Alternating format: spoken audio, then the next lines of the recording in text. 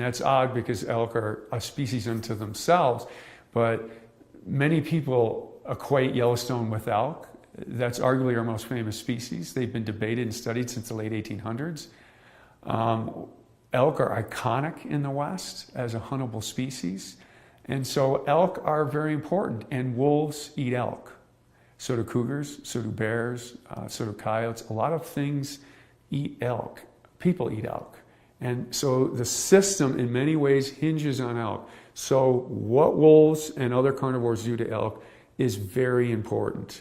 And very simply, prior to wolf recovery, predation pressure by natural carnivores was very low. No wolves, no cougars, few bears. Bears were here, but their numbers were lower.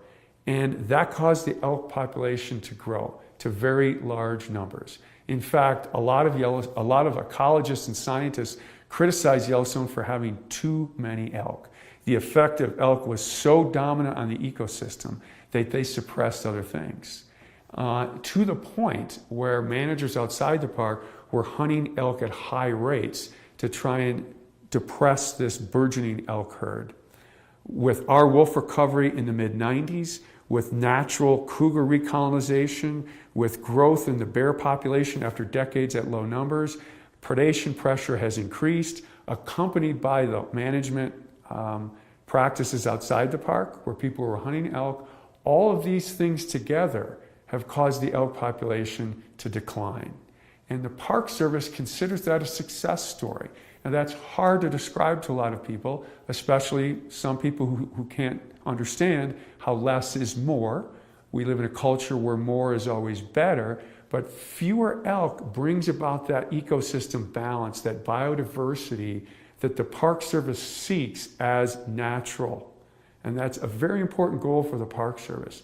And so having these large carnivores, and Yellowstone may be the place in the world that's got, in North America, that's got the best mix of diversity and density of large carnivores, that will affect the elk population to lower. But we're arguing as a Park Service that that's more natural or healthier, which is defined as better for the system. And this is a very hard thing to convey because a lot of people liked a lot more elk. It's better hunting. And so this is a complex relationship. But wolves have contributed, not solely, to a decline in elk.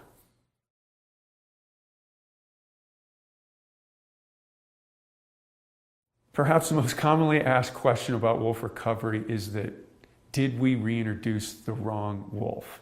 And this is a long answer, so I'll try and make it as short as possible. Our naming of nature is an artificial system developed by Carl Linnaeus, a Swedish monk in the 1700s. And I don't want to criticize Linnaeus, and he did a great job. But essentially, it's an artificial system putting names in parts of nature that might not be actually different things. But there are different things in nature. You have plants and animals, and they're different, and we can call them that, and it works. And his system really works very well until you get down to the very finest levels of naming, of distinction. That's the subspecies level. You have species, and then below species you have subspecies. And wolves are the worst example of the subspecies concept. The leading wolf biologist in the world does not believe that subspecies even apply to wolves. And why is that? You get different subspecies, and originally there were 24 different subspecies of wolves. Now there are 5. It's constantly being reduced. And of course, this prominent wolf biologist thinks there should be none. But how do you get different kinds of things in nature? Different populations become isolated so they no longer interbreed. When they don't interbreed anymore, the genetics become different. When the genetics become different enough, they become different things. First subspecies and then species. Wolves always get around, and it's very hard to isolate 2 populations of wolves.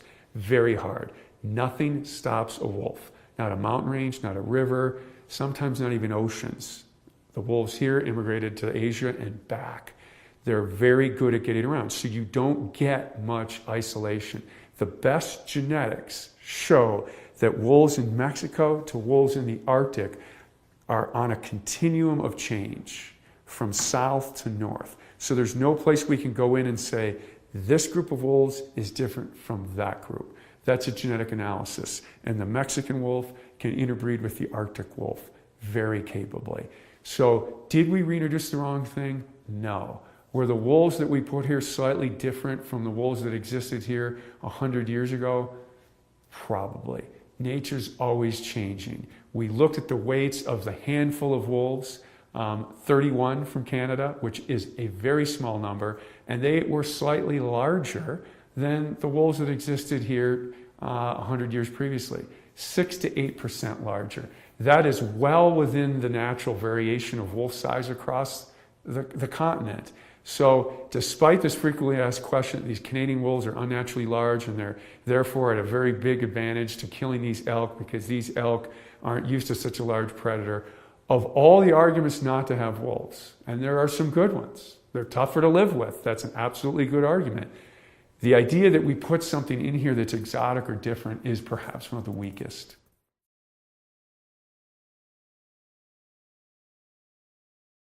Wolves do not kill for sport. That is a fact. Why? The average wolf weight, if we threw all the wolves together, males, females, subadults, adults, pups, is about 100 pounds. The average cow elk's 500 pounds, the average bull elk's 750. They risk injury or death. When you attack something 5 to 7 times as large as you, that ain't a fair fight. So they risk tremendous injury or death trying to take something on bigger than them. So they prey on things in a risk-averse fashion. They only kill what they need to exist, and we've got great data on this. Will they kill more than they can eat? If the risk equation balances out in their favor, they will. What does that mean?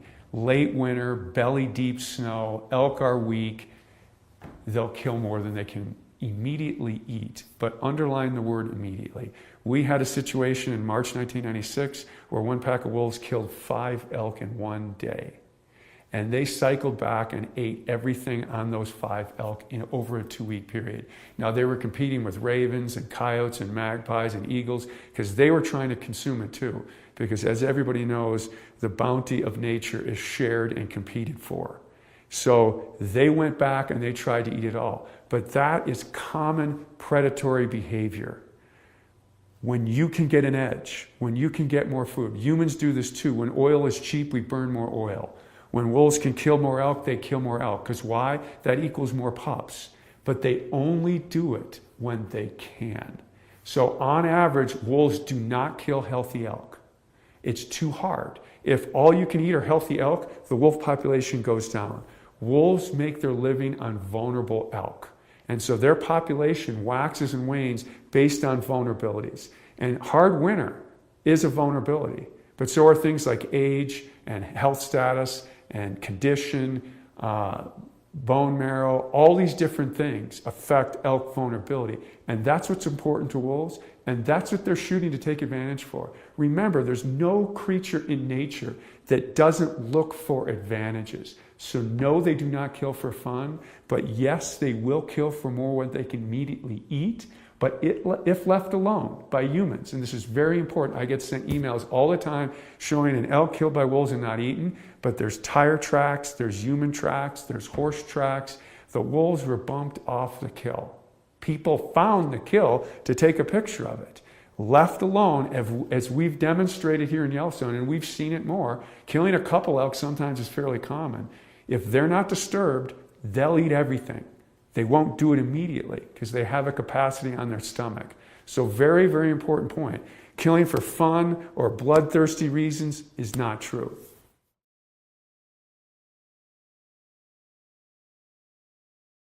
People should not be afraid of wolves. There are 3 primary reasons that people are against having wolves on a shared human landscape. One is they compete with us for wild prey. That's valid. That's true. 2, they occasionally kill livestock. It's rare, but it does happen, and then that's valid too.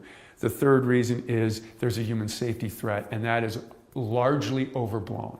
During the entire 20th century in North America, there were about, and I'll be off by 1 or 2, 20 attacks on humans. None of them were fatal. all of them dealt with habituated animals, usually fed food. And we're very concerned about that in the park. When you feed an animal food, it loses its natural fear of people and it become dangerous. But very different for wolves compared to bears or cougars. They never attack a person on their first encounter with a human. So the first time a bear encounters a person, a sow with a cub, or a cougar encounters a person, they might attack.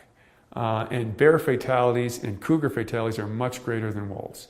Wolves always have to overcome their natural fear. I don't know where it comes from, but they have a natural fear of humans. They've got to overcome that. That's usually through habituation, typically food conditioning, but not always. Of those 20 attacks that were recorded, some were habituation just through exposure, from being around people in a non-threatening way. So wolves have to overcome this natural fear, and then they may attack. 6 of those attacks were bites from Alaskan pipeline workers feeding them part of their lunch. So 6 of those 20 attacks were from that. Since that paper was published, there have been 2 fatalities, and both of those wolves probably were food conditioned. Some were dump wolves, and others lived around a logging camp. And so those animals, those are examples of wolf fatalities. So it can happen, but it's extremely rare and less likely for other carnivores.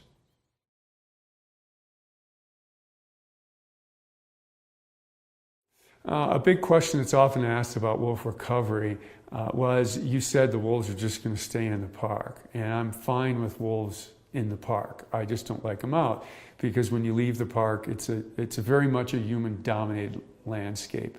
That's another misconception of wolf recovery. The plan written to restore wolves to this region never said the wolves would stay in the park. And it's different outside the park because wolves are managed by the states, and so they have different policies and objectives than the park does. The park generally stated management philosophy is preservation, which means no use. That's not a pure definition, because we do manage other species. The state's objectives are largely conservation. That means wise use. Both of those objectives are fine, and they're determined by people, and neither one is better than the other. They're just different. And so naturally they clash a little bit, because there's no wolf hunting inside Yellowstone, and there is wolf hunting outside of it. Wolves have to live with people outside of Yellowstone, and that does create conflict. It is true to say that life is easier without wolves than with them, for the reasons I stated previously. They can compete with us for elk and deer, and they do occasionally kill dogs and livestock. And so they need to be managed outside the park, and that's okay. That's part of it. And there's some data, although other researchers are questioning this, that if species are hunted, or if species that cause a problem can be immediately dealt with, social tolerance increases. So inside Yellowstone, we don't have to deal with those issues. We don't have to deal with issues of predation on pets or livestock, or taking elk inappropriately because I wanted to get that elk. So we have a different approach, but both approaches are okay and occur in different areas. So this is a very common situation for wildlife management across North America. Animals go over political boundaries, and they're subjected to different management regimes. And that's the way it is, and that's okay for wolves too.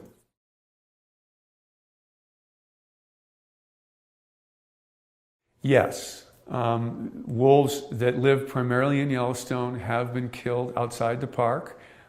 This probably has not affected the population much numerically. One year we lost 12% of our population in 2012. This year we lost only 4 wolves. Last year we lost none. So the number of wolves taken is highly variable and generally below 3%, except that year 2012 where it reached 12%, and it probably didn't even at that level affect our population numerically. But what's important, and the reason my answer to that question was yes, is the Park Service mission is to manage for a natural population. Wolves are very social animals, so they have a social network that's important to how they function as a pack or a family. And we don't have as much information on that social functioning as we do about their population numbers. And we know that there is a harvestable surplus in terms of numbers. And that has not been exceeded so far for Yellowstone. But there are some questions if you remove a key wolf in the pack, a high-ranking individual, so to speak. What's the impact on that pack? Or a second-ranking individual. What does that do to pack dynamics? In one case, it caused the pack to split apart. Was that because that high-ranking individual was removed, or would that pack have split up naturally? Those are important questions for the Park Service to wrestle with, because even though that doesn't affect the numbers of wolves, it affects how wolves live on the landscape and function to themselves. And places like Yellowstone hold this dearly, because most wolves across North America are impacted by people. And most biologists would argue at a sustainable level. We still have lots of wolves across North America, but we really don't know certain aspects about wolf life. And this social aspect is the one we know the least about. So if we're going to be managers of Yellowstone that pursue these ideals of naturalness, I think it's important to include all aspects. And so which wolves get removed and how that impacts the pack and the population, and importantly, the pack's relationship to each other, because they're always competing against each other. And if one pack loses some key individuals, we know that the individual makeup of packs affects how they compete with each other. It also affects how they prey on elk. We know big males are important to helping take down elk. So those are questions we're wrestling with. So to say removing wolf has no impact on the wolf population, you have to qualify what you mean. Are you talking numeric, or are you talking social? And we're still looking for those issues, for those answers.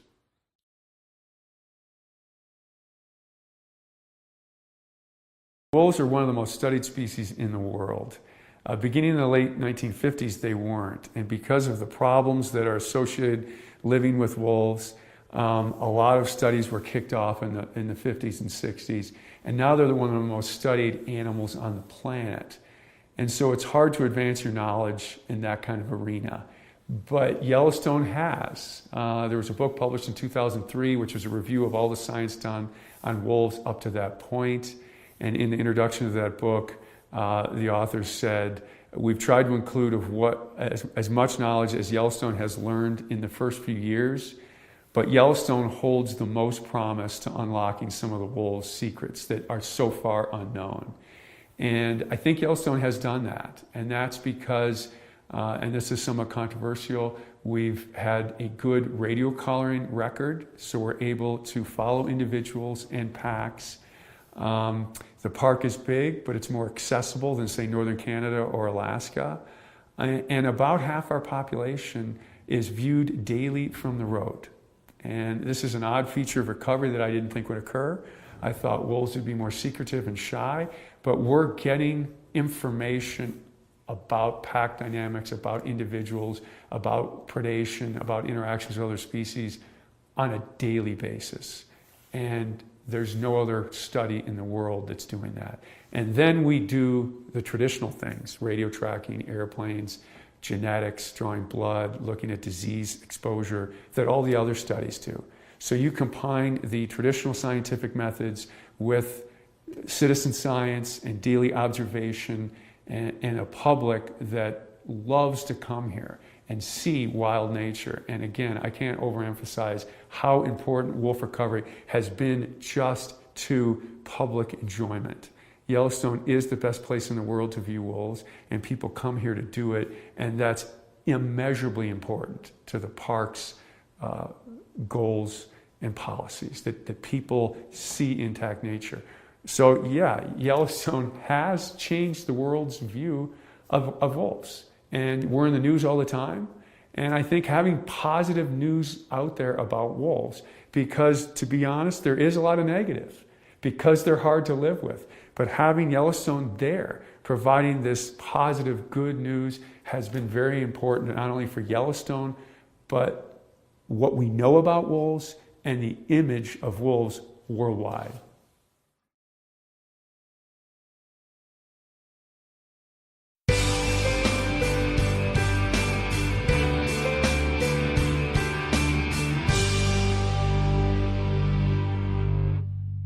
The Avalanche Creek area is one of the most popular and crowded spots in the park. The old-growth cedars and hemlocks are unlike anywhere else in the park and would look more at home on the coasts of Washington and Oregon than in the Rocky Mountains. However, rains from clouds trapped by the Continental Divide make this an inviting habitat for a wide array of plants and animals. A campground and a picnic area are located here, but the real draws are the two popular trails that allow exploration of this unique part of the park. The Trail of the Cedars is an easy 1/2 mile wheelchair-accessible loop trail into the cool and inviting old-growth forest. Huge western red cedars, western hemlocks, and cottonwoods line the banks of Avalanche Creek. Ferns and other shade-loving plants thrive in the filtered green light that penetrates the forest canopy. About halfway along the trail, a bridge crosses the creek and provides a stunning view of Avalanche Gorge. Centuries of water gushing through this narrow gap has rounded and smoothed the moss-laden walls. Hikers may continue back to the parking area at this point on the loop, or venture off to the Avalanche Lake Trail. This easy 2-mile walk climbs 500 feet to reach Avalanche Lake. The trail follows along Avalanche Creek as it climbs up and out of the cedar hemlock forest into a mixed spruce and fir forest just a few hundred feet above. Early morning visitors may also be treated to the sights of deer and other wildlife along the trail. Before long, the forest opens up and the dramatic cliffs at the head of Avalanche Lake loom on the horizon. Fed by melting snows and the Sperry Glacier, huge waterfalls cascade down the back wall of the Avalanche Cirque all summer long. It's easy to see why this is one of the most popular hikes in the park. It's not for those seeking solitude, but the rewards of this trip are worth every step. Parking is limited at Avalanche Creek, so consider leaving your car at your campground or at the Apgar Transit Center and taking the new free shuttle system to explore this area of the park. Please help prevent resource damage by remaining on the trails, and for your safety, please stay clear of the creek and the slippery rocks along the bank. Drownings have occurred here in the past. Hello again, you rockin' Rockyites. We are not going to do any announcements this week. We are going to get right into that sweet, sweet podcast action. If you have ever visited Rocky, chances are you've interacted with a volunteer. And even if you haven't interacted with a volunteer, I can almost guarantee that you have enjoyed the fruits of volunteers' labors in ways you might not even be able to imagine. So many projects and things that they're involved in here at the park. And they're so involved, in fact, that we couldn't do what we do without volunteers in this day and age. It would not be possible. They are absolutely essential to preserving and protecting Rocky and providing for the enjoyment of it by visitors like you. We could not do it without them. And we have to have somebody, or actually multiple somebodies, who coordinate all the volunteers, who wants to volunteer for what positions, all the hiring. It's not hiring, it's volunteering, but there's still paperwork. And then just making sure people are well trained, that they're coordinated, that needs are being met. There's so much that goes into it. And so on today's episode, you're going to learn all about our volunteer program from the viewpoint of its director, Lindsay Lewis. Lindsay is super positive, super professional, always fun to work with. And I cannot help but wonder if it's because she knows the importance and the impact of her work with volunteers and the way that it impacts their lives and the joy it brings them, and also the absolutely essential things and services that they provide for us. We hope you enjoy this episode and that it inspires you to become a volunteer yourself. Let's rock.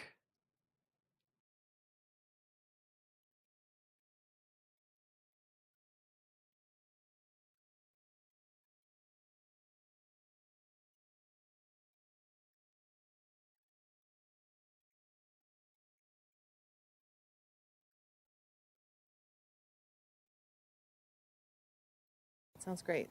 Okay, so we're here at Sprague Lake Yes, on we a are. beautiful, beautiful, beautiful summer day. Not a cloud. Oh, there are There's some very, clouds. very few but nice clouds in the sky, and it is super warm. Like we're sitting in the shade without a jacket on, which is, Pretty nice. yeah. We'll enjoy it while it lasts.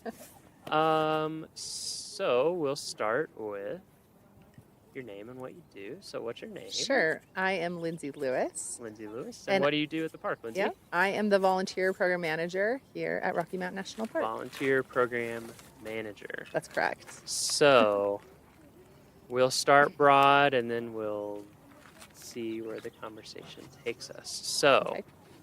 what are the broad brush strokes of our volunteer program at Rocky? Like how Sure. many volunteers, volunteer hours, just that kind of overview. So in 2016, we had 2,706 volunteers. Wow. Here at Rocky Mountain That's National Park. amazing. It So, is like- amazing. Almost 10 times as many staff. That's right. Yeah, Yeah. absolutely. Yeah.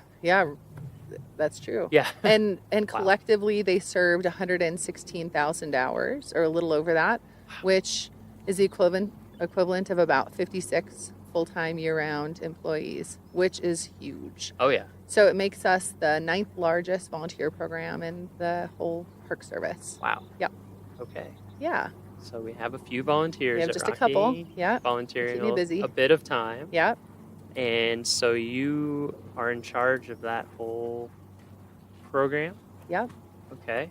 So thankfully, I don't directly supervise. Yeah, that would be impossible. 2,700 Yeah. people, because I would lose my mind. Yeah. Yeah, that's a lot of folks. Yeah. But here in the park, we have about 30 or so volunteer supervisors that oversee different volunteer groups who do a variety of work in the park.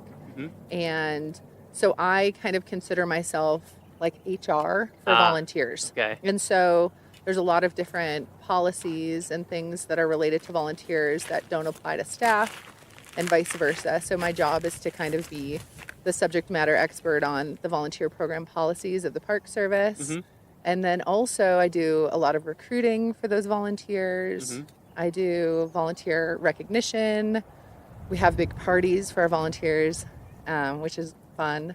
And then I'm in charge of volunteer training and making sure our volunteers are properly uniformed, that kind of stuff. Yeah. It's actually really fun. It sounds kind of boring. Actually, now that I just said it, it's actually a really fun job because I get to be out in the field and then also just supporting at my desk people that just really love this park, love this Right. place, and really want to be here. You Yeah. know, when you're working in That's pretty HR, nice. yeah, when you're supporting staff with, you know, making sure that they're getting paid and filling out all of their paperwork properly, it's not super fun. But when you're working with people who just a good want point. to do this because they love this place, it Yeah. makes it a lot more fun Yeah. to do that kind of work. Yeah. Yeah, that makes sense. Yeah. Yeah, I think it's hard.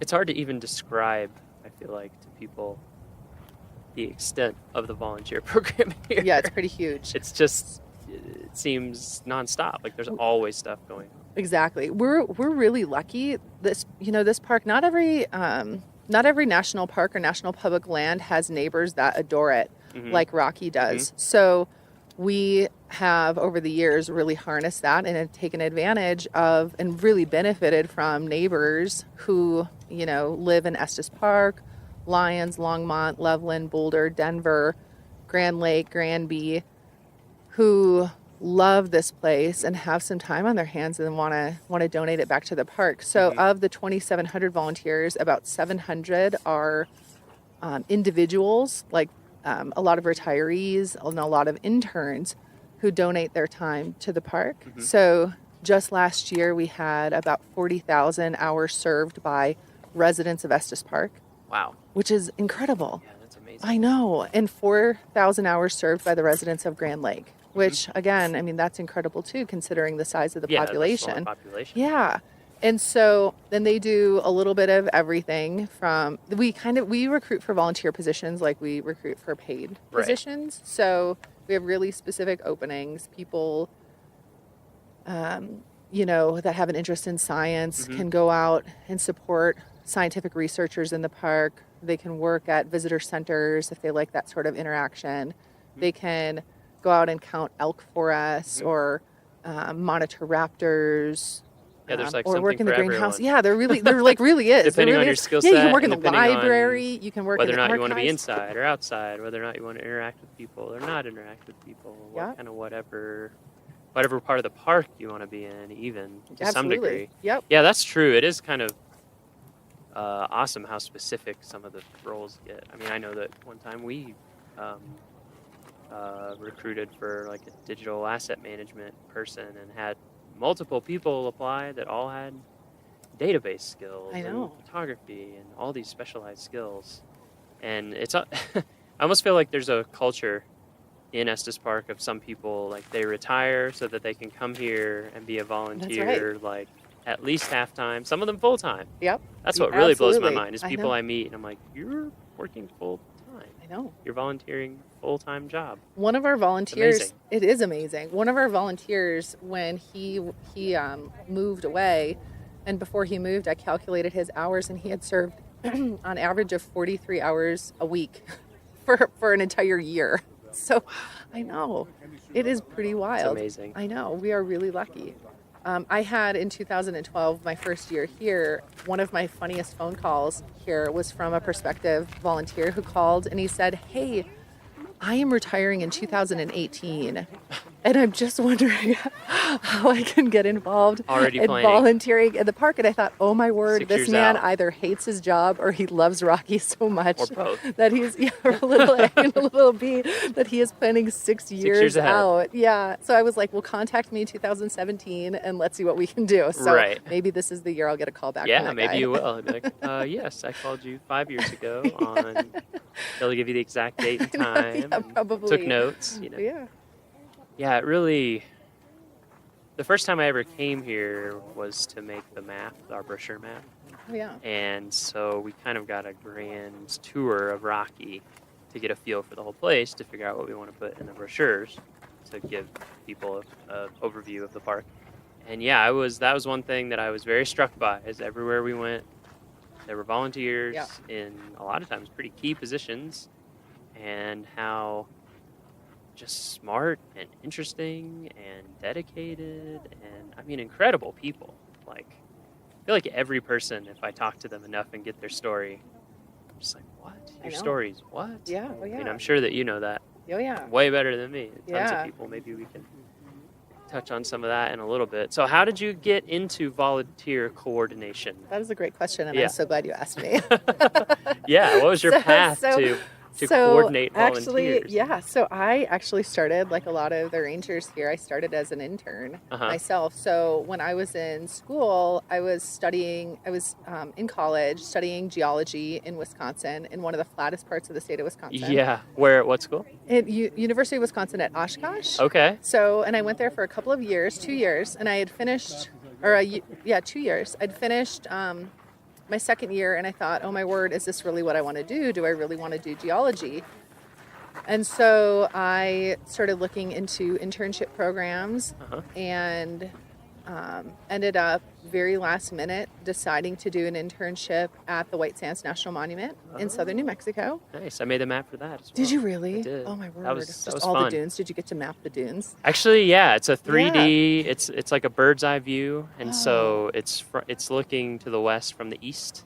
Yeah. And maps are very interesting. You kind of tell you have to move past the truth to get at the truth. So when you're looking from the view that we have, because I did all of White Sands, including it's outside like the park where it's a 275 missile square miles. range. Oh yeah. Yeah, Oh, so my that word. whole valley. Oh yeah. And so you're so zoomed out that the actual dunes themselves would be so small that you couldn't see anything. So what I did is I took a LiDAR, which is a laser. Basically, you shoot a laser out and you measure how long it takes for that laser to come back to where it came from. And since the speed of light is a known constant, you get the distance. Wow. And so they had done LiDAR on this strip of dunes, and they were doing a repeated study to see how they moved over time at a Yeah. very fine level of detail. Oh my word. Anyway, I took their data, exported it, brought it into a 3D imaging program, got the right angle of the dunes at much bigger than they should have been, and then went into Photoshop and pasted those in and painted it all in. But anyway, Oh that was a my fun one. So you were at White gosh, Sands. That is really interesting. Yeah, it was fun. Does it still have the exposure It does. for the oryx? It does. Yeah, there's the nature. Is it Nature Conservancy? I don't know who owns it, but in there behind, Yeah. to the west Yep. of the park, yeah, that is closed to public access. Wow. And yeah, I think it's for don't know if it's oryx. Keep the oryx Yeah, out. yeah. They introduced a bunch of African antelope into the Tularosa Basin back in the 60s and 70s, and they just did really well. But yeah, so how long were you there? So I was there just for 3 months, but summer? I had the time of my life. In the actually, I moved there in January. Perfect. Or February. Time to be there. It was the perfect time to be there, actually, in southern New Mexico. Yeah, so in the for dunes. 3 months. It was great. So that was your for first 3 months. internship. First internship. Yeah, what was that like? It was great. It was Yeah. my first experience out of Wisconsin. I was in my Are you early from Wisconsin? 20s. Yeah, I'm from Wisconsin Where? originally. Where I in was born in Eau Claire. Okay. And then when I was 10, my folks we all moved to Neenah, so south of Green Bay. Okay. Kind of in that area, in the Fox Valley. Uh-huh. Yeah. Yeah, I know. Really close to Hope. Yeah. Oh, I'm sure we have Wisconsin listeners. Yeah, there's a lot of Wisconsin. I always ask people, specifically where they're from. Yeah. So people can so rep the I'm hometown from- pride. Yep. So exactly. so you went to White Sands on this internship. Yep, just like and it on was this- the first time. My first time. So, had the time of my life. I lived in a single wide trailer with a rattlesnake that lived underneath the trailer. Nice. Did it have a name? And it did not, Okay. but it freaked Terror? kind of freaked me Fear? out. But Yeah. it was, it was definitely, for a Wisconsin gal living in southern New Mexico, it was Oh, I definitely bet. a really What a change. Yeah, it was a change, and I absolutely loved it. I worked in the visitor center and gave tours. I did the sunset stroll. So I did a walk in the dunes with folks, and then the stroll ended with the sunset and the white sand dunes, which was Sounds magical. Yeah, I was about to say. It really that was. Sounds magical. It really was. And so I had such a good time that I ended up applying for more internships for the summertime, that coming summer, and ended up moving to the Petrified Forest National Park, where I did yet another internship. In Arizona? In Arizona, in northern Arizona, kind of in the between Albuquerque and Flagstaff. Yeah, I stopped in there one time when I was driving as much as you can of Route 66. What's left. And went right through there. Yeah. That's a really interesting place. It was really unique. The Petrified Forest stuff is interesting. Yeah. For sure. But I was surprised at just all the other stuff there, like Blue Mesa? Yeah, well, there's all the there's different Pueblos formations too. Yeah, Exactly. I mean, it's a really cool place. I mean, Uh-huh. so my job there was I did interp as well. So I worked in the visitor centers, and then I also did half-time with resource management and helped to do a little work on some endangered plants in the park. But then also they had me going out and trying to catch people that were stealing petrified wood, which is a big problem there. Yeah, And it is. so I would go. Did you scare them with the curse? Well, or? I would go out hiking and I would never find anybody Ah. that would be stealing petrified wood because, They're sneaky. they were well. I don't know. I think they're kind of sneaky. And then one day, some of my coworkers were laughing at me, saying, you're probably just going out and hiking. You're not really trying. And I was like, no, I'm really trying to catch people. And so one day I was like, I'm gonna sit out by this rock and hide on this trail until Put on I a ghillie find suit. somebody. Yeah, I'm just kidding. Yeah. So I had some good binos and I sat at a rock and I just sat and I watched and I scoped. Yup. And there, sure enough, from a distance, I saw somebody who bent over, picked up a rock, looked at it, showed it to their friend, and put it in their pocket. And then I radioed it in, and law enforcement met them at the trailhead, and I felt kind of terrible and guilty, but it was also they learned the lesson, and they knew when they went into the park that they can't be taking that stuff. So anyway, so that was my internship at the Petrified Forest. I enjoyed when I visited at the visitor center.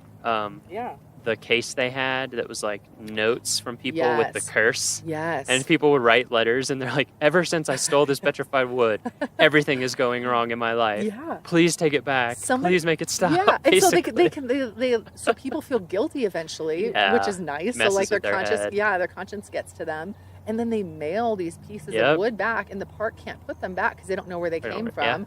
And so in the visitor center too, there's this big log that somebody had sent back. Oh, that's right. That thing's huge. It must weigh like hundreds of pounds. I know.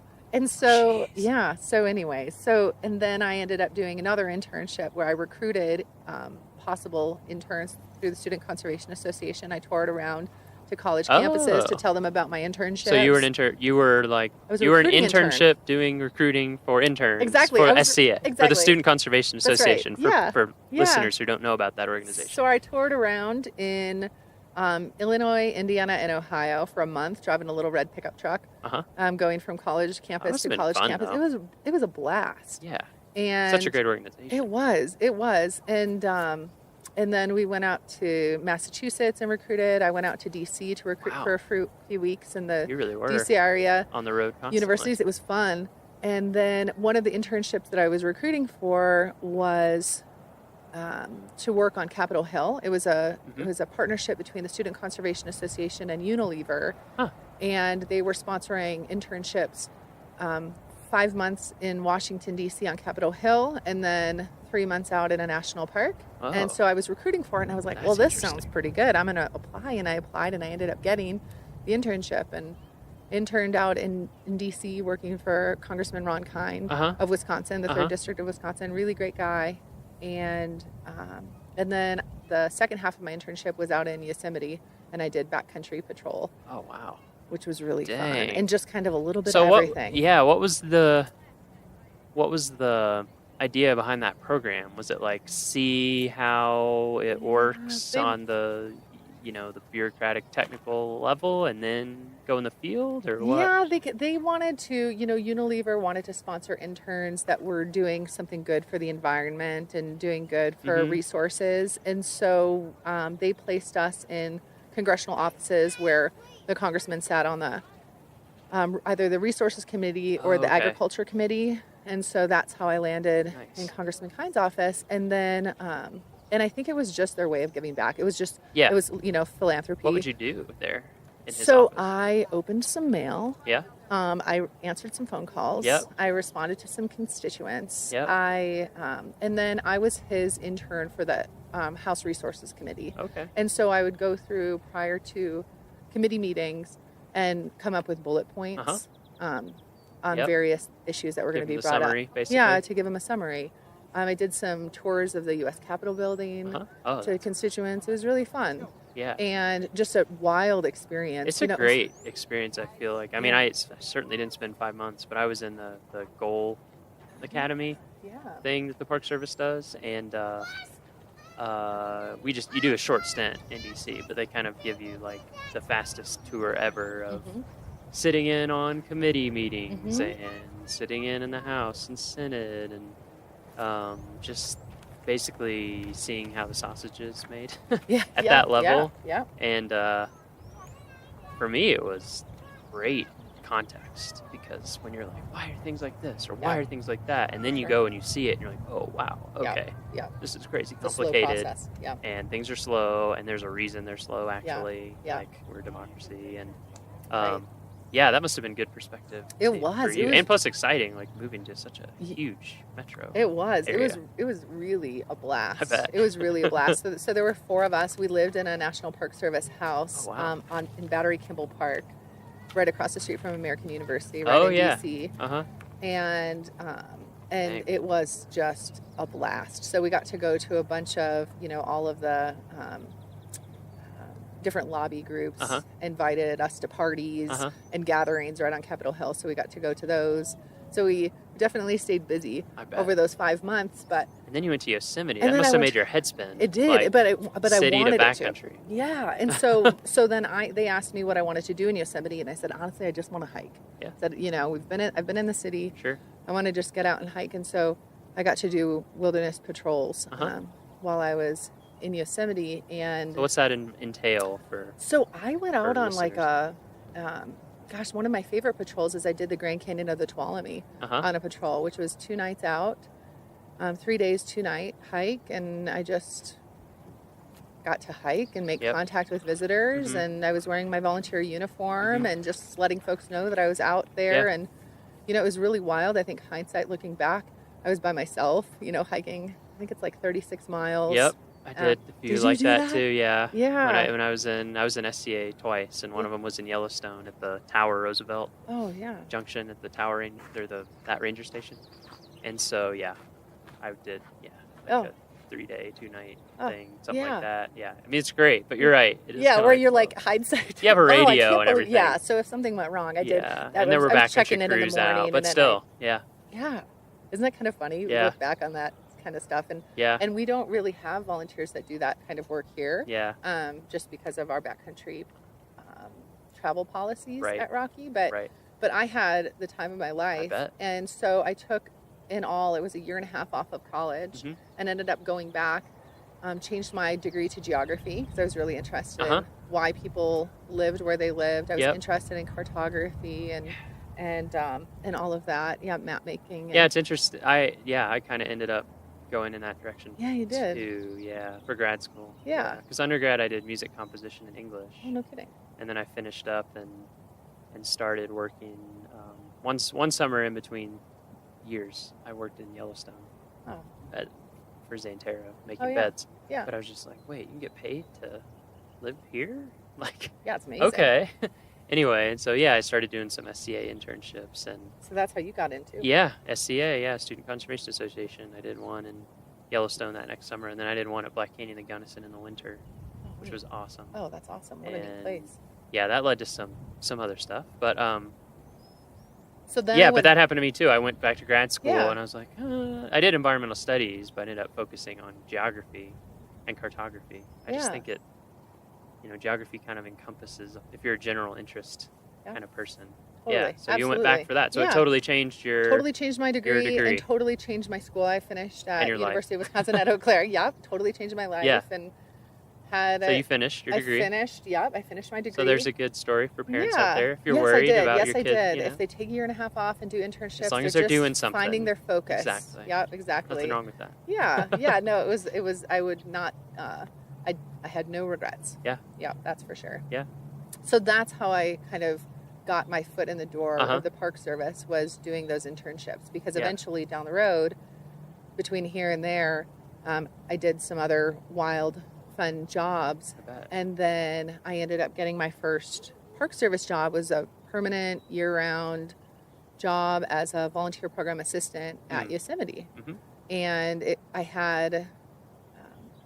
I loved Yosemite, my time when I was there for those 3 months or 4 months in the summertime back in 2002.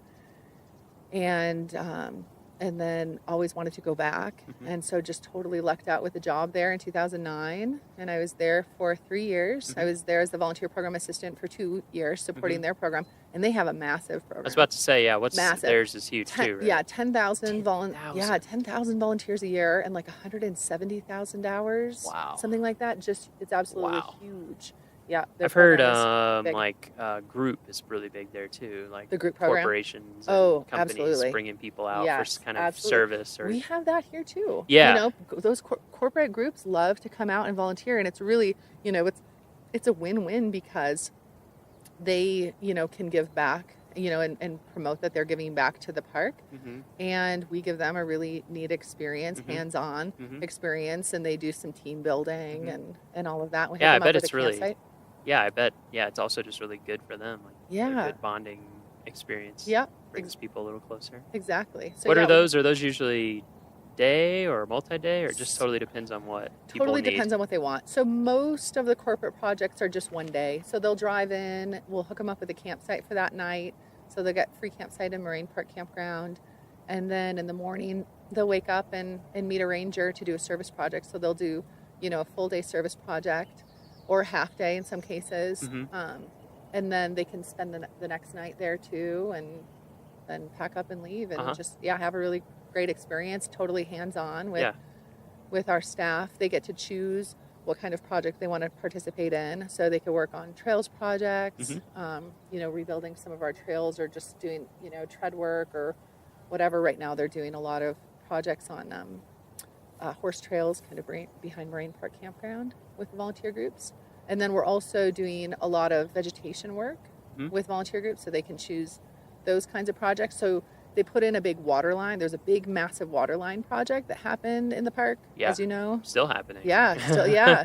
Marine Park Yeah. Road has delays on it. Yep. And so, last summer, they cut a big swath of, Yeah, that was It huge. was huge. It was, a couple of miles by 60 feet, I think. Yeah. And so we're using a lot of volunteers to actually re-veg that Oh, wow, area, that's- which is Yeah, pretty neat. yeah. And so they're doing that, or they can build, the big burn piles that look like big, huge Uh-huh. teepees in the park. Yeah, actually, that's a good one to bring up just because Yeah. I know a lot of people wonder about that. So for our listeners, when you see these big stacks of wood out in the woods, Yep. big piles, they look like big teepees or like huge campfires or something. Those are burn piles where we go in, remove fuel from the forest, stack it, and then at a safe time we burn it. And what we're trying to do is create like defensible lines, things that would keep a fire from growing out of hand or crossing certain areas. So they help with that. Yep, exactly. They do. And so that's hard I know. work. Yeah, it is. And so the firefighters will go out and they'll take down the trees, like a lot of the standing dead trees that are pine beetle killed. They'll take them down and then they'll buck them and limb them into pieces that can be easily carried by volunteers, and then the volunteers run around and make burn piles. Wow. Yeah, it's really pretty incredible. Yeah. Because they I don't have the stat with me, but I mean hundreds of burn piles are built by volunteers every year. Yeah. And just a couple of winters ago, they burned, under the right conditions. They wait for the snow, there to be snow on the ground and no wind. Right. And then they'll burn the piles. And just a couple of winters ago, they burned like 5,200 piles here in the park. 5,200. Yeah. Wow. That's amazing. Which is a lot in one winter. Lot. That's a lot. Yeah. Anyway, so volunteers get to do that too. Yeah. So for those projects, how do people go about setting those up? Do they approach you? Do you already have a list of needs? We do. We have a catalog, actually. Miles. So I've seen that catalog. We have a catalog. Yes, you have seen the catalog. You've helped us with it. Yeah. So it's on our website, so people can, just find us on the web. And like if you search for Rocky Mountain National Park Volunteer Program. You'll find our webpage. Here's a special shortcut for our listeners. We're giving you the inside knowledge. Every park has a 4-letter code that we use for shorthand. So if you ever want to shorthand to search about your favorite park, like Rockies is ROMO, Rocky Mountain, ROMO. So if you search ROMO Volunteer Program, that will also come up. Isn't that nice? Either way. Yeah. So that'll take to the volunteer page. Yeah, so it'll take you to the volunteer page, and you can, if you're an individual person who wants to volunteer here in the park, you can search for opportunities just for individuals, or you can search for opportunities for volunteer groups. And so that's one way to do it.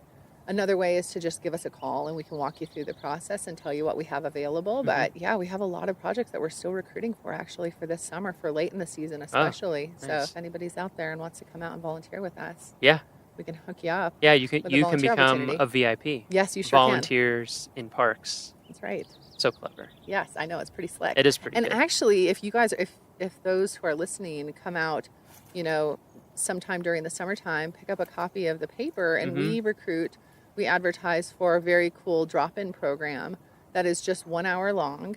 It's on Tuesdays, Thursdays, Fridays, and Saturdays in the summertime. There's no minimum age requirement, so you can bring young ones or, whoever wants to come out and volunteer with us. We'll tell you a little bit about the volunteer program. We'll tell you a little bit about Leave No Trace and the importance of leaving this place pristine and as you found it. And then we get you signed up as a volunteer, and you go out and do a litter cleanup with us. Oh, nice. And then afterwards, we weigh the litter. And whoever has the most guesses, they win the bag of trash. No, I'm just kidding. I'm just kidding. Get to take this home with you. That's what we say. Yeah. And anyways, then they get a little fun giveaway gift. Yeah, everybody as a gets thank a little you gift, right? Yeah. And then you can go on with the rest of your vacation to the park and feel good that you were able to give back a little bit. It's pretty nice. Yeah, it's a great program. I've heard from people who've done it that they really enjoy it. I think some people are like, oh, why would I go work for an hour? But you get to learn a lot. You get to meet other visitors. Yep. If you have kids, you get to set that great example of like, we're here enjoying this. We're going to give back just a little bit. Absolutely. Make it better than when we found it, which is a big thing. Yeah, just on the And you get a little swag. Yes, you do. Yes, you do. And this year, it's some really cool sunglasses. Ooh. Really cool. They're called Risky Business sunglasses, and they say Rocky Mountain National Park VIP on the bow. They're really cool. That's pretty They're awesome. pretty slick. So you'll have to come out and volunteer. Yeah, there's with only us, one way to Miles. get those. That's right. Gotta volunteer. Exactly. Show your cred. Yep.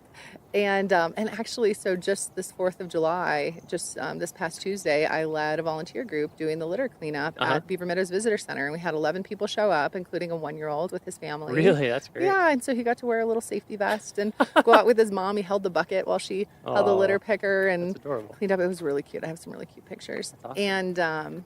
And then there was another gentleman who was out there with us who, I shook his hand afterwards and I was like, oh, thank you so much. I thank them over and over. And he's like, no, thank you guys. He said, I've had such a great trip out here. It's the least I can do is to give back. And so that's pretty cool, that people have such great experiences out in the park and feel like they want to do something to give back to this place. And so it's really fun to help them find that avenue to give back. Yeah, for sure. Yeah. So you were in Yosemite for 3 years, you said. Yep. And then here? And then here. And then I moved out here in 2012. Yeah. And I've been here since. So I've been here for just a little over 5 years. Wow. Now I can't believe it. Yeah. I know. So this is a long time in one place. It is. It's the longest I've been in one place, and it pretty much since I lived at my parents' house. Yeah. Honestly. Yeah, I was the same way. I think that map making job I had, I was there for like 3.5 years. Yeah. Wow, this is the longest I've lived in one place in a long time. Yeah. But it's a nice place to be. It is a nice place to be. Yeah. Yeah. How does the so it sounded like the Yosemite volunteer program was bigger. There's a little muskrat over there. Oh yeah, we got a Right? muskrat in the lake, I think. Right? Maybe. What is that? No, he's Oh, fishing. it's a lure. Oh. It's a muskrat. Darn it. I thought we had a moment. I thought we were having a moment. We might still, we might have a moment. Here, I'll keep looking. Is that a submerged moose? It has to be. It's gotta be. It's just doing the famous submarine technique. This is a good place to see moose. It So we is. might luck out actually. That would be nice. If we're out, if we keep looking. So Yosemite's program a bit bigger. a bit bigger. How does Rocky? So in compare, comparison, yep. Yeah. So so Yosemite is a really strong group program. So a lot of groups come out to serve in the summertime. So they'll serve for a day or two or even a full week, and they have a volunteer campground, specifically a volunteer campground in Yosemite Valley, which not a lot of people know about. And so it allows them to bring in and accommodate a lot of volunteer groups. So they have a really busy group program, and then additionally, they partner with the Yosemite Conservancy and who also has a really neat volunteer program. And all of those volunteers are considered Park Service volunteers as well. And then Nature Bridge, which used to be the Yosemite Institute, they bring kids out on service projects too. Yeah, I met some people that did Nature Bridge stuff in Golden Gate National Recreation Area, like just north of Golden Gate Bridge. They have a camp out there. Yeah, they do. Yeah, that was a neat program. It's a really neat program. And then they have a lot of interns. And so again, their group program is massive. And then here at Rocky, it differs in that we have a lot more individuals that serve. So of the 2,700 volunteers, we have 700 individual volunteers who are retirees and interns. And collectively, they served over 99,000 hours just last year. And so our individual program is massive here. It's huge, and it's just those people that drive, they commute literally an hour and a half one way. We have a volunteer who she lives down in Denver, and she drives up to Bear Lake every Saturday to be up there at 8 a.m. Wow. So she leaves her house, depending on the weather. She's up there year round too. Wow. Every Saturday. That's dedicated. Yeah, so we have some really dedicated individuals that serve here. And so tough spot. We're in so we are really lucky. So a lot of volunteer programs in the Park Service, probably wish that they had the situation that we have here. And I take zero credit for it. It's the program that I inherited, and just the neighbors that love us. Yeah. And give Yeah, back. I think working at different parks, that's one thing about Rocky that does sort of stand out to me is that we do have these gateway communities and metro community that's so close. Yeah. It's, I worked at Yellowstone for a while, I worked in Denali for a while, and there's just not. No, it's remote. Hardly anybody lives around there, or even if they do, it's a long drive to get into the park and get anywhere. Whereas here, we have so many people. Yeah. That I think that's great. Yeah, we're in a really unique situation, just being a Western park, like a big Western park, and having neighboring communities that are just right there with amenities. Coming from Yosemite to get to the nearest big grocery store was, the Pioneer Market in Mariposa, California. That wasn't really that big. That was, a 45-minute drive down the canyon. Yep. And so when I moved here, and it's like, You have a grocery store? I have a grocery store that's 6 minutes away. What? Yeah, You know, exactly. I I felt the couldn't same believe way. it. Or coffee shops and restaurants, Yeah. you know, and so it's a really unique situation for Park Service, Yeah. especially the employees who get to work, you know, for the Park Service Yeah. in this wild place with a ton of wilderness, a ton of wildlife. Yeah. And then we also have, you know, we can go out for Thai food if we want to Yeah, that exactly. evening. Multiple Thai places. Exactly, Yeah. exactly. Yeah, I think, you know, a lot of our listeners probably live in larger communities than 6,000 people. Mhm. But yeah, if you're a Park Service person, a 6,000 person town is whoa, this is Metropolis. huge. Yeah, if you do the big Western Park thing. Yeah. Yeah, and Denali is like 2.5 hours one way Yeah. for groceries. You know, it's just or Yellowstone. I don't even remember where we'd go. A long way. Yeah, a long drive. Yeah. So here, you can even be at the airport. Yeah. Yeah. So It's that true. I feel like that has to have a major positive influence for the volunteer program for sure. Yeah, it does. I think also one of the reasons I want to talk to you is just to let our listeners know how key volunteers are for Rocky and for the entire Park Service. I just don't think we could do it. No. Otherwise, it's just not possible. No, I agree. We've I had mean, to rely on it more and more over time too, I think. yes, we have. Yeah, so we say that our volunteers kind of augment the work of the staff. There's a lot of visitors who come here to the park and have no interaction with a paid staff person, but will see a volunteer or two or three even. And so their only interaction with a staff member is that of a volunteer. And so it helps, you know, park staff, paid and unpaid. It furthers our reach. It helps get the word out to help educate folks because, you know, not all of the 4.5 million visitors that come to Rocky know all the rules of the park. And so it's important for, you know, not only the visitors, but also the resource of the park to have those volunteers out there providing visitor information, collecting data for us that we wouldn't otherwise be able to collect, you know, putting plants in the ground, rehabbing trails. They do a lot of work that we simply don't have the resources to do, you know, money or staff. Yeah. I mean, even aside from specific jobs, like you're saying, like trails or vegetation or research projects, it's just like Bugle Corps, Oh, yeah, you know, who absolutely. are out in the meadows, not in the meadows. Yeah. You don't go in the meadows in the fall; they're closed. But they're on the periphery, basically just letting people know that the meadow's closed, letting them know why. Yeah. You know, keeping them a safe distance from elk. Or we have the same thing at Sheep Lakes. We have volunteers there. Tundra Guardians up on Trail Ridge Road, again doing kind of the same thing because we just don't have the staff to be out there like we would like to be talking to everyone and educating people, because that's, you know, a lot of what it is. We're not out there to like scold people. You know, we get that people are in a totally new environment, totally different animals, totally different experiences that they have maybe never had before. That's why they're here. Yeah, exactly. And so you just don't know certain stuff about different animals and how they behave, and how dangerous they may or may not be. So that's one of the things that I think is great is being able to have people out there to just do the kind of general rangering of just being able to answer your questions, talk to you, and help make sure you're having the best experience possible. Exactly. And a lot of what they do too is preventative search and rescue. Oh, that's true. Oh my word. Yeah, preventative search and rescue. Yes, at the trailheads especially. You know, they visit with folks, and visitors might not, you know, they might be very well aware and have their whole trip planned out and be like very dialed in to what they need to do to get to the top of certain peaks. Other times they might not know. And so volunteers out there just talking with them, having conversations about, you know, how much water they might want to take them on a hike up to Flat Top, or what time they should maybe start their trip up Long's Peak. You know, they're helping the paid rangers prevent, you know, potential search and rescues. And so, you know, volunteers here are saving lives. Really, you know, it's hard, you can't quantify that. But it's, you know, they're educating folks and helping them to make some really good decisions when they're out there on the trail. Yeah, that's a huge one. Yeah.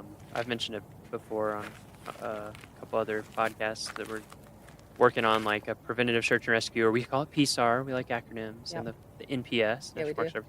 Preventative search and rescue, yeah, for like lawns and just generally at every trailhead. Yep. Because yeah, like you said, just saying like, hey, do you have water? Yeah, exactly. Or do you have a way to treat water? Don't Yeah. just drink it. But those are some nice looking flip flops. Where are you going? Yeah, exactly. Like, oh, I'm going to Sky Pond in these flip flops. Like, wow. Okay. Yeah. Are you really big into barefoot running, or Yeah, because yeah? you never Are know. you a hobbit? Yeah. You know, maybe. Do you stand on nails in the Yeah. evening? Because Yeah. otherwise, Yeah. might not Might work not- out. Oh, Also, put there's some sneakers snow. on. Yeah, that's true. Still, Yeah, that's true. yeah. actually. Yeah. Good that's point. another big one too. I think is a lot of our volunteers, they just love the park, and so they're out in the park. Yeah. Like they have. I feel like a lot of times they have more time to be out in the park than we do. Yeah, they do. The staff, for sure. and so That's for sure. a lot of times they can answer people's questions so well about like, what is this trail like, and they'll tell you exactly. 'Cause Exactly. they hiked it like yesterday Exactly. or 2 days ago, and Yeah, they do. Trail they can tell you reports. exactly what the snow is like and what to watch out for, which is super valuable. Yeah, that is. I agree. Oh, just got a mosquito. Good work. I haven't gotten it yet. Yeah. So, anything else about the volunteer program that you want to mention or want to make sure people know? I feel like we've hit a lot of the Yeah, we've- highlights, We've group, hit a lot. It's- individual. Yeah. It's important how big it is. Yeah. Go to our webpage Yeah. to find out more. I feel like we covered a lot of it. Okay. I mean, yeah, no, the park is the volunteers are vital for the operations here at Yes, Rocky. absolutely. I mean, like they are in a lot of national parks, and so we're just really lucky. I feel like I'm really fortunate to have this job and Yeah. to be able to support the volunteers and support the staff who rely on volunteers Mhm. to assist them in the different operations. Mhm. And anyways, it's been Mhm. a treat. So to end or to move towards the end, Sure. we'll Uh-oh. talk a little bit more about you again and just general life Yeah, stuff. sure. So as we talked about, you had a certain path going. Mm-hmm. You're from Wisconsin, Yep. born and raised, Yep. never left Right. until Until that yeah. internship. Yeah. Was your family a big outdoors family? Were you Nope. outdoor stuff? No, not at all. We would go camping.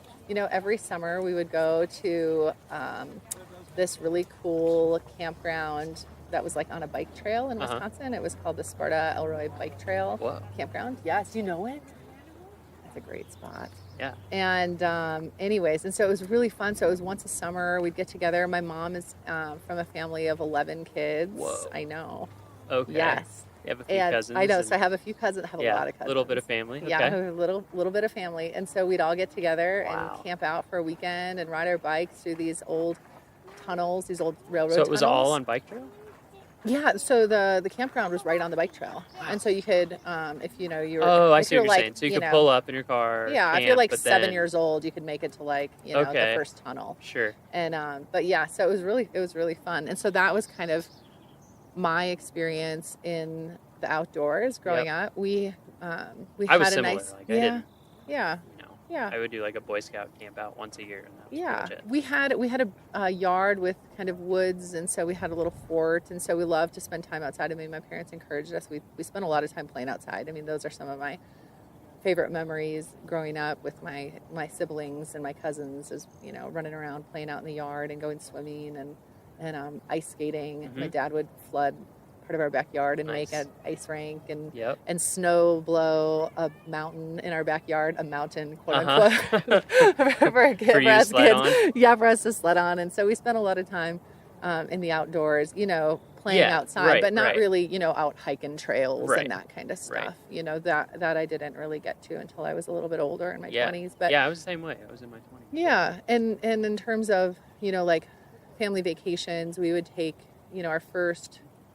The first national park that I remember going to was Mount Rushmore. Oh, okay. And so living in Wisconsin, we would go, our vacations were like wherever was in a day's drive of Yep. Wisconsin, which a day's drive could be like Florida for my Sure, dad who sure. loved to road Yeah, trip. it's less than 24 hours. Exactly. So it's a I day. mean, yeah. Or it's like, yeah, pretty much. That's Yeah. right. And so, so that was, my first kind of introduction to the Park Service was going to Mount Rushmore, and we'd go out It's to a good DC. introduction. It was a great introduction. Black yeah, Hills it really are was. really yeah, amazing. the Black Hill. This is Black Hills. they're a Gold bizarre I place. got when I Oh, was little. nice. Yeah. Anyways, and so we, so that was Yeah. our family growing up was going doing Uh-huh. our annual camping trips and So what, playing outside. when you did these internships, Yeah. was there like a moment when you're like, yes, this is it? Or was it just kind of, No, this is fun, and you just kind of kept doing? it was really fun. I Yeah. mean, it was really fun. Yeah, I like think what, each one what drew you was into just, it? Or like, I'm going to keep doing this. For like to keep doing the internships, Or just to keep doing park stuff. yeah. Well, so I loved being outdoors. I Mhm. loved just the idea of traveling and Mhm. having a new home every 3 months. Yep. It was just a wild It's fun for a while. adventure. Mhm. Yes, absolutely. And at that point, I realized that I could live basically anywhere for 3 months. I really Sure. could. I could live in a Oh, sure. single wide trailer in the middle of the desert with a Yeah, there rattlesnake you go. living under, for 3 months, or I lived at the petrified forest with a giant desert centipede Or you in said my back room. you did cruise stuff in Alaska, Yeah, right? I did. Yeah. So when I graduated from college, I finished and I had my degree and I had this really cool experience, and I was just trying to figure out what I wanted to do with it. And when I lived out in Washington, D.C., I had a really good, one of my fellow interns, Jeffy P., who he went off to do all kinds of fun adventures as well, and he worked for a cruise company, and it was like a pocket cruise company, so small cruise Really ships that small. had between 30 to 60 passengers. So you could really get up into You can get up into all the those stuff inlets down there in and stuff. Southeast Yeah, it had Alaska. just a 7-foot draft, so Wow. 7 feet of the boat was underwater, so pretty. Wow. So we could sneak into some really cool Yeah. places. And and so he told me about that job. I applied for it and got it, and graduated in December, and moved out to Seattle for training with this boat company in February, and worked on the Columbia River in the spring and also in the fall, and that following fall as a guide, as a kayaking guide, as a naturalist on board this boat. And then in the summertime, we spent our time up in Southeast Alaska, Yeah. ducking into some really cool passages. We got to go to Kenai Fjords and That's so Admiralty cool. Island and Glacier Bay every week. I never got down to Southeast. I worked in Denali. Amazing. And people are like, oh, you go to Southeast Alaska? And I was like, well, it's really far away. Yeah, And I work all summer, but I would love to. Yes. Because it just looks incredible and totally Yeah. different. And it's funny, when we were walking over the lake, we realized that, that you, somebody that I worked with in Alaska in Denali, who's like one of my best friends, you worked with in Southeast I know, Alaska. it's a small world. Like, Yeah, that we both know him really well. So Eric, Yeah. if you're out there, Eric Toussaint. we both know you. We both know you. And now you're hearing our voices. We won't give away your Hello. personal information. Yeah. Yeah, it is So- amazing how small. It's a it small really world. is. It really is. And so I had that experience, and it was wonderful. And and that was just a season that I worked for the company, and then I worked for the Southeast Alaska Guidance Association, which is a nonprofit that supported volunteers and interns. It was an AmeriCorps program for the state of Alaska. So I moved back to Alaska the next year, and I lived in Juneau for a few months, and then I spent the summer in Girdwood, Alaska. Yep. Girdwood, Oh, yeah. which was awesome. Yep, I that know was Girdwood. that was a great place to live, and supported 70 AmeriCorps members building trails Wow. in the interior of Alaska, Wow. which was really fun. Very cool. And so I did that for a season. Yeah. And then ended up, and just keeping with my seasonal, spirit and jobs, I ended up lucking out, and I was a relief naturalist for a boat company out of the Virgin Islands. And so I got to be a snorkeling guide Whoa. on board a small, another pocket cruise ship in the U.S. and British Virgin Islands. So I That did sounds that okay. for a short stint. It was Yeah. not bad, Yeah, it not sounds too tolerable. shabby to go Yeah. from Alaska, to the Virgin Islands was pretty Yeah, it nice. must have felt nice. Yeah, it Yeah, I was feel like really after about great. my third summer in Alaska, I was kind of like, I sort of miss summer. Yeah. Oh, it felt really You know, great, like being actually. able to swim. Or, Oh yeah, I know. I was like, maybe I'm bored, because I thought for a while I was like, oh, Alaska's it for me. And then when Yeah. I went down, I was only in the Virgin Islands for like 6 weeks, maybe Uh-huh. like 2 months tops. Made you wonder, like, And I was like, hmm. maybe I'm more of an island gal. but I haven't been back to the Virgin Islands. Yeah, now you live at Been to 8,000 Belize a feet, couple of so times. who knows? Yeah. Keep So- being drawn back to the mountains. I know. And then in the winter, I'm like, maybe I should move back to the islands again. I don't know. You're a Wisconsin gal. I know, It's that's hard. true. That's true. It's hard when you grow up with real winters. I know. I sure do. Did you like winter when you were in growing up? Wisconsin? Yeah, or were you just kinda like, it just was? This was the only option. Yep, this is what it is. It is what It's it just is. interesting meeting Exactly. people, because I lived in the South, growing up, like Kentucky, Tennessee, Mississippi, and then we moved from Mississippi to Iowa, and it was southeast Iowa. So it's still, I mean, it's not Wisconsin length winter, but it's still, it got cold. And the Rocky Mountain winter is pretty serious. It is. It is pretty serious. Up here I mean, in it's Estes. gonna start snowing again in about a month. I just want you to know this, Miles. Oh just yeah. just reminder. Oh yeah. Oh, I know. Yeah, so we have to harness this. The thing that good gets me weather. up here is the wind. I know. It's so brutal. Nobody tells you about it. Well, I or didn't they get the memo. do, but you just don't even. I remember when I was moving here, a couple people, they're like, "Yeah, the wind, is pretty rough." And I was like, I've lived in windy places, whatever. I've lived in lots of different mountains. Yeah. No, it's Nothing. yeah, it's pretty next level here. I've heard East Glacier is worse Oh, than here, okay. but it's a similar setup. You're just right up against the mountains on the east side, and the wind just blasts. Oh, you my all word. winter Yes. long. Because I don't know about you, but like, I would gladly take like a 0 degree calm Wisconsin Yeah. type of winter day over Oh, like easily. 35 Easily. and knock you over. Yeah, wind. 100-mile-an-hour gusts Yeah. or 80-mile-an-hour gusts. Yeah. There was one day in my first winter here where because I live in the park, so Uh-huh. I have like a 2-minute walk Uh-huh. to work, which is That's pretty super nice. sweet. And so I was walking to work, and it was just one of those days where the temperature was really cold and the wind was really blowing. And I thought, oh my word, I should have driven to work. It's It was that bad. yeah, so I should have driven to work. And I thought, oh my goodness, we have this volunteer group called the Road Hogs, and they are just this super dedicated group of volunteers that do a lot of the roadside work in the park every single Monday, year round. Wow. Except for on holidays and when the weather's really terrible. Yeah. And I thought, oh my gosh, it's Monday. I sure hope that they called off the Road Hogs because this is just way too cold to be working. And I get to work and I called the supervisor and I said, hey, just checking, making sure that this group was called off. And he's like, yeah, we definitely called them off, but we still had 3 people that showed up. So they still, despite Dedication. absolutely Dedicated volunteers. It was very dedicated. Yeah, they were very dedicated. So anyways, that was kind of a funny, experience with our volunteers and just showing up it was one of those Oh yeah. like You just yeah. feel violated the Yeah, moment you step yeah. outside. Oh gosh, it was there's, terrible. there's nowhere to My hide. nose was Doesn't matter how frozen. much. Doesn't matter if you have on goggles, a face mask. Yeah, It doesn't. no. Doesn't really matter. Yeah, You're gonna take it, yeah, yeah. There's no option. or you're just gonna dream of when you can find some shelter exactly. of some kind. Yeah. Okay, so we'll end with. And this is a hard question, but we've Uh-oh. asked it to everyone so Oh, no. far. So, what does Rocky mean to you? Oh my word.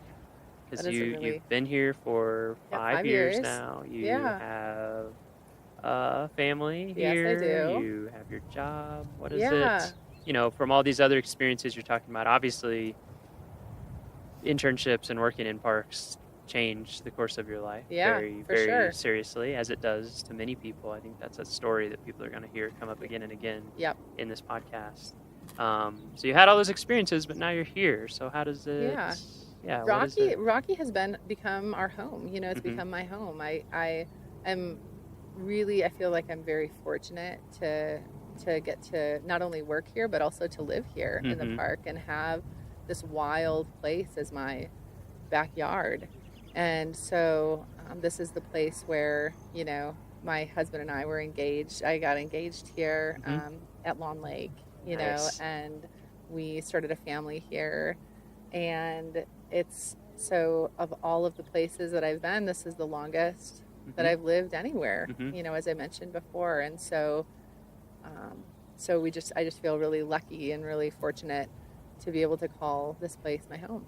Mhm. So And I can tell that you love your job. I do. Yeah, I like you my said, job. it's I like really you said, do. it's invigorating. Yeah, It's uplifting to be able to interact with people who every day are like giving of their time Absolutely. for no material benefit, just because Yes. they believe in it and they want to give back. yeah, it's inspiring. I mean, Yeah. it really is inspiring. Yeah. These people are just awesome, and they love to share, little bits of their life with me. And I get these fun little emails, from volunteers, and I feel like I've made a lot of really fun connections with a lot of them as well. And so, yeah, it's just been a real privilege to have this job in this amazing national park. Well, we're glad you're here. Thanks, Miles. We're glad that you're coordinating our volunteers, and I'm glad to be here. And there's always, to me, I feel like you just get a really positive vibe when you're out in the field and see people. So yeah, you do, for sure. thanks for all the work you do to make it happen. Hey, thanks, Miles. Thanks for all you do. My pleasure.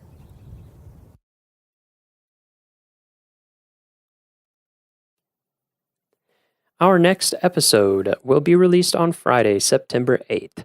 For show notes, transcriptions, and to learn more about our show, visit our homepage at go.nps.gov/RMNpod.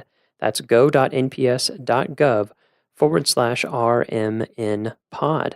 When you go there, there will be a blog post for each episode where you can leave us comments. You can also leave us comments on iTunes where you can give us ratings, leave us feedback, all that kind of stuff, and we appreciate it. The Rocky Mountain National Podcast is a product of Rocky Mountain National Park, one of 417 units of the National Park Service that preserve America's heritage for all, forever. Stay classy, Rocky Rangers. Hello again, Rocky Rangers. 2 quick announcements before we get started with this week's episode. They might sound familiar because they're the same as last episode.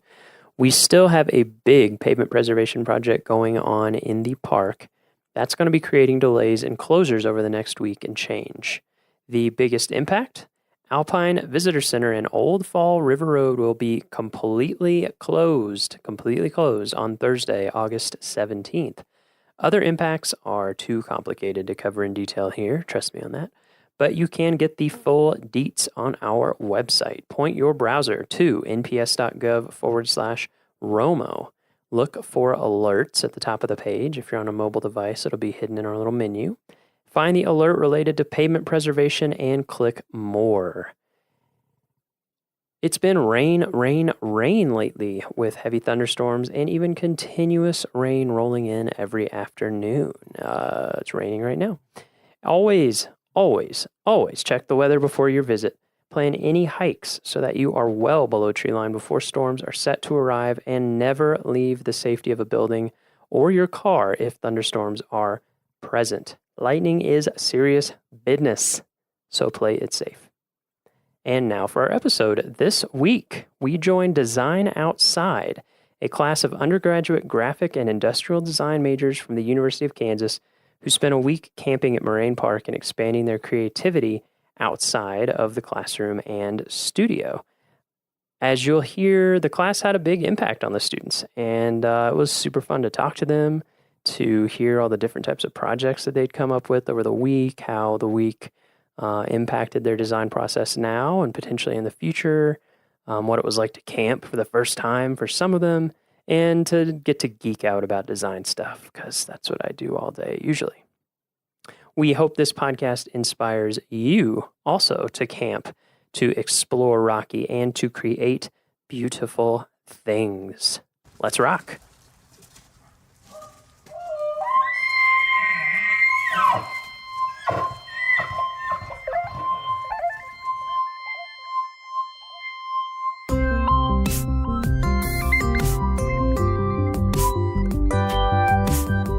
How's it going? Good. How's your week been? Very good out here. Thank you very much. Yeah, you're welcome. So, how about you introduce yourself? Okay. My name is Jeremy Shellhorn, and I'm Associate Professor of Design at the University of Kansas. And I teach a summer class called, it's the Do Studio, Designing Outside. And the purpose of that is to really get the students outside of the traditional classroom setting and get them outside where they have to be in a place that pushes them to think about design and make things differently than they would otherwise. And it's been a great week out here at Rocky.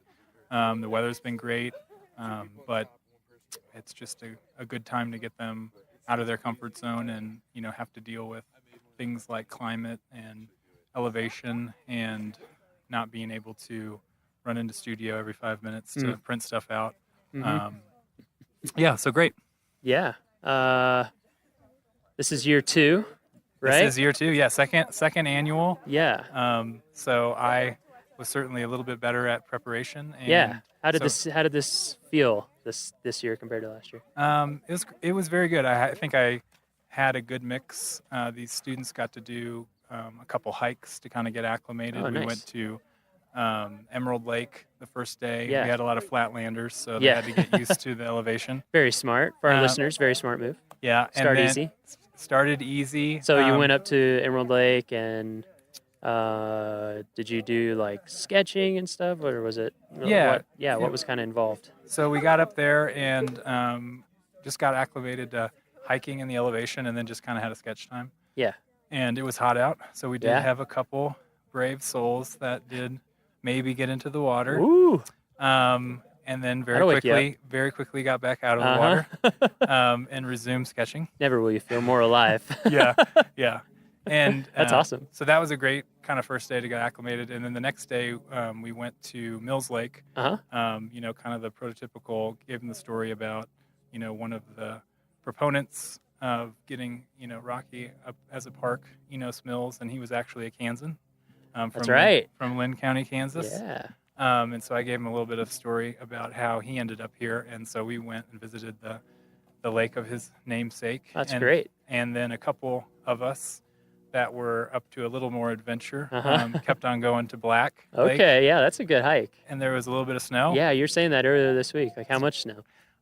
There was quite a few spots where we were crawling up and then maybe sliding down. Yeah. Okay, so a lot of snow. Yeah, a lot of snow. And I guess that was like late June. Yeah. Late June. That's pretty. Yeah, that's pretty typical. Yeah, it was gorgeous, and one of the nice things I about love going Black Lake. past, Mills Lake was, it's fantastic to see that site, but if you're able to go maybe just a little bit farther, you beat a little bit of the crowds.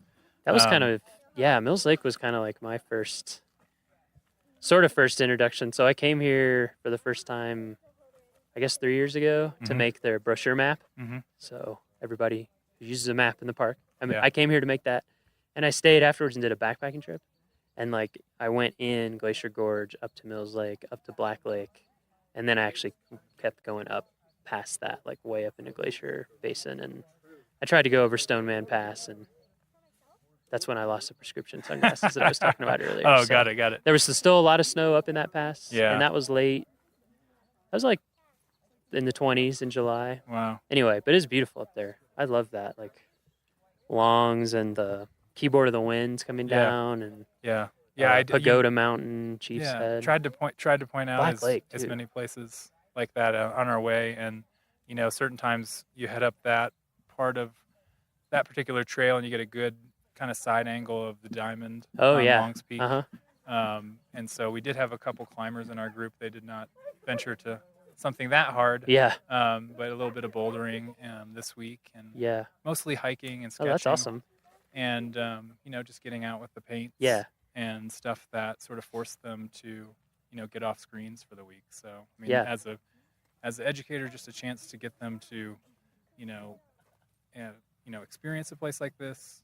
Force them to have maybe some parameters they don't always have. Yeah. And force them to be a little bit more creative Yeah. about how they're going to create what we're looking at now is sort of a show. We're in Marine Park Campground, and my students have put up a show, a little art and design show, and Yeah. invited some of the camp guests here, and we're just hanging out and sort of looking at what Yeah. they did this week. Yeah, we're gonna walk around and play Pass the Mic. Cool. We're just gonna get to play like Duck Duck Goose, Awesome. kind of. Awesome.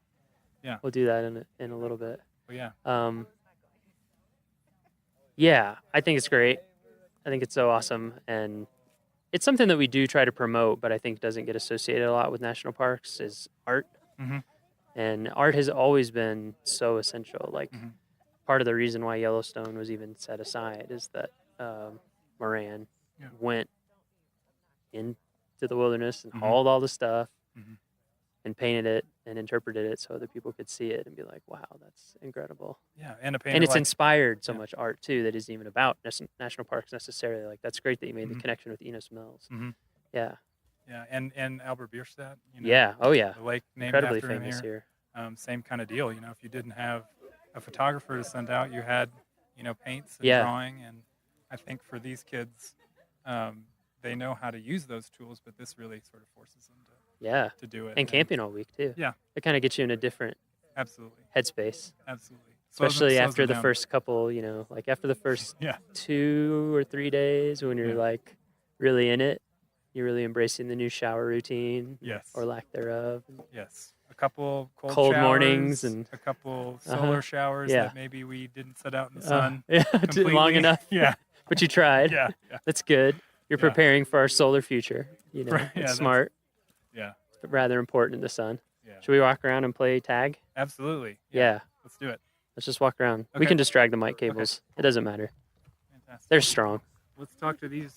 Well, we have a couple junior rangers that are. Oh, maybe new a little- junior rangers. Oh, all 3 of them right here. Yeah, wow. All 3 of our junior rangers. What a treat. Well, they said it was 9 and up for the activity, so Yeah, There's no age limit. it's actually, I think, a growing in popularity.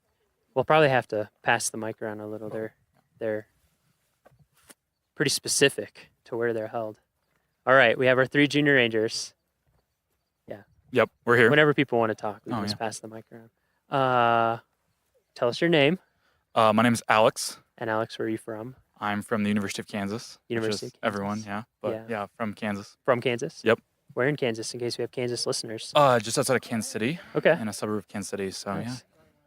Yeah, why don't we go down the line? I'm Gracie. I'm from Lawrence, Kansas. I also attend the University of Kansas. And then my name's Dagny. I live in Denver, but I go to the University of Kansas. Oh, nice. Interesting. Maybe I'll ask you more about that.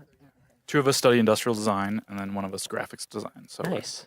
How did you enjoy the Junior Ranger program? it was amazing. I learned a lot actually from Really? it. Yeah, That's some great. really great activities. Yeah, The ecosystems, I think, was the most interesting part. yeah. We're also about to go get the Stargazers badge. Ooh, patch nice. You're going to go to the stargazing program? Yep. You will love that. Yeah. I don't know if you've been getting out at night here enough to be able to see, We've but had some good night skies. yeah. It's been pretty cloudy too. Oh, that's true. Hit and miss. Yeah, I think tonight you're looking good. Yeah. It's looking extremely clear. I'm excited. Yeah. Yeah, I think a lot of people much above the age of 9 enjoy the junior ranger program. I almost think we should have an adult ranger program. I think that'd be great. Yeah. I just doing the activities. I imagine parents involved with their kids learn a lot as well. Like with the kids, just Yeah, that's what we hear. It's a great program. Dagny and I have considered making. We thought it was one of our projects that would be fun to make our own patches. For being an adult ranger. Like Oh, adult, nice. We were thinking like all of the names, like super senior, junior, senior ranger. Like we were trying to think of like how to be inclusive. Mister. Yeah, that's good. Yeah. I like that. I don't know. What do you guys thought about this week? You enjoyed camping all week? Oh yeah, Oh yeah. it's been a lot of fun. It's definitely not something I've done in a long time. Yeah. Any of you guys been to Rocky before? Yeah. Yeah. Everybody? yeah, everyone. Yeah. Wow. There's such a big Kansas, Rocky, Denver, of course. Neighboring state, man. It's true. Yeah. It's not a far drive, and it's a lot better looking. Yeah. In some ways. Oh, okay. Well, okay, yeah. we have the If you like sunsets. mountains, We have sunsets. that's true. Yeah, my fiance is from Wyoming, where it's in a little more open part of Wyoming and misses the sunsets. Yeah.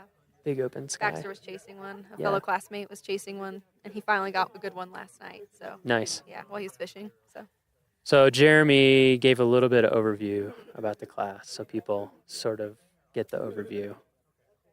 I think his intent was to shake things up, get you outside.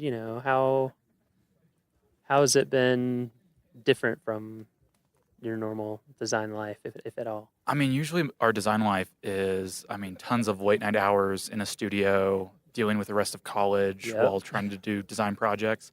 This has just been completely different, being outside constantly, Yeah. having to adapt to the environment and what you just have available. I think there was a lot of creativity from using available supplies that you couldn't necessarily go to the store and pick up whatever you wanted. You kind of had to use what was available, and a lot of sharing of resources and Uh-huh. stuff like that. Oh, But that's cool. That's interesting. yeah, I was gonna say like for the most part, graphics we live oftentimes in the basement, so there's Yeah. very few windows. I know how that goes.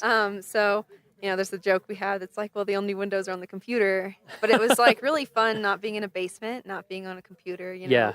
actually being outside in a temperature that was ideal instead of the humid Kansas weather. And Oh. so that was a lot of fun. And like I did a lot more handmade stuff.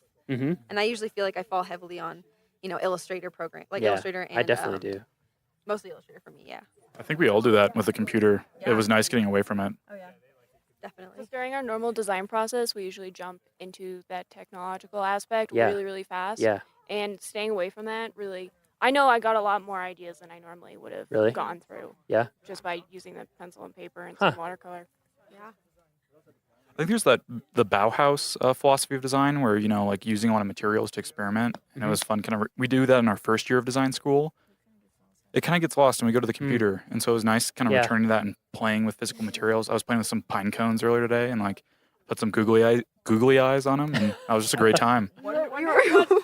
Like you with tripped, that. yeah. He just tripped over a pine cone and then he just started collecting them, and we were just like, "What is?" I just picked it up and I looked at it and it looked like a face. And I was like, this would be a great character. And so I just put some eyes on it. It's like cabin fever, but with a van in your case. Yeah, just with a van. Yeah. We watched The Shining last night. So Oh man. we're all thinking about In that that. little ranger section. Have you been? That was amazing being in the ranger station. My favorite thing was looking at how they store hats there. Oh. So cool. Yeah, you saw the I hat loved that. holders? Geeked out about that a bit. Yeah, I'm trying to think how to describe it for people. It's just like like two pieces of thick paper with kind of a circular cutout in it so that you can slide the brim of the flat hat down into it. Yeah, It's so the hat pretty- yeah. sits flat against the wall. Yeah, and it keeps it in a flat, it keeps the right shape and all that stuff. Everyone had their name next Yeah. to their hat, which was just really cute. Yeah. It was awesome. It's like, going to class, hanging up your hat. Yeah. I really want to make one now. Yeah. Just because I have so many So floppy mini hats. I For haven't- kids and Yeah, mini 'cause- uniforms. I was gonna say yeah, that was the exactly. cutest thing. We went to the Alpine Ridge Visitor Center, and they had all those like mini junior ranger or like just ranger outfits for like kids. And Yeah. I don't know. We've been enjoying a lot of the mini outdoor gear that is out there for children. Oh yeah, and actually, I'm pretty sure the Junior Ranger badge is bigger than the actual badge. So, actually have to agree with that. Is yours made out of plastic though? no, they are metal. That is different. Dang. Actually, I don't I have feel a badge right now. I feel cheated. Because I'm also often in the office, and on Illustrator, and in Photoshop, and in InDesign, and I find the same thing. Even being here, sometimes it's hard to remember to get just like sketch stuff. Yeah. It's also can be so much more time saving, I think, too, to just get stuff out. You know what I mean? Like when you're really proficient in Illustrator, you can do some things. You can be fast, but I just think there's something cool to just I feel like sometimes you get to your result almost a little too fast and Yeah, miss out on the exactly. creative process. exactly. Because I think a lot of the fun I had today, like this whole week, was just like playing in my sketchbook because I haven't really used like markers and ink or gouache all that much in like recent years. Like I love like those like just illustrating by hand and stuff. And so that was a lot of fun, just like experimenting with layering and how those Yeah. look and interact with each other. And so it's like kind of a fun. I really didn't do anything graphic design wise. I just was like illustrating all week, and it was Yeah. like really cathartic, Yeah, really fun. sounds great. Yeah. Is your all's stuff? What's your all's stuff? I did the I'm calling it the climbing universal route identifier. Or Oh, yeah, so I feel like climbing routes could be increased safety wise if they had a better like designation system. Mhm. So I just started like talking to some climbers, and out of the climbers I pulled at several of the crags, mainly at Lily Mountain, none of them knew the name of the route they were climbing or the difficulty, really? nor the amount of Interesting. protection that was required. 0% of them. So I thought Wow. that was like kind of crazy. Interesting. And so I felt like if, some little like small designation tags could be made with the route information from the difficulty level and also the amount of protection needed. Interesting. And also when it was bolted. So that's on the back of the tag. Uh-huh. So I made some little prototypes and put them on a route and photographed them, and then Oh, that's great. tried to use. I was hoping like all the climbing routes designations around the world are all kind of different, and so I was hoping Yeah. to maybe use shapes and color and maybe a new system that they could all fit within. Mhm. Could kind of unify them. So I was trying to use almost like the skiing slope system of a green circle tag for Right. low level routes. And then, all from the Yosemite system to like all the other worldwide ones, they could all put their numbers on it. Right. But, it Somewhere have- on that scale. somewhere on that Yeah. scale, but they could all have a unifying design language of, the lowest ones are green circle up to, blue square to all the way up to, like a black diamond. Yeah, So- that's awesome. Yeah. Well, hopefully Jeremy will send me example like everyone's stuff, but Yeah, I'm excited to work some more on it and maybe Yeah. send it over to you. So. yeah, I mean, it'd be interesting to see what our climbing folks would think about it. Yeah, because we definitely like. I remember just speaking with Alex like real quick on his that like one thing that was really cool too was the idea. Sorry, I was getting That's okay. distracted. Yeah, we've got some campers or other visitors that have Yeah. showed up to check it out. Yeah, they're from the next campsite over. Nice, making That's connections. always- I'll get back to my thought. I just kind of like escaped me. So I guess what I did was I just focused on a lot of illustration because I Uh-huh. really wanted to make a children's book. Ah, But like, nice. we did so much outdoor activity that like I really didn't have the time to sit down and illustrate. So I just made like a little character, a little chipmunk, Uh-huh. and I was just thinking of how he might interact with like the mountains and the ecosystems because I really thought it'd be a cool way to educate on the ecosystems and like introduce to other characters among ecosystems. Mm-hmm. And so I made a little bear too. So it's like for you, that's like the Yeah. birds on top of my sketchbook, but then it's the mountains and then like the little things at the bottom with the That's awesome. little red jacketed. Yeah, Yeah. So that's kind of what I just did this week was Yeah. thinking of a more of a younger approach to the mountain. yeah, that is a fun feel. So, I'm trying to think of what era or something it reminds me of, but I like it. thanks. Yeah, I don't have a name for him yet. So yeah. if you have any suggestions. For now, he's just blank, Yeah, the he's bear. blank. Mm-hmm. Yep. So I kind of like Blank the Bear. Blake the bear. Actually, Yeah, that's cute. No, I like the. Yeah, but Yeah. that was kind of my approach. I work with preschoolers back in Kansas, so Oh, I kind of okay. had them in mind when I Uh-huh. was making it, like the idea and like That's the colors great. and stuff. So yeah, I was like really thinking like, how could I teach the kids I teach in Lawrence uh-huh. about what I've experienced and how they can help save the Rocky Mountain National Park, or like how they can make a difference, or even just be more educated in a very Yeah. easy way. Oh, that's super awesome. Yeah. Yeah. That's great. What about you?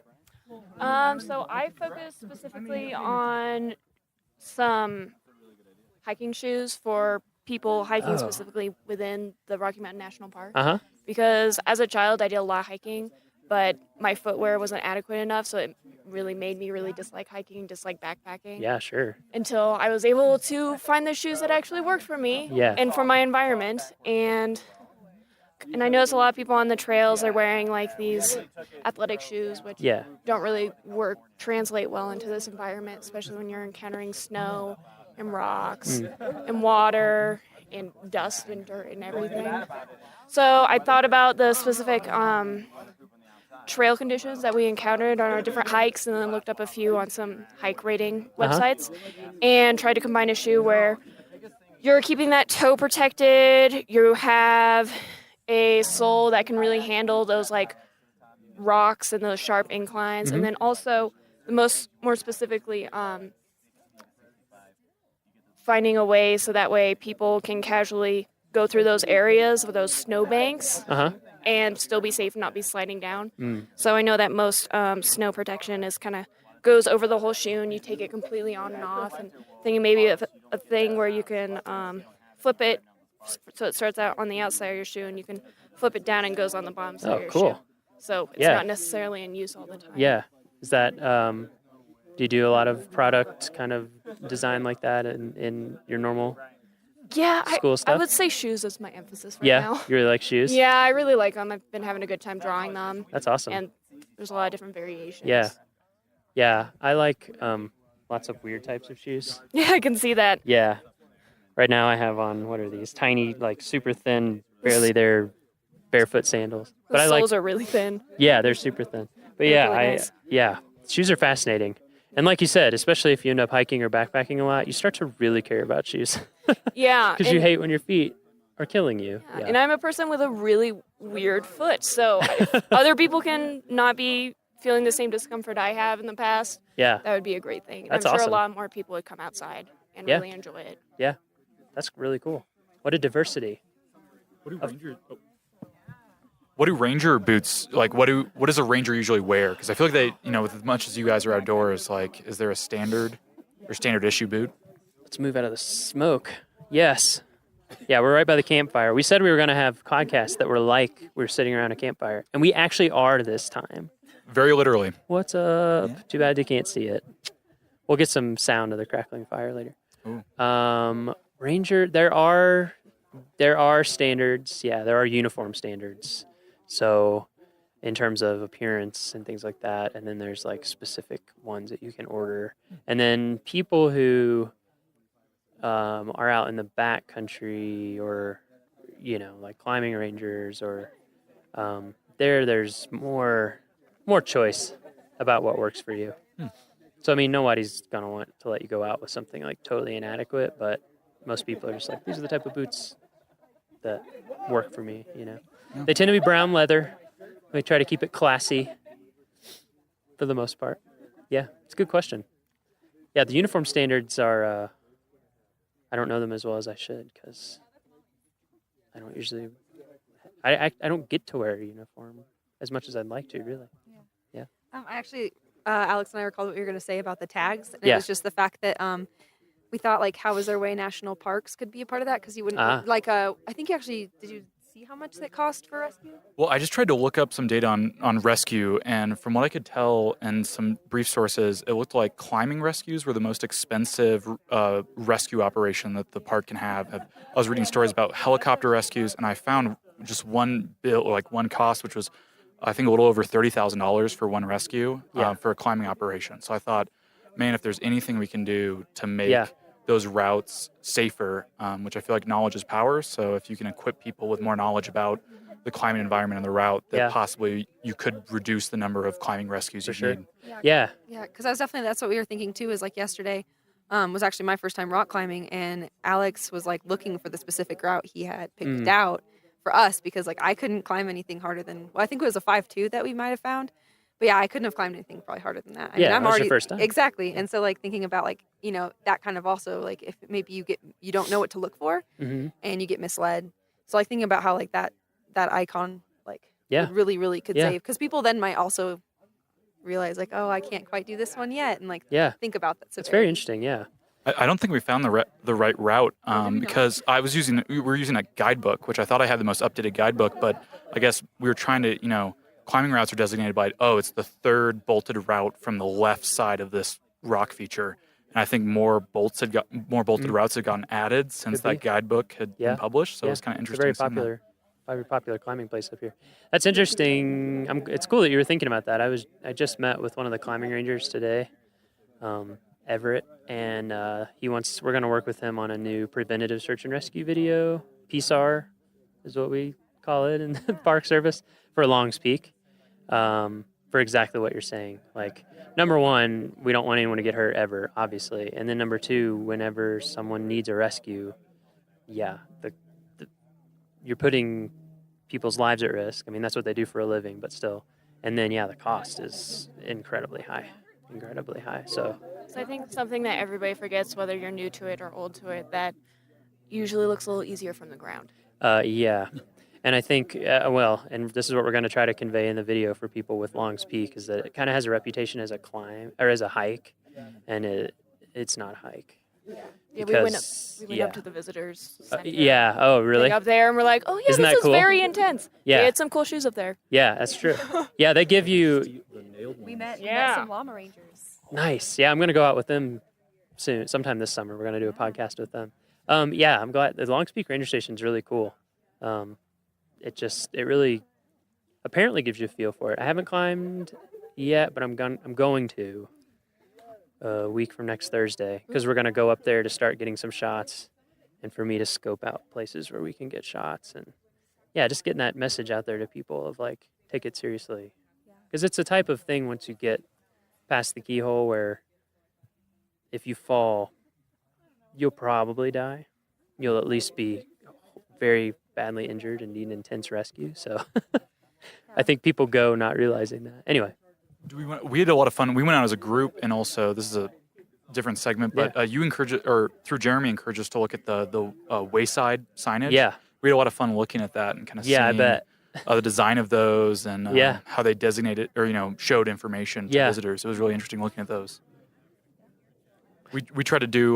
We kind of talked about one as a group as like a see-through wayside sign, so that you could maybe etch the outline of the mountain with the peak information. Get to the right level. Get to the right level and look through it and see the That's interesting. The kind of mountain range. Here, right. It's like it's a perspective point. Yeah. Because the one thing that we noticed was like you had to look, and compare before you really kind of saw what parts of the mountain were where.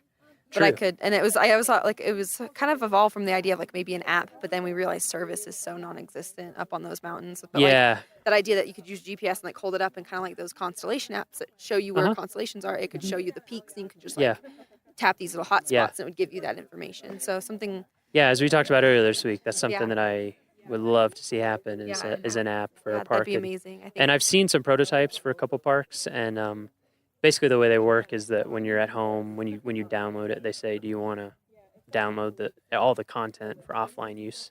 So that way you can, when you're at your hotel or visitor center, before you get there, you can have it all. And then, there's one like that for the National Mall in DC. Oh, really? Yeah, so you can hold it up and just move around, and it'll show you like where all the museums and monuments and That's things so like that cool. are. Yeah. That's I like that interactive aspect because it's almost like virtual reality, Yeah.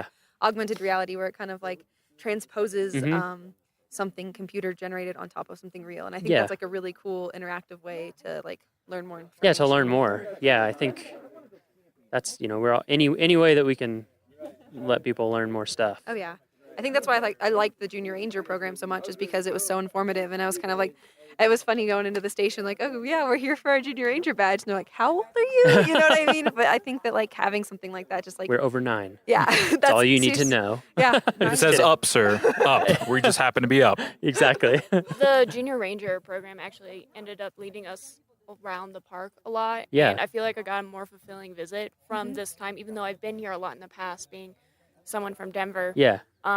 Than I ever had before, just because it's a lot more information and you feel like you have more of a mission. yeah, because like we were like, oh my gosh, is that a bird in our handbook? gotta- And we you were gotta like, check it what bird out. is this? And we were really into it. And then like Dagny and I had an unfortunate, we had to run back to our campsite because we needed to grab something before dinner. But on our way back, we were lucky enough to run into some bears. So it was like, while we were a little bit late for dinner, we also had this Right. crazy experience. We got to see a mom and her cubs. And Yep. so like that was like, and we were just like, we get to put this in our ranger book. We were think so that's- excited about I it. think like what you were saying earlier about like being more creative, having more ideas come to you, that kind of thing. It's just that's exactly like when you're outside all day, basically, stuff just more stuff happens Yeah. that is unusual. Oh, yeah. Your life is much less planned, and so it's like, oh, we were a little late, and then we saw bears. Yeah, And because if you'd been a little earlier, you wouldn't have seen them. No, not at all. Because like well, Dagny saw it first, but like last time I was in Estes was August, and I actually stayed at a cabin here, and I feel like I spent so much time, like at the cabin, not really thinking about like how much I wasn't experiencing the outside. Whereas like I've been outside all week, and like counting down the days for a shower and stuff. Like you just like, and we've been able to witness like deer walking through our campsite, and like just like. And we had a bear spook that spooked a couple campers and stuff like that. So, I mean, it's just been like a fun experience that I couldn't have had if I was in the safety of 4 walls. There's one right now. Right next to that other. Is that mule deer? Oh yeah, yep, mule deer just a little ways out from the campsite. Man, it's such a nice evening. It's too bad we can't transmit Temperature. temperature. and Would you really want wind to, and- though? We want you to come That's here. true. We do want you to come I here. hope VR doesn't get that good. Yeah, me neither. No, I don't think so. I don't don't- think it'll ever become like 4D. But I was going to say that, like, I think what's craziest about being here is, like, I'm used to, like, 90-degree, 60% plus humidity. And, like, coming Yep. here has been, like, a dream. And Yep. I was like, I had to go buy a hat. Like, I was like, I'm going to go back to Kansas, and I am not going to be able to use this hat. Like, Yeah, I remember the first time I grew up in the South and kind of the Midwest, so humid for sure. And they don't get to choose who talks on mic next. We choose them. Oh, it's like Duck, Duck, Goose. They just have to accept it. Those are the rules.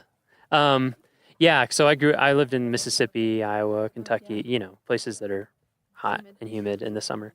And then I went to Yellowstone for the first time, and I worked there for a whole summer. And I lived about this elevation, like 8,000, almost 8,000 feet. I was at Canyon.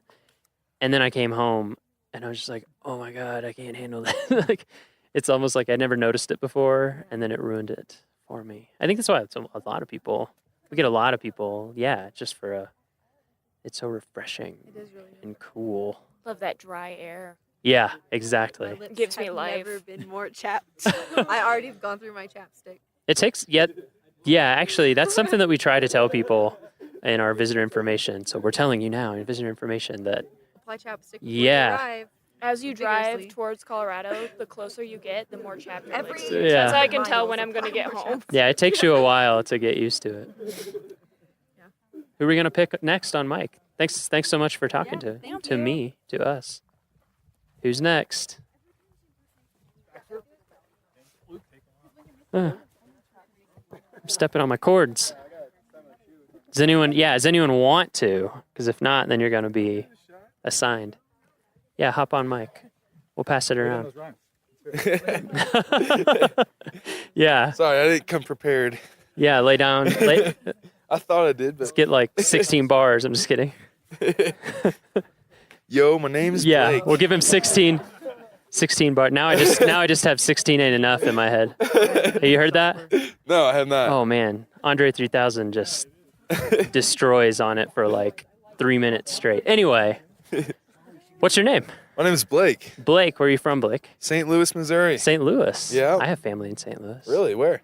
I think Webster Grove. Oh, yeah. Webster Grove. Yeah. Yeah? I'm also from St. Louis. Yeah? Yeah, one of my uncles and 3 cousins and my aunt.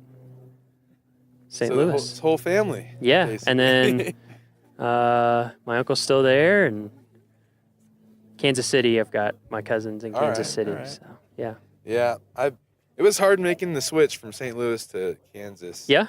Yeah, I was a Mizzou fan. I don't know if if you've heard, but we're all KU students. And, for my whole life, basically, I was a Tiger fan, and I was like, That was hard, huh? Everyone else likes Mizzou out here. I'm gonna like something else. Nice. But So have you been to Rocky Mountain National Park I before? have not. No, this is your first time. Yep. I've So been to Yellowstone though. I've been all Okay. over the country. So, Yeah.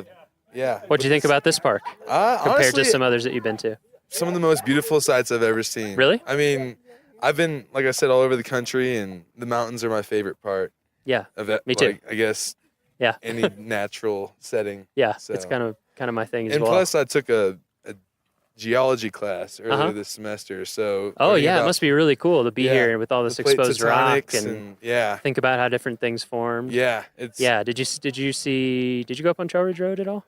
Yes, I did. Did you see Lava Cliff there? I don't.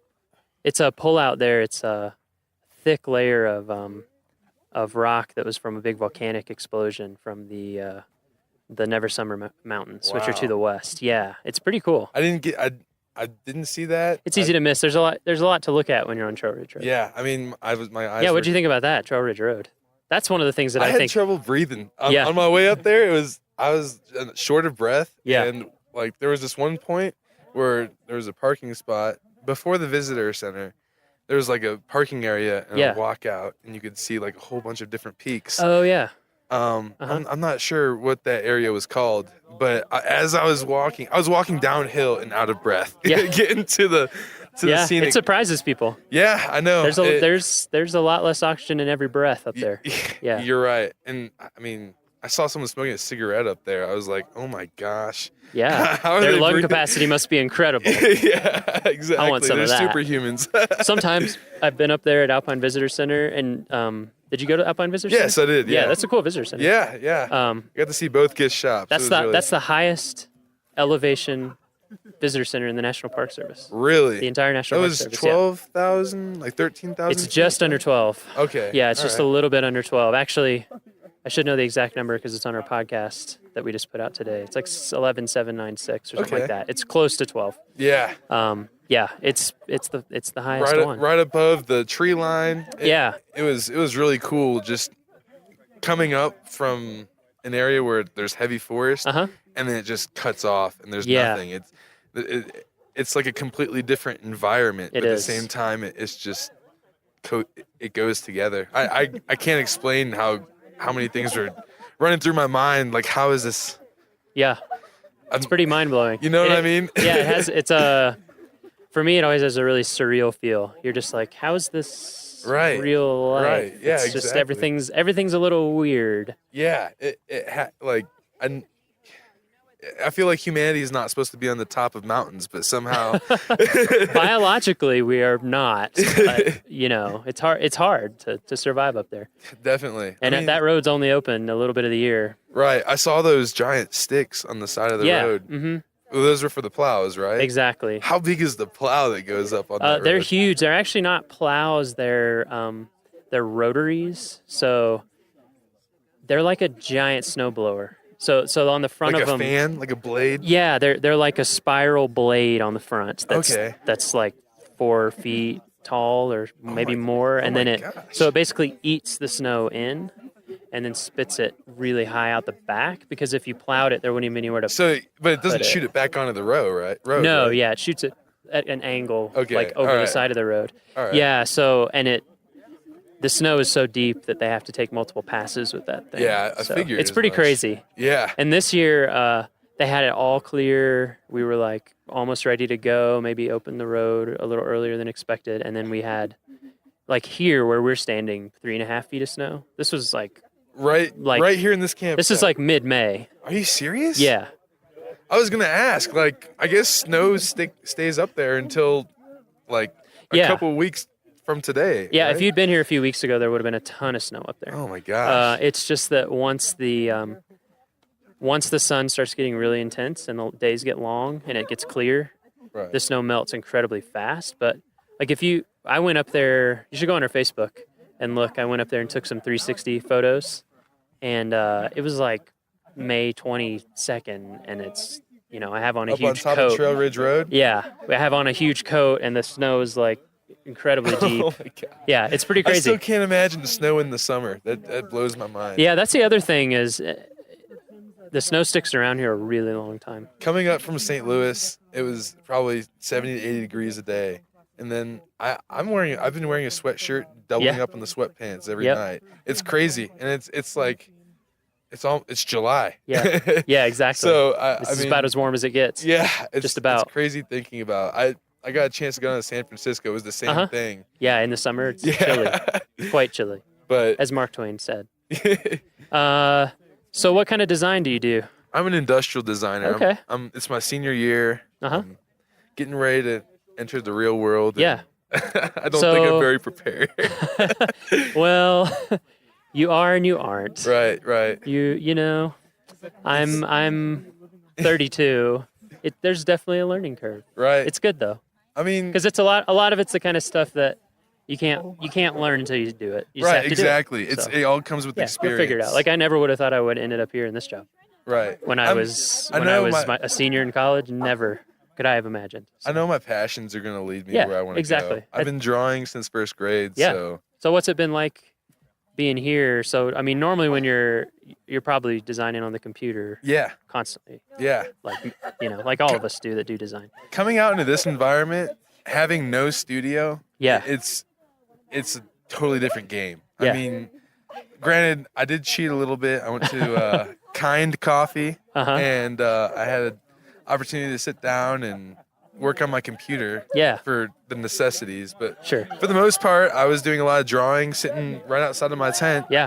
And the environment is just so peaceful, and I mean, you really get an opportunity to hone in on what's going on in your head and what you want to put on the paper. And for me, it's like a new kind of piece and an upgrade in my creativity. That's awesome. So I really love it. And I mean, hopefully there's ways you can find to bring that in the future. Right. Yeah. I mean, it can be challenging, but you're right. But it's testing new things. Yeah. And experiencing things that you otherwise would not have. Yeah. That help you grow. Is your stuff up here? Yeah. Yeah. Let's walk over. Sure. Check it out. Yeah. Oh, nice. This is me. Oh, that's super cool. I was wondering who did that. I made a raincoat, and that's awesome. It doubles as inside of the sleeves come off. They button to the chest portion, and inside of the sleeves you can store rain chaps. Oh, yeah. But it also doubles as insulation. That's pretty awesome, actually. So, yeah, it was just a quick idea I thought of. Usually it takes me longer than a week to create a product, but why do you think it went faster here? Well, actually, good question. It's because I got to experience the environment myself. And I recognized what would be easy, light, and efficient to bring with you on a hiking trail or rock climbing. Because you never... Out here, I've learned that the weather is pretty unpredictable. It's extreme. Yeah, it's crazy. So you want to be prepared for hot, cold, rain, sunshine. Like all in a day. Yeah. Especially if you go up to Trail Ridge. Right. And you want to also pack lightly, too. Oh, sure. So I thought, I'm going to make a coat that can keep you warm, protect you from rain.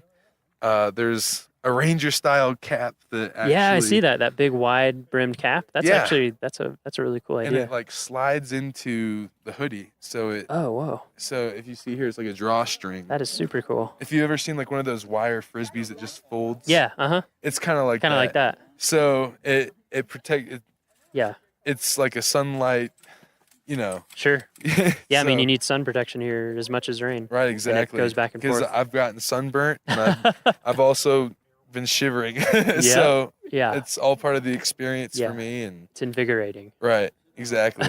Yeah, it is interesting. When I'm a big hiker and backpacker, and like I think you just tend to get interested in gear stuff. Like Yeah, I mean, like you definitely. to the point where people who aren't into it almost think you're a weirdo. But it's like when you're freezing cold and not thinking very straight and it's you can't see and whatever, like you care about how nice a zipper is, Yeah. how nice a zipper pull is, things like that. If there's a need for it, there's a Yeah. market for it. Yeah. And if there's not a market for it, that's an opportunity to make one. Yeah. So, So- what kind of stuff do you normally do in terms Um, of design? Is it all over the place, or do you focus yeah, on I mean- particular types of products? My specialty is computer aided design, CAD. Uh-huh. So this last semester I created a computer mouse. Uh-huh. And it was more of a task mouse. It vibrated and it like had an LED light on the bottom Mhm. that would pop up, say blue if it was social media, green if it was a work related email, Interesting. or red if it was a So text. when you're designing that in CAD, are you going into like the tiniest Well, detail? Like to what level do you have to So go? basically, from start to finish, I'll decide who I'm going to be designing for. I decided in this case I was going to make something for a person in an office-related environment. So I researched what that person does on a daily basis, what they need, what can make their job easier. So once I figured that out, I did 100 to 200 sketches Mhm. of just quick product, quick mouses, getting the form right. Then I took those sketches and I brought them into CAD and I Mhm. made a model, and I made probably 6 or 7 different models Mhm. until I got my form right. Mhm. And from there, I moved it into KeyShot, which is a rendering program. Mhm. It's what a lot of car companies do to put their car in an environment like this without Right. bringing the car actually Yeah, out they here. just render it into Yeah, the environment. yeah, Put so- your light sources and a few things. Yeah, exactly. They choose the Perspective, angle yeah. of the light. It makes it look real, as if you just took a Yeah. photograph of Uh-huh. it. So after that, then I'll put it all together, wrap it up, and put it in Photoshop and whatnot, Yeah. and label my process and Mhm. clarify my steps Yeah. along the That's way. super cool. So yeah. So do you and think that this trip or anything that you learned or experienced here is going to translate over Definitely. into your design? And Definitely. What this trip has taught me is how important it is to understand what the user needs Mm. and experiencing on a personal level what it means to research your audience, I Yeah. guess. And, I actually did it backwards. Well, I guess the right way. I researched my audience by hiking Mhm. and doing things outside in the Yep. national park, which gave me the idea to create a coat. Yeah. So, I mean, it's a natural step I learned Mhm. that I really think will be valuable for me in the future. That's when I'm awesome. testing out products for other people, and I That's want to great. understand what it's like in their shoes. Yeah. So, yeah, I That's- love it. That's great. I'm I- glad I- you had a good first visit. Yeah.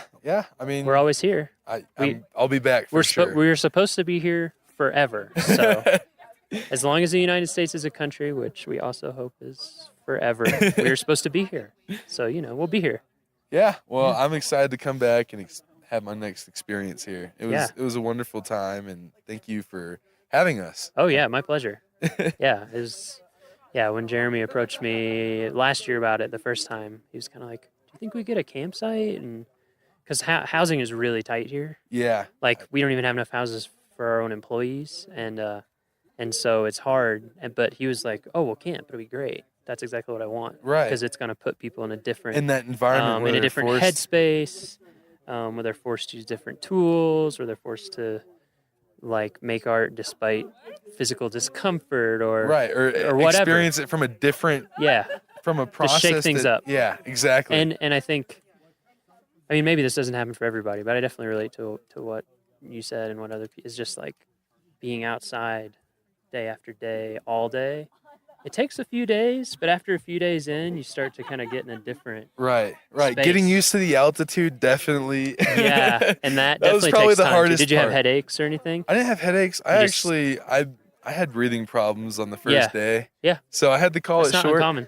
But after the second and third day, I was 100% Doing way ready to better, go. yeah. I went climbing yesterday, and I didn't actually get to climb because it started drizzling. But I went up the hill to the climbing spot, and I just felt 100% better than I did Monday. Yeah. So that's good that you recognize that. Some people don't even realize necessarily, and they keep pushing it, and then they feel real bad.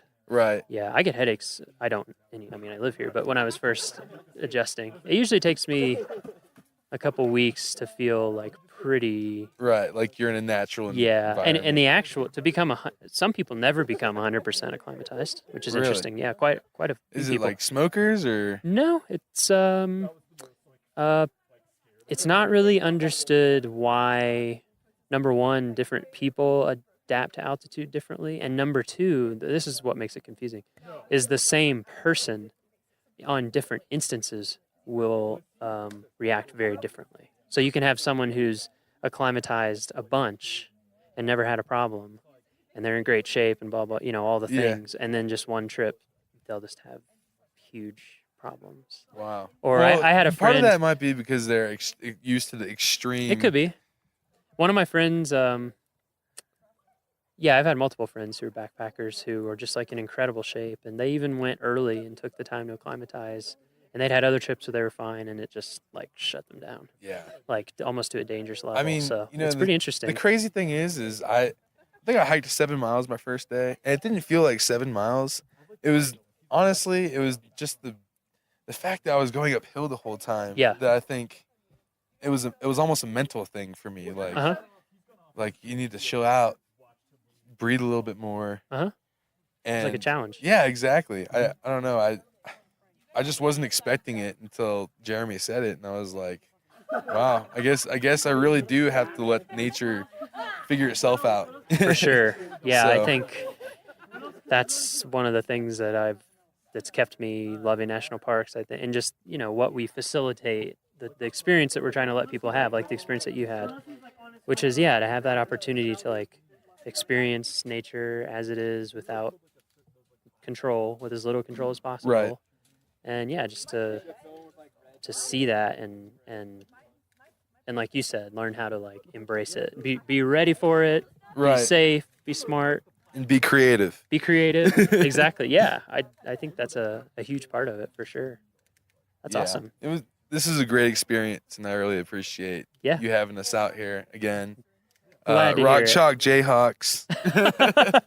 Nice. And I'll hand the mic off. Who else should we give the mic to? We should do one. We should hand it off to something. All right. Somebody. One more. Ryan? Oh, okay. Group picture. Oh, the smoke. Anyone up on We can get Miles with his stuff. Anybody? Yeah, where should we stand? Oh man. Oh, you've been chosen. You can pass it. You can't call camera shy because it's a microphone. That's true. We thought that would help. All right. I don't know. We're going to get a group picture first, though. Can we continue the interview during the picture? Yeah, we can do the interview during the picture. Everybody say I mean, cheese. the worst thing that'll happen is I just have to spend half a second editing it out. So. I would never edit you out. I hope you do that. That's the thing. Just be really boring. We're gonna have all the tall. Just be really boring. Yeah, exactly. We'll cut you right out. Yeah, sorority squad. Sorority squat!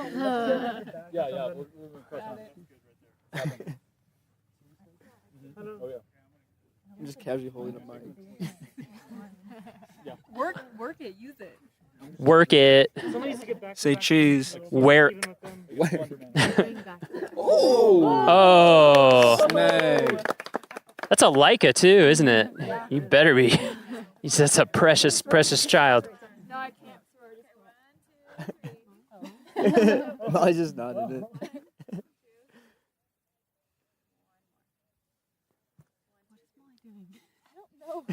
Why did we stay right here? Wow. Memory card full. It was meant to be. Oh, phone picture. All right, here we go. Am I not spotting this? Thank you. Nice. I think the memory on the recorder's full too. No, it's not. No? You Sorry. sure? Yeah. Alright. We can only record 21 hours, 48 minutes, and Oh. 36 more Are seconds. we So, planning on being out here this long? Yeah. Turns out audio doesn't take up that much. What about the batteries? Battery low or space. something? I've got an extra set of batteries. Oh. So, nice Came try, though. prepared. What's your name again? I'm Luke. Luke. Where are you from, Luke? Madison, Wisconsin. Madison. Most beautiful place other than the Rocky Mountain National Park. Madison's pretty cool. It is. Yeah. You been there? I have. Two of my best friends from college both went to University of Wisconsin in I Madison. wish I could have gone there. They liked it. Yeah. Yeah, they liked it there a lot. I think the winter's not as much. No, once you're used to it, it's not too bad. Right. And it makes everywhere else feel. If you're from there, Yeah. yeah. Yeah, we're just cold. I blooded. actually, a lot of the times, wish the winter here were colder, but less windy. Yeah. So the No, winters that's the thing. here, it's surprising here. A lot of times in the winter, it's above freezing, Yeah. but the wind is like brutal. That's what makes like Kansas winters almost worse than Wisconsin. Like Wisconsin would be 10, 15 degrees Yeah, colder, exactly. but like not wind. Yeah, So, I would gladly take like 0 degrees and calm Yep. over like Oh, for sure. 35 and windy. Yeah. Yeah. They Uh, get that more on the west side of the park. They get the colder, stiller, Yeah. deeper snow, 'cause then you can cross country ski. Yeah, I bet. About 2 years ago, Wisconsin was colder than Mars. Parts of Wisconsin. It's like negative 130 degrees wind chill Ooh, in like the eastern part of the state. damn, that hurts. Like you go outside, like your eyelashes and Yeah. your nose just like all freeze up. People are like, you get like boiling water and you throw it outside and it just turns Yeah. to snow right away. Yep, I've done that. That's insane. I lived in Alaska for a while. Yeah. Yeah, it gets You gets pretty cold. you gotta find some ways to have fun out there. Yeah. You can't. I like deep cold, but Yeah. some people hate it. Yeah, I can do it. I dig it. Yeah, Taylor doesn't like it. No? Taylor was complaining all day today, and it was sunny and maybe 70 degrees. She's bundled up. Where's Taylor from? Oh, okay. You're from Clearwater. Kansas. She says Wichita 'cause she likes to be a city girl. Dang. We're getting real. Getting real. Nice. Have you been to Rocky Mountain National Park before? I have not. No. No. Okay. My mom lives in Golden though, so Oh, I'm okay. in the area. So you've been around. I've been in Colorado before. You but go to the mountains much when you're in Mhm. Colorado? Yeah. Oh, okay. So Yeah. you've been up in the mountains, just Yeah. not in Rocky. skiing. Yeah. How does what do you think? I love it. It's like I didn't know what to expect on this class, but Yeah. I have already like planned a trip to come back like with Really? my friends. Yeah, we went to Door County up in Wisconsin last year. We were camping like on Lake Michigan. Uh-huh. And I was just thinking about like road tripping out here with them. Like That's awesome. there's just endless things to do out here. Oh yeah. Beautiful. Yeah. Do you guys want to be on mic? We'll pass it around. They're just waiting for it. Oh, and what kind of design do you do? I'm in industrial design. Industrial. Another industrial Yes. designer. We got Yep, and so are these two. Awesome. This is cool. Handing off the Yeah. Tay-Tay. We'll just pass it around. Tay-Tay. Is that your legal name? I'm just kidding. What's your name? Taylor, Taylor. Yep. And you're from Kansas. Mhm. Where in Kansas? Clearwater, Kansas. Clearwater, Kansas. Just, we probably have a lot of podcast listeners, we hope, from Kansas. Yeah. So they want to know. They're curious. You do industrial design as well? Yes, I do. And have you been to Rocky Mountain National Park before? I actually went on the trip last year. Oh, and I really? liked it so much I'm taking Oh my it again. gosh. Yep. I'm sorry that I didn't recognize you. How's it been different this year versus last year? I feel like this year the projects are a lot better. Uh-huh. I don't know. I knew I had more like expectations last year. I didn't really know what to do, but I came into it this time Yeah. wanting to do outdoor gear, which is why I came. Nice. And so sleeping in the hammock, I have Uh-huh. lots of ideas Oh, of how cool. to improve that for camping. bet. So Yeah, That's you really should. helpful. I don't know how many companies you researched, but there's some interesting. There's a big world of hammock campers. Yeah. Yeah, Which like people get really into it. yeah. They do Which, some stuff like they design them oh, yeah. with foot pockets so that you sleep off the bias so that you can lay flat. That's a Oh. big thing with Yeah. camping hammocks. And then the other problem, as I'm sure you found out, was staying warm. Yeah. Yeah. Yeah, that's cool. Yeah. That's a neat. Actually, someone I went to college with like owns his own hammock camping gear company. Mhm. Yeah. I actually got inspired polar stuff out of Portland. Uh-huh. They have a lot of like casual camping stuff, Mhm. which I kind of want to get into more Yeah. because a lot of the stuff that I found for like camping with hammocks, it's super expensive and like Yes. really specialized. So Yes. That goes for a lot of backpacking and camping gear. yeah, so I'm trying to do like simpler stuff that you can like add into a hammock you already have and like turn it into a tent. That's So, really cool, actually. yeah. Yeah, I think that's something that I'm not an industrial designer, but just kind of tangentially interested in. Because with backpacking, like, it can cost so much money Yeah. to get into. And so Yeah. I feel like it can prohibit a lot of people just based on that, and it shouldn't. So Yeah. that's really cool. Yeah, because last year I was like, I've never really been like Yeah. camping, and I was like, I'm nervous. Like, what if everyone else is like has all this high tech stuff, and I've no idea what I'm doing. So Yeah, it's been pretty interesting. Like, yeah. So do you feel that your camping skills have improved since last year? yeah, I think they have. I mean, you came back, so you must have Yeah, liked it. yeah. Yeah. I tried to sleep in my hammock last year, and I got way too cold and slept in the car. So this year I only slept in the car once Wow, instead that's of like cool. 3 times. So That's cool that you're taking that and making it like your focus. yeah, Yeah. Yeah, I've noticed quite a few people with doing kind of different gear like footwear, clothing, yeah, stuff like that. And yeah. it makes sense because it's your direct experience, right? Yeah. And so for this trip, I want to do that for my senior thesis. So I just kind of focus on patterns Uh-huh. and I would like take pictures and then create like color palettes from those Mhm. and then make patterns to use like for the camping gear. Nice. So that's what I focused on this week. We got embers in the Yeah. air. Yeah, we'll look at it in a second. What about pass the mic? Getting everybody on the mic. What's up? Hi, how are you? Good. What's your name? My name's Baxter. Baxter? I'm from St. Joe, Missouri. St. Joe. Mhm. Okay, nice. That's where is it? It's about an hour north of Kansas City. Right. Mhm. Okay. Yeah, I lived in Red Oak, Iowa for Okay. quite a while, so we would always drive down through, Okay. sort of through that area. So you're industrial design as well? Yes, I am. Nice. Mhm. Have you been to Rocky before? No, this is my first time actually. Really? Have you Yes. been in the mountains a lot? I was in the Bitterroot Valley in Oh, Montana yeah. a couple weeks ago. Bitterroot is beautiful. Mm-hmm. It's That's very awesome. cool. So that was your kind of first. Yeah, kind Big of mountain first trip? Yeah, Yeah. drove up with a couple friends and enjoyed it so much I thought I'd sign up for Yeah. another class. And, Yeah. How's this been? Fantastic. Yeah. Yeah. What do you think about the park? You know, I've never been, but I have just been blown away by the views. Yeah. Yeah. Incredible. And Yeah. I've been just awestruck about all the lakes here. Yeah. And The they're lakes just are amazing. beautiful. And I just didn't imagine how great this place would be. Yeah. So, That's awesome. I mean, it's been a great experience. Took me by surprise the first time I came here too. Yeah. And I've been to a lot of parks, but still, it's just there's something about it. Just like every park, there's something about it. Yeah. What have you been working on this week? I kind of been taking a step back and doing a little bit of photography, but Nice. I kind of focused on an app a Mhm. little bit, a hiking app based on just looking at, the types of people. There's all different types of people come from all over the world here, and it seems like they've been maybe unprepared. I've Uh-huh, noticed. uh-huh. I saw a couple people walking up in just like sandals and without water, Yep. and For sure. for safety reasons for park rangers, I thought it'd be nice for people to be educated about their trail that they're Yeah. going on. So the app I've been kind of designing is based on a little bit of an app that's already been out there. It's Mhm. called All Trails, Mhm. but I took a little spin off of it, and I've kind of created just something that's easy to use and shows all the trails around you. Yeah. Do you have? Yeah, it's actually right here. Oh, nice.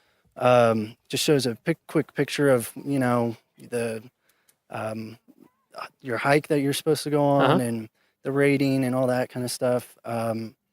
With most of the park not having service, I thought it'd be nice to download a map so that you know what direction to take and that kind of stuff. Yeah, I mean, if it's not super data heavy, then yeah, you could pre-download a bunch of stuff. And then another quick thing I wanted to do was like have a check-in, so that if you like maybe go on a serious hike, you're gone for maybe a day or two, you could check in and then check back out, make sure people know where you are if you're just by yourself. That's cool. And so if you checked in and if you had like a profile page or something, somehow people could see if you had checked back in or not. Yeah, that's awesome, because that's that's something that we try to impress upon people. And I mean, it's easy to forget, but just always let somebody know where you are, especially if you're out there by yourself. Yeah, even here, I think like our trails are so nice. Like our trail crew does an amazing job, and they're just beautiful, and there's so many nice bridges and there's paved roads, and it kind of gives people the impression that whatever. But yeah, when you're 5+ miles away, and we have people get hurt not even that far from the trail, just sprain an ankle maybe. Yeah, or like you said, and don't bring water or just things that are preventable. I think people just don't know. So that's cool that you're trying to just integrate the education part into it. I also thought I'd maybe integrate like a medical part aspect of it, maybe that just the park rangers could see. Whereas it could have your medical information on it if there was a rescue mission or something like that. Yeah, like it could be built in that you would give consent or something to have that information shared. Maybe you're diabetic or something like that. And that's cool. Yeah, that's nice. Yeah. So how has being out here been different for you in terms of, well, I mean everything, but design? What kind of influence do you think that's had? It's been different because you're not in a studio. You don't have, other people.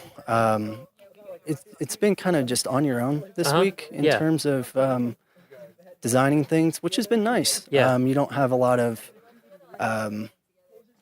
people telling you what to do or that kind of stuff. And so you kind of go on your own. We've been, as a class, just all over the page with projects, and it looks fantastic. Yeah, it does. I wish we'll get some photos from you guys after, so we can post it maybe with the with this podcast episode. We'll put it in the blog post. But yeah, it's really, really cool stuff, and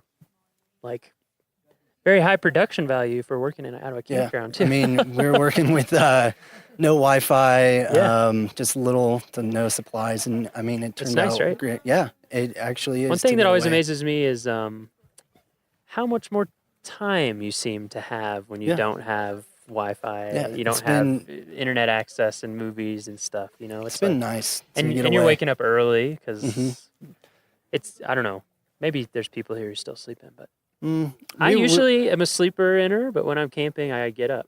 Sun wakes you up in the tent. Yeah. And you tend to fall asleep really early. You're so cold, you're ready to get up in the morning. Like backpackers midnight. Yeah. When I would be backpacking, would be like, oh man, it's late. What time is it? 8. Like in the spring when it's not quite as light as it is now. It's really light. What time is it right now? 8:34, and plenty of light in the sky. It's interesting. What is your fiance's cousin's husband? Anyway, he's my cousin. He's my cousin now. He's from Hawaii, like born and raised, and hadn't traveled a ton until he started doing travel baseball. Anyway, he was here visiting in the summer, and he was just like, "Whoa! Like the sun stays up so late." And I never thought about. I've never lived anywhere like near the equator at all, so that's pretty interesting. It is. I worked up in Alaska for a while. There, it's real interesting. I was in Denali. Oh, okay. And so, like, on the summer solstice, we just stayed up all night. I mean, you could read a book in, like, the darkest it got. Really? Yeah. Which was, like the sun sets at 12:40 in the morning. And it comes back up at a little after 3, I think. Or maybe, no, earlier than that. Anyway. Yeah, it's super nice out. Yeah, that's cool. It's been interesting to hear from everybody how it's influenced their design. What kind of things do you normally design? Do you normally do app development? No, it was not really. we've been kind of all over with our industrial design class back at KU. But Yeah. We've been doing electronics. What else? Tiny homes. I mean, pull Whoa. toys. A lot of That's different really stuff. cool. Shoes. But we haven't really been doing apps or anything like that, Yeah. software-wise. Yeah. So it was kind of nice to explore that. Yeah. And see Yeah. what ideas I could bring. Yeah.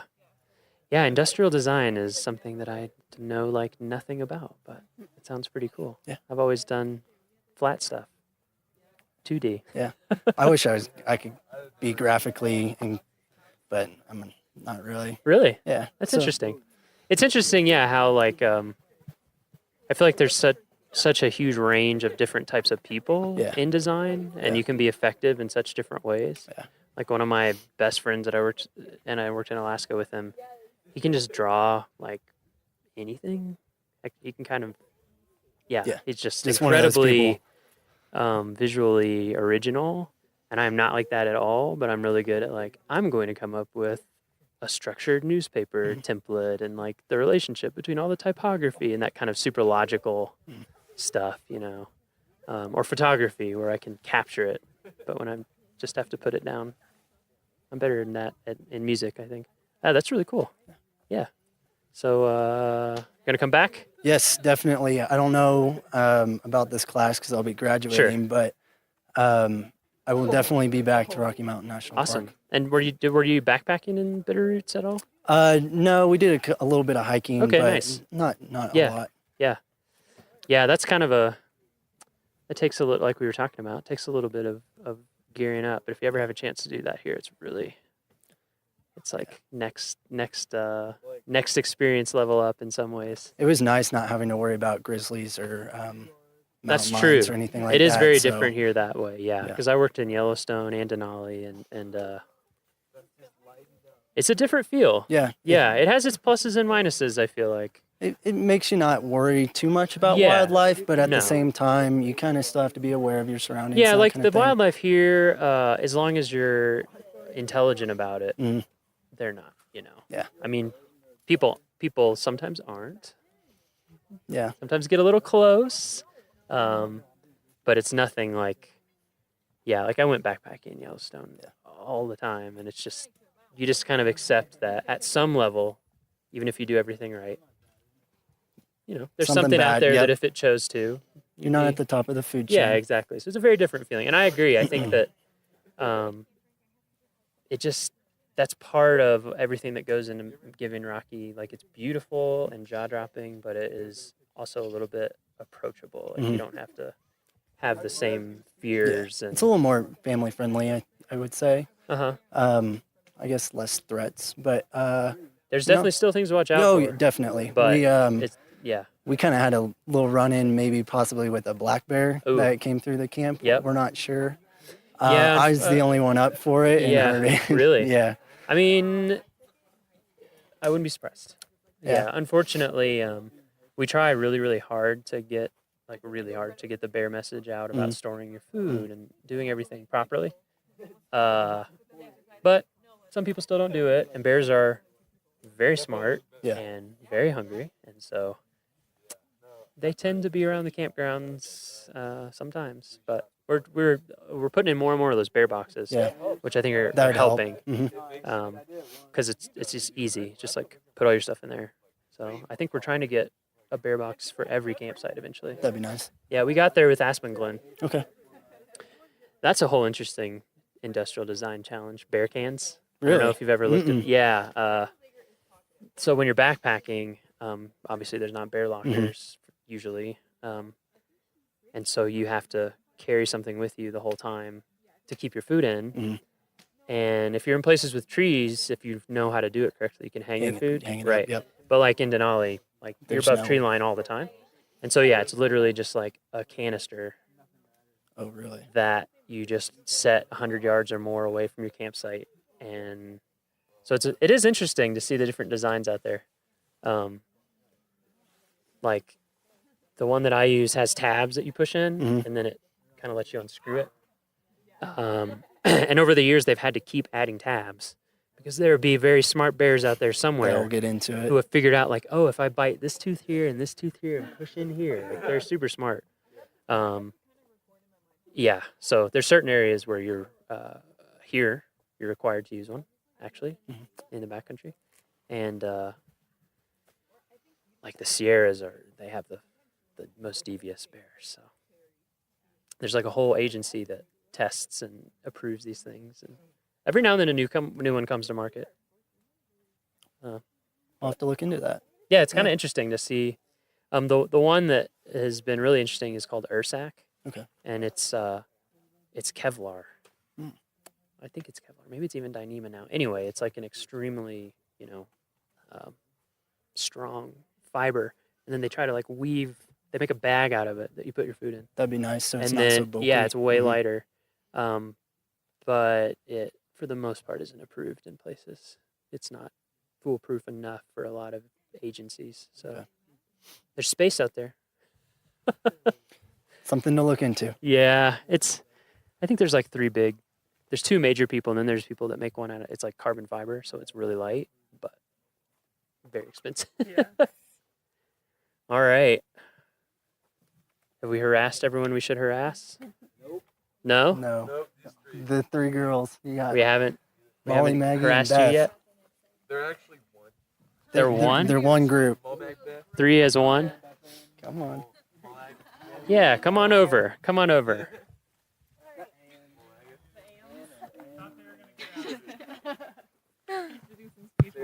Nice. Check, check. Check, check. Check, check. Hello. How's it going? Good. Why don't we introduce? You can start with yourself. Yeah. Okay. What's your name? My name is Molly. Where are you from? Minnesota. Where in Minnesota? It's called Woodbury. It's like 5 minutes from St. Paul. Oh, okay. So yeah.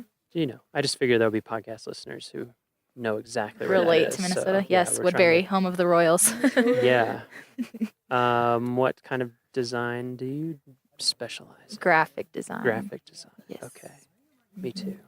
Yeah. All these industrial designers. I'm like, I know, that is I super think cool. I don't know anything about Well, it. there's 4 of us here, yeah. Okay, nice. So it's interesting to be around a bunch of ID kids because we really aren't after our freshman year. Yeah. What do you think is? I've never interacted with ID. Yeah. They think a lot more 3D than us. Uh-huh. They can see like physical copy a lot better than we can. It's a little hard for us. We see pretty flat.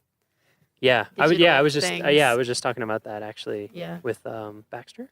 Oh yeah. Yeah, about like I was like I'm in the 2D world. Yeah. That's how my brain works. I feel like a lot of their projects too were a lot more like practical and like used, where we just made cool things. So Yeah. Yeah, it's I mean there's lots of different ways of graphic design. For us in the Park Service, for me, it's like just how to communicate with people well. Basically, how do we make something that has that nice balance, of like that kind of nice tension that you always want that makes a good design, but is also really clear. Because that's a big thing for us is that, people are on vacation. There's crazy stuff going on. They're seeing all this crazy, Yeah. and we want to teach them stuff, but we don't want to like get in the way of throw the book at them. So yeah, kind of learning how to use design to do that, super important. Yeah. How about you? What's your name? My name is Maggie. Where are you from? I'm from Kansas City, Missouri. Oh, nice. Yeah. I have a cousin in Kansas. Two Oh, yeah. cousins in Kansas City. Yeah. Yeah. And you graphic design as well? Yes. Nice. Yeah. Okay, we'll finish introductions and then we'll just... Yeah, I'm Beth. I'm from Wichita, Wichita. Kansas. Yes. Okay. Yeah, so we do have a lot of Kansans and some upper Midwest people. Mhm. Wisconsin, Minnesota. Nice. Yeah. So have any of you guys been to Rocky Mountain before? No, I think this is the first time No? for all of us. Yeah. You guys been in mountains before? Yeah. I've been to Colorado and Yeah? other places, just never the park before. I went to Vail. Mm-hmm. Okay. I've been to Estes, just never really to the park. Okay. Yeah, so you've seen some mountain stuff. So what do you think? What do you think about Rocky? It's awesome. It's beautiful. Awesome. Yeah? Especially with what we see every day in Lawrence. It's very flat. Yeah. Right, very Geographically different. a huge contrast. So it's nice Mhm. to see everything. And we went hiking a lot, especially the first day, and kind of Elevation yeah. We That hits you, right? Yeah, we Yeah. decided the first like 15 minutes Yeah. are the hardest, but once you get to the destination, it's always so Yeah. worth it. Totally.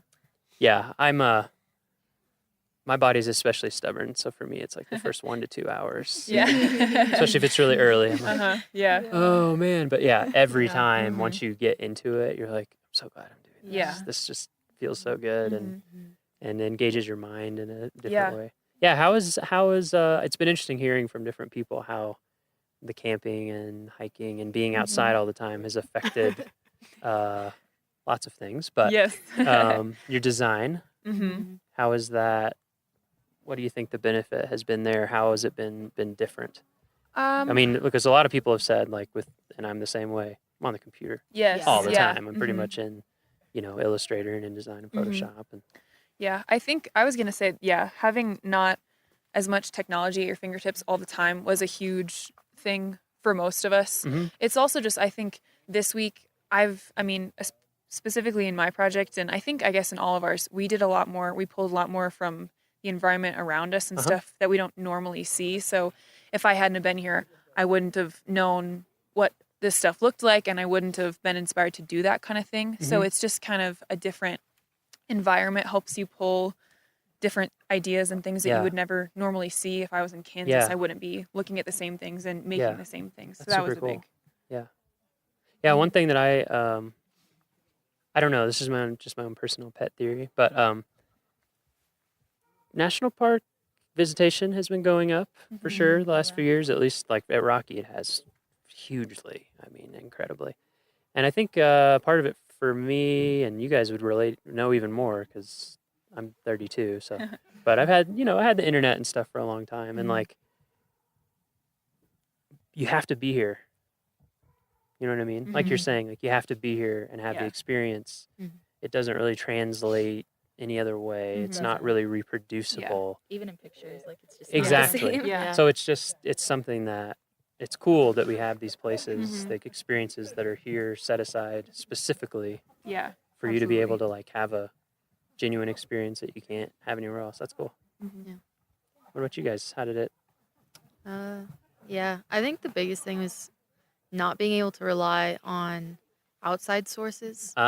So having to come up with things that were like personal experiences, things that you are familiar with. And then also for me, a big thing was like not being able to compare what I was doing to other things that have been done. So it was kind of figuring out a way, or I guess it was just not having the ability to go out there and look at what's already been done. So just I hadn't even thought about that, but that is huge because we all do that. Like when I'm starting a project, I'm just like, oh, I have this feel in mind, and you start looking at references, and then you get lost. You kind of like if you had, you still come up with something original, but like maybe you had some idea before you started looking that now has gotten kind of drowned out, maybe. And then I think the comparison thing is huge too, because I know for me, like I feel like in everything in life, like you do best when you aren't self-conscious about it. But it's really hard when you have like the world of design and you're like, oh my God,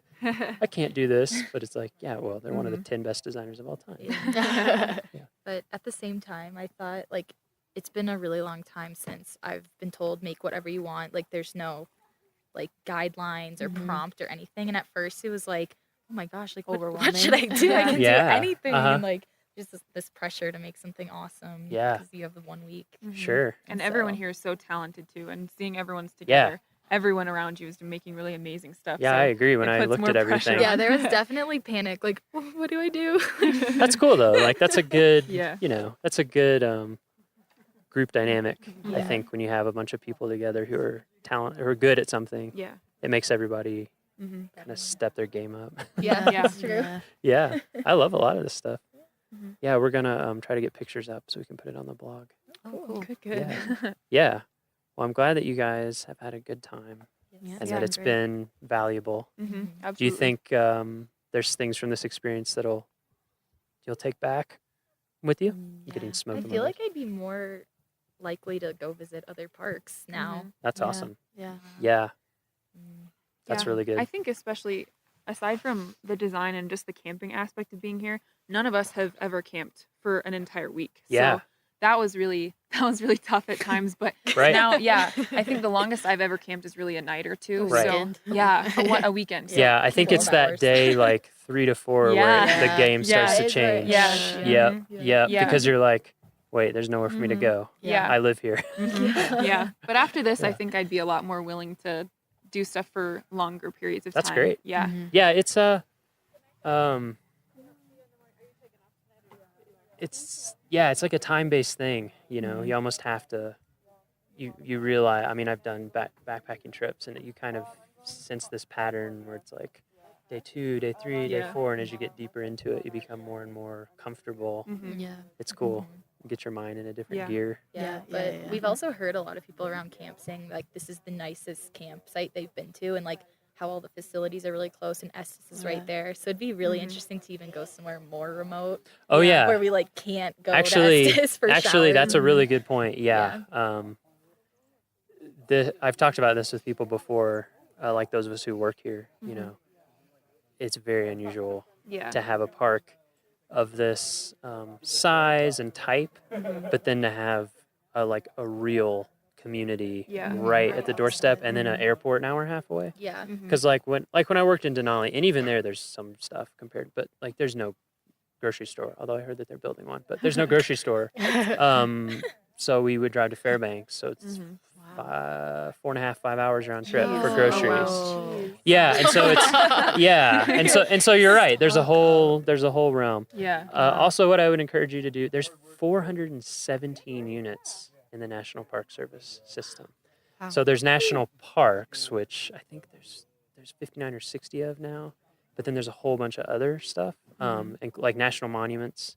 Oh, yeah. We run a lot of those. Forest Service and BLM run a lot more. There's historic sites. Anytime you have the chance. The job I had before this, I went to all sorts of different parks and made brochures for them. It just, so many places are really cool, even if you wouldn't think to stop there. Like little Revolutionary War battlefields and Civil War battlefields. And oh man, I'm blanking on the name right now. It's a Congaree National Park, which is a swamp area, kind of right on the border of the Carolinas.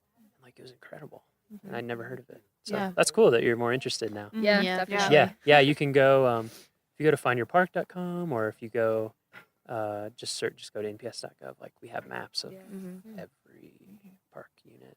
Cool. Yeah. Cool. Keep it up. Future park visitors. All right. Thanks. Yeah.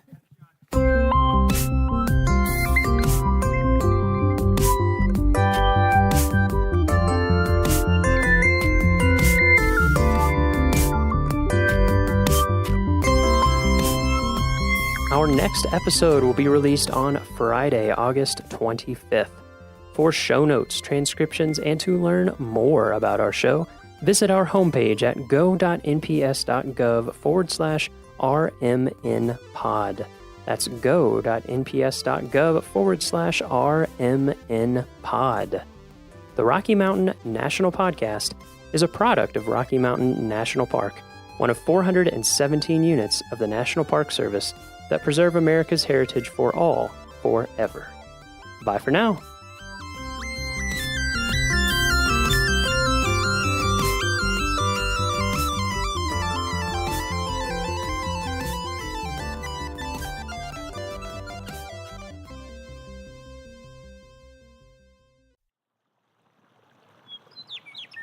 For Yellowstone National Park and the Acoustic Atlas at Montana State University, this is telemetry. It's a cold October morning on Yellowstone Lake.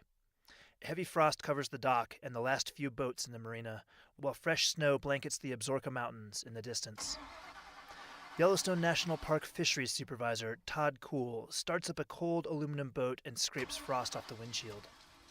Cold? Yeah. We'll let it warm up a little bit, huh? We're headed out to join fisheries crews working on the lake. Along the way, Todd is thinking about the history of the native Yellowstone cutthroat trout. Really, the park, and especially Yellowstone Lake, lies right at the core of the distribution, the range-wide distribution of the Yellowstone cutthroat trout subspecies. Yellowstone Lake is huge, roughly twice the area of Washington, D.C. It is the largest high-altitude lake in North America, and it is thought to have held the single biggest population of Yellowstone cutthroat trout in the world. Estimates were in the range of about 4 million or so catchable cutthroat trout in Yellowstone Lake. I mean, that's a lot of cutthroat in a system. This was back in the early 1990s. And in those days, people used to say that there were so many fish you could walk on their backs across the Yellowstone River when they spawned. Tourists and anglers gathered by the thousands just to see the fish moving up spawning streams. One year, over 300,000 people visited Lahardy Rapids and Fishing Bridge to watch the brightly colored cutthroat trout. Fishing Bridge got its name because there used to be so many people fishing from it. And when I worked there in 1969, you had to roll your windows up as you drove across there to keep from getting a lure in your ear. That's Bob Gresswell, research scientist with the U.S. Geological Survey in Bozeman, Montana. Bob has studied Yellowstone cutthroat trout in the park for over 40 years. Well, there would be thousands of cutthroat trout at the mouth of Yellowstone Lake that could be observed during the peak of the migration. Lots of fish everywhere. But then, in just one decade, everything changed. By 2005, cutthroat had practically disappeared from Yellowstone Lake. Biologists estimated that the Yellowstone cutthroat trout population plummeted from over 3 million fish to less than 300,000. Some big new factor had to be causing the decline. Again, Todd Kuhl. I mean, for probably 10 to 15 years, we really saw very little recruitment of small cutthroat trout. Why? Because they were getting eaten by the lake trout. That's why. And here was this big problem. Lake trout had invaded Yellowstone Lake. A native of the Great Lakes in Canada, lake trout had been introduced to some large bodies of water in the western U.S. as a sport fish early in the last century. But not Yellowstone Lake. Yellowstone Lake was a high mountain stronghold of the cutthroat until... The first lake trout was first verified in 1994. We know some were probably introduced in the mid to late 1980s and early 1990s.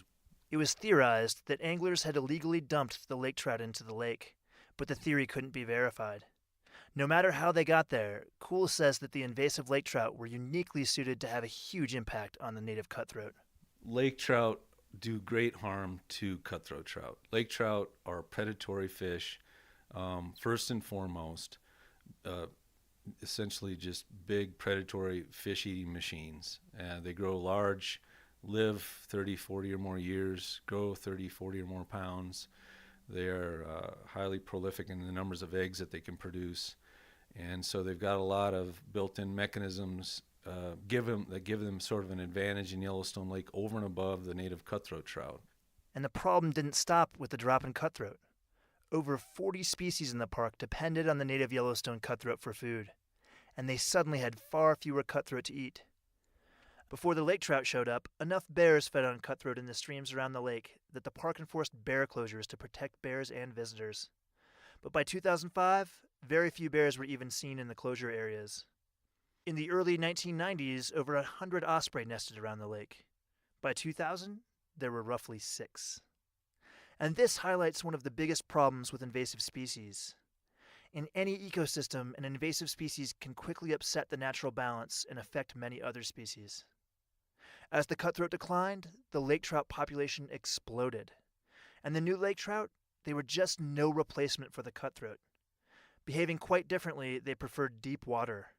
They also didn't leave the lake to reproduce in the tributary streams, all of which made them inaccessible as a food source. It was an ecosystem at risk.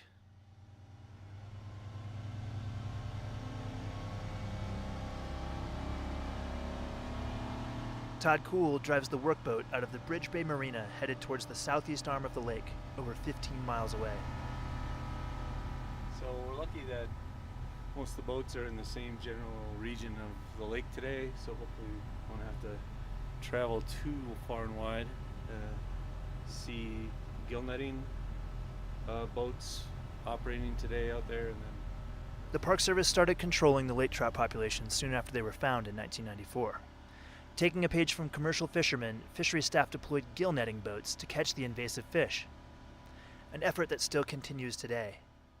Currently, the park has somewhere between 30 and 40 miles of nets set in the lake to catch lake trout every day during the fishing season. Buoys mark the locations the nets are set, and then workboats haul the nets full of lake trout up. As the net comes in, the crews pick the fish from the net. They note their size, weight, and sex, and then they slit them open and dump them back in the lake. And here is the next big challenge with invasive species. Once installed, it often takes a ton of work to control them. They can also be nearly impossible to eradicate. In 2016, more than 350,000 lake trout were caught in the gill nets, the highest catch yet in a single year. And this is the main effort to save the cutthroat, the effort to catch the invading lake trout until their population crashes. But because of the massive amount of work that effort takes, biologists are also looking at new ways to knock down the lake trout population. In the fall, lake trout group up in large numbers, sometimes thousands of fish, to lay their eggs at specific locations, making both the lake trout and their eggs vulnerable. To find these sites, scientists have implanted radiotelemetry tags in some lake trout. And by tracking the fish, they've identified over a dozen lake trout spawning areas in Yellowstone Lake. And then we're doing research on methods to kill the lake trout eggs on these spawning sites. To stop the lake trout at the start, one experimental technique involved shocking the eggs with electricity. Another attempted sucking the eggs up with a small suction mining dredge. But by far the most promising new method is surprisingly simple. Fisheries technician Mike Simientowski stands on the deck of a gill netting boat with a large lake trout in his hands. Got all the lake trout that we just caught in the last couple gangs of net. And so right now we're over one of our dumping sites, and we're taking the lake trout and putting them through this fish grinder here, so that way we know that all the pieces of the fish are sinking all the way down to the bottom. Grinding is used over some sites, while on others whole dead lake trout are being dumped. Laboratory tests show that the decomposing fish carcasses kill the eggs by eating all the oxygen in the water. Oxygen that the eggs need to survive. Again, Todd Kuhl. And so we're moving forward pretty quickly with that method because it's so simple, because we're not taking anything foreign from the lake and bringing it in, like some kind of a chemical or something like that. We're just simply taking the dead fish that we're catching and putting them strategically on spawning areas. And these big efforts to keep the ecosystem healthy, they seem to be paying off. Fewer small young lake trout and fewer big old lake trout are being caught in the nets.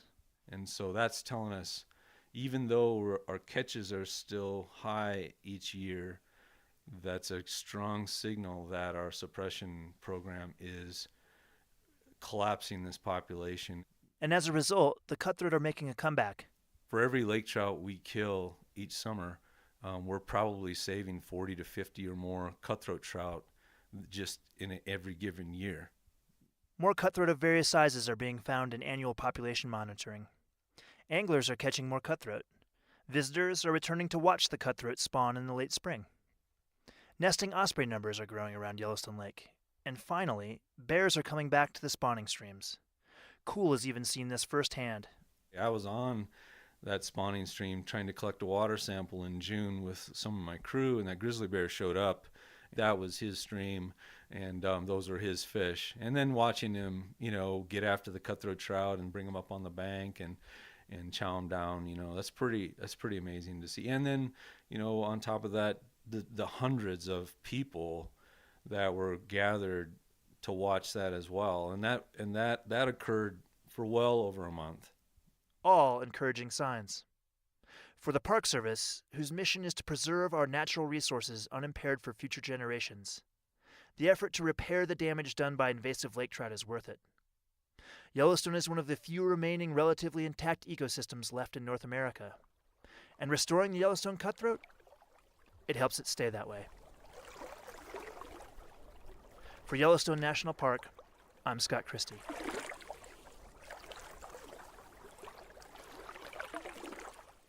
This podcast is supported in part by Yellowstone Forever and the Eyes on Yellowstone program. Eyes on Yellowstone is made possible by Canon USA. This program represents the largest corporate donation for wildlife conservation in the park. This is telemetry. One spring, shortly after I first came to Glacier National Park to start working as a ranger here, I made my first trip up the Going to the Sun Road. In spring, while the plow crews are still working on clearing the winter snow from the road, The area past Avalanche Creek is closed to cars. At this time of year, it's popular to bicycle up on the closed part of the road. One afternoon, I took my bike up to Avalanche Creek to ride. Only planning to bike a few miles, I was outfitted in just a t-shirt and carrying only a simple repair kit, a small water bottle, and of course a can of bear spray. When I reached my intended destination, a switchback in the road called the Loop, I was still feeling strong. The sun was bright and the sky was that deep blue color you only really get in wide open country. From that spot, there's a spectacular view of a mountain called Heaven's Peak. I just couldn't turn around. I eschewed my original plan and kept pedaling up towards Logan Pass. I couldn't stop.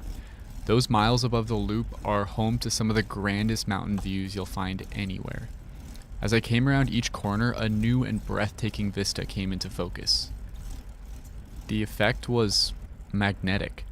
As my legs became leaden from the miles of climbing up towards the pass, the mountain views compelled me forward, foot by foot, the beauty of the scenery practically physically pulling me up. If you've ever ridden the Going to the Sun Road, you know exactly what I mean. The feeling was ineffable and unforgettable. Eventually, I reached the high point of the road, Logan Pass, and by then I was in a complete euphoria. As I looked around, I relished the alpenglow lighting up the mountains, the evening light shimmering in the snow, and the glacier lilies pushing up through the fresh soil. The pinkish orange of the sunset was so beautiful I screamed. I couldn't react except primordially. I breathed the crisp mountain air and the place became part of me. I turned the handlebars of my bike back towards the car and began to cruise down the road. But as night started to close in on me, my bliss quickly turned to worry. The sun dropped behind the tall peaks and the temperature plummeted.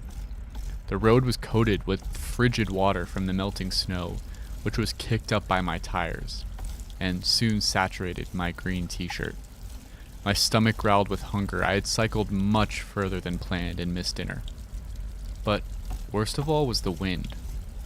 The air itself was still, but biking downhill and picking up speed, I would generate my own wind faster and faster. I couldn't decide whether to descend slowly, staying warmer but dragging out the experience, or to just let go and frigidly descend as fast as possible.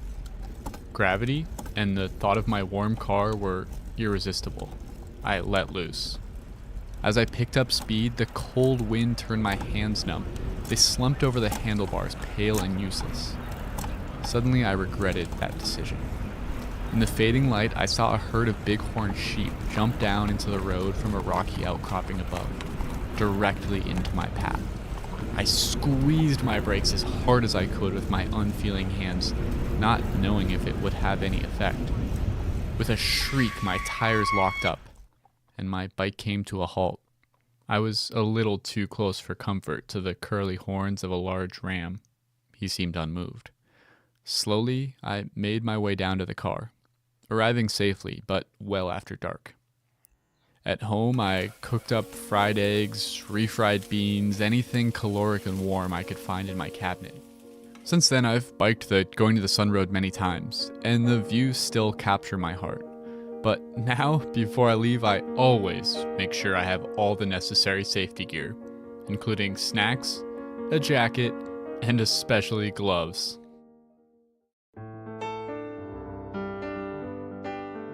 Welcome to Headwaters, a Glacier National Park podcast, brought to you by the Glacier National Park Conservancy and produced on the traditional lands of many Native American tribes, including the Blackfeet, Kootenai, Salish, and Gillespie people. We're calling this season The Confluence, as we look at the ways that nature, culture, the present, and the past all come together here. I'm Michael. I'm Andrew. And we're both rangers here. And today we're at Logan Pass. And after a brief description of the place itself, we'll hear some stories about what makes it so important. As the highest point on the Going to the Sun Road, Logan Pass is a place of extremes. One extreme is visitation. This is the starting spot for two of Glacier's most popular trails, the Highline and Hidden Lake, and has some of the most coveted parking spots anywhere. To get one of the 234 spots here on a summer day often means arriving before 7 a.m. Logan Pass is also home to extremes of weather. Once, wind speeds of at least 99 miles per hour were recorded for 12 hours straight. It can snow any month of the year here, and often there's still 10 plus feet of snow on the ground into July. As crazy as this may sound to listeners from warmer areas, if you show up to hike at Logan Pass in July, don't wear your sandals. You'll likely be walking on snow. Because of the extreme geography and weather here, there's really only a short window to visit. Crews start plowing the Going to the Sun Road every year at the beginning of April, but it's a monumental task. The plows will have to maneuver through avalanche chutes, manage extreme weather, and finally tackle a section simply called the Big Drift, where snow often blows into a pile 80 feet deep. They do all of this on extreme terrain, and it all has to be finished before the road can open to the public. Typically, the Going to the Sun Road opens for the season in late June or early July, but the opening date will depend on conditions. So if you're planning to drive to Logan Pass, don't plan your trip any earlier than that. If you want to bike like I did, the road will be available for biking before it opens to cars. But you're not allowed to bike in the immediate vicinity of working plow crews for obvious reasons. To reach Logan Pass, you'll need to bike after hours or on the weekend when crews aren't working. Once Memorial Day hits and car traffic really ramps up, there are more restrictions on when and where you can bike on the Going to the Sun Road. You'll really want to consult the park website or newspaper to read all the details. It's only a few short months before winter makes its return to the pass. Winter storms have ended the Logan Pass season as early as September in recent years, but mid-October is more typical. It's a narrow window, and that's not accounting for wildfire or other natural events that can lead to unplanned closures. But Logan Pass is a magical place, full of wildflowers, wildlife, and unsurpassed views. The wild and rugged nature of this place, which makes it so appealing, can also make it unpredictable. It's good to keep in mind that some things you plan to do just might not be available. Be flexible and have a backup plan. There's always something fun to do if you're creative and prepared.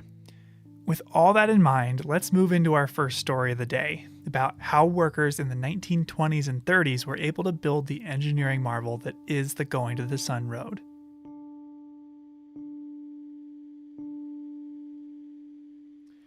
So, Michael, how many times would you estimate you've driven the Going to the Sun Road? Oh, gosh. I never really counted, but I'd say over the last 7 years, over 100? That's a lot of trips. Do you ever get tired of it? Absolutely not. No. Every time you drive it, thanks to changing sunlight or weather, it looks different. And out of all those trips, I've only ever seen one porcupine or wolverine. So it really does feel like each time you go, you notice something new. Yeah, we're pretty lucky to live in this place and to get to drive that road all the time. Yeah, you can say that again. When I'm driving the Going to the Sun Road, as it climbs along those sheer cliffs and hugs the side of the garden wall, I always think about the engineering that must have gone into it. I mean, they constructed that thing in the 1920s and 30s. Yeah, and the road would still be impressive if it had been constructed today. So how did they pull that off nearly 100 years ago now? You know, I have an idea of just who we should talk to. Someone who's been teaching the history of this road for decades. Ranger Bill? That's exactly right.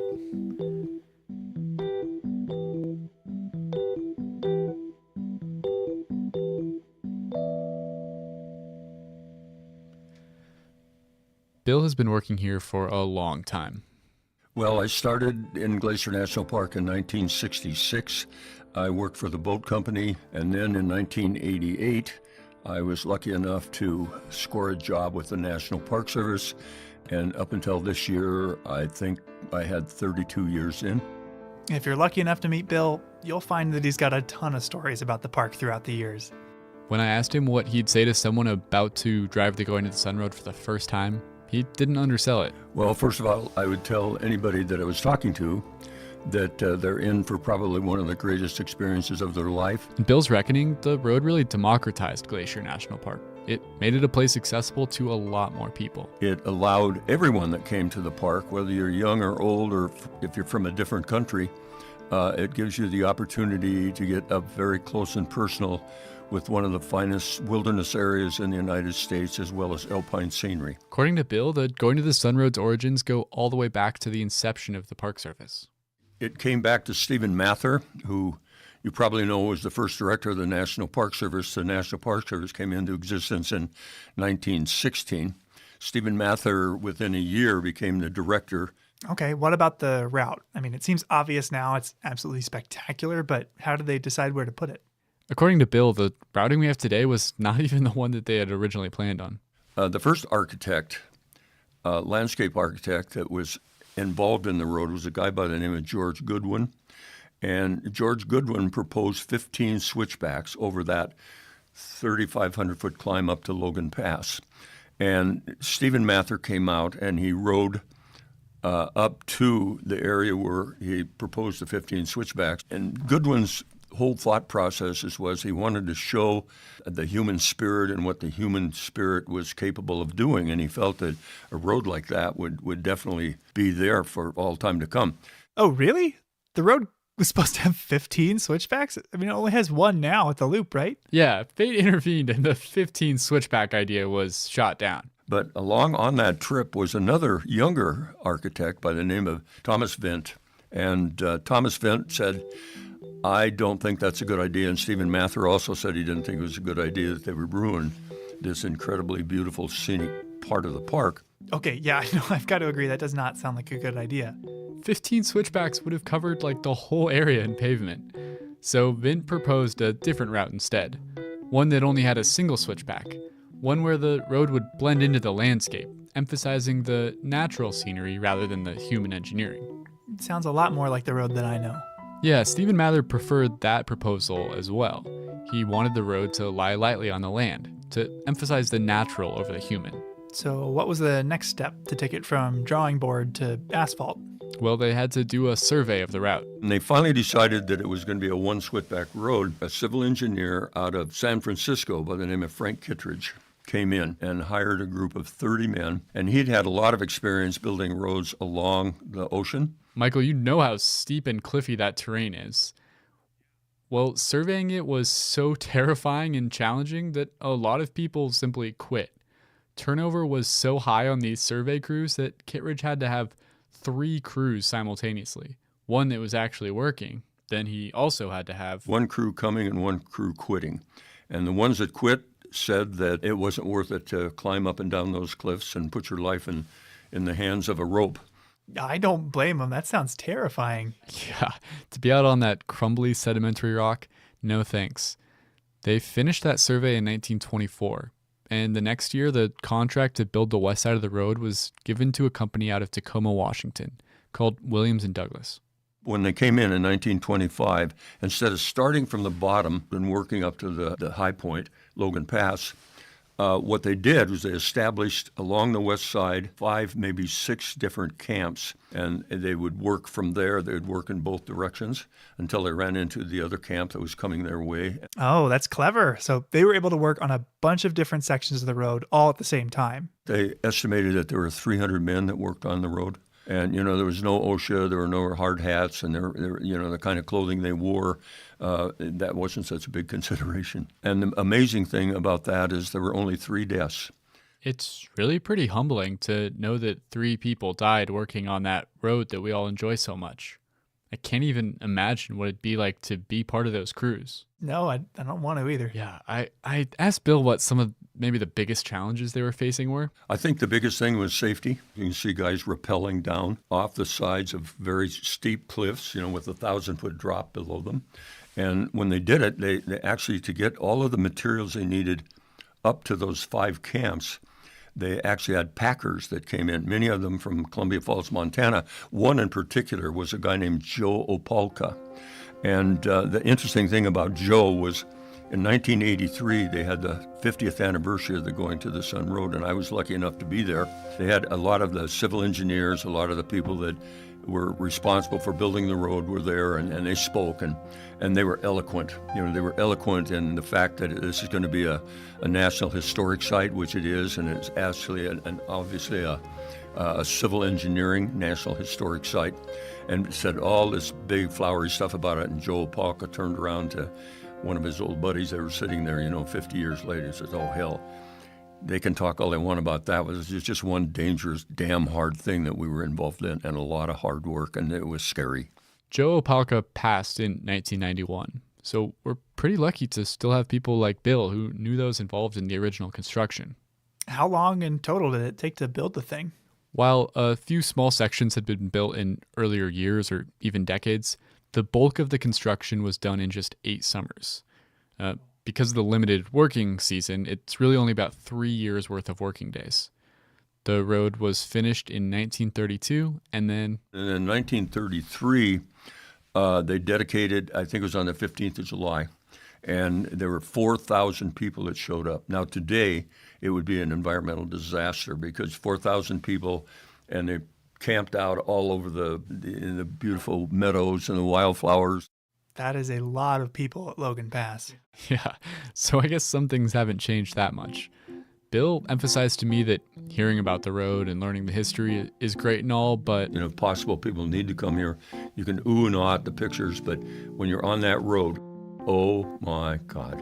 There's something irreplaceable about really being there. It's just like now where I live, they're rebuilding my road, and now they're digging. The guy that runs that excavator, he is phenomenal.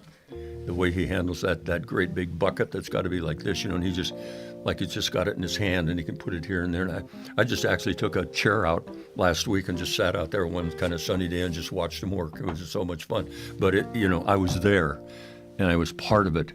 And to me, that's what education is all about. You got to be able to, hell, you can talk about wildflowers, but when you can actually see it happening, it's just so much more effective. That's such a great image of Bill sitting out in his lawn chair watching the excavator. Yeah, it actually does sound pretty cool to watch. Yeah. And I loved the way Bill described the experience of the Going to the Sun Road. It's like giving somebody a hug. You're hugging the park because it's so beautiful. And the road obviously is a tribute to the spirit, the human spirit, but it also is a tribute to nature. You've got to respect it. You've got to take your time. And you've got to realize you're in a place that pretty much is starting to disappear in our world, in our country. When you think about all the industrialization that's gone on, but Glacier's a place where you can come and it still relatively is untouched. He told me about an experience that can really only happen at a place like Logan Pass. When I was working up there a couple of years ago, and there was a mountain sheep, beautiful mountain sheep, just this big, huge horns guy. And he was looking at us, and it was just like a statue. And the guy came up to me and he said, "Geez, Ranger," he said, "I swear to God, that same mountain sheep was standing in exactly that position 20 years ago when I came here." And I looked at him and I said, who knows? Probably not, but the park is just exactly like it was when you were here 20 years ago because it was set aside to become a national park. And how fortunate we are to have places like that.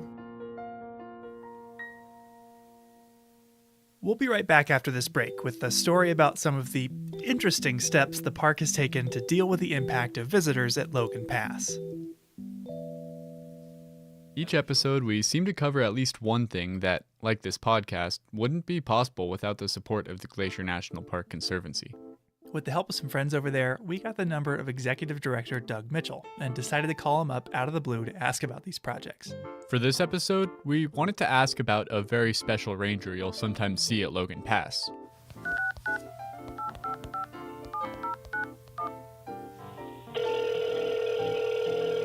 Glacier Conservancy, this is Doug.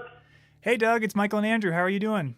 Michael and Andrew, what a treat to hear from you today. Likewise. Well, we're calling because Andrew and I have both worked at Logan Pass as park rangers, but no matter how good a rangers we are, most visitors who come up to us are asking for a different ranger, one special ranger. Do you have any idea what ranger that might be?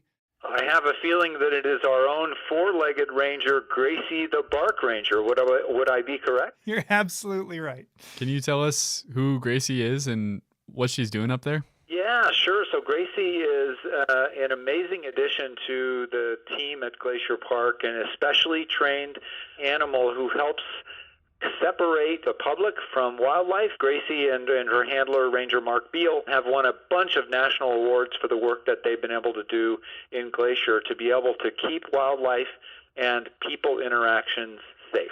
So basically, Gracie the Park Ranger is a specifically trained wildlife dog that the park uses to mitigate human-wildlife conflicts at Logan Pass. When you say Gracie's helping maintain a safe distance between animals and visitors, is it usually visitors approaching animals, animals approaching visitors, or a little of both? It's a little bit of both. So, obviously, as unfortunately we know, animals are attracted to salt, which can come from the bottoms of our cars, and so they can end up in the parking lot, and either people can get too close to them, in which case Gracie will gently nudge her way around both the people and the animals, and generally shoo the animals back to the other side of the road where they are safe and sound and out of harm's way, as are the people who may not know that you just don't get within 5 feet of a bighorn sheep. That would be a bad idea. Yeah, bighorns have a few big reminders on their head to keep that distance, but it's nice to have a charismatic ranger doing the extra work. I think generally in the name big and horn, you just would get the idea. Yeah, it's always fun to hear about the special projects the Glacier National Park Conservancy funds and supports here in the park. And it's always fun to hear your guys' latest podcast. Thanks for the work you're doing. Great. Well, we'll talk to you soon, Doug. All right. Thank you. Bye. Bye-bye. Welcome back to Headwaters, a Glacier National Park podcast. In this episode, we are at Logan Pass, and for this next story, I wanted to talk to someone who had worked there. On an average summer day, how early would you say the parking lot filled up there? Normal, probably 7:45 was about average. Okay. It's when I first started working there in 2013, it was probably closer to 9 o'clock. Wow. So it started, people kind of got the idea that they need to get there early. That's Emlyn Stanton. Emlyn Stanton, and I was the visitor service assistant for Logan Pass. Who spent 7 years more or less managing the whole area. You're one of the people that would make the call to close the parking lot right when it's full. How do you know when it's time to do that? Normally for closing it, if there's more than 20 cars circling, is normally when we made the call to close it. In the summer of 2019, Logan Pass was open for 86 days. And 3/4 of the time, the parking lot of the visitor center was full by 9 a.m. And from having staffed that visitor center, it's worth noting that Emlyn or another ranger who's making the announcement that it's full, they don't live up at Logan Pass. They have to drive up in the morning like everyone else. So if the lot is actually full at 6:30 in the morning, it won't get called in until Emlyn arrived at work. Yeah, you're right. So what would your advice be to somebody who didn't find parking at Logan? Just go down the road, try to find a legal pullout, and have them just take the shuttle back up. Now, on a personal level, I don't think anyone, when they visit Glacier, is excited to have to jockey for parking or deal with congestion. I mean, it's just not fun. But there are some other concerns that park managers have when they see crowds like this at Logan Pass. Yeah, you've got to think about, can an ambulance get up here? Are people going to be forced to walk on the vegetation? Are we getting too close to the wildlife? Is someone going to get gored by a mountain goat? Things like this are often cited as proof positive that our national parks are being loved to death. And while that might be a little hyperbolic, they are great examples of the difficult nature of carrying out our agency's mission. Now, the mission of the NPS is beloved, but actually implementing it proves challenging, thanks to what's known as its dual mandate. Could you describe the dual mandate? Sure. Well, the mission statement says that places like Glacier are to be preserved unimpaired. But you're not going to set a glacier aside in a museum or hermetically seal it only to be viewed at a distance, because the mission also states that they're to be preserved for future generations to use, for people to enjoy and learn from. Yeah, and that balance between protecting something as it is and allowing for others to enjoy it, that's a tightrope walk. Too far to one side and you'll preserve it so well that nobody could ever see it. Too far to the other, you build enough roads, resorts, and attractions that you built a theme park. Yeah, you've got to find a middle ground somewhere. Logan Pass, as we've said, is a place of superlatives. It's the highest point on the Going to the Sun Road with some of the park's most extreme weather and abundant wildlife. But it's also a case study in how, in the face of extreme visitation, Glacier has grappled with this dual mandate. And none of these concerns are unique to Logan Pass. Destinations all along Going to the Sun Road seem to grow more and more popular each year. But as the literal and figurative high point of many people's visits here, Logan Pass has been at the center of both the visitor experience and park management for a long time. And if you look at its history, you'll find some of the most misguided, controversial, and just downright bananas attempts the park has made to define our relationship to this place. Today, I'm going to share 3 examples of times that our favorite alpine playground was nearly loved to death. Now, the Logan Pass Visitor Center was built as part of Mission 66, a massive National Park Service program to expand and standardize infrastructure at park sites all over the country in preparation for the 50th birthday of the NPS. Andrew, could you describe the Logan Pass Visitor Center? Sure. It's built into a hillside, and it's got this big sloping roof that kind of matches the contour of the hill. It's made with stone walls and big windows everywhere to enjoy the views. Yeah, it's beautiful, it's visually striking, and I think really complements the scenery well. But as with any construction project, it disturbed the ground it was built on. This is my first story of management foibles and folly at Logan Pass, and I'm calling it The Cover-Up.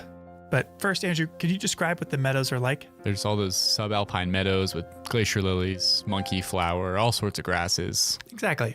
By the time construction had finished in 1965, pictures of the building show barren dirt all around it. But the same photo just 2 years later shows lush green vegetation all around the building. Wait, what? This seems impossible. Yeah, no, look at it. Things don't usually grow that fast up at that elevation. They don't?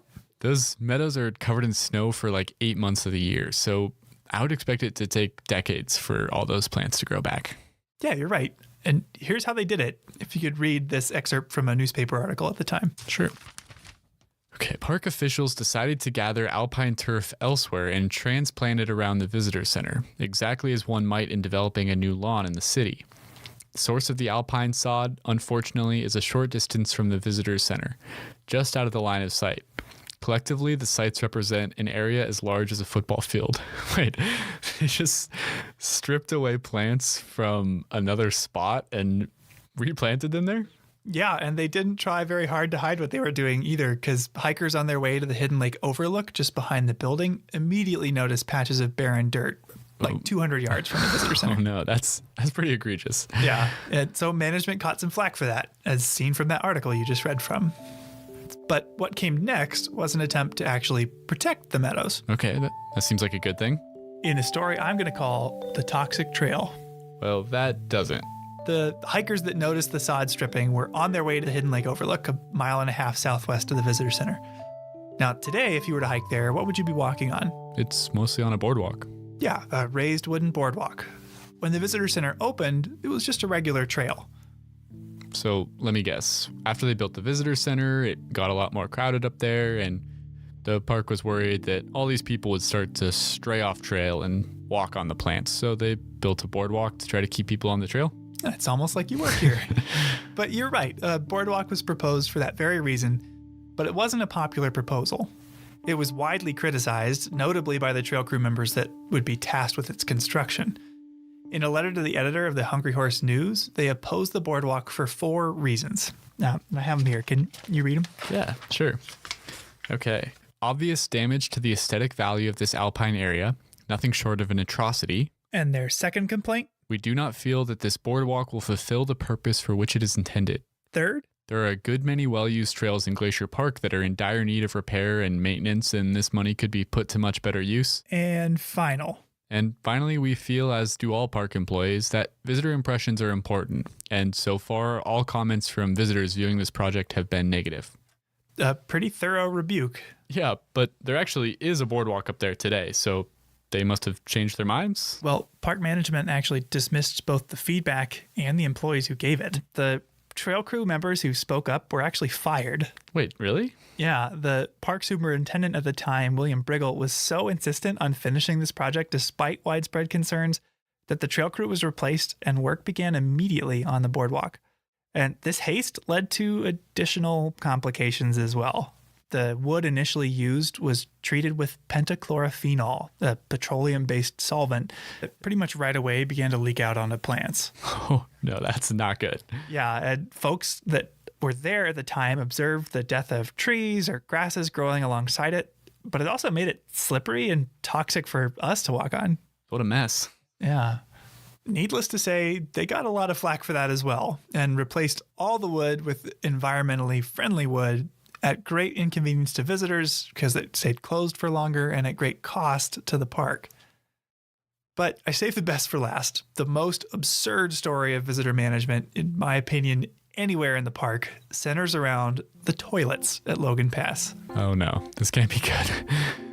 We often advertise that the park is home to over 1 million acres, but we don't advertise that we've got over 300 toilets. 300? Not including lodges or hotels. Does that count all the backcountry campground toilets too? Yeah, vault toilets, pit toilets, flush toilets, outhouses, lowriders, visitor centers, campgrounds, you name it. Waste management is kind of a great unspoken truth of civilization. When you've got to go, you've got to go, even if you're miles into the backcountry. And remote restrooms like some of them here are met with a unique set of challenges. Sperry and Granite Park chalets, which you reach after hiking thousands of feet up from the trailhead, get enough traffic that their pit toilets rely on barrels that are sealed and flown out at the end of the year by helicopter. And I think I've heard that there used to be a solar-powered composting toilet somewhere. Yeah, there was, until it was destroyed by an avalanche. That sounds like a huge mess. And I even ran into a backcountry toilet this summer that had been completely torn off its foundation by a curious bear. Oh no, that also sounds messy. So one of the reasons we don't advertise that we have over 300 toilets is because they're kind of gross, but it's also because nobody seemed to know the number offhand. I had a series of really humorous emails with facilities management to try to track down that estimate. But the whole reason I started looking into toilets and waste management in the first place was because I learned about our third and final story. A story I'm going to call The Fleeting Fountains. Coinciding with the new visitor center, a new waste treatment facility was installed at Logan Pass, one that promised to capture and treat waste with a septic system that filters out liquid waste in a 17,000-gallon tank before spraying clean water out of nearby nozzles. Nearby as in out onto the meadows at Logan Pass? Yep, watering the plants, so to speak. The only problem was, after this 17,000-gallon septic tank opened to the public, it got 5,000 visitors and 20,000 gallons every day. Oh no. That's what, 3,000 gallons over capacity? Yep. And that 17,000 gallon tank that they advertised to the public, that they reported to a federal sanitary engineer, well, they exaggerated the size a little bit. It turns out it was only 6,000 gallons. So the system was faced with a demand more than 3 times its capacity. Mm-hmm. That's a big difference. That's a lot of excess waste you got to deal with. A lot. The result was, well, can you read this? Okay. The tank continued to overflow, and untreated sewage effluent continued to run directly into Reynolds Creek. It was an awful sight. Saturated toilet paper made its way through the spray heads and was draped on adjacent small trees. Undecomposed fecal matter was sprayed onto the subalpine vegetation, killing some of it, with the liquids then flowing into Reynolds Creek. Oh, that is a terrifying description. I mean, it's just horrific. Yeah. Some people began referring to them as the fecal fountains of Logan Pass and suggested the best way to solve the issue of people seeing and being disgusted by them was to only set off the nozzles at night and light them up with a colorful light show that rivals that of Disney World. Oh my God. Isn't that nuts? Oh, that's, yeah. Luckily, these 3 examples of management fiascos at Logan Pass weren't all for naught. Each scenario has new management solutions today. Take the sod stripping.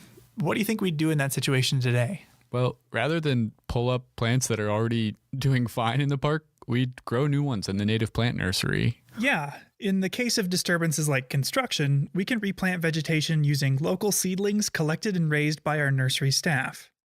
Now, in the case of the boardwalk, there are systems in place now to evaluate potential development or construction before it happens. Yeah, and it's not unique to national parks, but any project like this boardwalk would now require an environmental impact statement. Or assessment. Which would detail all the ways that the project would impact the environment. And finally, the toilets.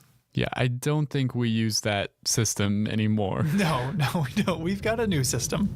Wow, it is a beautiful day. And one morning this summer, I drove up to Logan Pass to meet with one of the folks that helps this system work. I feel absolutely puny in my little sedan behind this thing.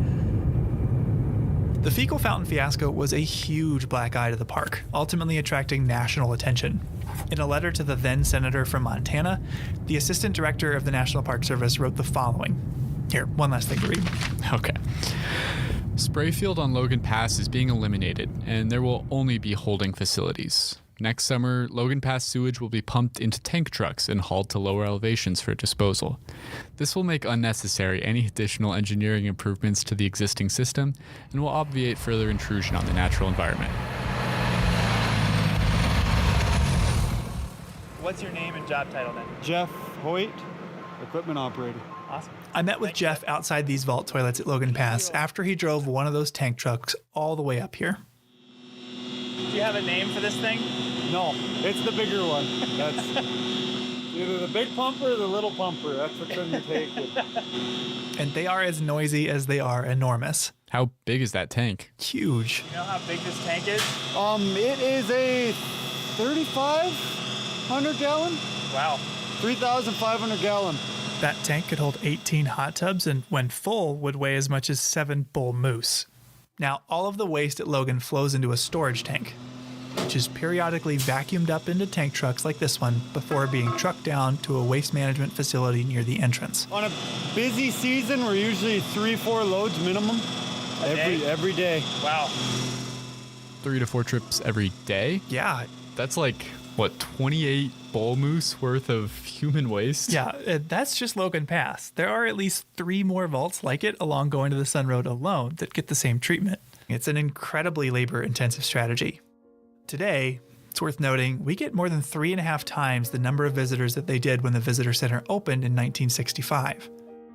All these tools, the native plant nursery, environmental impact statements, vault toilets, the park uses them to maintain the balance of our dual mandate, using and enjoying these places without destroying what we love about them. Yeah, we can have convenient bathrooms with no fecal fountains. Exactly. But this balance can get harder and harder to handle in the face of increasing visitation. Now, we wouldn't have the solutions we discussed today if people hadn't spoken up about the old ones. It was the voices of visitors that raised awareness of sod stripping and put pressure on the park to fix the boardwalk.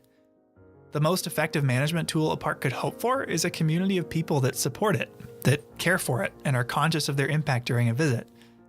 And if my time here has been any indication, we're incredibly fortunate to have supporters and stewards all around the country. In fact, if you're listening to this right now, you're a part of that community. So thank you. Yeah, we really couldn't do all this without you.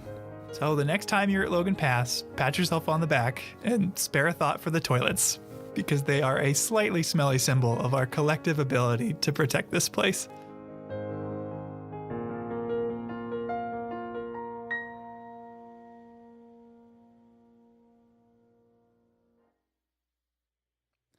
Okay, all this talk of toilets has got me thinking about the smells here. There are so many things to smell. Do you have any scent-related memories here, Michael? Yeah, I remember the second summer I came out here to work, I noticed how much I associated the smell of the forests around park housing with the park itself. I remember calling my family to let them know that I made it safely to Montana and mentioned that I realized how much I missed that smell. My sister Katie thought it was hilarious. Like, what do you mean you missed the smell? Bringing it up on phone calls from time to time. But when they finally got the chance to visit, I remember her apologizing. I know what you were talking about now. It smells great. Yeah, that's a great story. And you're definitely not the only person who's ever been teased for their interest in the smells here. I want to play you a clip from a conversation I had recently. I got so much grief from my colleagues, just like kind of jabbing at me, like, smellscapes, are you still like doing this? Like, what are you talking about? Smellscapes, that can't be real. And I was reading Aristotle for a class at the time, and he called smell the lowest of the human senses. And it's like, even he's beating up on smells. We've never given smell its due, whether it's in the parks or just in culture. I mean, that sounds a lot like what happened with me and my sister. Who is that? That's Will Rice. He's an assistant professor at the University of Montana's Department of Society and Conservation. Did I hear him use the word smellscape? Like, what is that? When Will was doing his graduate studies at Penn State, he worked on a survey about what motivations people had to visit an especially busy part of Grand Teton National Park. One visitor told him, "Well, I'm here for the smellscape." And initially it was kind of funny, like the the smellscape, that's kind of an odd term. We hear soundscape a lot in national parks, and a lot of the research I do surrounds soundscape. So I was just interested, well, is this even a thing that's being studied in any capacity? He realized the same thing that you were just talking about, and that your sister realized when she visited, that smells play a big role in how we experience national parks, but we hardly ever talk about them. So he wrote a paper. Here, you can check it out. Pungent Parks, Smells Growing Relevance in Park Tourism by William Rice, Garrett Hamilton, and Peter Newman. Luckily for us, since Will now just works down in Missoula, he was willing to drive up and take a walk with me around Apgar here and talk about the smellscape.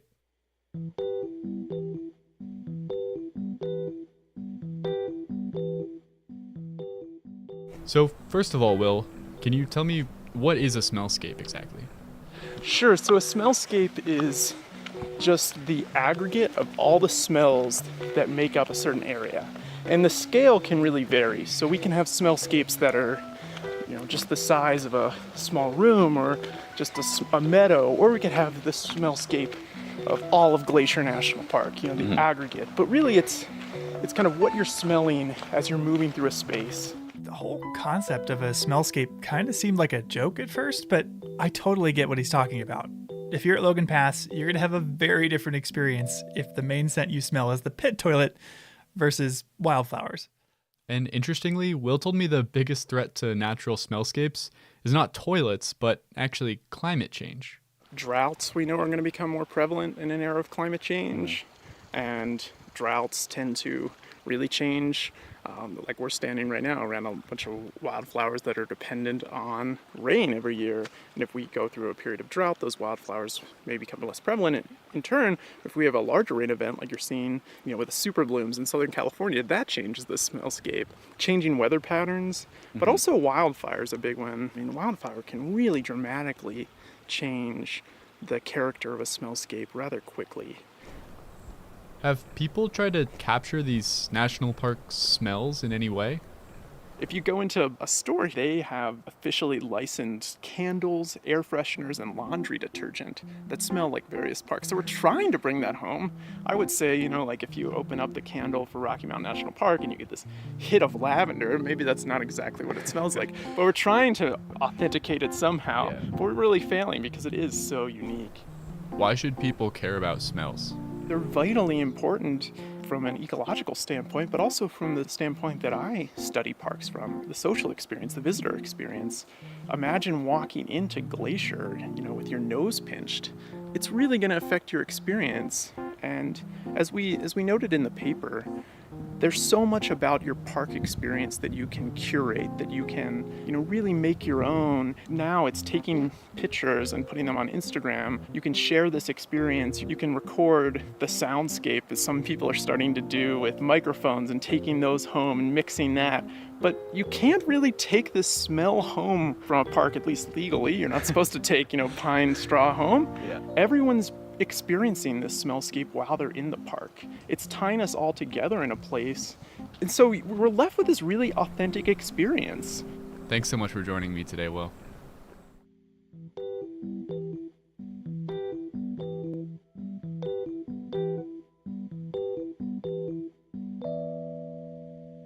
I had never thought about it that way.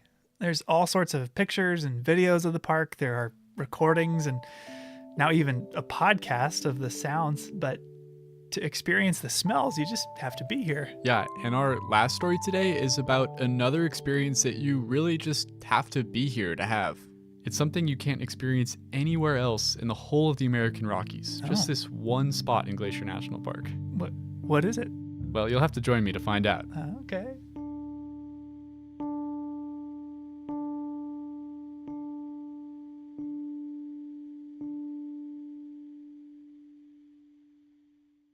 Okay, you've really got me on pins and needles here. What is this experience you were talking about that's rare? Well, I think we should replicate the journey of one Marcus Jones.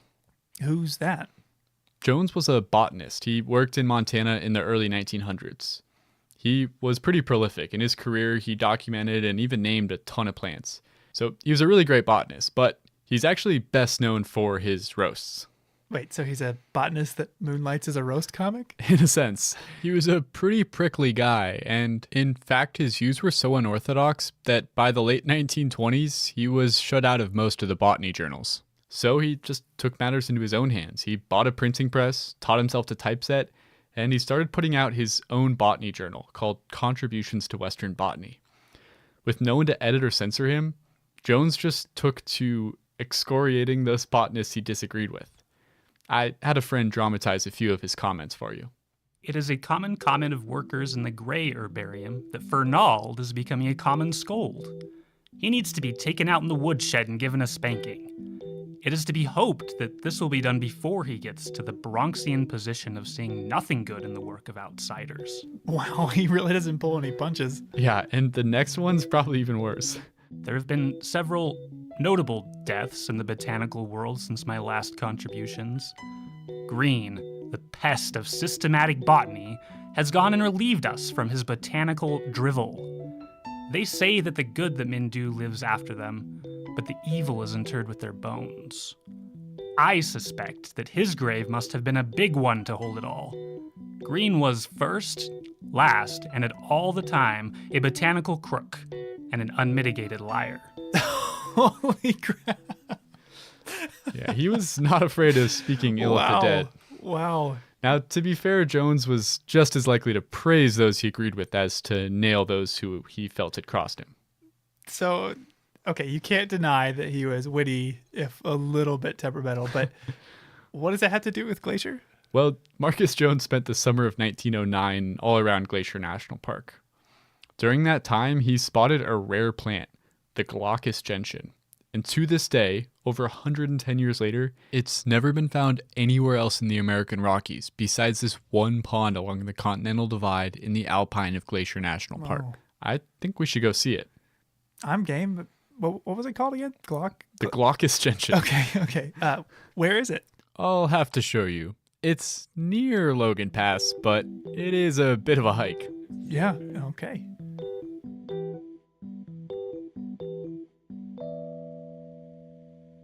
Okay, so yeah, we've hiked just over 10.5 miles already this morning, climbed 4,700 feet, and now I think we're within like 100 yards of our gentian. We're getting really close. I'm pretty excited to see it in a minute here. So when we get up to the pond, there's some water kind of seeping out the bottom of it, and you can see there's these mossy patches that have started growing in that wet area below the pond. That's our habitat. So we're gonna walk down there. I think that's where we're gonna find our flower, and we're just gonna be looking for something just a couple inches tall. It's a pretty tough hike up here, so I was glad to get a little break while you explain some of the background of the flower and why we're up here in the first place. So he discovered the Glaucus gentian, the gooseneck sedge. Did he name all these things? He didn't. The Glaucus gentian was named actually all the way back in 1790. A Prussian botanist named Peter Simon Pallas named it. What does Glaucus mean? Glaucus is, I think it's a really interesting word. It's not one that people use very much these days, but it's actually one of the oldest color words that we know about. Glaucus goes all the way back to Homer. In the Odyssey, Athena is described as glaucous-eyed, and so it became a descriptor of a kind of blue-green color. So what is special about this Glaucus gentian? Well, it's a pretty unique plant because it grows in so few places. It really has evolved to a very specialized kind of habitat here. This is a really harsh environment. There's a lot of snow, a lot of wind, it's cold, really short growing season. This particular spot we're in is really wet. It's fed by a snowfield. You'll see more of this type of habitat like in the Arctic Circle. Mm-hmm. So this plant is really adapted to really an Arctic situation. But because this area is kept moist by a snowfield, it's pretty threatened by climate change. If that snowfield were to disappear, this area is going to dry out. So scientists have been monitoring this site for 40 years, trying to track how the hydrology affects the plants. And they've noticed a statistically significant decline in the number of gentians that grow here. It really seems Like, it's attributable to that shrinking snowfield. It's not keeping things as moist as it used to be. Oh, wow. So it sounds like climate change is making this plant even rarer. I talked to one scientist who's been coming up here for years, and he said when he first started, he would kneel down to look at the flowers, and when he'd stand up, his pants were soaking wet. And in recent years, he stands up and his pants are still dry. It's just not as moist here anymore. It's interesting because, we've seen the climate trends in this area. We've seen increased temperatures, obviously, but we've also seen somewhat increased precipitation. So you'd think maybe a wet plant would benefit from that and it would be fine. But because that summer heat is so intense, it starts so early. It's warmer in March, April, and May. Often it stays about freezing at night in May. Things are just melting out faster, and it doesn't stay wet late enough into the season. So it's less about the amount of moisture, but about the consistency. The timing, yeah.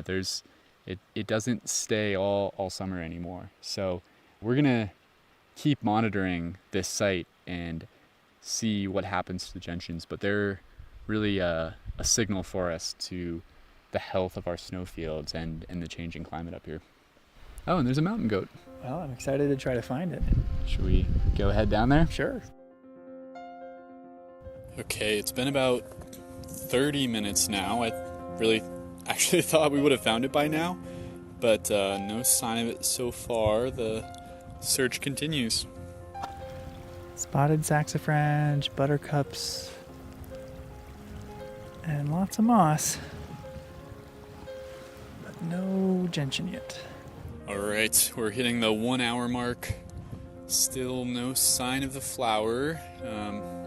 Bit puzzled. Thought we definitely would have found it by now. Oh, big pile of bear poop. Okay, we're approaching 2 hours. I'm starting to wonder if this thing is even here anymore. I really don't know where else to look, but I think we're gonna give it just a little longer, maybe another half hour. I think Andrew just found it. I heard him shout. I have like the biggest smile on my face right now. It's so nice to find it. That feels so good. We've been looking for a couple hours at this point. Yeah, 2.5 hours of just combing every square inch of this area. But it's here. It still exists. It was as glaucous as advertised. Yeah, when you said blue-green, I was picturing more blue than green, I think. But it definitely was hard to pick out from everything around it.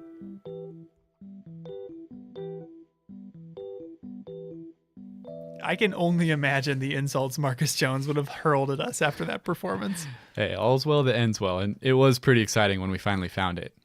One of the coolest and most special things about Glacier National Park is the easy access to these wild alpine habitats. I mean, you could just drive right up to what is basically an Arctic habitat zone at Logan Pass. That's pretty incredible. Yeah, it's really great, but it comes with some responsibility as well. These alpine environments are really sensitive to disturbance, like from climate change, as we discussed, but also our small individual actions, like walking on or picking the flowers. It's never worth stepping on one flower to get a better picture or view of another one. But despite the toilets and the cars and all of the people up there, Logan Pass is still one of the best places in the world to get close to nature. And together, if we leave no trace, we can be sure to keep it that way for a long, long time to come. That's our show for today. If you're interested in learning more about visiting Logan Pass or how to leave no trace when visiting any natural area, you can find links in the show notes for more info. Thanks for listening. Headwaters is a production of Glacier National Park with support from the Glacier National Park Conservancy. The show was written and recorded on traditional native lands. Andrew Smith and Michael Feist produced, edited, and hosted the show. Ben Cosgrove wrote and performed our music. Alex Stilson provided tech support. Quinn Feller designed our art. Renata Harrison researched the show. And narrated the credits. Lacey Kowalski was always there for us. And Daniel Lombardi and Bill Hayden were the executive directors. Support for this show comes from the Glacier National Park Conservancy, The Conservancy works to preserve and protect the park for future generations. We couldn't do it without them, and they couldn't do it without support from thousands of generous donors. If you want to learn more about how to support this podcast or other awesome Conservancy projects, please go to their website at glacier.org. Of course, you can always help support the show by sharing it with everyone you know, your friends, your family, your dog, and also leave us a review online. Special thanks this episode to Bill Schustrom, Emlyn Stanton, Will Rice, Darren Lewis, and Jeff Hoyt, along with the entire facilities crew here at Glacier.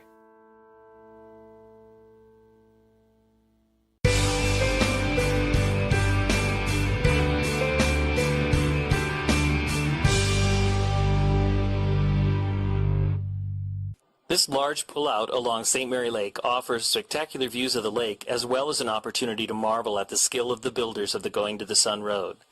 One thing you'll notice as you approach from the east is the impressive wall of cliffs here. These limestone cliffs posed a significant challenge to road builders.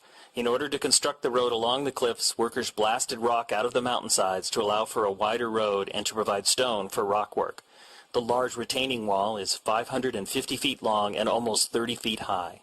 It was built in just 5 weeks in 1933 and was one of the first improvements to the road after it opened to traffic in late 1932. Across the lake, the Red Eagle Fire area is visible. Just last summer in August of 2006, this fire, of undetermined cause, burned over 32,000 acres in the park and on the neighboring Blackfeet Indian Reservation, despite immediate efforts to extinguish the fire. Within hours, it went from a small puff of smoke to an impressive inferno with towering smoke plumes that could be seen miles away. Most areas of the park have burned at one point or another, so fire is nothing new to the species that live here. In fact, many plants and animals are dependent on fire for their survival. For instance, lodgepole pine cones spiral open in the heat of a passing fire and release their seeds on the wind to flutter to the ground and germinate in the newly created sunny soils. Several species of woodpeckers thrive in the years following a forest fire as they seek the insects that attack the newly dead trees. Many shrubs start to sprout from undamaged rootstock within days of a fire.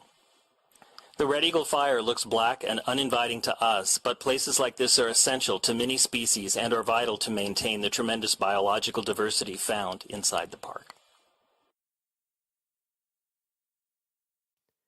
Hello, world, and welcome to the Rocky Mountain National Podcast, the official podcast of Rocky Mountain National Park. This podcast is something totally new for us. We're just getting started. This is episode 1. We're going to be running in a seasonal format, so we'll have a whole season, and this season we're going to do 10 episodes. What we're trying to do with the podcast is connect you to Rocky Mountain National Park through sounds and stories, with things like days in the field with climbing and backcountry rangers and park researchers, interviews with rangers about both their own lives and what they do in the park and the key park issues, soundscapes around the park, news, upcoming events, tips for your visit, all that kind of stuff. I'm your host, Miles Barger. I've worked as a guide in Yellowstone, Denali, and Black Canyon of the Gunnison National Parks. I've also worked as a cartographer for the NPS. NPS is Park Geek speak for the National Park Service. So you're going to hear a lot of people this season use that acronym, NPS, National Park Service. I made maps for the NPS brochure program, which makes the official brochures for all our National Park Service units. And now I'm here at Rocky, where I manage our webpage, social media, audio, video production, waysides and signs, printed publications, and other stuff. I'm not going to go too much into my story here right now because, as you'll see, the interviews on our podcast are not going to be formal and stuffy, blah, blah, blah. You know, we're not doing highly produced stuff. We're doing conversations with real rangers, with real park staff, volunteers out in the field. And we want it to be like you're sitting at a picnic table with us, you're sitting around a campfire, we're just having an interesting conversation. So I'm sure that in those conversations, details about me will naturally emerge. So for today's episode, I spoke with Kathy Brazelton, the East District Naturalist. The East District of Rocky Mountain National Park is the Estes Park side of the park. Kathy has been a longtime resident of Estes Park, and as you'll hear in our interview, has been in love with Rocky and the surrounding area for A long time. We chatted in Upper Beaver Meadows, a beautiful meadow backdropped by jaw-dropping mountain views, where we looked for signs of spring and learned about Kathy's lifelong passion for sharing with the world Rocky's unique beauty. We hope you enjoy.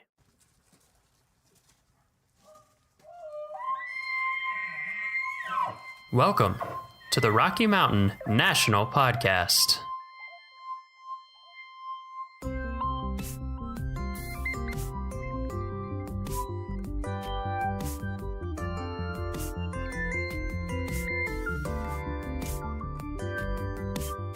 Hi, Kathy.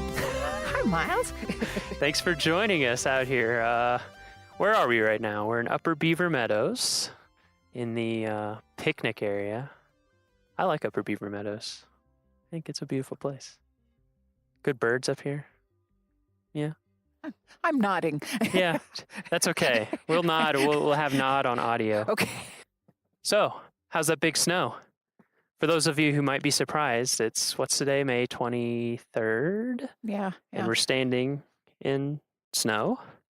Because it's springtime in the Rockies. Exactly. It's springtime in the Rockies. We just a few days ago had, gosh, my house we had over 3 feet. Yeah. I think in the park we had over 34, 3 feet. something 34 like that. or Yeah, something yeah. like that.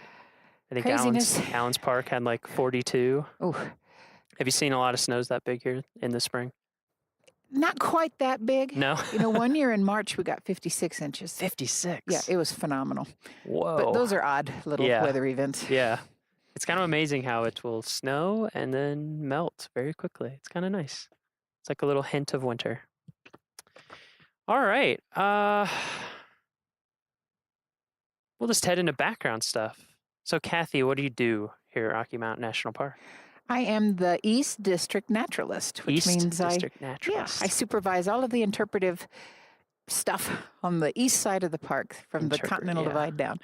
And what is, I don't know, our listeners might not know, we use the terms interpretation. What's an interpreter in the Park Service? We don't translate stuff, right? Well, we sort of do. I look at it. My grandmother, to her dying day, asked me what language I spoke. So, really? and I think it is kind of being an interpreter. I take my knowledge and love of this place and put it into language that the visitor can understand because it's new to them. So interpreters, we do stuff like ranger programs that people go on. What other kind of things? Walks, talks, hikes. And then there's the non-personal stuff that you'll see around the park, the brochures and the wayside signs and things that help you understand where you are. Yeah, I know a little bit about that. Imagine you do. So let's see. Where are you from, Kathy? Originally? Born in Memphis, Tennessee. Memphis, Tennessee, but no accent. Amazing. I lost it on purpose when You did? I moved out here Yeah. to go to college. Yeah. But I was a child of the South. Yeah, I grew up in the South too, actually. Yeah. And I was kind of the same way. I didn't lose it on purpose, but I had a thick accent and Kentucky plus Mississippi plus Tennessee. So that was kind of a That's a doozy. That's a good mix. And then I moved to Iowa when I was like 11 or 12, and it kind of went away. Memphis, Tennessee. How long did you live there? 2 years. 2 years? All my family was from there. Oh, really? But Daddy's company moved him all around. Yeah. And my family loved to travel. Yeah. And we came west. Yeah, In like the a lot? station wagon with the wood paneling on the side. Like National Lampoon Vacation Exactly. style? And 3 little girls in the back seat driving my parents crazy. Oh, that's great. But that's when I fell in love with the West. Yeah, so it was you and 2 sisters. Yes. Is that right? Yes. And then ever since you can remember, you took trips out west? Yep. How did your parents get into that? I'm not quite sure. They just... Dad was a crazy birder. He wanted to get lots of new species. And Mother was really enthralled with the beauty of the Native American lands. So we did a lot of poking around down in Monument Valley and Gallup, watching the dances. Oh, wow. And yeah. That's I had awesome. a blessed childhood, but it turned me on to my love for the national parks. Yeah, that sounds great. What's the first national park you remember visiting? Rocky. Rocky? Really? How old are you? I was 11 years old. 11? Wow. And I fell in love with these mountains. That was a family trip? It was. Huh. How long were you here? Did you camp? No, we didn't camp. We hiked in the snow. We all fell through. We had on our cotton jeans and our cotton boots. It was May, though. We, coming from the south, we thought it would be warm. But no. Oh, yeah. No, we had so many good experiences here, and then later we camped and backpacked and hiked all through the park. But so you came here a lot. We did growing up. Like how often would you come? Yearly or every few years? I think we came once a year for probably 8 years. Wow. Yeah. Okay. And then once I came out here and went to school, my parents kept coming back to visit. So was their excuse. You went to college here? I went to Colorado State. Colorado State. Did you come? Was that because you loved Rocky so much, or do you love this area so much, or was it coincidence? It was a combination of things. I adored the area, and I was going into forestry and natural resources, and CSU is the best school for that. Okay.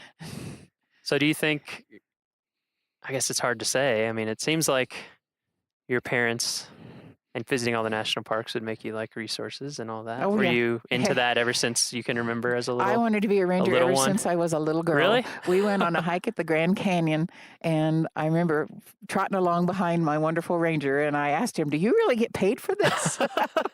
We still ask ourselves that sometimes, don't we?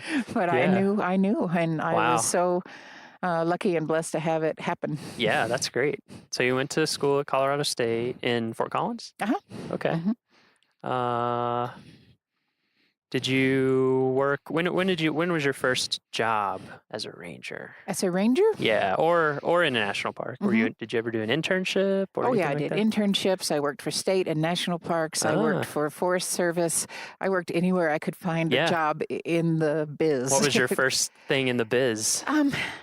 When I was, parents don't let your children listen to this. When I was halfway through college, I took a semester off, and I worked at Lowry State Park, our wonderful state park just down the hill. I worked for the Young Adult Conservation Corps. So it was a break from school, but it was also doing something that was, My goal was always, no matter what job I had, was to put some kind of a spin on it that would benefit the environment and benefit my career. Yeah, sure. What kind of stuff did you do in that internship? Or job? So I made some maps, and I worked on some trails. Oh, that's interesting. Got to make maps. Yeah. I like to make. I know you'd like that. Yeah, I've made some maps in my time. I mean, it's interesting, I think, because that question comes up a lot, I feel like, from visitors. It's like, how did you do this? Or how did you become a ranger? Or what was involved? And I feel like those types of summer jobs and internships are so My first internship, key. you will love this. I went to Southern California, and it was the Louis Rubidoux Nature Center with Riverside County Parks. I was madly in love with a California boy at the time, so I did my internship down there.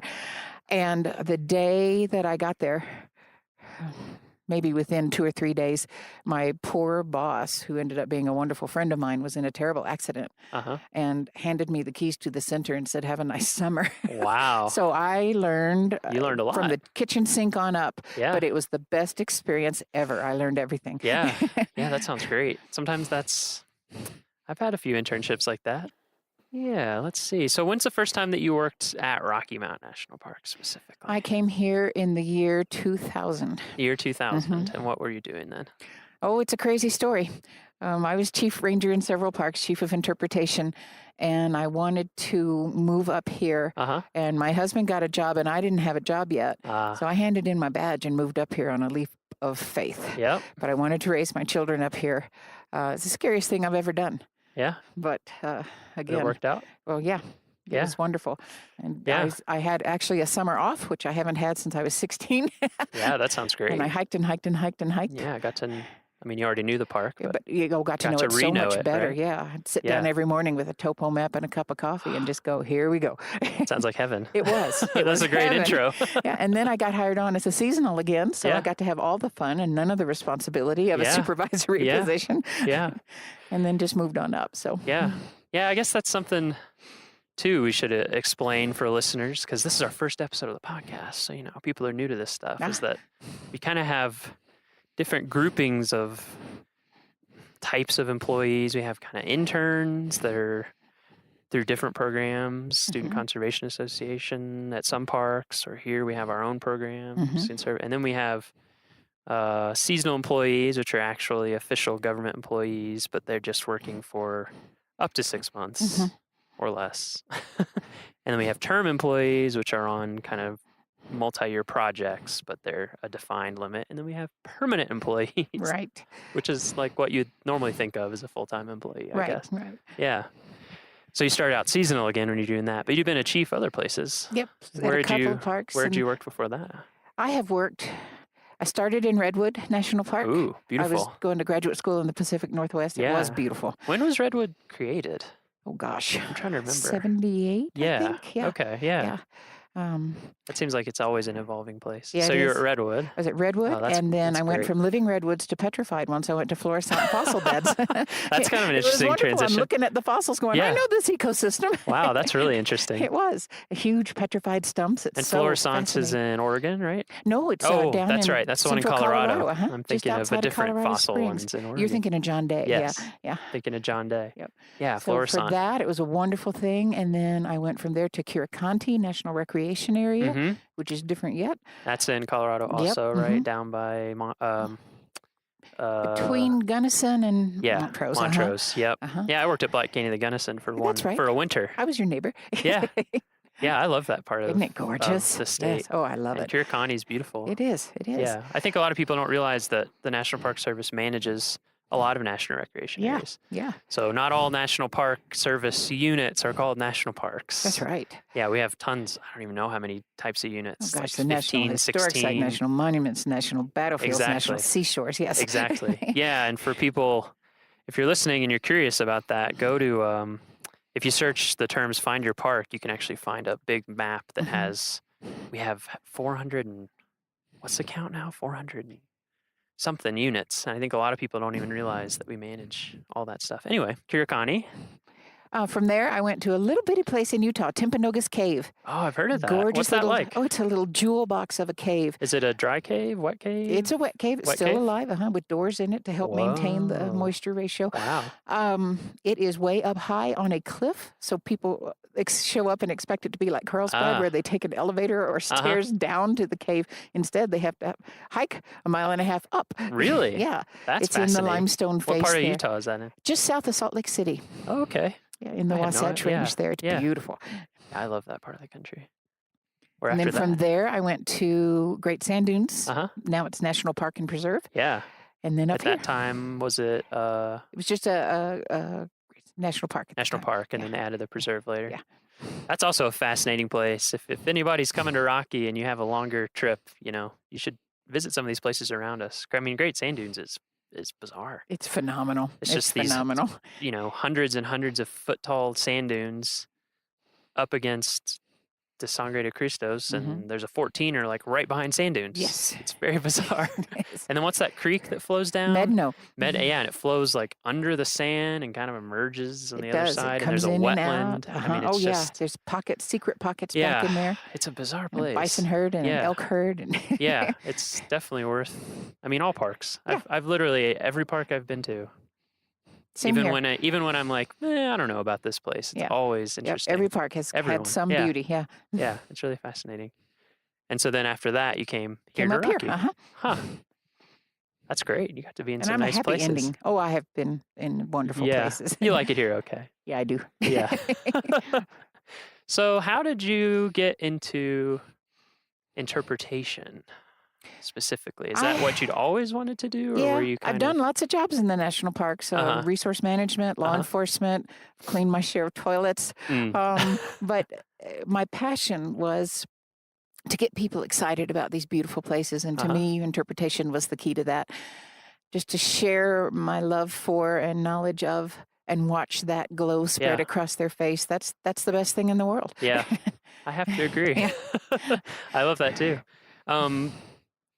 So you talked about taking trips with your family. Was there anyone specifically, like a specific ranger that you remember, or someone in your family specifically that really inspired that desire to my communicate mom was and inspire a professional Girl Scout, outdoor education. And I was a scout myself, and that offered me many wonderful opportunities. Yeah. And then my dad being a birder, that's what we would do together. We'd go out on Saturdays and go birding when we could. So he taught me a lot about the different, birds and why they were there and the ecosystem idea. And I just loved science in school. I was a little science nerd. I just adored it. Yeah.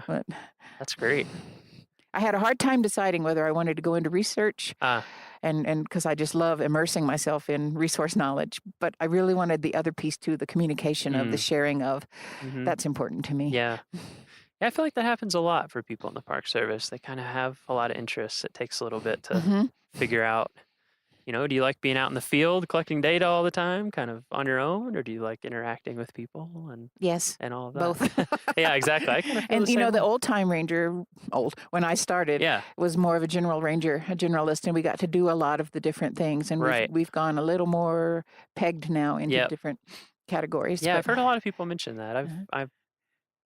I guess I've only been doing park stuff for about 10 years, but I've heard a lot of people say, it used to be much more general, and it's just gotten more specialized over time. Why do you think that is? Well, a lot of my first parks were smaller parks, so you wear a lot of different hats because you don't have a lot of staff. Yeah, exactly.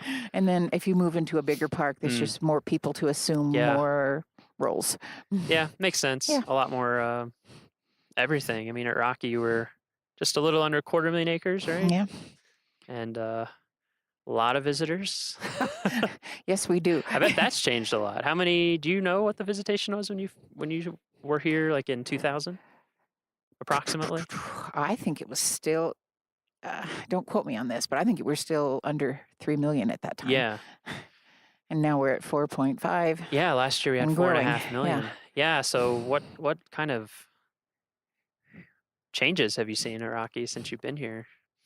Oh, any kind of changes? I think the interpretive role becomes more and more important because we are trying to help people understand where they are so that their visit can be as low impact as possible and they can see the beautiful places and enjoy it, but still in the spirit of national parks, leave it for that next generation. So even though there's a lot of visitors, most of them really want what's right for the park, and we just help them understand how their behaviors can help the park. Mm-hmm. So, again, just in case some people listening don't know all the details, what are some things that we mean by impact, or like remaining low impact while we visit? Oh, it can be as simple as going to the bathroom in the correct place or that's in true. The correct manner.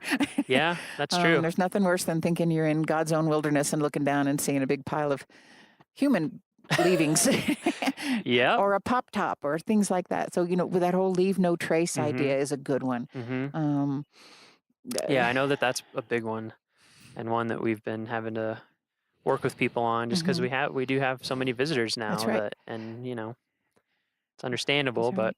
but and using trails, if there's a trail available, use that. Don't make your own, and that can really help the undergrowth and the vegetation around our heavily used areas and little things like that. And people need to remember that it's a little thing, but it really does make a difference. Yeah. Because we have 4.5 million people doing that little thing. Exactly. Yeah, that's what I always try to think about because, it's understandable. Like it's understandable why people do little things and you don't think about it. But I always try to remember, like, okay, what am I doing right now times 4.5 million? Right. That's a good way to look at it. Can make a pretty big difference. Yeah. And then the other thing I try to think about too that I think you're right, this sort of interpretation is so helpful, is that national parks are really fun, and they're fun to come to, and they're fun vacation, but they're so interesting because they're set aside forever. They're supposed to be here forever for everyone. Right. Every generation, grandkids, great-grandkids, everybody. And so that always helps me too. Isn't that the best dream ever? It is. I know. It's an amazing idea. And you get up in the morning and put on your green pants. If that's the reason we're getting up and putting on our green pants, we could have a lot worse troubles. I agree.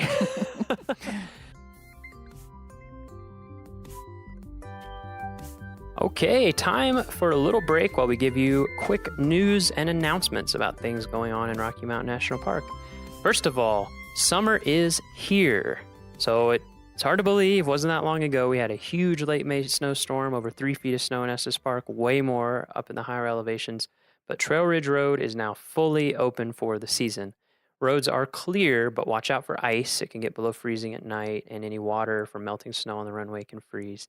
And be prepared for cool temps and high wind. It can really surprise you. For example, on Monday, I went up to the Alpine Visitor Center. When I left Beaver Meadows Visitor Center, it was 76 degrees, light wind, sunny.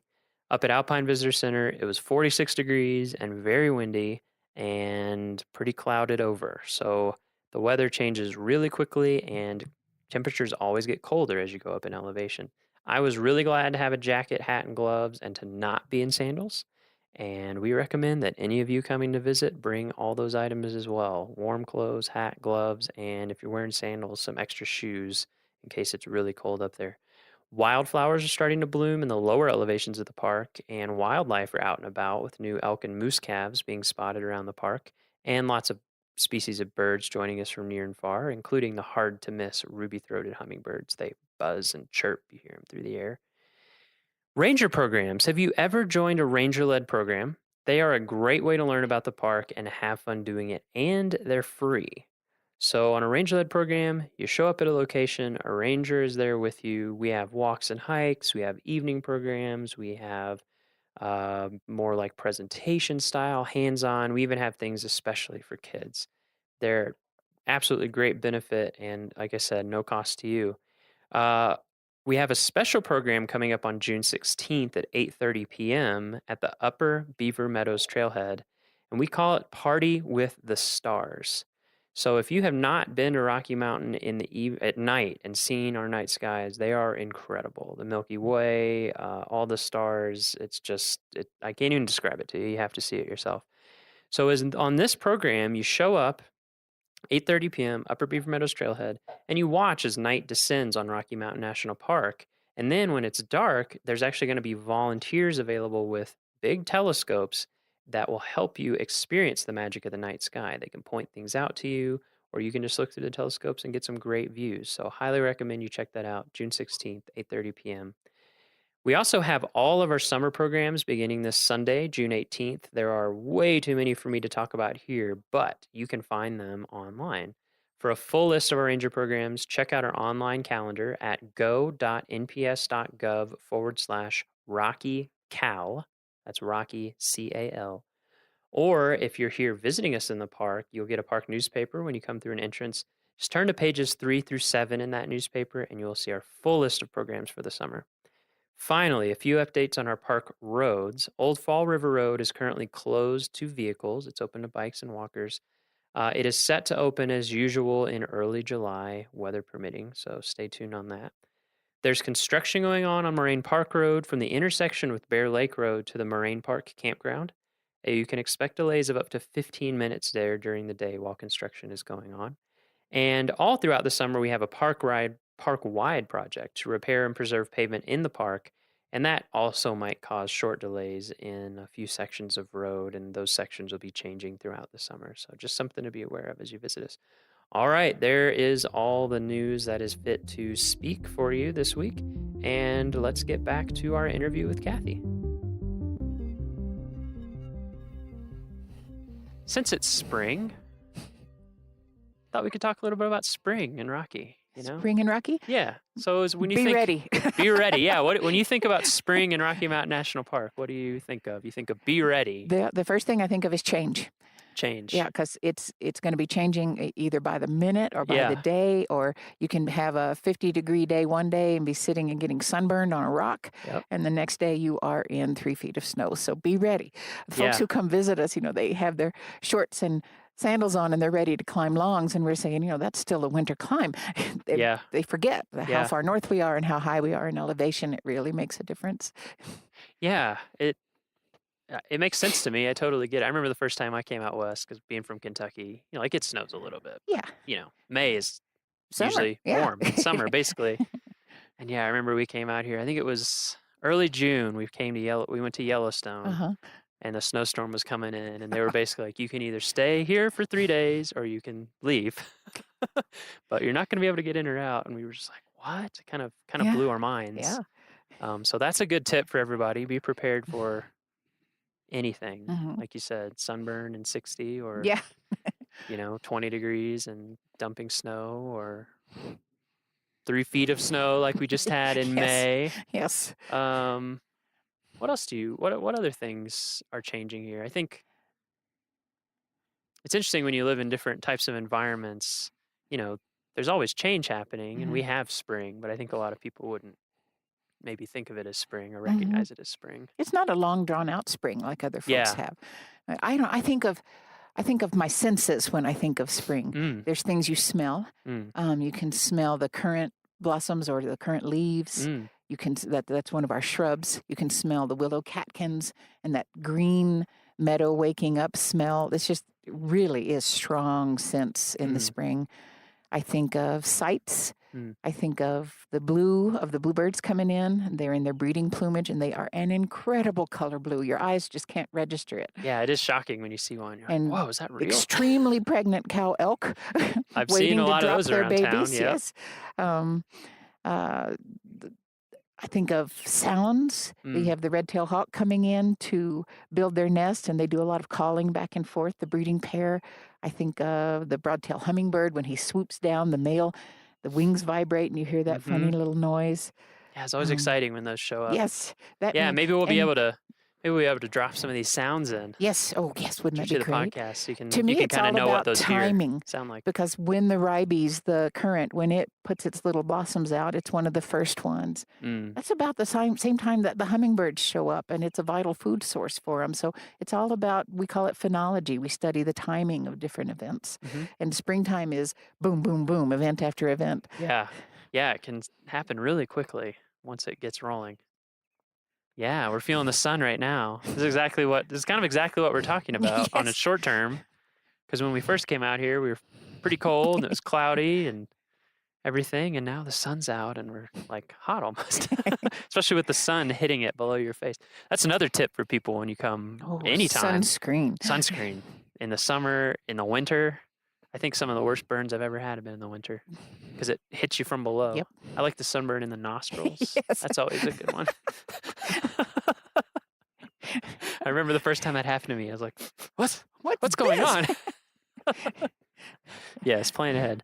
Yeah, those are all great things to listen for. We hear robin right now, right?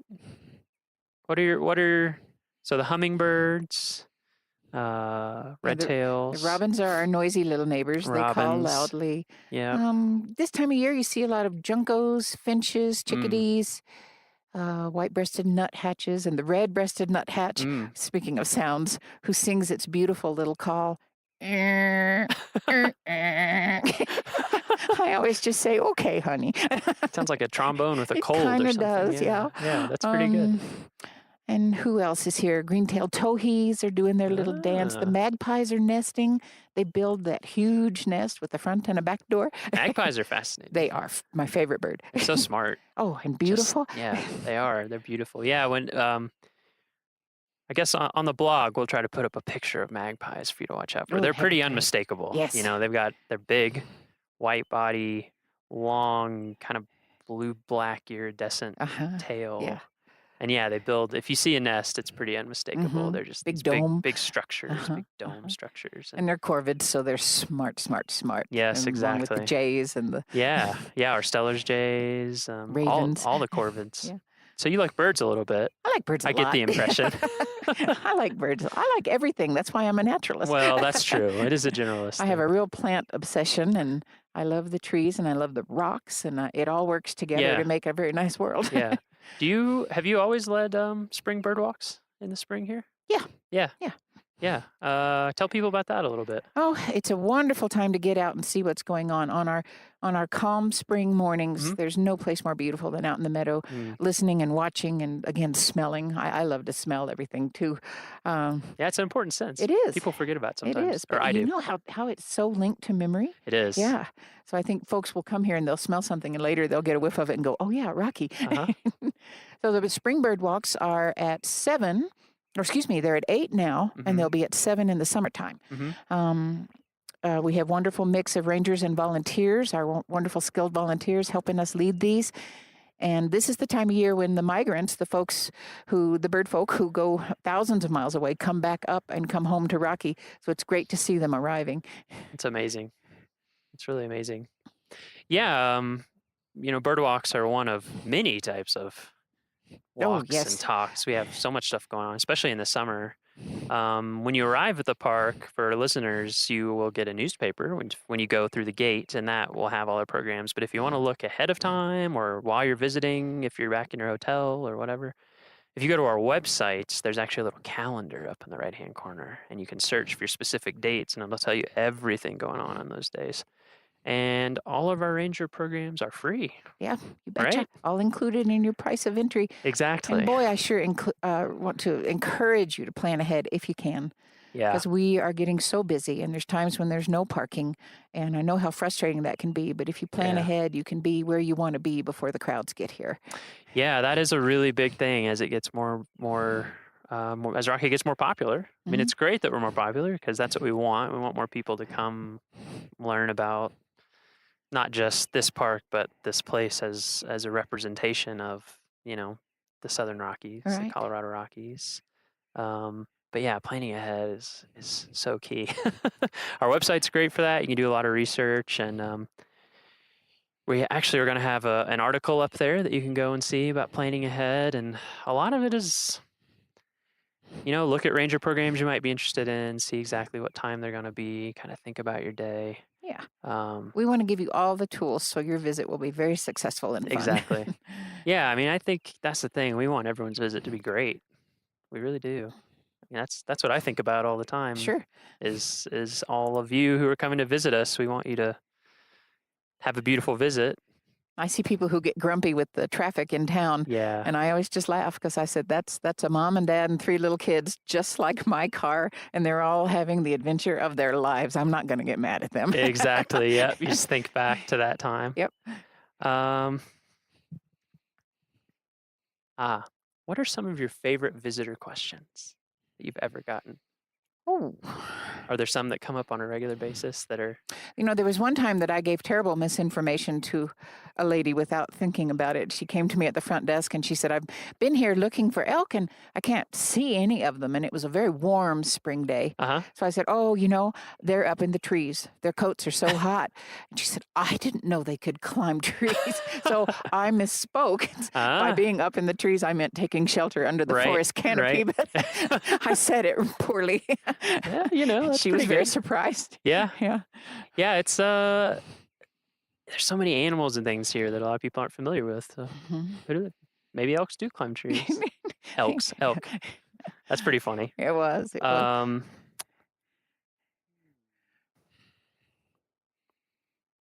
If you could give listeners you can give more than one, but one piece of advice for their visit, let's say this summer, because we're going to put this podcast up in mid-June.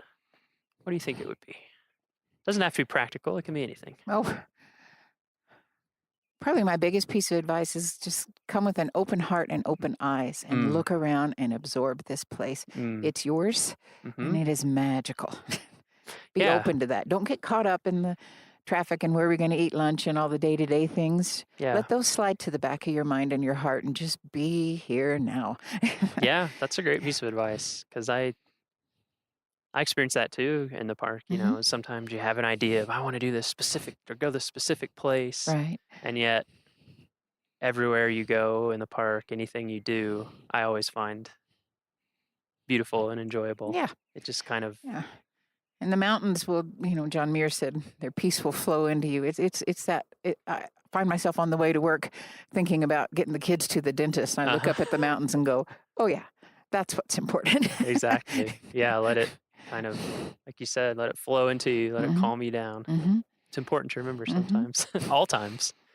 We already talked about bird walks. What are some other events this summer that listeners might want to know about? Or what about some of our night sky stuff? Oh, we have several. They're primarily on Friday nights. Yeah. And I have a wonderful ranger on my staff who is a dark ranger as well as a park ranger. Yeah. Which means she is highly skilled in astronomy and the skills to teach that.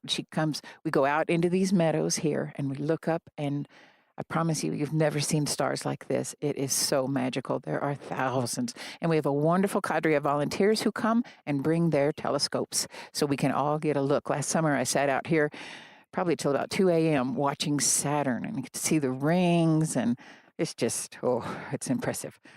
Yeah, it is stunning. It's really amazing. And the difference between near to town and then when you drive into the park a little ways is if you're used stark. to a lot of light pollution in your urban sky, when you get out here and look up, you're going to be just amazed. I mean, a lot of times you can see the Milky Way just before your eyes even get adjusted. Yes. You just look up and there it is. You don't even have to adjust. Yes. Yeah, those are great programs. Like what do we like to say, half the park is after dark. That's right. But it's really true. It's really true. There's just so much amazing stuff. And in the winters too, we do some full moon walks sometimes. We do.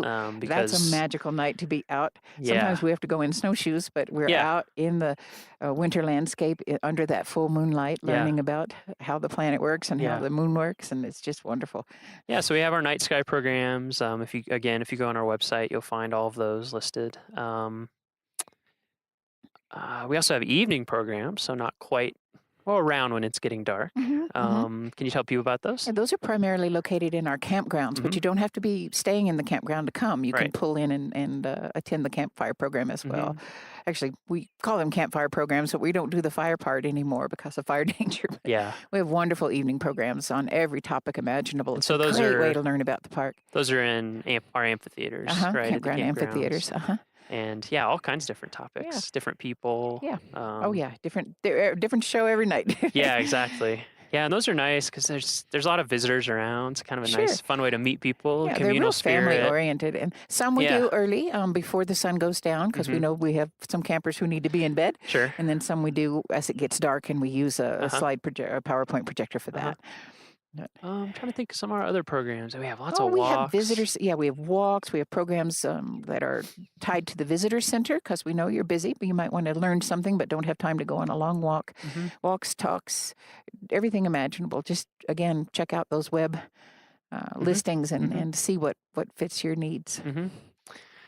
I'm also thinking we also have some kind of fun, like Coffee with a Ranger. I think that's kind of an interesting program. That's a fun one. Meet the ranger at 7:00 in the campground. Yeah, exactly. And you can just, we try to keep it informal. It's just a chance for you to talk and ask questions. And you know what we really use it for?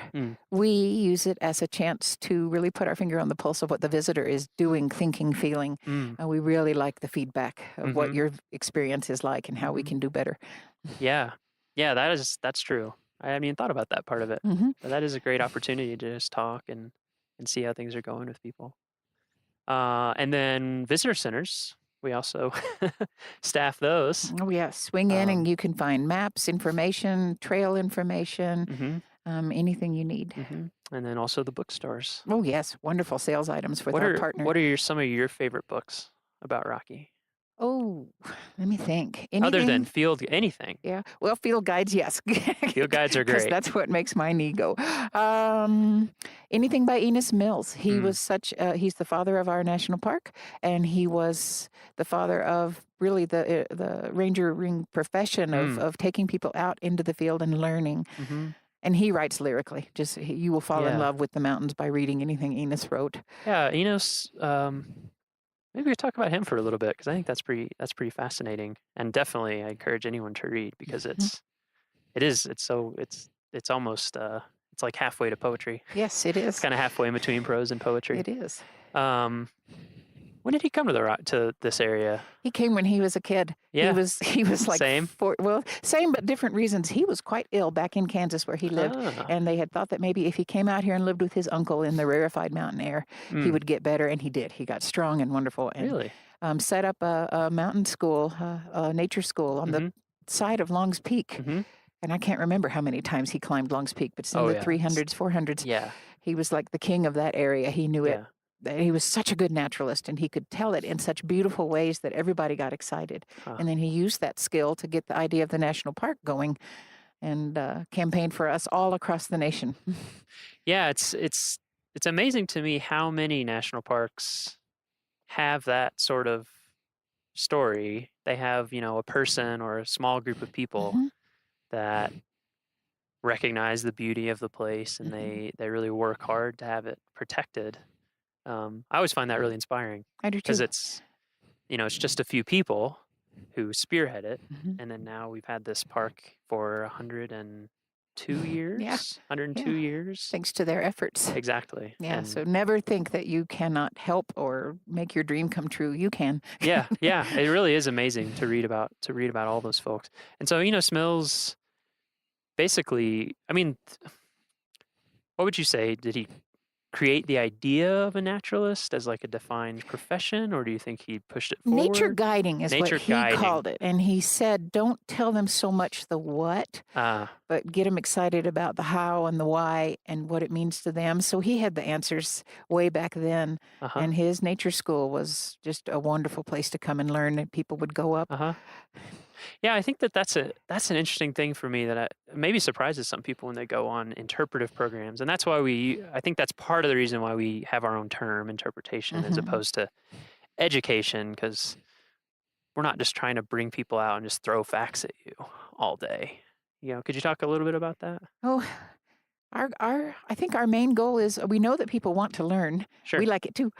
So we do that part, but we don't let it in there. We try to take it to that next step, which is something transformative, something inspirational. That's where people's hearts are touched.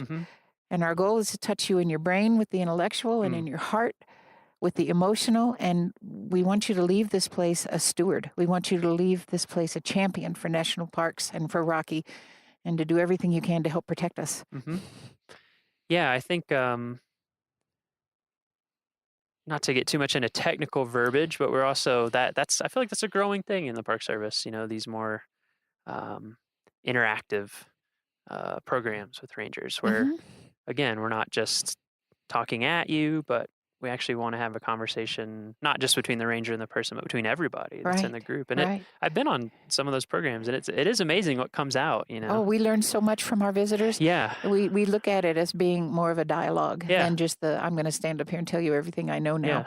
And through that dialogue, everybody is enriched. Everybody learns, and everybody has a chance to be heard. Yeah, I feel, on so many ranger programs, not just guiding them, but also being on them. It's amazing how you can have more energy and excitement when you're done. Yes. Than when you start. So it's very different than a class almost, because you're like, okay, I'm taking it all in. So by the end, you're like, oh, excited. Yes. I've had that experience at a lot of parks where you go on a ranger program and it opens your eyes up to things you hadn't even noticed maybe, or... And it's the same thing for the rangers. The visitors keep our pilot lights lit. They keep us excited and enthused and in love with this place. Absolutely. Seeing it through their eyes is just wonderful. Absolutely. And I love kids too. Oh, yeah. All of our programs are all ages. Is that correct? Sure. Yeah. Sure. Yeah. So any kids are welcome. And I think a lot of times they have some of the most insightful comments and questions. They do. I'll never forget they'll the ask time a question. Yeah, I had an environmental education contact with a kid, and we were doing these great programs, and he goes, "That was great." Then he looked at me, he goes, "Hey, you were teaching us stuff." He saw you, huh? And I thought, okay, my job here is done. He had a good time, but he learned, yes. Yeah. Yes. And our Junior Ranger program is one of our most popular programs in the park. We have I'm wonderful glad you brought books. that up. And then we have programs up at our Hidden Valley area where we have Junior Ranger headquarters. And kids, that's just for you. Yeah, so Junior Ranger, can you explain it a little bit, like the details of it? We do 4 programs a day, and it's just a way to kid-level learning, the fun stuff, a way to learn about the national park and what's here. And then the kids can fill out their books. There's all sorts of fun activities and things to color and match and draw lines to, and then they get their badge. And kids, your badge is bigger than my badge, so it's pretty cool. They are cool. Yeah. Yeah, you go to a visitor center or to a Junior Ranger headquarters. Or Junior Ranger program, Yep, and it's great. I mean, the books are I love the books here. Oh, they're at beautiful. Rocky. Yeah, our partner helped design those. They're all Rocky Mountain hand Conservancy. illustrated. They're gorgeous. Yes. Yeah, they really are. And kids are really excited when they open it. It's not, it's summer oftentimes when the kids are here and they don't want to do homework, but it doesn't look like homework. It looks like fun. It's There's games, searches and puzzles, beautiful colors, and it's just a great way. I mean, the kids learn about it, but the parents learn about it too because they're helping the kids, and then you get a badge, and it's just a great program, and it's free. Yeah. So and we have some kids who hit our desk. They are showing up with little vests on with over 100 Junior Ranger badges, and they just inspire me. They give me hope for the future. Yeah, it's incredible. So we have junior ranger books for different age groups. So, Split up. whatever the age of your child or yourself, we have something. I was going to say, literally, whatever the age, I awarded a junior ranger badge to a 91-year-old gentleman once, and it was just a high point of my life. Yeah, that's amazing. Wow, what a good story. 91 years old. He was grinning from ear to ear. Yeah, it's a great program. I feel like I'm 32. I have tons of friends in their 20s, and who go and they collect them just like an 8-year-old. Like, it's just as fun. It's just as fun.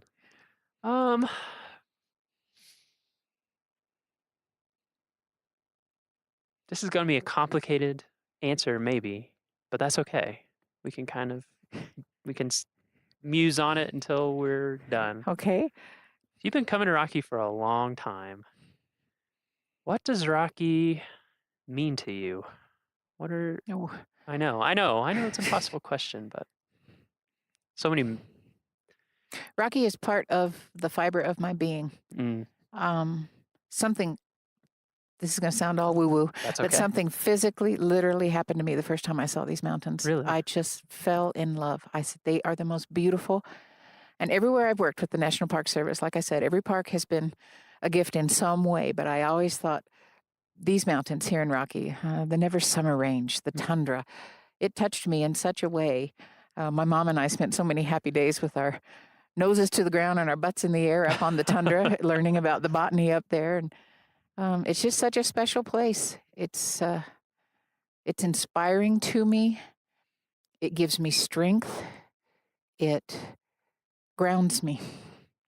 I have a real mountain fetish, and I love to visit any mountains I can find, but these are the home range.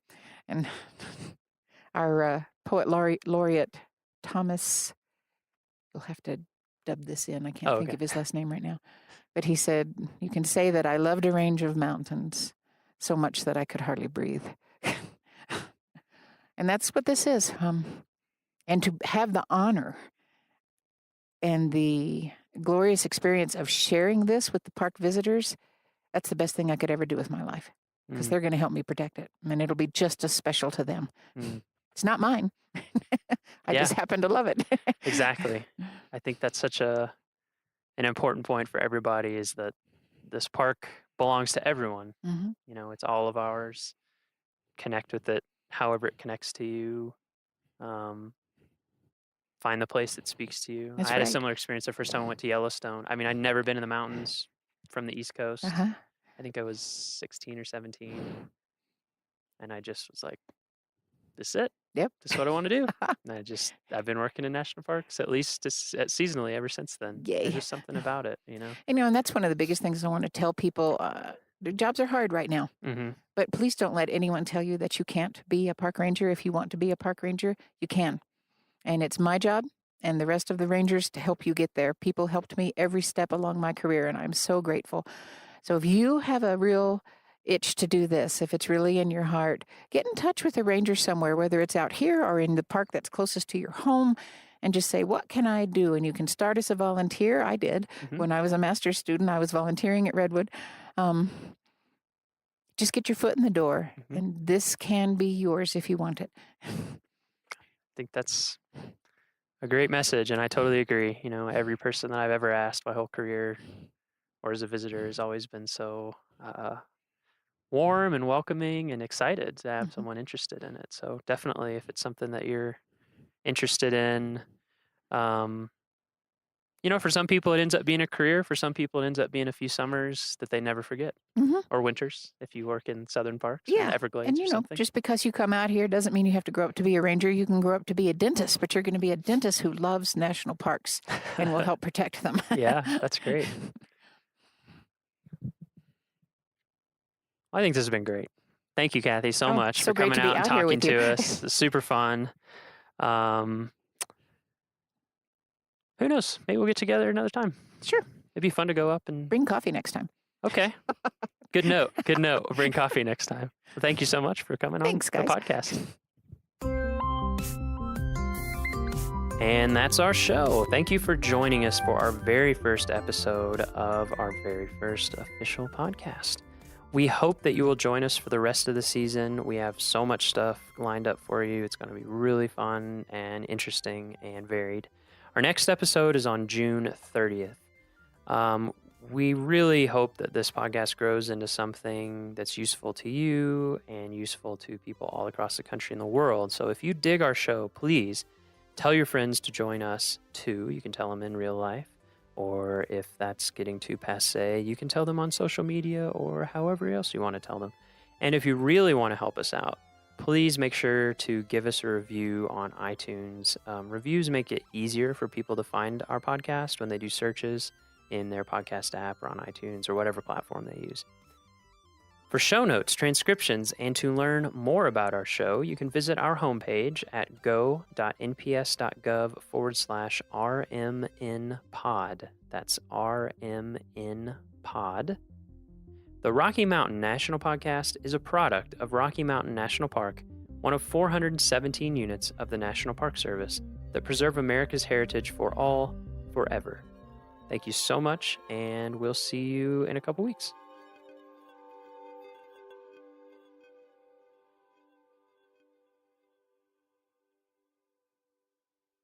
All right, Andrew. My first season working for Glacier, I was a receptionist at park headquarters. Okay.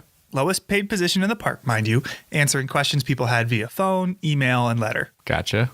Occasionally, we had people in person come to the front desk with a question. And one of the most challenging questions we ever got was, where is your World Heritage Site plaque? Our what? We are a World Heritage Site, recognized by the United Nations for protecting natural and cultural resources that are important to the whole world. And every World Heritage Site gets a plaque to commemorate this designation. Okay, I don't think I've ever noticed this before. Where was it? Well, that's the thing. Nobody knew. I told them I'd never heard of it, and neither had my coworker. So they described to us a 2-foot by 3-foot bronze plaque, and we started asking around. We asked our boss, who coordinates exhibits around the park. He didn't know. We asked facilities management. They didn't know. We asked the superintendent. Nope. We asked everyone in headquarters and started calling all over the park to see if anyone had any idea where it might be. And then it turned out it was in Canada. Oh, that explains it. Glacier National Park's northern boundary is the 49th parallel, also known as our border with Canada, and right across the border in Alberta is Waterton Lakes National Park. And the World Heritage Site plaque was displayed at a pavilion in Waterton. So I wanted to call up somebody who works there. You know, that's a great question, and I don't know that I fully know the answer to that. We've recently redone the pavilion in Waterton, so I don't know if that plaque is actually still visible there or not. That's something I'll have to go look for now. Exactly.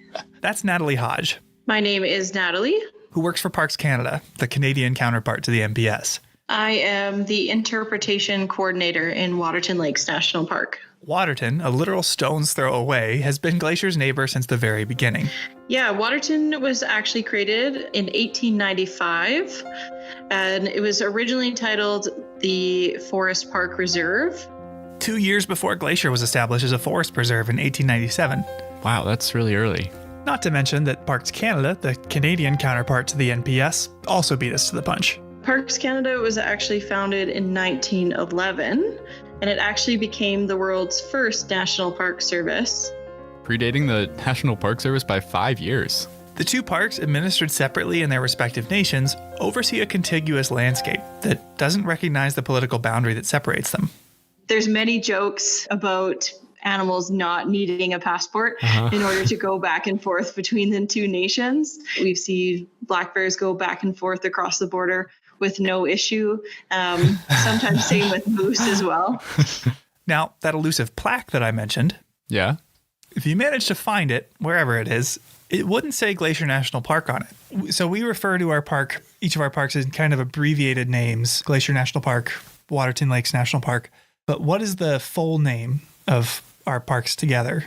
The full name of our parks together would be Waterton Glacier International Peace Park.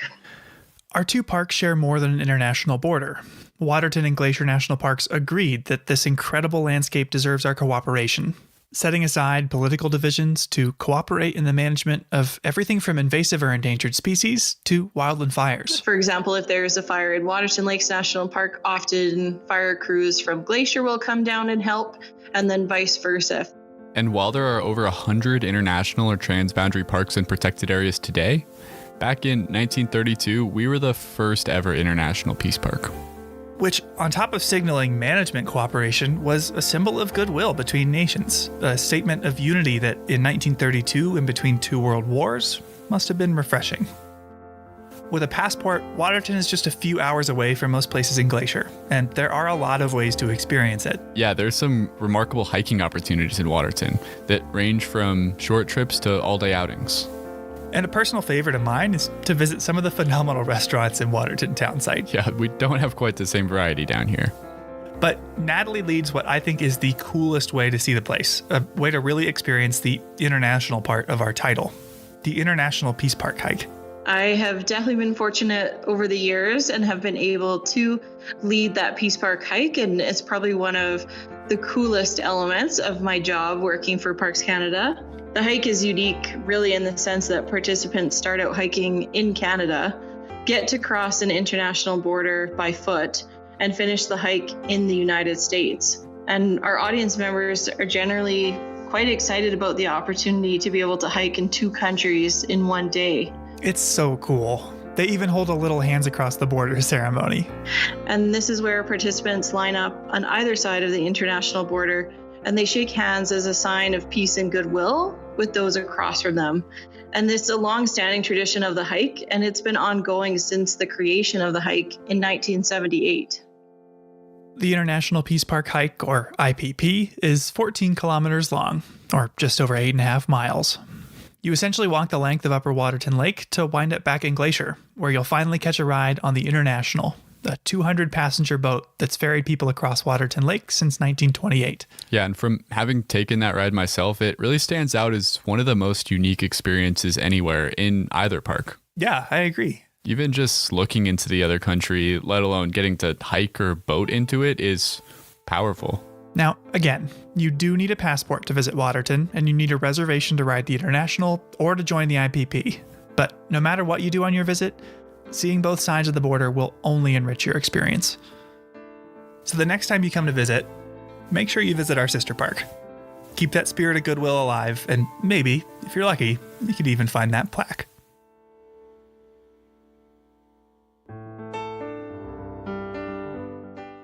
Welcome to Headwaters, a Glacier National Park podcast, brought to you by the Glacier National Park Conservancy and produced on the traditional lands of many Native American tribes, including the Blackfeet, Kootenai, Salish, and Gillespie people. We're calling this season The Confluence, as we look at the ways that nature, culture, the present, and the past all come together here. I'm Michael. I'm Andrew. And we're both rangers here. Now, we've mentioned so far that Glacier has a lot of titles. National Park, World Heritage Site. But today we're going to focus on just one of them, International Peace Park, an agreement between the NPS and Parks Canada to cooperatively manage our shared resources. And no place better represents the International Peace Park than Goat Haunt, one of the most remote and least visited regions of Glacier. Okay, real quick, what's with the name? Goat Haunt? Yeah, it's kind of an archaic term, but a haunt is a place where someone or something hangs out. So essentially, Goat Haunt is a place where the mountain goats like to hang. Oh, I see.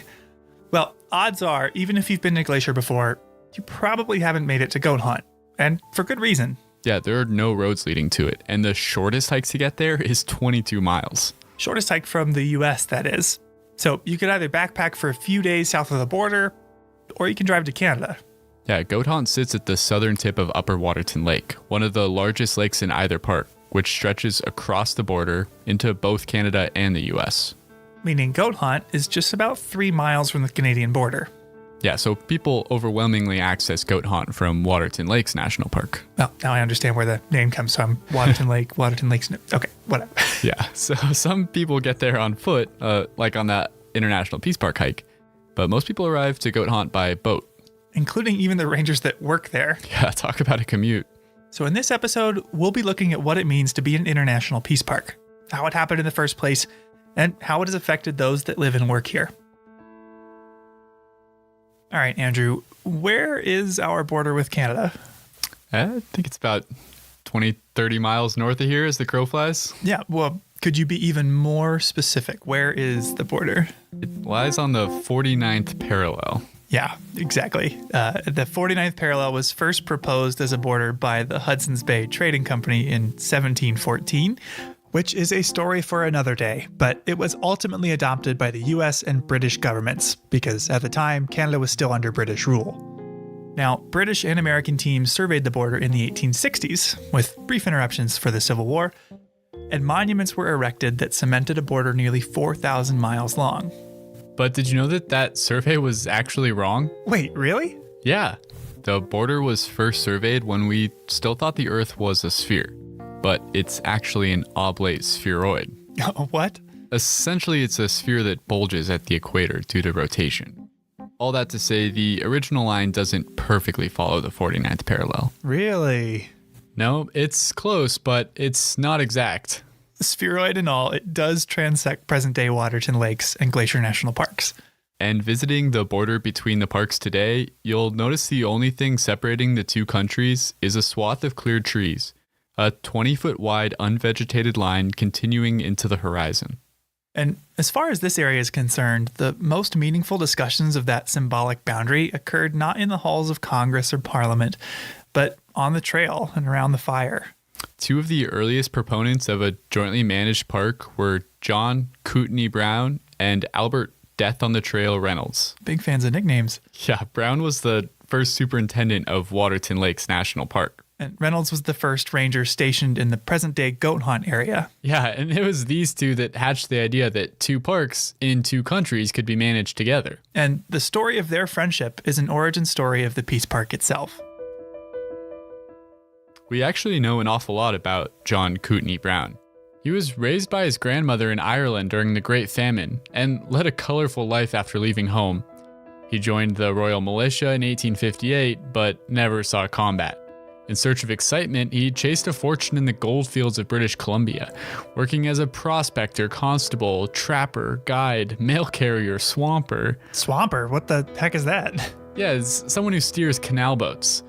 50 years later, he had garnered a reputation for knowing the region as well as anyone, which led to his appointment in 1910 as the first supervisory forest ranger of Kootenai Lakes Forest Reserve, which is now our northern neighbor, Waterton Lakes National Park.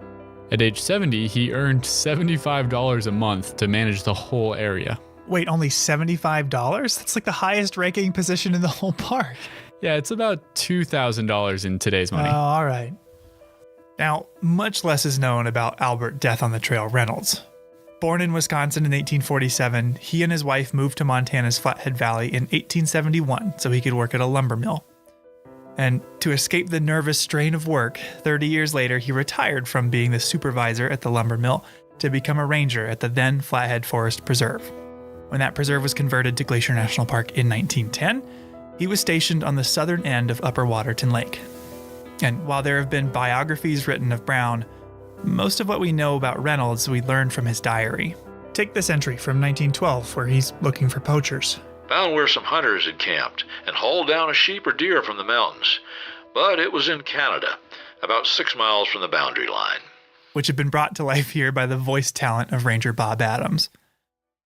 Reynolds lived in one of the most undeveloped and least visited areas of the park, often with only wildlife as company. Friday, October 25, 1912.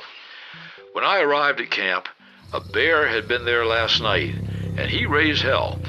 All around camp he went, looking into all 3 windows, took a bath in the wash tub and stood in front of the looking glass and combed his hair with his scrubbing brush. His nickname Death on the Trail was self-ascribed, and his disdain for horses led him to walk everywhere. He regularly walked 17 miles south to get his mail. Wow. I walked just about 1 mile to get my mail, and I thought that was rough. But Reynolds would also walk north to visit Waterton, where he befriended Brown.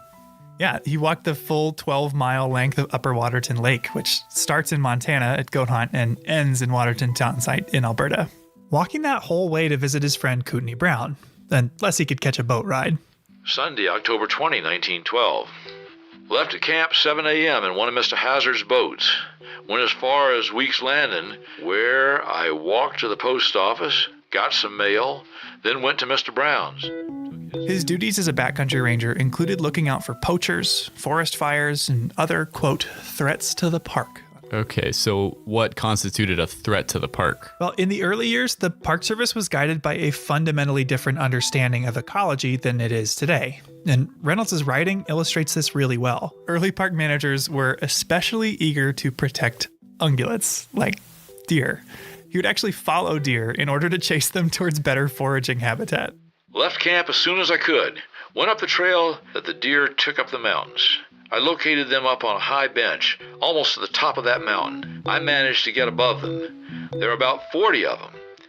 I got above them after a hard struggle. The snow was deep. He thought he could get them to go somewhere where they'd be happier and safer if he could only jump out and surprise them. Some went one way, while others took my trail and went down. Last of them that I saw was about 2 miles and still going. They're safe. I think if I did that in a uniform today, people would think I was totally crazy. And on top of chasing deer around, he would actively hunt and kill anything that could harm them. To kill coyotes, he even enlisted the help of his friend Brown, the superintendent of Waterton. I went to one of Mr. Brown's baits for coyotes, and I found that a coyote had been there this morning and had taken a meal out of it. I followed his tracks for nearly 2 miles, and he did not show any signs of the poison, so I left. Canadian poison is no good. In the years since, we've come to understand that predators like coyotes, wolves, and mountain lions play essential roles in the ecosystem. The practice of poisoning them has long since been abandoned. It's not part of our job anymore. No, it's nice that attitudes have changed in that respect and decided that all animals have a right to be here, not just the ungulates. That's Tracy Weiss. Yeah, my name is Tracy Weiss. I've been working here at Belly River for the last 16 summers. The Belly River Ranger Station where she works is one of the northernmost in the park. In fact, to hike in to meet her, I parked at the Canadian border, spitting distance from the customs office. And while Tracy and her husband Bruce work here in the summer, Reynolds worked and lived near Goat Haunt year-round with only a wood-burning stove for warmth.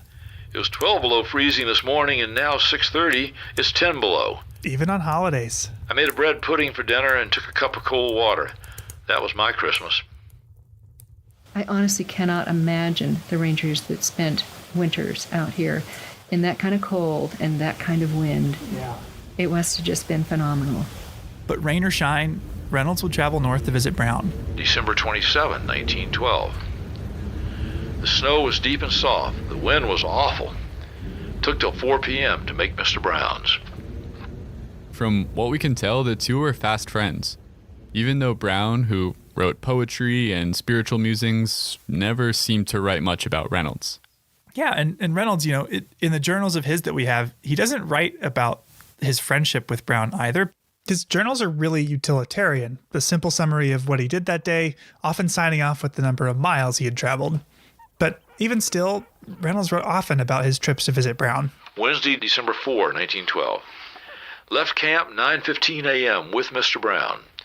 He went as far as Weeks Landing with me to see if I got safe over the river. I had to break ice about 100 feet before I got into the main stream, but I made it okay. They collaborated for work, they shared notes, they sought one another's advice, and they socialized. And as you know, Andrew, the winters here can be pretty drab. Yeah, cold, gray skies, socked in. Which, by all accounts, gave them plenty of time to discuss the philosophical facets of their jobs, like the artificiality of the lines separating the two parks they were sworn to protect. One person who met Brown and Reynolds was Samuel Middleton, an Anglican reverend in Canada. And after meeting the two rangers, he wrote about their discussions of the boundary. Emblematic of the trouble with dividing the two parks was Upper Waterton Lake, which lay partially in the United States and partially in Canada. Reynolds suggested that geology recognized no boundaries, and that as Waterton Lake lay in its glacial cirque, no man-made boundary could cleave its waters apart. It'd be better then to accept nature's creation by removing the boundary line and acknowledging one park, one lake, in its own territory. And Brown agreed. He said that since the lake could not be physically divided, it was senseless to divide its management. This was a powerful idea at the time. A subtle suggestion through the lens of a landscape that a political boundary could not divide us. This idea of theirs to jointly manage the two parks would not come to fruition in their lifetimes. Of all the days I ever saw, today has put the cap sheaf on them all. Talk about wind. It has been a corker. I had to face it every step of the way, 18 miles.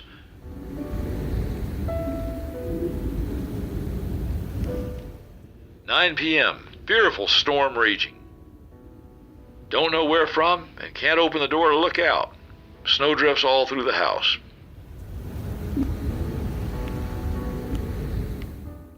Reynolds was clearly an incredibly tough person with a fortitude that's hard to fathom today.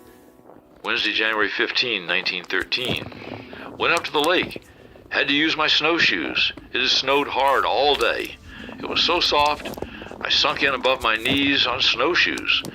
I reached home camp, found 6 feet of snow on the roof. I had to go up and shovel away from the stovepipe before I could build a fire. It took over 3 hours. Did not get it nearly all off. We'll finish in the morning. It was 10 below zero all day and snowing hard. Distance 6 miles and 1 frozen toe. But as tough as Reynolds was, the winter of 1913 began to catch up to him, and he caught a cold he couldn't shake. In one last journey, he ventured north to visit Brown, who mentioned Reynolds in his own journal for the first and final time. 4 February 1913. Mr. Reynolds, here, 32 below zero. Rode and snowshoed west side of park to pass. Miles 20. Reynolds very sick. Up all night with him. 4 days later, Reynolds died. And 3 years after that, Brown passed away as well. Over the course of the next 20 years, the parks remained under separate management. A new Waterton superintendent was appointed to replace Brown, as was a backcountry ranger to replace Reynolds. Visitors came, people enjoyed the parks, and life continued.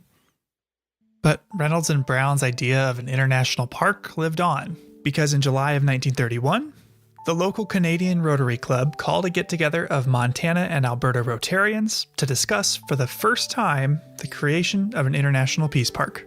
And while Reynolds and Brown had entertained the notion, it had never before gained traction. In fact, this would be the first international peace park in the whole world. Yeah, and this new idea was drafted in a resolution by the newly inaugurated president of the local Rotary Club, Samuel H. Middleton. Who just so happens to be the same guy we quoted earlier, who had interviewed Reynolds and Brown about their thoughts on the border. The very same. Now, it's worth noting that Middleton first came to Waterton in search of a summer camp for St. Paul's Indian School, of which he was the principal. One of many schools of its kind that sought to suppress Native culture, taking kids from reservations away from their families to boarding schools where they were taught, more or less, how to be white. This policy was called at the time, "Kill the Indian, save the man." Yeah. But acknowledging his racist efforts towards indigenous people, he was an important advocate for the establishment of a peace park.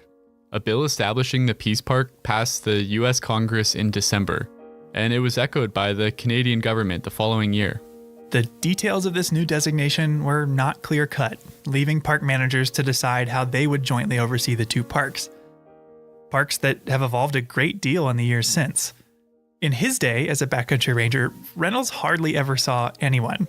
But Tracy, the modern backcountry ranger working along the border, she says her main job is to work with people. I really see the main part of our job as educating people in the backcountry. Today, more people visit Waterton Glacier on an average summer day than the parks used to see in a whole year during Brown and Reynolds' time. But that hasn't changed why they're protected or why they're important. People that do come here, and they're more all the time, they're looking for something real. To go backpacking, to reconnect with nature. That's what these parks are all about. And I think every day that goes by, they're more important than they've been in the past. But throughout the last century, with all the changes it's brought, the two parks have strived to work together. So whenever our two parks share wildland firefighting resources, whenever we lead cross-boundary hikes or boat trips, you know who to thank. A couple tough old curmudgeons with an idea. Sunday, December 29, 1912. Oh heavens, how it does snow and blow. A person can't see 200 feet, and it is coming harder and harder. I wish I was back in Helena.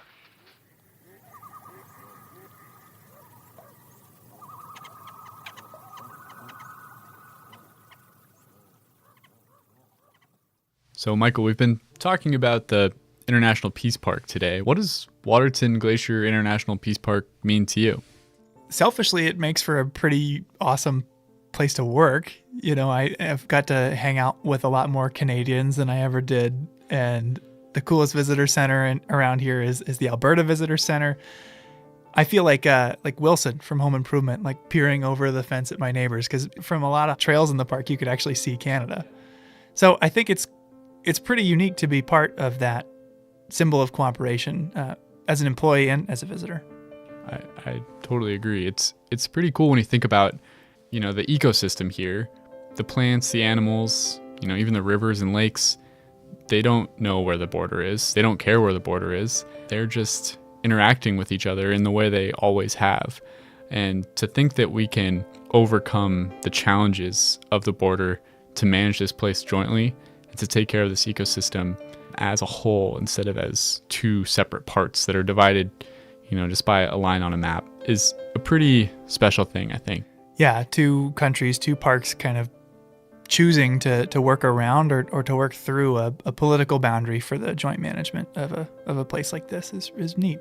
Yeah. And on that note, I think we should move into our next story about how scientists from two different countries came together across the border to study some important animals that spend time on both sides of the international boundary. Yeah, but always look back in there. Look back in there. Yeah. And you're good at recognizing ducks. So It's 7 a.m. and Lisa Bate is thinking about ducks. And every year, the weather channelizes things differently. But usually this is really deep on me, the path, like go through. Are they talking about walking through that water? Yeah, duck science, as it turns out, involves a lot of water. So I don't think you're going to be able to do that for safety reasons. So then you just exit and come out. Today we're doing a brood survey, where we'll review the river to see if any of the female harlequin ducks there have new chicks with them. And Becca, since you're going to have to wait for a while, what you could do is just walk up the boardwalk and look for ducks on Avalanche Creek, and then when you're finished, come back down here. Lisa Bate is a wildlife biologist here in Glacier National Park, and one of her projects is to study the park's harlequin ducks. Observing these birds takes a lot of eyes, so Lisa enlists a ton of volunteers to help her collect that data. It's a pretty fun project to be involved with, and as it so happened, all of us in the podcast somewhat independently got involved with it.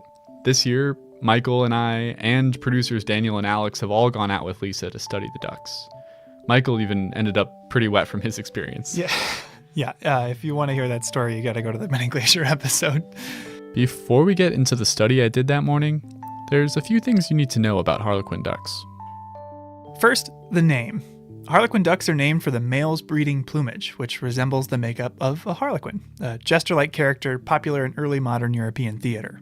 And harlequin ducks are migratory birds, but unlike most migratory birds, They don't migrate north-south when the breeding season arrives. Instead, because they're sea ducks, they actually migrate east-west. but just because these birds migrate east-west doesn't mean they're not international. How so?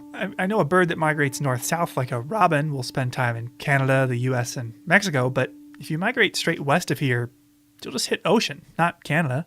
Yeah, it turns out the migration path isn't quite straight west. Check out this map of one duck Lisa tracked. Oh, wow. Spent part of the year in Washington, part in British Columbia, part in Glacier, and part in Waterton Lakes National Park. The next thing you need to know is that these birds love whitewater. They feel right at home in crashing surf and fast-running creeks, and that's part of the reason why they're so hard to study. And the last thing you need to know is that harlequin ducks are very loyal. Extremely loyal. As far as we know, the females only nest on the streams where they were born, their natal streams. Though we've banded nearly 300 harlequins in Montana thus far, we have yet to document a breeding female dispersing to a stream other than her natal stream to reproduce. Well, what if something happens to the natal stream? Yeah, that's kind of what makes them such a sensitive species. They seem to not be able to just find a new home. I think this is one of the leading reasons that harlequins are a species of concern. Their range has shrunk. We used to have harlequins in Colorado and many streams in Idaho and Montana, and we no longer have for a variety of reasons. And right now, I think it's highly unlikely that those streams would ever be repopulated unless we can document that females will disperse to other streams. It's not just streams they're loyal to. I asked Lisa if the ducks are loyal to a particular mate as well. If you asked me that question at the beginning of this study, I would say very loyal. The first 3 years of this study, we just saw incredible, I think 100% mate fidelity. Since then, we have seen some so-called divorces, but I'm working on a paper with some Canadian biologists, and they just documented a female with a certain mate 1 year, the next 2 years with a different mate, and then in the 4th year, she returned to that original mate. So we know that sometimes things happen, we don't know why. And if a duck's mate dies?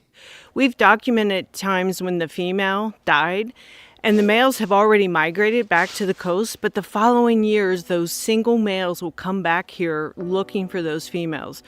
And we've seen 3, possibly 4 males return looking for their females. I assume that's what they're doing. And we have one male who I know now has returned 3 years in a row, always single, never with another female, and never with the original female. And we just assume that that female has died. I can picture the Hallmark movie now. Lonely duck wintering on the coast and spending the summer searching the Rocky Mountains for his missing mate, looking for a love he'll never find. And Lisa told me that there's about 33% more males than females on the wintering grounds. So these single males are pretty unlikely to find a new mate. At the beginning of her research, Lisa didn't really know how many ducks there were here.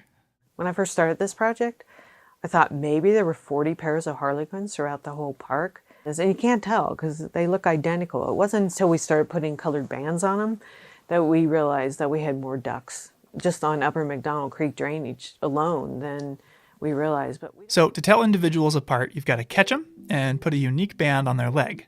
Biologists have developed lots of ways to safely catch birds, but none of them could really account for the challenges of dealing with a bird whose preferred habitat is whitewater.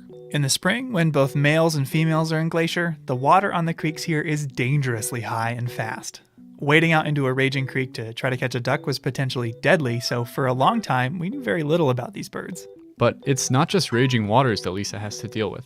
There's some years that we're walking over like 40-foot deep avalanche drifts still. So there were lots of challenges, but there was a lot of pressure to understand these birds better because they seemed to be disappearing.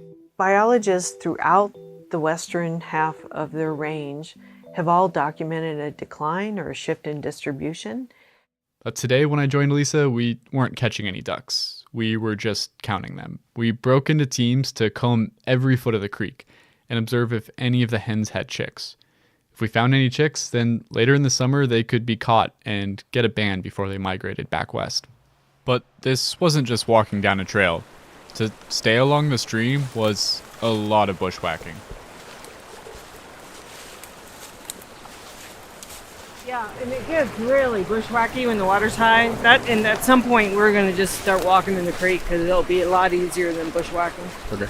Because the bushwhack is like through hawthorn and real fun stuff like that. And eventually we just went right into the water.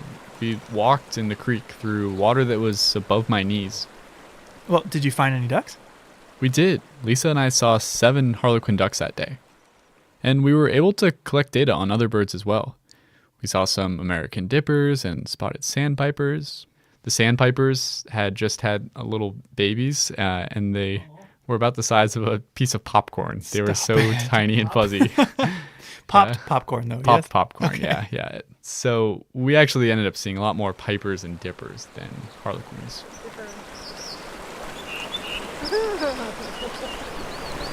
What is that? Yeah. That's great. A dipper just flew downstream singing. Hear it? Yeah, that sound. Yeah, it's unusual to hear them this time of year. They're more like February, March, and April when they're really singing up a storm. Flying and singing. Andrew just saw a spotted sandpiper. As far as harlequin ducks, we had seen 5 single females so far. Is that a lot? I don't know. It sort of depends on what they get down low. Yeah. Like I said, like a high count norm would be 12, so we still have a long ways to go. So how did this research get started in the first place? At first, Lisa just wanted to figure out if the ducks were even successfully breeding here. And I was like, okay, well, to do that, we'd need to find the nest and monitor them. And so we started like looking for nests, and we never found one. I think in 20 or 30 years of surveys here in the park, only one had accidentally been found when someone almost stepped on one. They were walking along the shoreline. So I'm like, well, how are you going to monitor nests if you can't find them? Luckily for all of us, we're not just in Glacier National Park, we're in Waterton Glacier International Peace Park. Waterton Lakes National Park and Glacier National Park, every year we have Science and History Day, and we a full-day science conference where experts from both sides of the border present what they've been working on. In my first year as a biologist here, I met Cindy Smith. She's the retired conservation biologist in Waterton Lakes, and I knew that she had done research on harlequin ducks in Banff National Park. So I was lucky enough to meet her and introduce myself, and I was like, hey, I'm thinking of doing some research on harlequin ducks and trying to find their nests. I said, we just aren't having any luck. I was like, how did you do it? And she's like, telemetry. You have to put radios on them. And she was totally right, because when we first started trying to find their nest, even with radios on, I mean, I think it'd be a 1 in a billion chance trying to find those nests because they're so cryptic, they're so hidden. And some of them literally were like 2.5 miles up off of another drainage and on a cliff and a burned habitat. I mean, But to put radios on them, first you have to catch them. So Lisa and Cindy, an American and a Canadian biologist working together, developed a mist net method of capturing harlequin ducks. So that must have been what I saw. Yeah, do you remember how it worked? Well, Gerard Bird, who joined us on the Grinnell Glacier hike in the Many Glacier episode, and a friend of his, paddled an inflatable kayak full of a couple people and a pole across the creek. The pole had a rope attached, so there was the near end and the far end, one that stayed on shore and the one that went across the creek in the boat. And when the crew on the far side of the creek got out, they pulled the net taut. Oh, that makes sense. So no one had to be in the water. No, that you floated across, but you stood on either side and pulled it tight. And because harlequin ducks, unlike mallards that fly way up in the air, harlequin ducks fly down low, right over the water, so they go straight into the net.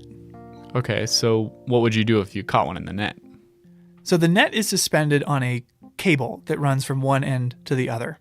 And if they catch a duck in the net, the crew on the far side will twist their pole to close it, disconnect it from their side, and then the near side crew will pull the net all the way along the cable until the duck is in their hands. And then they can handle it on shore without having to get into the water. Yeah, precisely. So what was your job then? Oh, I had a really critical, a very important duck catching job. Oh, yeah? What was that? I sat probably a half mile up the road just looking at the creek with binoculars to see if ducks were coming. Okay, that sounds pretty important. How many ducks did you see? None. Well, okay, no, I saw mallards and I saw some mergansers. I saw mergansers, but no harlequins. They didn't come down the creek that day. Well, hopefully you still felt useful. I did for all the lofty ambitions I had of catching a duck that day. Lisa valued all the effort we put in. Lisa reminded me that even if you don't find any ducks, knowing that they're not there is useful data for her too. People get disappointed when we don't see many ducks or 0 ducks, and I always remind people that 0 is a real number too. It's a sad number, but it's an important number. And even though you didn't see any ducks that day, this method has been incredibly successful here. We have not had any serious injuries to any people, and we have not had any injuries or mortalities to any of the birds. And we have probably captured 250 birds now. Do Lisa and Cindy still work together? Yeah, they do. In fact, Lisa spoke really glowingly of their collaboration. Cindy Smith has been a mentor of mine for years. She's amazing, even though she's retired. As she told me, she's retired from bureaucracy, not biology. So I've worked with her on a number of publications, and she still mentors me on several projects. That's a real Peace Park success story. And the success isn't just with the science they've done. We're not just colleagues, she's become a very close friend. A friendship that's been able to thrive across the international border.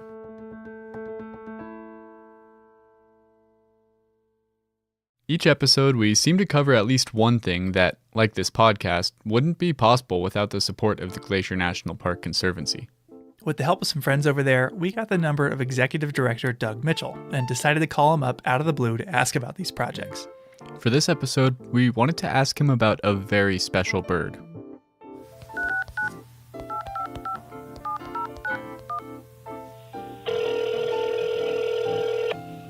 Glacier Conservancy, Doug Mitchell speaking. Hey, Doug, it's Michael and Andrew. Hey, fellas, how we doing today? We are doing great, but we have a question for you. Are you much of a birder? I am not much of a birder, but I am anxious to learn. Okay, well, we've got a great little bit of audio trivia for you. We're going to play a bird call and want to see if you can guess who that call might belong to. Okay, I'm up for it. I'm ready. All right, here we go.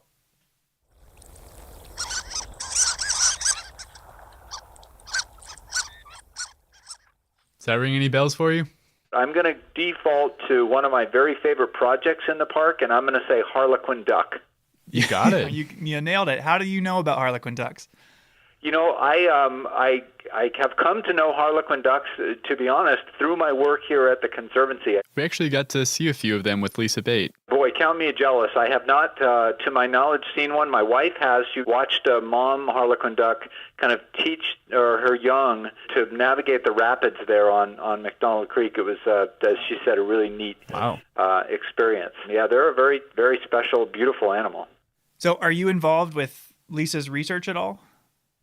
We've been very fortunate here at the Conservancy to be able to support Lisa's research in a number of areas, including with these Harlequin duck studies, and also trying to do some work repairing some of the trails. There are some social trails that can be disruptive on the McDonald Creek area. So we've been very, very fortunate to be able to be part of that process as it's been ongoing. That's pretty cool. It sounds like it might allow some more people to have an experience like your wife did when they visit the park. Yeah, I think that would be great, right? That's what we're all about at the Conservancy, is preserving the park for future generations to enjoy, and to be able to think about being able to protect this species and have people later on be able to enjoy that is really a special thing to be able to think about, right? That's work worth doing. Absolutely. Awesome. Well, thank you for taking some time out of your day, Doug. We'll talk to you later. All right. Thanks, guys. Take care.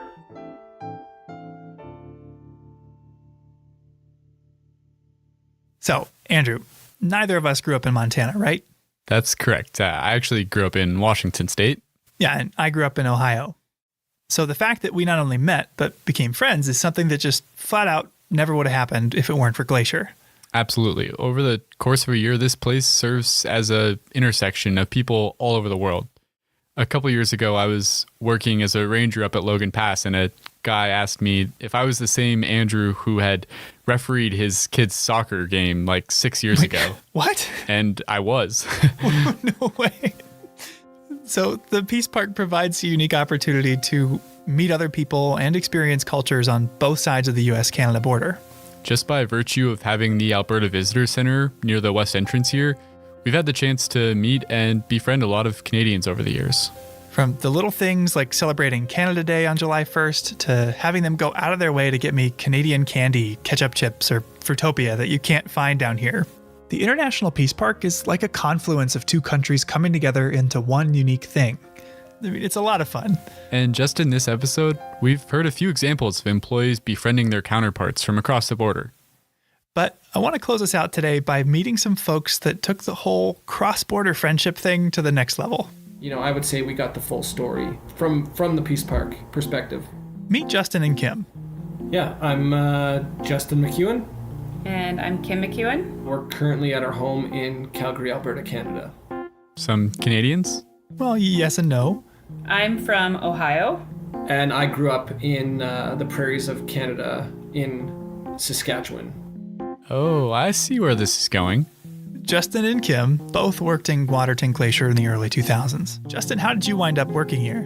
My uncle was park superintendent down in Waterton Lakes National Park, so I had some exposure of going out there and visiting him and my aunt.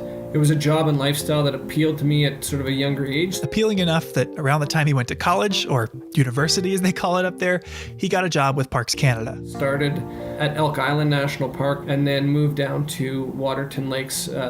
What did he do at Waterton? He was an interpretive ranger just like we were, leading guided hikes, campground programs. You know, I can probably look back on it and say it was like the best job I ever had. And Kim, how did you wind up working here?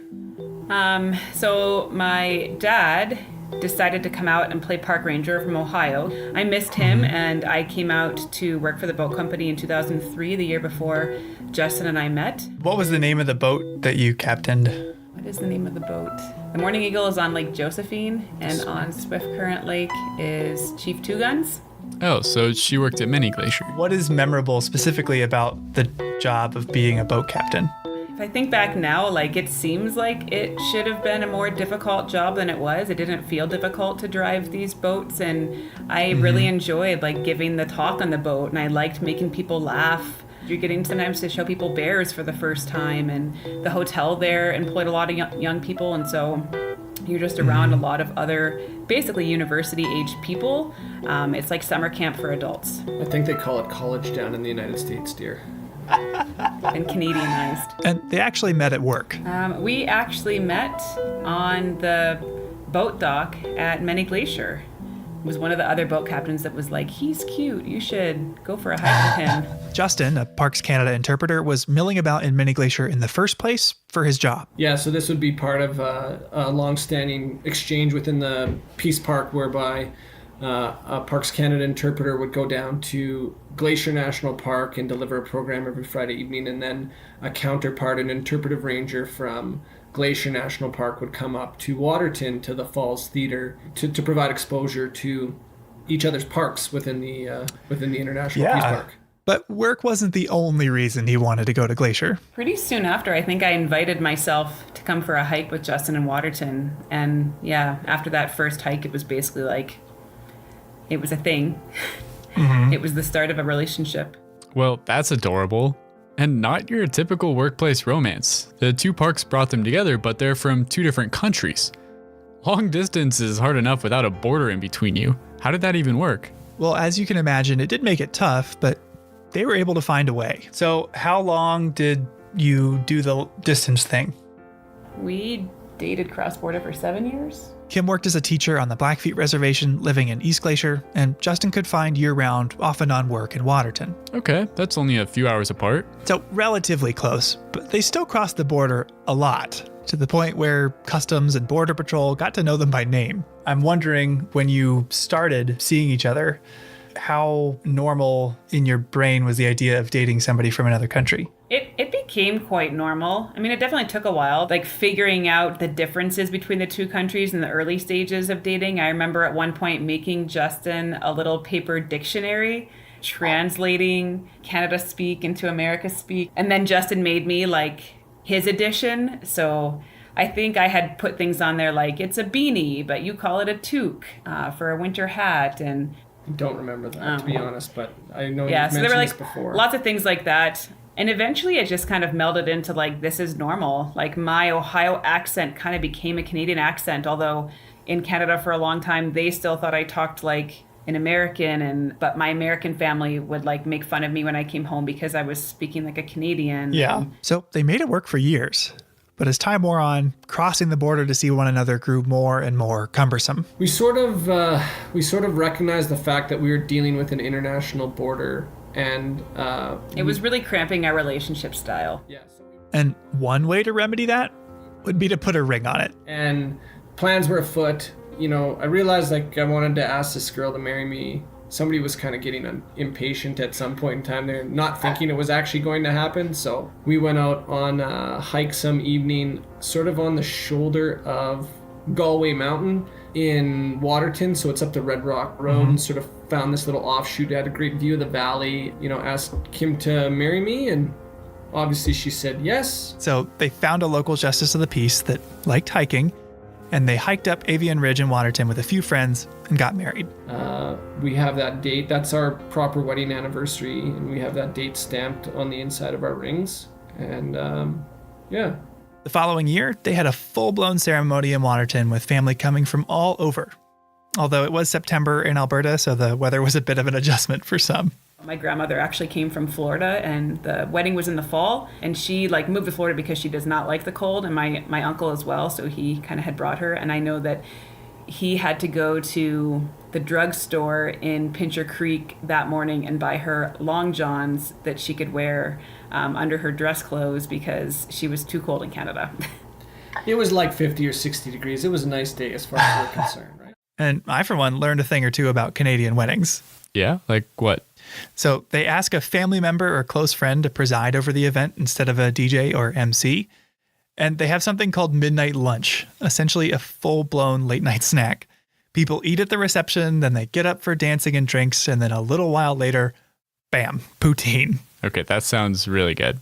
Yeah, but what Kim and Justin did the best, I think, was the dessert. We didn't have cake at our wedding, we had pie. We had a variety of pies, but our wedding pie that we cut into was apple, Saskatoon, huckleberry, and it was apples to signify Ohio, and Saskatoon berries to signify Saskatchewan, and huckleberries to signify the Peace Park. And so that was the kind of pie that we cut into as our ceremonial cake cutting. Oh, that's something else. Today, 16 years after they met at the boat dock in Many Glacier, Kim and Justin are raising a family together in Calgary. So not too far away. Right, close enough to visit. Now, we have spent a lot of time talking today about how the International Peace Park recognizes that the landscape we share knows no boundaries. But as this story shows, neither does love, friendship, or camaraderie. Waterton Glacier International Peace Park is an invitation to see ourselves in one another, a much-needed reminder to see not our differences, but the things that we share. Justin and Kim lived this firsthand in a way more dramatic than most of us ever will. So I was curious, what does the designation International Peace Park mean to both of you? I think it is a place that you can sort of leave jurisdictions and politics behind to some degree or another and focus on this sort of contiguous landscape. I don't know, to me it means family, If it wasn't for the International Peace Park, we wouldn't be a family. To see what the International Peace Park means to you? Well, you'll just have to come find out.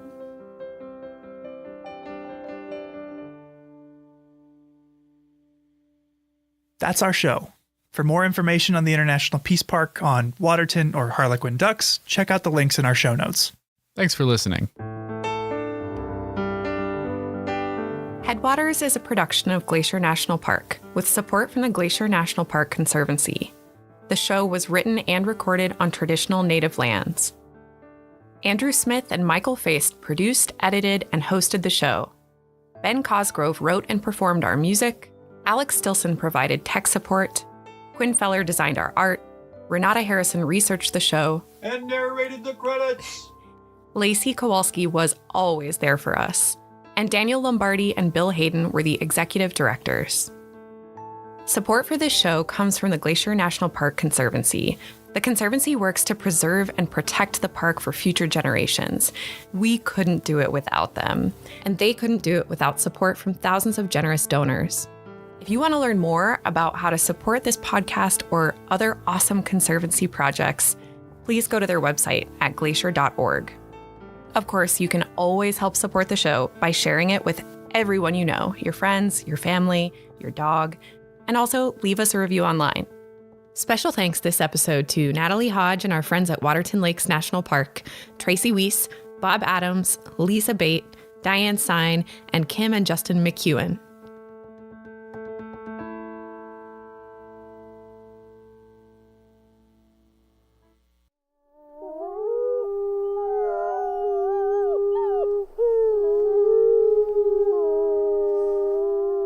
From Yellowstone National Park, this is what we do.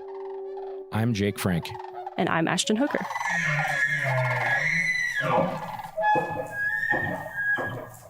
Ashton. Hey, Jake. How are you? I'm doing pretty good. How about you? Oh, we're in Yellowstone. Life is good. It's another day, another great day in Yellowstone. Did you by chance happen to see the email that we got about the edits to our spring newspaper? I did, actually. Did you get your edits in yet? No. All right, well, it's on my list, though. Make sure to do that. Yeah. Speaking of publications, do you know how many publications that Yellowstone National Park manages? Ooh, it's got to be way more than I even think. It's a big number. It's not like a ridiculously big number, but it's probably more than you would think. Yeah, I'm going to say 40. Double that. Oh, wow. 80? 80 publications, yeah. So some of the big ones we have are like the park newspaper, but then there's a lot of site bulletins. There's basically all the information that you could want behind the visitor center desk. There's a ton of information to hand out to people if you come to Yellowstone. And speaking of publications, today we're joined by Miles Barger. He is the Publications Program Manager in the Resource Education and Youth Programs Division. Miles, how you doing? Oh, doing pretty well. Beautiful day out there. It is a beautiful day. So for our listeners, some of you may recognize the name. Miles is actually one of our hosts, but you're on the other side of the microphone today. So how does that feel? Feels great. Multi-talented. Yes. Yeah. He's ambidextrous. There you go. You play offense and defense. That's right. Yeah. Special teams. Yes. So how did you start working in national parks? I was in college and I was looking for a summer job. I had been working near my parents' house in Kentucky. And then somehow through the magic of the internet, I realized that you could work in a national park in the summer to make minimum wage, which I think was like $5.25 back then. You're dating yourself. I know. Yeah, you could work in a national park and make minimum wage instead of being at home doing it. So I thought that's interesting. So I applied to, I don't think I applied to Glacier because you couldn't have a beard. At that time, whatever the concessioner was. What a terrible idea. I know. So I was like, well, I'm not doing that. But Yellowstone, I saw some jobs. So I applied for a job with the concessioner operating the hotels, which was Xanterra back then, as it is now. And I got a job cleaning cabins at Canyon before they had built all the huge lodges that are up there now. Oh, wow. It was all just cabins. And I towed a cart around from cabin to cabin and paused when a bison was sitting on the porch and I couldn't get in. It's like a forced break. And that was my first summer, and I haven't done anything but work in or around national parks since then. Gotcha. Wow. So, this podcast, we're focusing mainly on people who work in national parks. Yeah. But you mentioned that you worked for our concessioner. So, I did. Yeah, just something to tell people that are listening is that in Yellowstone, we have about 750 roughly permanent and seasonal employees combined every year. But what's that number in Xanterra? It's like over 3,000, right? I actually was just looking at this number for one of our publications. It's about 3,200 seasonal concessionaire employees in the summer. So many, many more. Yeah, it's like 5 times more employees. Yeah. So for people who want to, if your main goal is to, like what you were, is to live in a cool place. Yeah. In addition to Park Service jobs, there's the Xanterra, there's Delaware North. If STGI runs our clinics, and then Yellowstone Forever. So it seems like all of those different entities. A lot of my jobs were with nonprofit partners. Like I worked for Alaska Geographic. Yeah. I worked for Denali Education Center, places like that where they're not a National Park Service job, but you're affiliated with the park, working with the park. Yeah. So how did you make the switch? How did you go from one to the other? I was working in Denali in Alaska, and I noticed that a lot of the people who worked there year round had master's degrees. So I thought maybe I should do that. Yeah. And I didn't have anything to do in the off season anyway. So I started applying for master's degrees programs in environmental studies / environmental science. Got in at University of Oregon, started doing my master's, I took some GIS classes because that seemed helpful. And also I'm a nerd and it seemed cool. And then there was a project called the Atlas of Yellowstone. And I said, oh, I know about Yellowstone. I worked there for a little while. And I got in on that. And then a job opened up in the Park Service being a cartographer for the Unigrid brochure program. Those are those glossy folded brochures you get when you go to the entrance of any national park. And so it was they're highly sought after. Highly sought after. Yeah. And it was the first time that job had opened in like 15 years, I think, was the last time someone had retired or moved on. And I applied figuring I wouldn't get it because it was a permanent, full-time, higher graded job. But I had the skills to pay the bills, I guess. it was just a very specialized area that I happened to have had a knack for. Yeah, right and place, I got that right job. time. Yeah. Right place, right time. Mhm. Exactly. Yeah. I'd done SCA internships. I'd worked at Yellowstone. I'd pieced together enough stuff over those seasons that combined with the cartography and design skills and writing, I could, make a pretty good case that I had the love for the game and the skills and the knowledge about the Park Service and all of that, and ended up getting the job. So your first Park Service job, what was your first seasonal one, I should say? That was in Alaska? Or did you go from... I never had a Park Service job. You never had a season. So your first Park Service job was permanent. My first Park Service job was a GS-12 visual information or cartographer. Way to just like come out swinging. Yeah. I definitely didn't think I would get the job. So. Yeah. And that's like really awesome. That is, everybody that we interview, they'd have like a different backstory on how they started. And I would say, that is atypical, but Ashton, you kind of had a similar thing too, right? Like you didn't, how did you get your start? I started it was Geoscientists in Parks internship program. Now it's called Scientists in Parks internship program. And I got an internship here in Yellowstone for a summer. And then this position opened up shortly after and applied thinking the same thing as Miles. I was like, I'm not going to get this job, but got lucky. Yeah. And now I'm here. So I would like to say that, you guys are 2 in a million. Yeah. That's not the typical thing. Yeah. But it can't happen. And I think that's, just right place, right time, being willing to just get, the background that you need so that when the jobs present themselves. So you were a cartographer. Where was that? Harpers Ferry Center. Ferry. Okay. So it's the kind of graphic design center for the National Park Service. I would say that's becoming more distributed over time, but things were super spread out in DC, is my understanding, in like the 50s and 60s. And then there was a push to consolidate everything somewhere. And Senator Robert Byrd was very good at getting things built in West Virginia. And so, Harpers Ferry, West Virginia is literally as far east and close to DC as you could possibly be in West Virginia. So it's right on the corner. It's like the lowest elevation point in West Virginia. It's a beautiful spot. It's where the Shenandoah flows into the Potomac.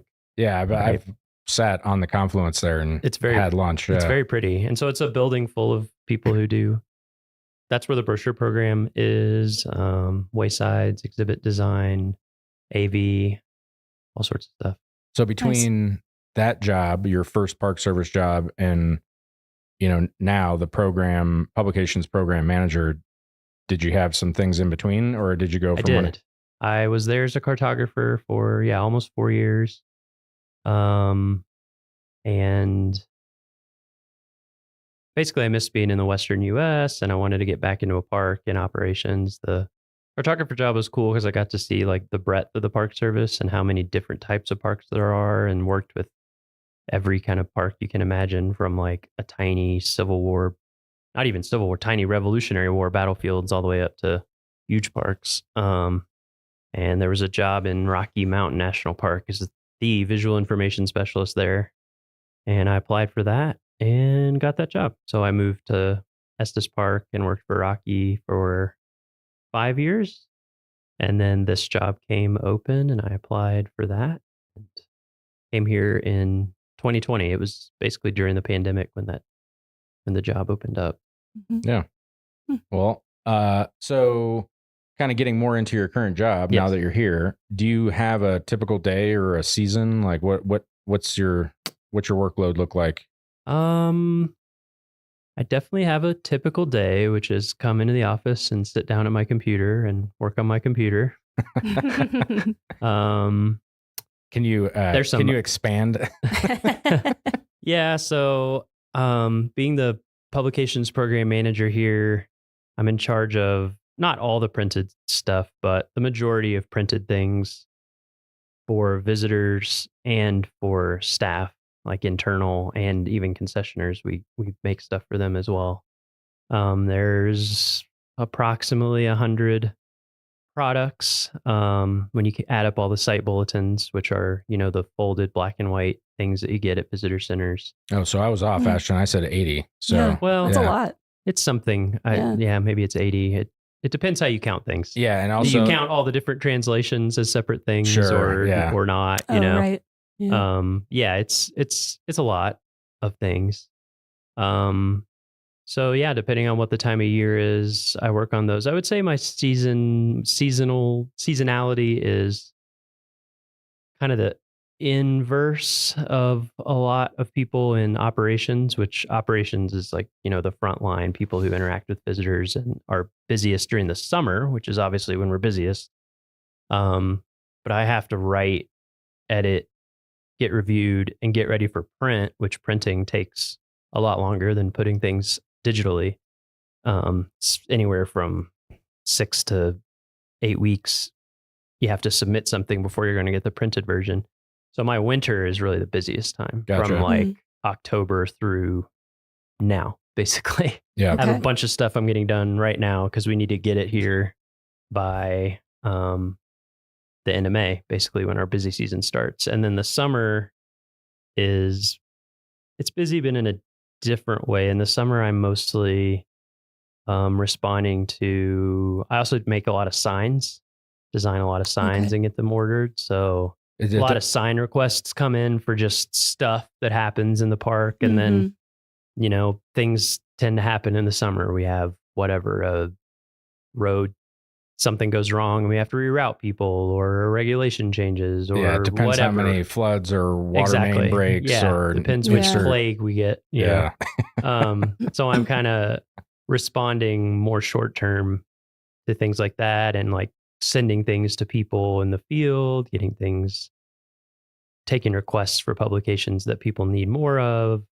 And then going out more in the summer to like visit places, talk to people, kind of see what the needs are. So those are kind of my two main seasons. So with that, do you have like an important, like what, for people who are interested in this type of a job, like, is there a skill or something that you would consider that it serves you well? Yes. So I do design, but I also write almost everything as well inside of the design. And so I would say writing is a very key, writing and editing. Yeah. So in that sense, like being able to write well, being able to write in different tones and styles, depending on what you're making, like the newspaper visitor guide that you get at the entrance stations is very just visitor information focused, and it has a ton of stuff in it. So it has to be very concise. So that's one type of writing. It's like plain language guidelines, which is a government thing for basically saying not using huge words and keeping sentences pretty easily understandable. So that's one type of writing. But then like resources and issues, I'm more editing other people, but that's more in-depth scientific writing and kind of everything in between. So I'd say it's also nice to be able to write your own stuff, because when you're designing on paper, everything takes space, physical space on the page. And so a lot of the time you need to be able to edit for space as well. So it's nice to be able to go back and forth to make things fit, or like I'm OCD about columns being all the same lengths and things. So it's like, oh, I want to edit this to be like 7 words longer, Yeah. things like that. And then Detail-oriented. Exactly, Yeah. detail-oriented. And then there's the design side of things. I think that's a tough one for me. There are skills you can learn, but I also think there's a certain je ne sais quoi that some people have and some people don't when it comes to design. But that's an important skill. And then there's all the technical stuff of like, no, we use Adobe products, InDesign, Illustrator, things like that. But you know, something like Figma or GIMP or whatever, all the different open source things are very similar, but knowing how to run those programs well and do what you need to do, being like proficient and facile in those things. And then I make a lot of maps as well. I guess I wouldn't have to do that. Most people probably would call in on the GIS shop at their park if they have one to do that. But Since you have that skill in your back pocket. Yeah, which is also, again, like the writing is a nice skill to have because you can design for your own space and stuff. When I worked, so my job before I came to Yellowstone was in Glacier as a visual information specialist, similar to what you were doing, more likely in Rocky. I was very hesitant to write anything, and because it's like that's why I take pictures, because I'm not a solid writer and I let my pictures do the speaking. 1,000 words each. Yeah, exactly. I was like, I'm a prolific writer through photography. But when I came here, I was able to kind of do the same thing because there were people around me that were writing. But then as I got more into this job and started, changing things like the products that we were making, that Cam was asking us like, hey, do this or do that. There was no one to write. And so you just kind of had to write for yourself. And that is a skill that I've picked up. And I would agree, like writing is I had to do writing in college, but you're like writing for that is very different than writing for the web or writing for social media. It's just like, it has a different tone and really kind of like getting comfortable in that.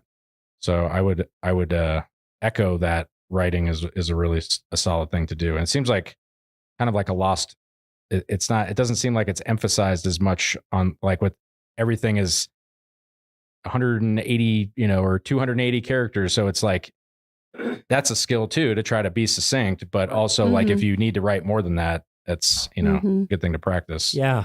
Yeah. I was an English major and music composition major in undergrad. I think both of those things help. The music one's harder to explain, but it's similar in a lot of ways, I think. Yeah. And also when I did seasonal work, I was a guide. Okay. So I was taking people on hikes and teaching classes and stuff all day long. And I think that has been helpful too, because it's kind of that skill of learning how to take a bunch of information and synthesize it. Yeah. And I'm curious. So in your current position here, what's like the biggest publication or the one that takes the most time and effort or project? Like what's the thing that takes the longest for you to work on? Resources and issues. Yeah. It's a 300-page book. Okay. So I always get the feeling every season that I would like to just start it over from scratch. But then I remember it would probably take 5 years, honestly, of full-time work to do that at least. But yeah, that's the biggest. Yeah, that's a beast. That's job security, Miles. True. Yeah. That's the biggest by far. Everything else pales in comparison to that. So like out of the, the writing, designing, like all the kind of things that you mentioned, do you have any of those like kind of stand out as your favorite that you like to do? Making maps is my favorite. And I love when I get the chance, which is not very often because of time, but I love just like starting something over from scratch, just like forget that it exists and make it brand new. So I guess I would say like, what would that be? It's almost like book design, kind of, where of course we don't choose the fonts because we have the fonts, but you're kind of choosing the architecture of things, like what kind of columns am I using in baseline grid and designing all the styles and all that kind of stuff. I think is probably my favorite. What's your least favorite?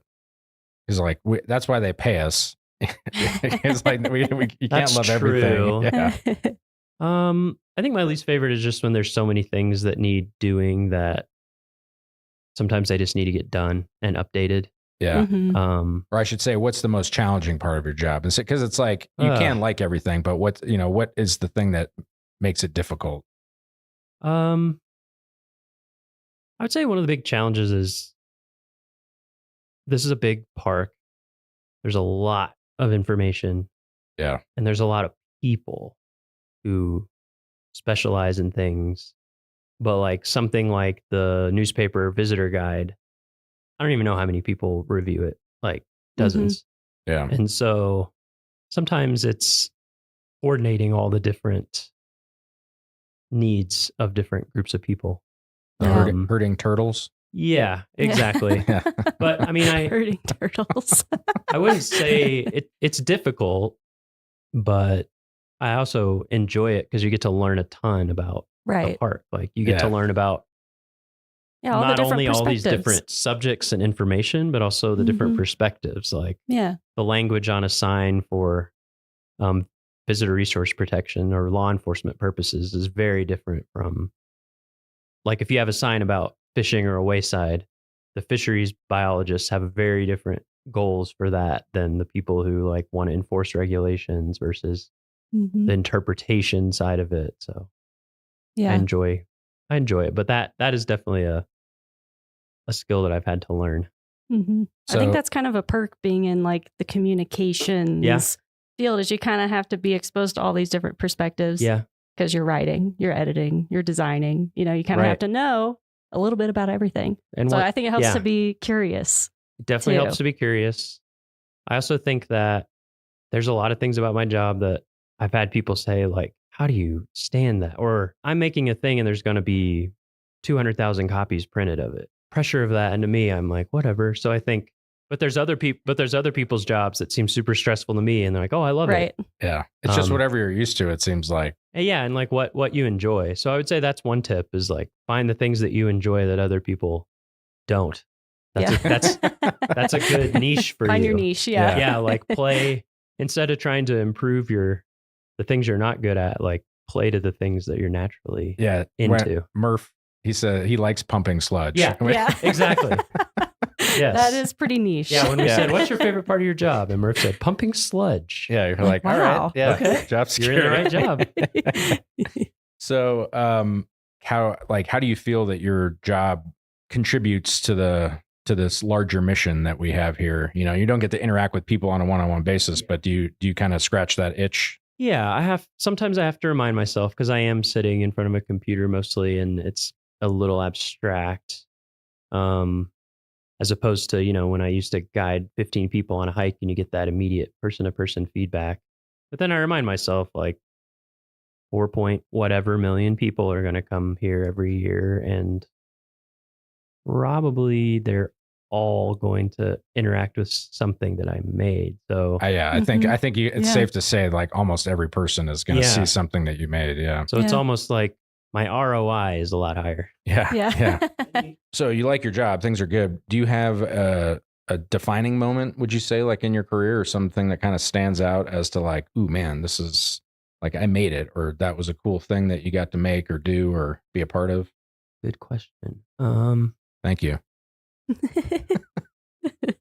Jake coming with the hard hitting questions. Yeah. The first time I drove into Kantishna, which you can't do right now because the bridge is they're building a new bridge. But my first summer in Denali, I was a guide and we had to get out to Kantishna, which is at the end of the one road.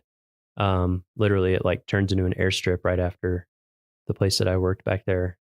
That was pretty mind blowing. Yeah. It was a clear day. We're on the road with nobody else. The mountain was totally out. And I was just kind of like, oh, like, I had the same moment. Like when like an out of body experience.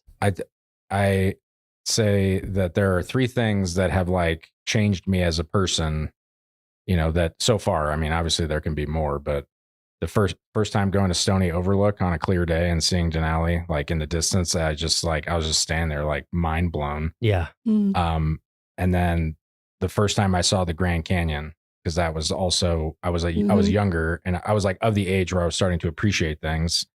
And I was just like, it's just like unfathomably big. Like you can't imagine like being the first people to show up and be like, oh, how do we get across this?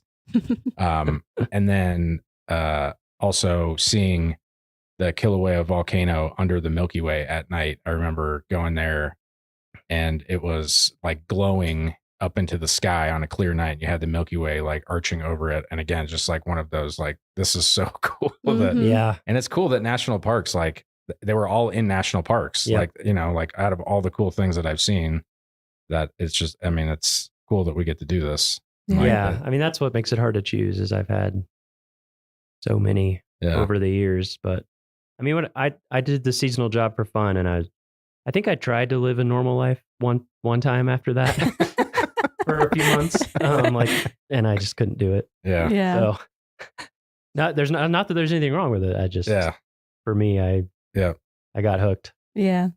So for people that are interested in doing this kind of work, let's get into some of the details. Like if someone goes to USA Jobs, what are they? What's the series they're looking for?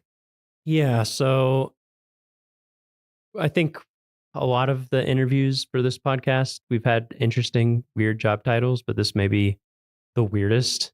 It's traditionally, these jobs have been called visual information specialist. It's 1084. Okay.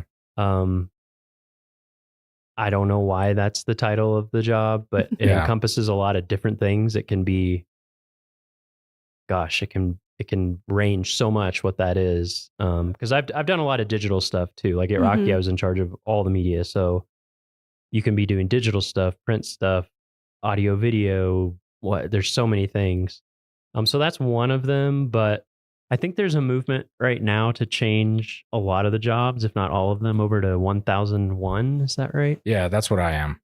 Yeah. So there's a recognition that visual information specialist doesn't quite cover all the things that these types of jobs do. So there's a move towards that.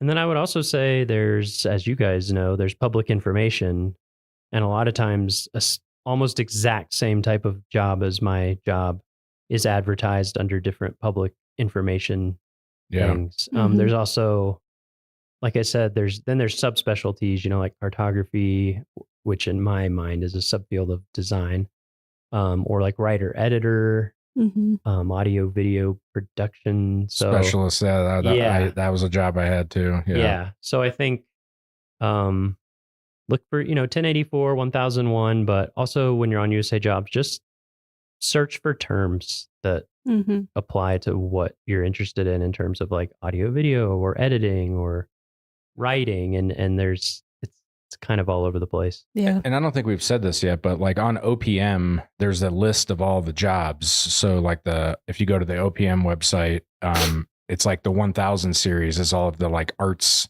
Right. So from from 1001 to 1099, there's like a bunch of everything that we're mentioning kind of falls in there. And so it seems like if you're looking for it, you could set your alerts on a variety of those different keys, but it's good to know which ones specifically. If parks aren't flying them in a certain category, then doesn't make sense to set an alert. You already mentioned all the training that you had for the design and everything. Is there any other than the design aspect and knowing how to run these programs, like is it required that you have a formal training, that you go to school for that, or could you just like teach yourself how to do this? And you like a lot of people grow up and know how to use Photoshop and stuff. I think you can teach yourself. Yeah. I mean, a ton of it I taught myself. I think, like you said, Ashton, curiosity is a big one, I think, for these positions. Yeah. Curiosity about different types of design work and audio, all that kind of stuff, but also subject matter. I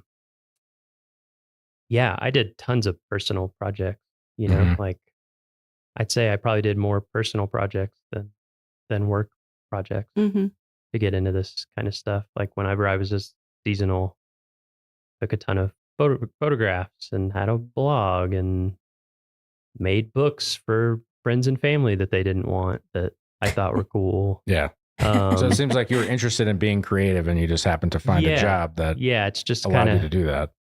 Yeah, it's just kind of who I am. Yeah.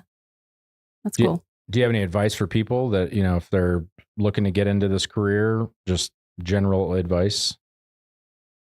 Make your own stuff.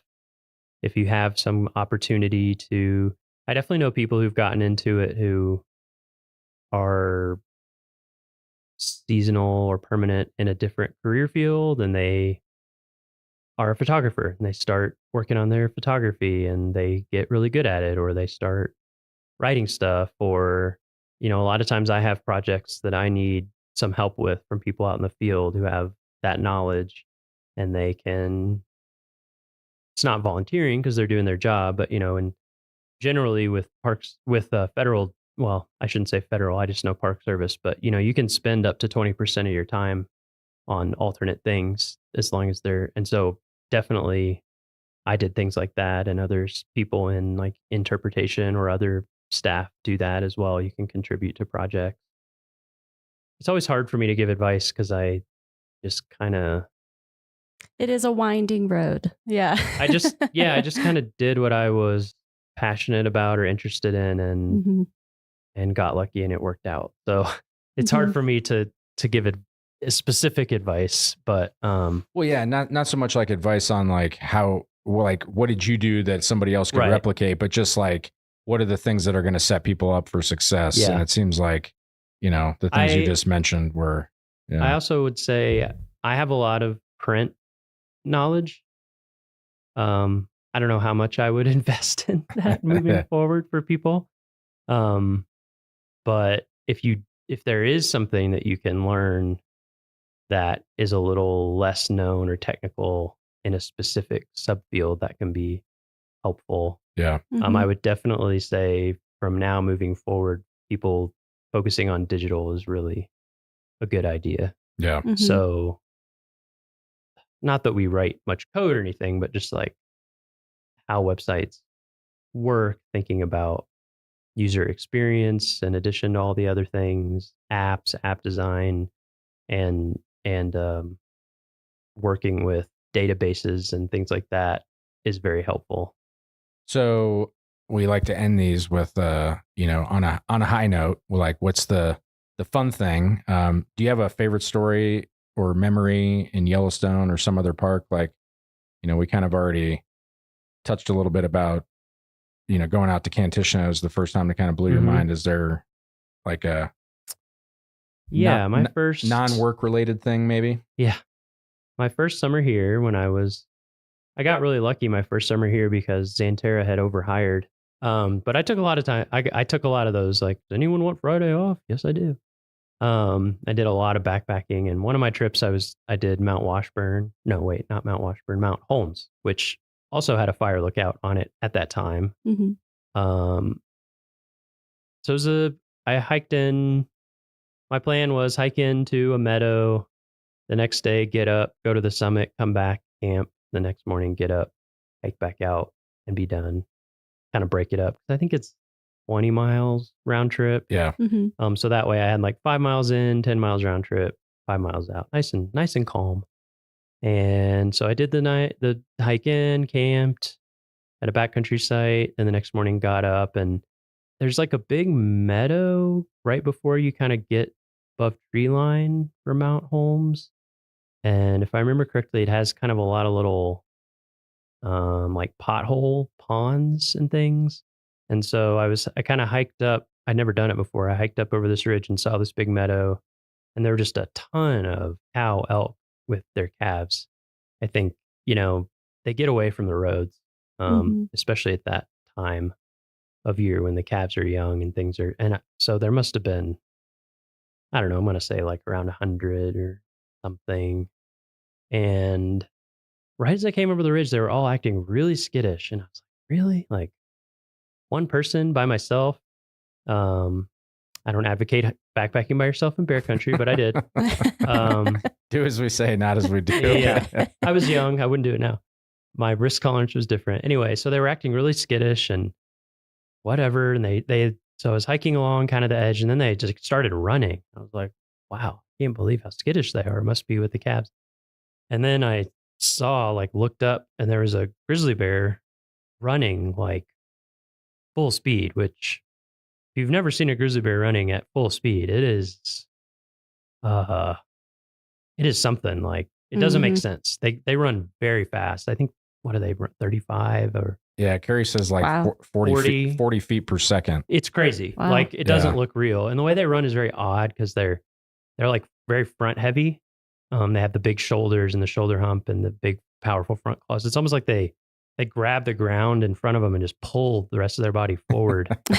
And it was trying to chase down an elk, Wow. like a young elk. It looked like it was probably a year old elk that it was trying to get. And I was by myself, and it was my first summer in a national park and my first summer in like mountains. And I was just like, whoa. And you could hear it. Like it was so heavy that you could hear the sound of it running. Yeah. Wow. So I just kind of backed up against a tree, pulled my bear spray out, carry bear spray. I had my bear spray, took the safety off, had it ready. And the grizzly ran, gosh, it was probably like within 15 feet of me. Did not care about me at all. Oh It my was gosh. in pursuit of this elk running uphill. And then they went into the trees and they turned some kind of corner and came back the other way, farther away, down towards that meadow. And it ran forward and like swept one of the back legs of the elk and got it and started taking it down, was going to eat it. And I was just like, I think I'm going to keep hiking. So I started going up, and I went up to the top and I got to the fire lookout and I was really freaked out. And then I was talking to the guy who manned the lookout back then, or the person at the lookout who worked up there all summer. And that's a remote one. You can't drive to it. You get resupplied by pack animals, I'm pretty sure. And I mentioned like what I'd just seen. And he was like, yeah, there's a guy got killed at Grizzly Lake a few years ago. And I was just like, don't say this to me.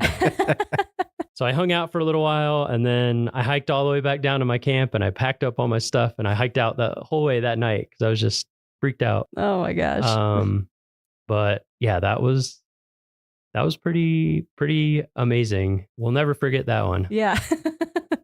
Probably set me up well for risk management going forward. I was a lot more aware of what can happen, which is anything.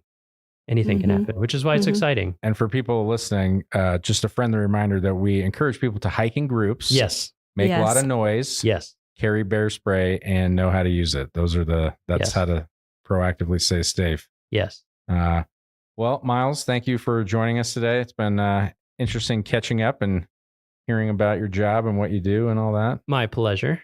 Ashton, did you have any other final questions for Miles? No, I don't think so. Thanks for joining us, Miles. Anytime. Well, that's it for this week's episode of What We Do. Thanks again to our guest, Miles Barger. If you like what we do, rate and review the show wherever you listen, because every positive review helps new listeners find the show. If you have questions or you want to learn more about a particular job, contact us using the form at go.nps.gov/whatwedopodcast. Thanks for listening.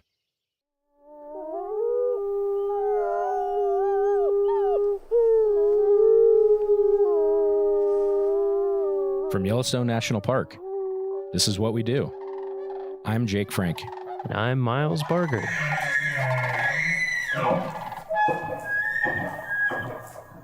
Miles, how's it going? Going great. Yeah. How are you? Good. How was your drive to work today? Very short. Yeah. How are the roads?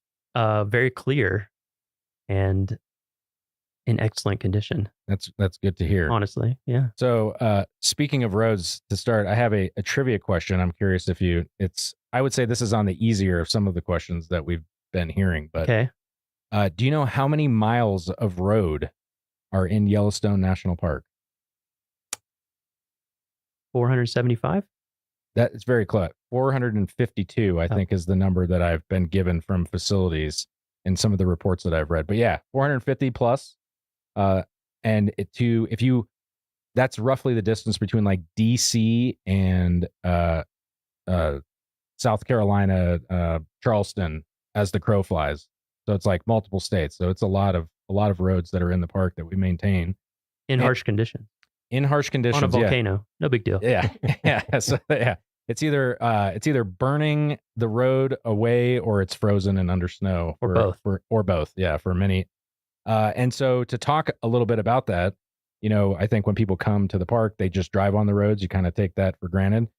but there's a lot of work that goes into keeping those up to date. So today we're joined by Brian Batzloff. He's the engineering equipment operator supervisor for the special projects crew. Did I get that correct? You got that correct. All right. Well, thanks for joining us. Thank you. Yeah. How are you Thanks doing for today? having me. Good. Yeah. How was your drive to work today? It was wonderful.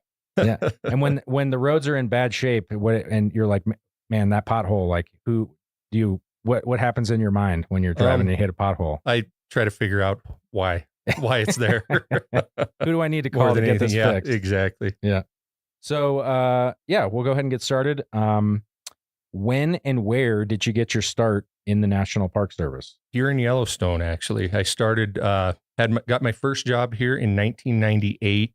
I was a carpenter's helper in the carpenter shop here in Mammoth.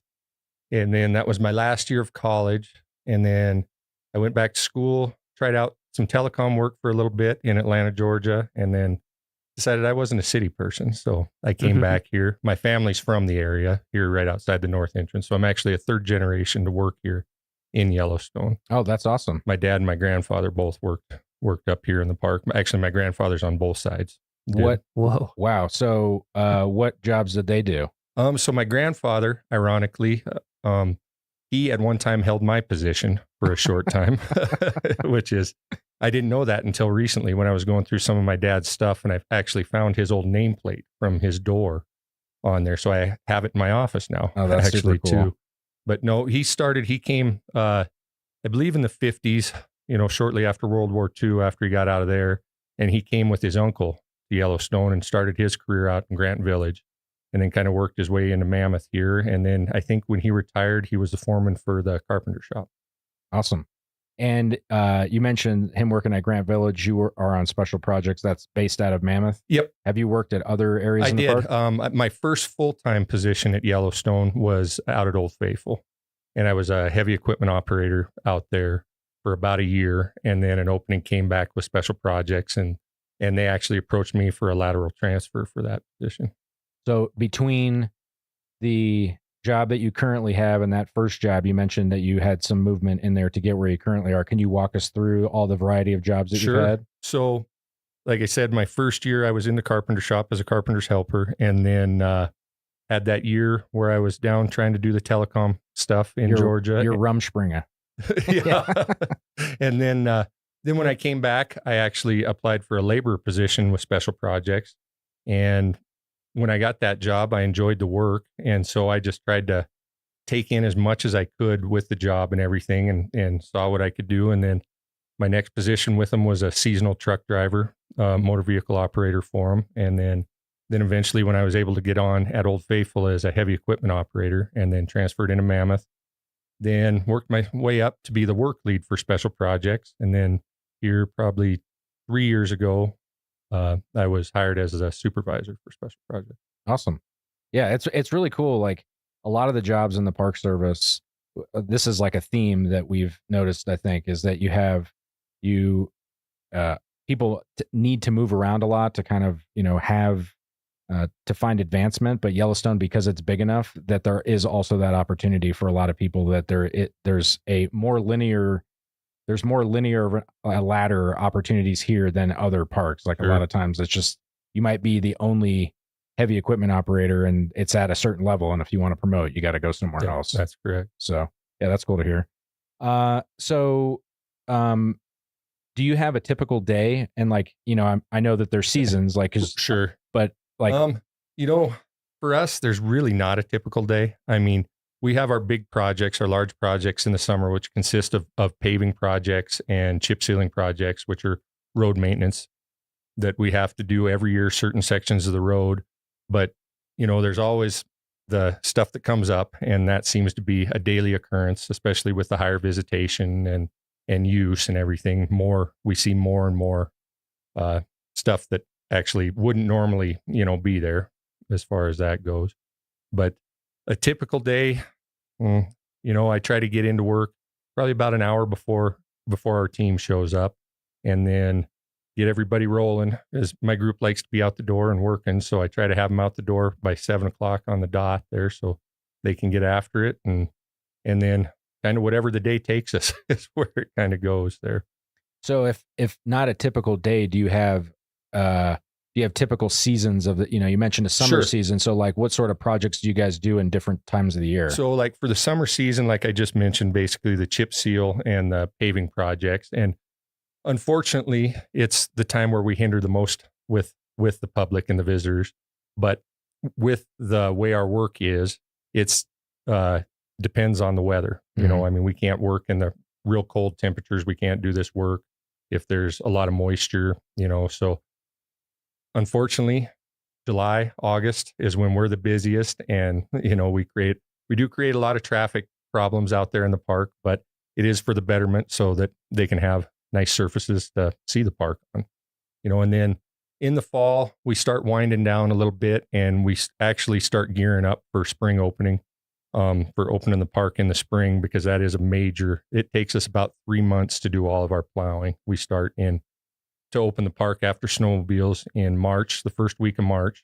And we typically don't get done until about, usually it's Memorial Day weekend is what we shoot for, but the first week of June, a lot of years. Wow. And that's because we have to cover also the Beartooth Highway, which is outside the park, but it's 11,000, about 11,000 feet, I think, is the elevation up there. So there'll be snow 30, 40 feet deep up there in early June.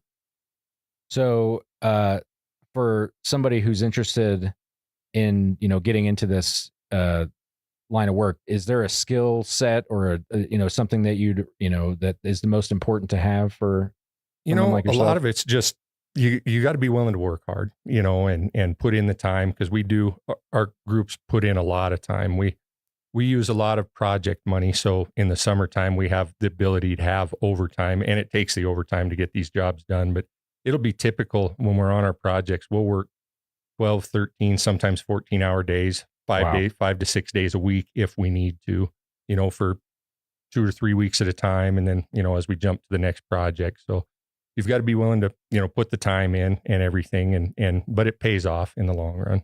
So speaking of overtime, I know that your crew was responsible for the, when we had the flood in June 13th, 2022, you guys were basically the first responders, more or less to the road that is now paved. Like it was an old dirt road.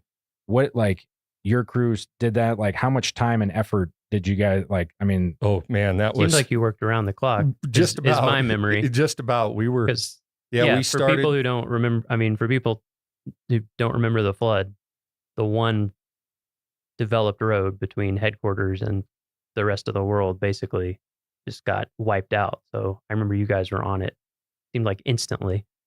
Yeah, they gave us the okay. I can't remember the exact date. I believe it was 2 days after, and we needed to get the old wagon road from Mammoth to the north entrance in Gardner shaped up to where we could get access, because basically Mammoth was cut off, to everything. And at one point, both Gardner and Mammoth were cut off to everywhere because Highway 89 was also flooded out at Yankee Jim Canyon. And so, we started on and, talking with Cam and everything, it's like, do what you got to do to get it done. So we started on 14 hours a day, 7 days a week. And we just hammered it out until they kind of got things in place to have a contractor come in and kind of take it the rest of the way to final completion. But yeah, you guys crushed that. Thank you again for all of that. No problem. Us that live in Mammoth, I think we can't thank you guys and your team enough. That was really awesome. I couldn't believe how fast it was. Yeah.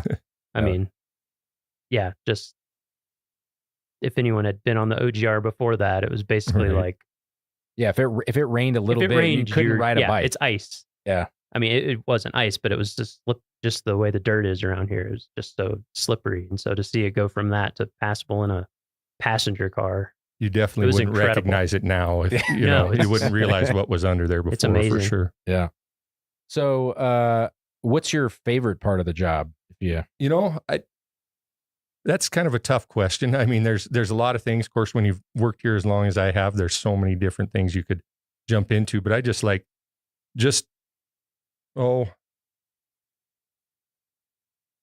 more of the challenge, of everything. And like I mentioned before, with the higher visitation, so that creates its own challenges, and to try to not ruin the visitor experience for everybody. So the challenges that go into planning the projects and making sure that everything's up and running, I think is probably what I enjoy the most of it. And it creates a lot of stress as well. But So yeah, like on the flip side, you have things that we all love about working in a national park. Are there any, like, what's your biggest challenge or the hardest part of your job?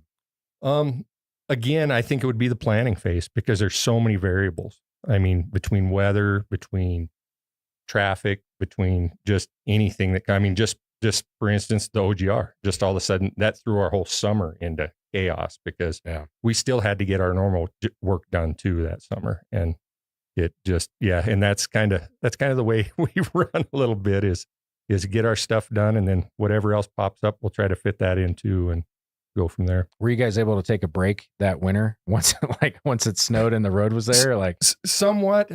We ended up having a fairly decent winter that winter also. So this winter has actually been kind of a blessing for us. Yes. Yeah. So, with the challenges, like, obviously if everything's great all the time, then there's no, reason to leave. But with challenges, like, even with those, what keeps you here? What keeps you in the green and gray?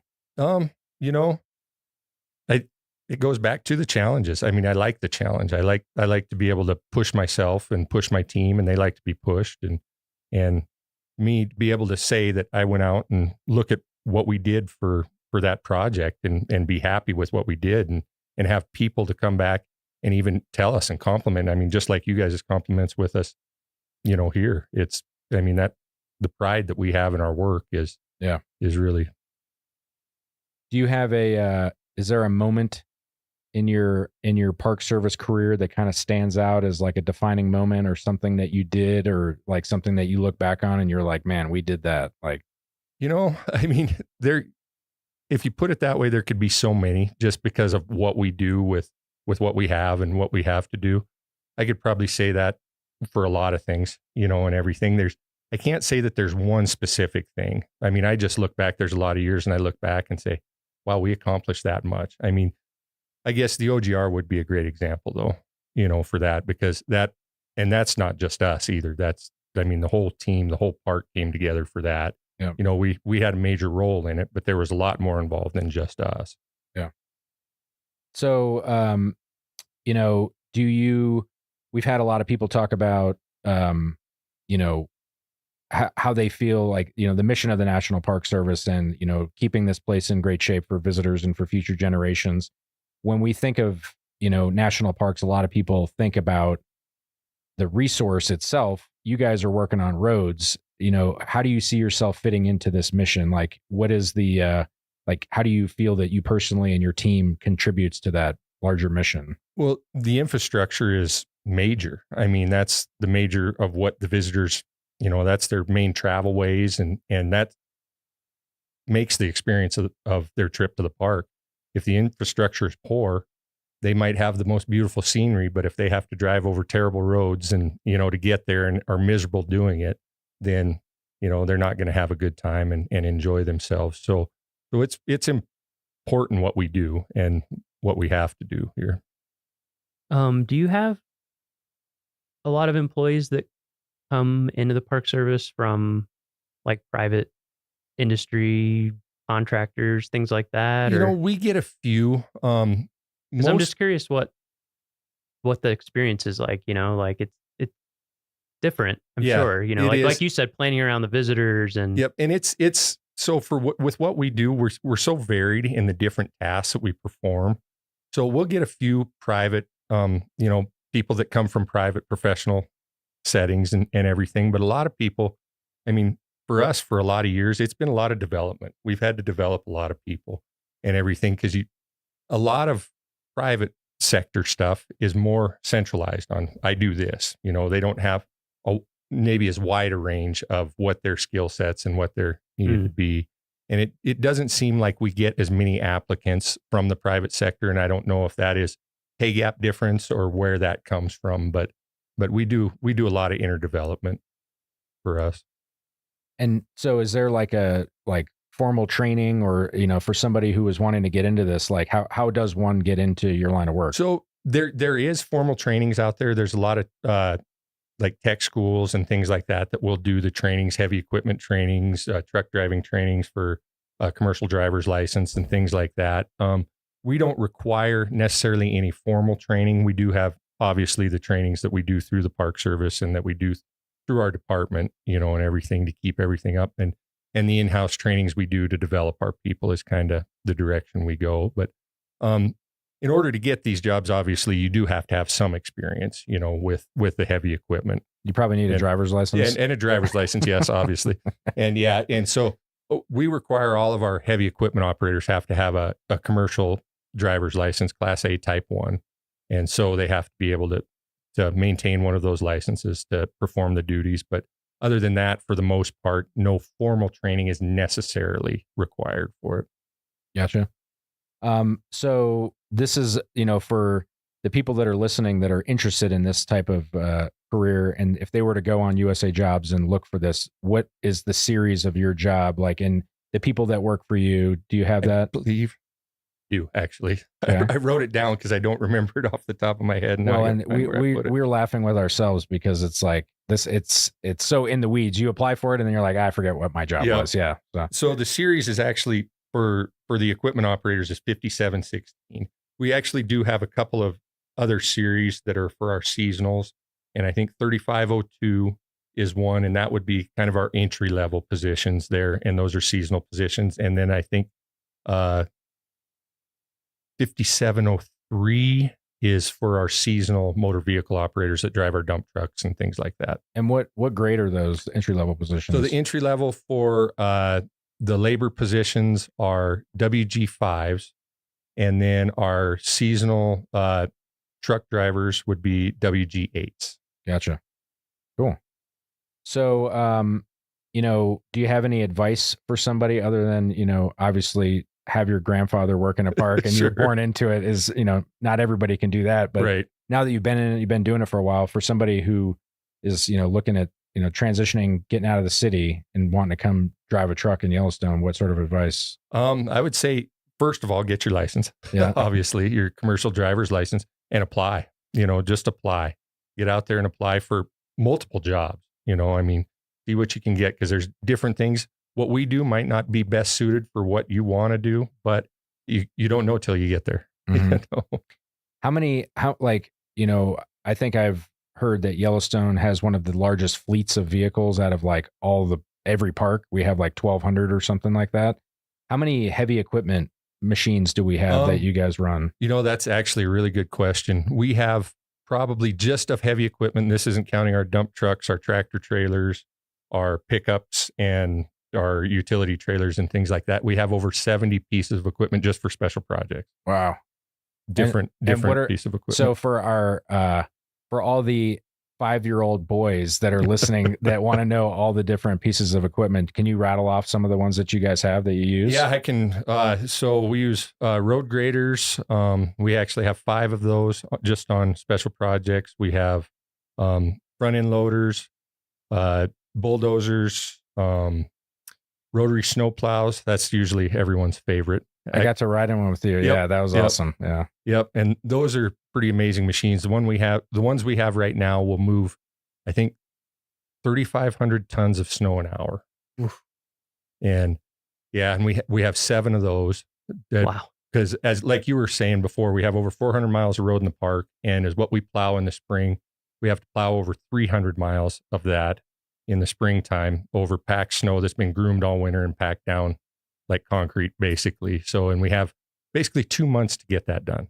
Yeah. So, Yeah, that's crazy. Have you seen the operation before, Miles? Like, have you ever seen like in person? I haven't seen the full operation. I was just wondering I've seen pictures, but I was wondering what the full cadre of vehicles is. It's pretty, if you get a chance, I think if you can look on YouTube and look up Minute Out in It. Yep. I think is what it's called. And that gives a pretty good show. It's a pretty good video of most of the equipment working. And that's our park plowing here, which that operation is a little different than when we're up on the Beartooth Pass because snow conditions are a little bit different.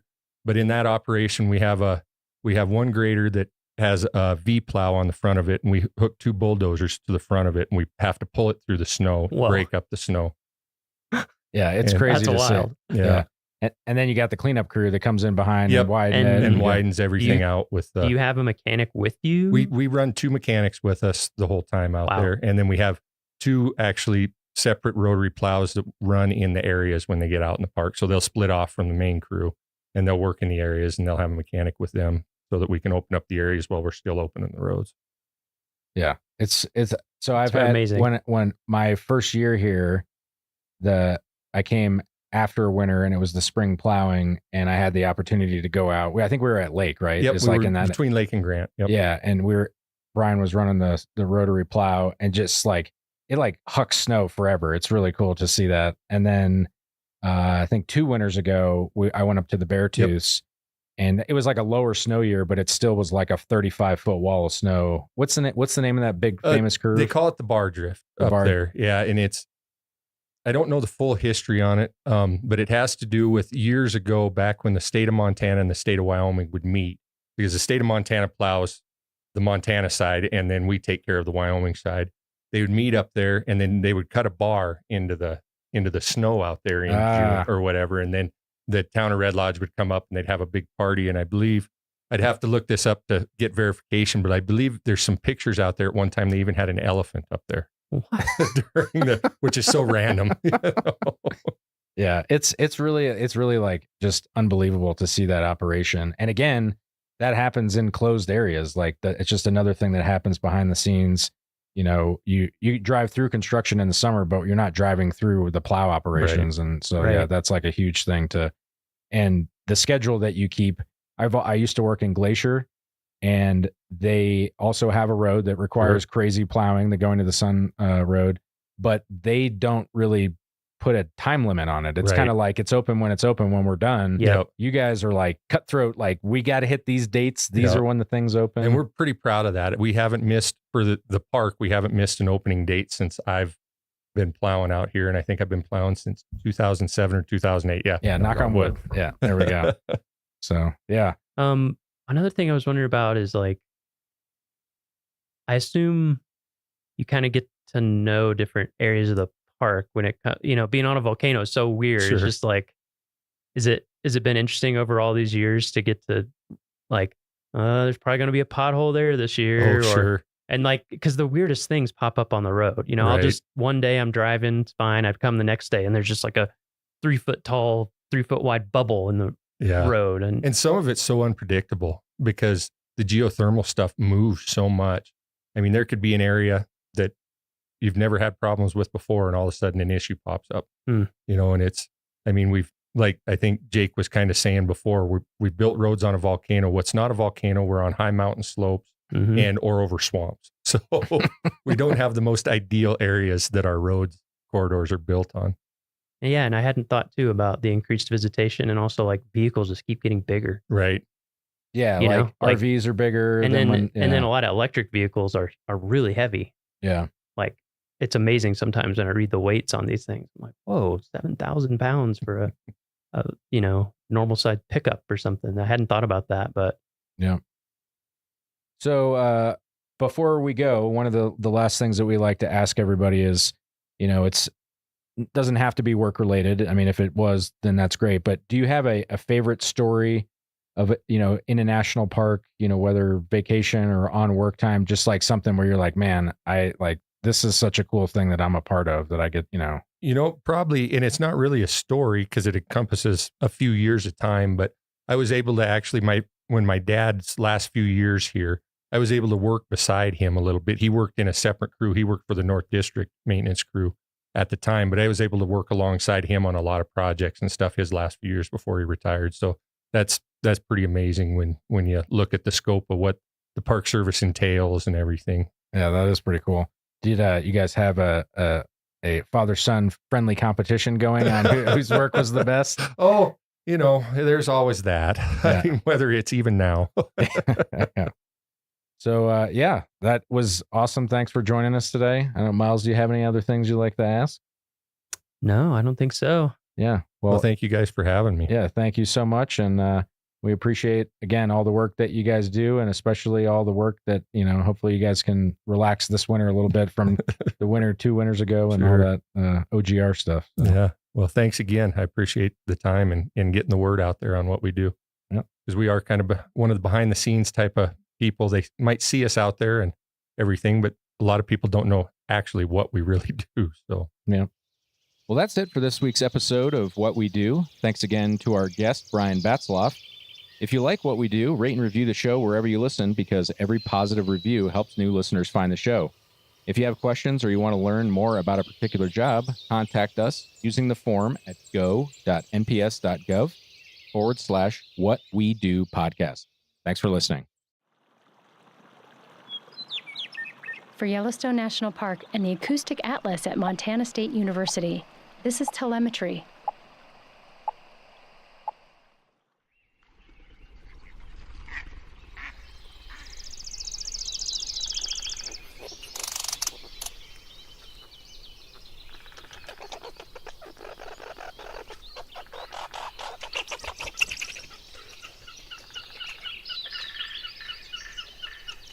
You know, every season in Yellowstone is pretty fantastic, but if you're into listening to the sounds of animals, spring and summer, well, there's just nothing like it.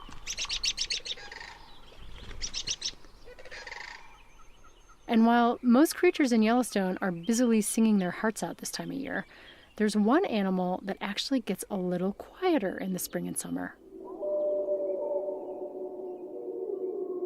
And that's the wolf. You see, there's a seasonal cycle to wolf howling. Howling ramps up through the fall and it peaks in late winter. Then comes springtime. Howling abruptly drops off, and this is caused by the female choosing a place to den that they really want to keep secret, if at all possible. That's Kira Cassidy, research associate with the Yellowstone Wolf Project. Choosing a den site is extremely important for a wolf pack. It's going to be their hub for the entire summer. It's the house of the entire next generation. And it has to be protected, of course, because the tiny, helpless pups are going to be there for several months. We've had cases where a pack has attacked another wolf's den and even killed the pups in some cases. They don't really want to let other packs know where they are and what they're doing. And in order to avoid that, they keep quiet. Now, it's not only the frequency of howling that changes throughout the year, but the type of howling shifts too. Wolves howl for a couple of different reasons. Some of that would be within the pack, so to keep track of each other, say if they've been separated. And even though they're doing a lot less of it, this is the kind of howling that tends to dominate in the spring and summer. Wolves communicating with their own pack mates. They also howl to let other packs know where they are and to kind of establish a territory. Wolves will often have these howling bouts with other packs. The two packs will howl back and forth as if to say, this is our turf, our territory. And it's that howling for territoriality that grows in the months leading up to the winter breeding season. Howling really tracks the hormones. As the wolves are getting ready for the breeding season, testosterone will start to spike. Howling starts to increase. It's kind of a stressful time in some ways. They do a lot of howling during the breeding season.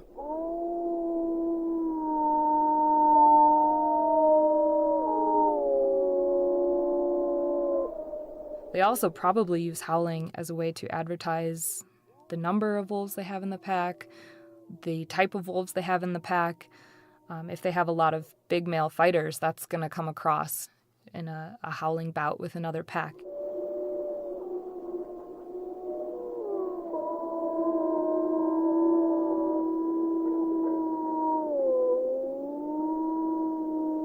And in some ways, wolves may be able to use it to avoid a fight with another pack too. They can kind of create that space between each other, let each other know where they are, but also let them know who they are. Kira's specialty is looking at territoriality in wolves and interpack aggression, basically when two packs come into contact with each other and fight.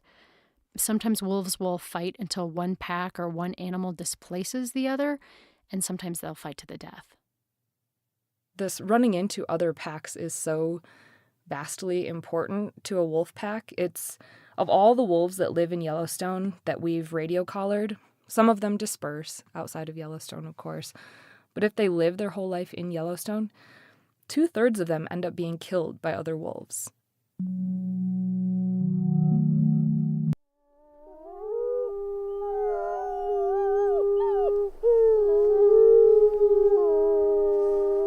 From Yellowstone National Park, this is What We Do. I'm Miles Barger. And I'm Jake Frank.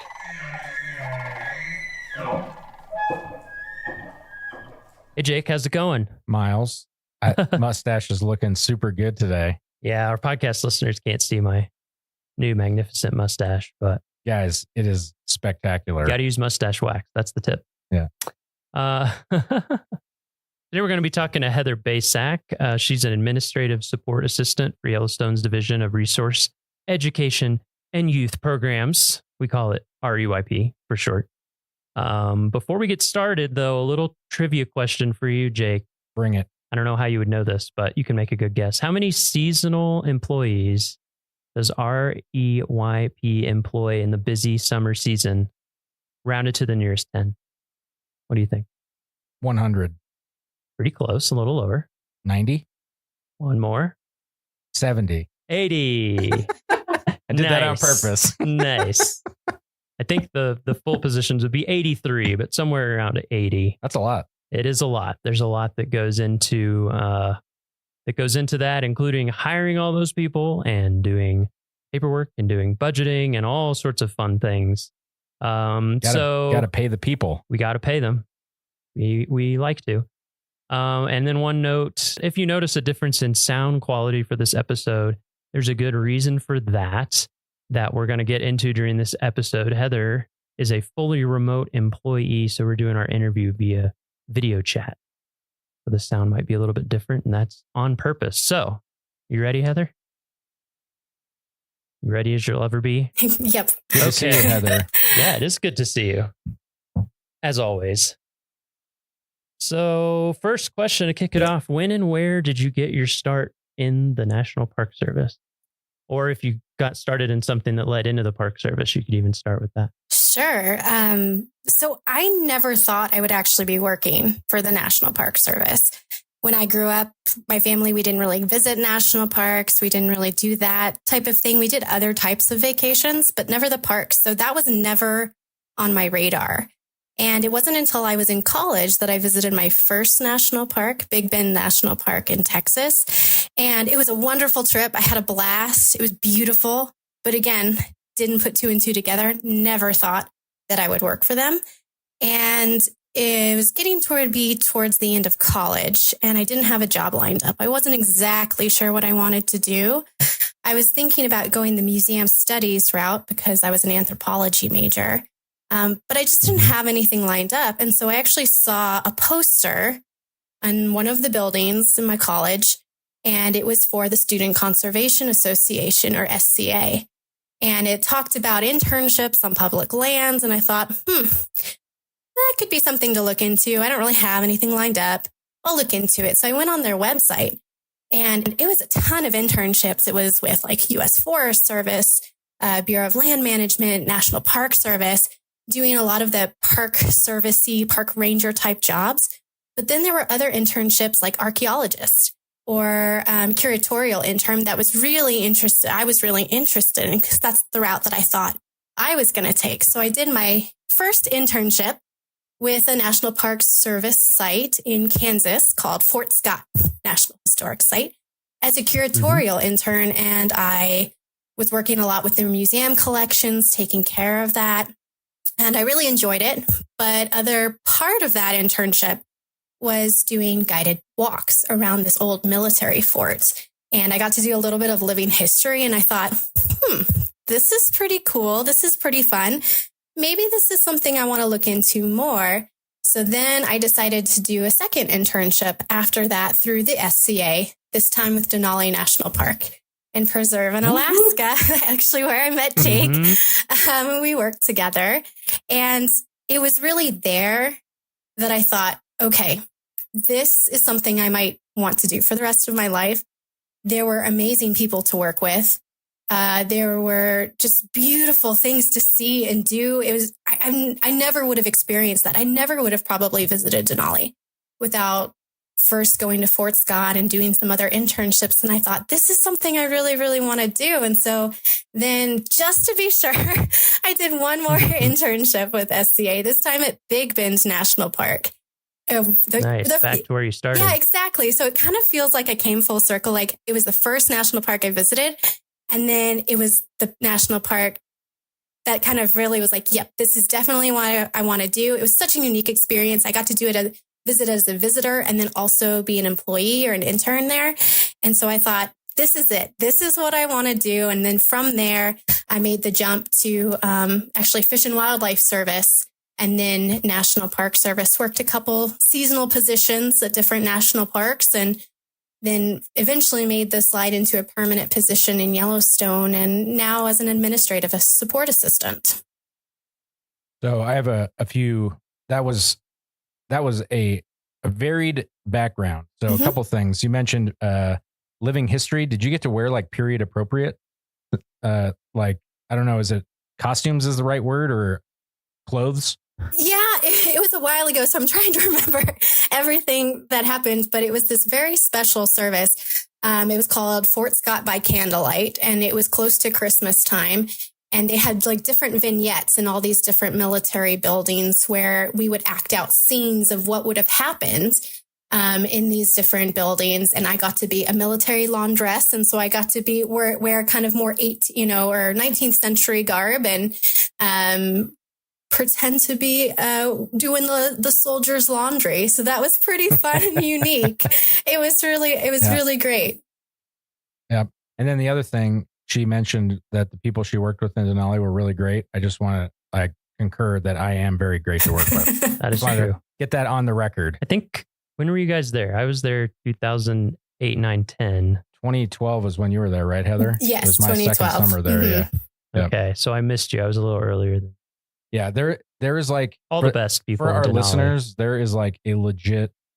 If you've worked in Alaska, you have like a camaraderie with the people in Alaska because it gets into your bone. Like such a cool place. Like, yeah, you can tell from Heather. She's like, I went to Alaska and then I realized this is what I wanted to do. Like, it's really cool. Yeah. Yep. So, I resemble that remark. So out of all those jobs that you did to get you to Yellowstone, all the seasonal jobs, did you have any repeat jobs or did you move like every season? Was it a different job? So good question. I worked for Fish and Wildlife, had a very similar job. I was a park ranger, interpretive park ranger for them. And I worked with preschool kids and did a preschool program for them and then kind of translated that into the National Park Service. I did interpretive park ranger jobs. So a lot of the guided hikes, the guided, talks and walks, that type of thing, working in the visitor center, helping plan people's programs. But then I worked, also as a campground ranger in Great Smoky Mountains National Park.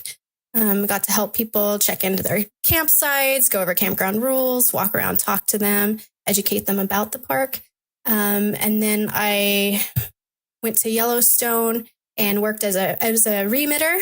So I worked in what's called the cash room and counted all the money that comes in from the entrance stations and the visitor centers, reconciled all that money, and then got it ready for deposit. And then also worked in the visitor services office in Yellowstone, helping people plan their trips and then work on some special use permits. So I did move around a little bit, but I might have been in a little bit different boat seasonally because I was with my husband who had a permanent job at some of these places. Yeah. So I stuck around in some of these parks probably a little bit longer than other seasonals do. They might tend to move around a little bit and follow their job while I was more in one area for a longer period of time. Yeah. I was asking because until I got my first permanent job, I moved 12 times in 6 years. So it was every 6 months I was on to something else. So like that is part of the lifestyle until you're permanent. Okay, so where are you joining us from right now? So I work fully remotely from Boise, Idaho. Mm-hmm. And how long have you been working fully remote? Has it been 2 years? Oh, that's a that's a great question. It's been probably about a year and a half. Okay. Okay. So what does do you have a typical day? What does your typical day look like? You have a typical day?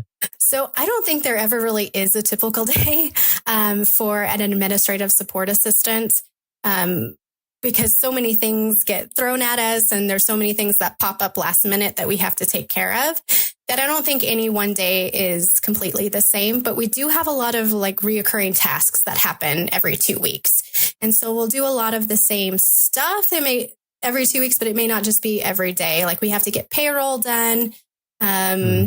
That's kind of the big one. Everybody wants to get paid. It's pretty important. So that's kind of one of our, Thank you. You're welcome. One of the biggest tasks that we have. But we also arrange travel for a lot of our NPS employees. If they have to go to meeting that's outside of the park, any trainings, go to other parks to assist with anything, we help arrange that travel. You can think of us kind of like a travel agent in that regard. We deal a lot with HR. So we're kind of an HR liaison. So anytime there's personnel actions for hiring somebody, all those 83 seasonals, we put in hiring actions for them.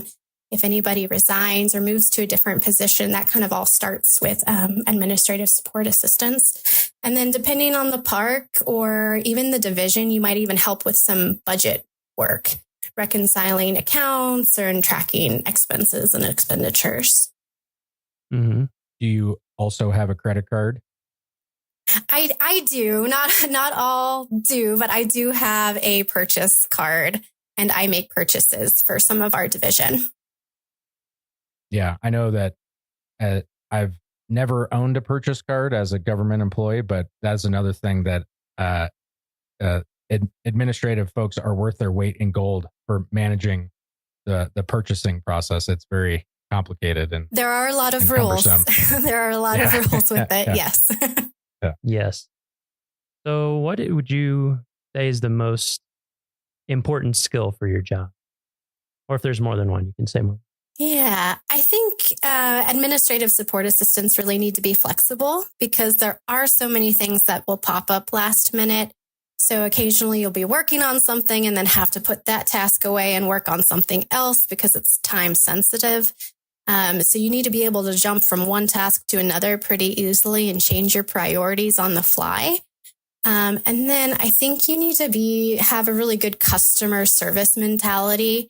I mean, administrative support assistants, we don't work with the public, but we can think of our customers like our fellow employees. We want to make sure we give them as much support and as many tools as we can so they can be successful in their jobs. And so they can protect the park. They can also, share it with visitors. So we really need to be focused on our fellow employees. Mm-hmm. What's your favorite part of your job? I think the variety. There's a lot of stuff that you get to do as an administrative support assistant.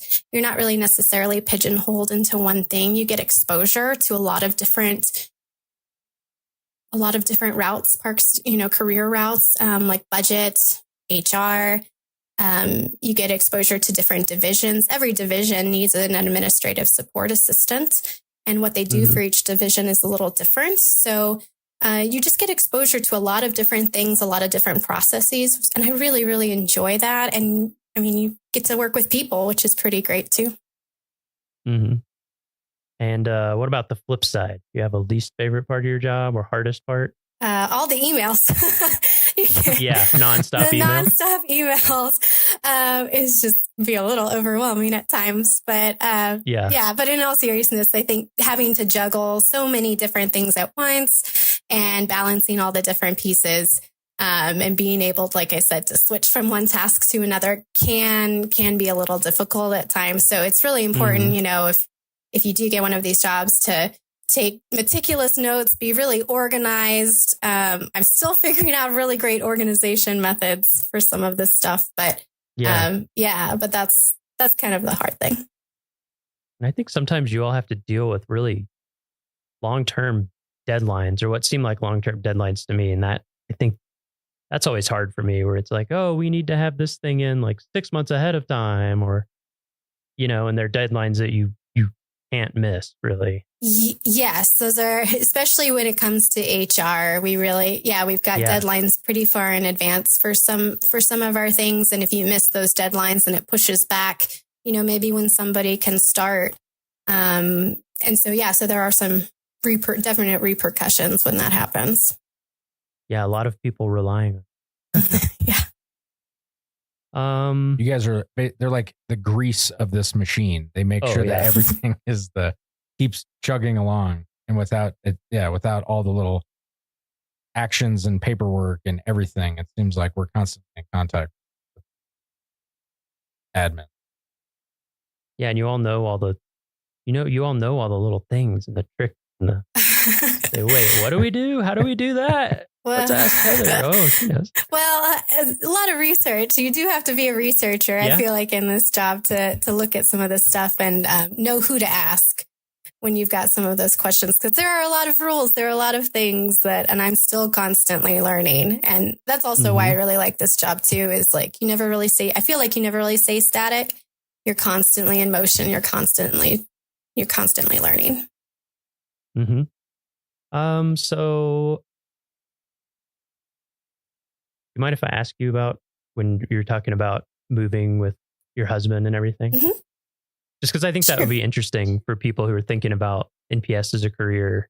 It can be challenging, I think, for long-term partners to work in the service. Like, I've known people who are married and live apart for a long time, sometimes like a really long time, or they date and are long distance for years before finally and things like that. So I don't know, just like, how did that play into your career and your husband's career, and how life has gone for you guys so far? I mean, it seems like that's probably part of the remote position or some of the flexibility, but I don't know, just anything you would want people to know about your experience with that who might be thinking about the Park Service. Yeah, that is a great question, because there are different routes that people can take, because I have also known couples who have had to be apart for a little while, each working separate parks,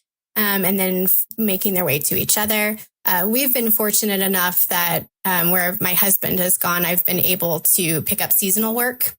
I know that's not necessarily in the cards for everybody, but thankfully I was able to. And that's kind of also the reason why, I didn't just stay in one career path. Like, I've done a couple different things, and that was to really, I kind of took a job where I could, but I really liked that. I think that's made me a little bit more well-rounded.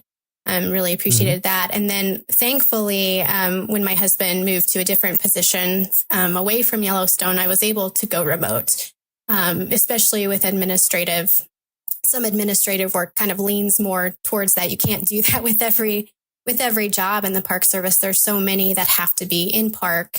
But thankfully, this job allowed me to have that flexibility, and my supervisor was very, very supportive. And I was able to get a remote job that way. So that's really helped with us. Yeah. Yeah. Yeah. It's I mean, not that we need to dive too deeply into it in this episode, but it is interesting. I think a lot of people would be surprised to learn that, number one, if you work for a national park, it doesn't mean you're going to get like housing in the national park. In fact, it generally means you're not going to.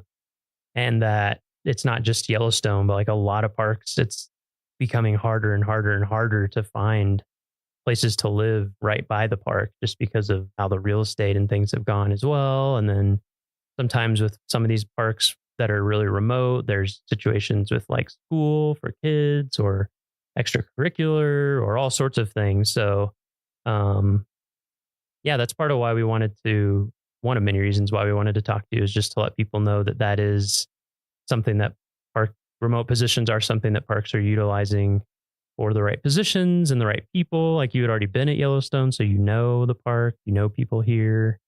I just think it's cool that that's been able to work out well for you, and it has worked out well for us as well. Well, kind of I'm not win for I'm not a everybody. very big fan that Heather is remote, but other than my personal opinion that we don't get to see her in person. Yes, I agree with teaser that. in person.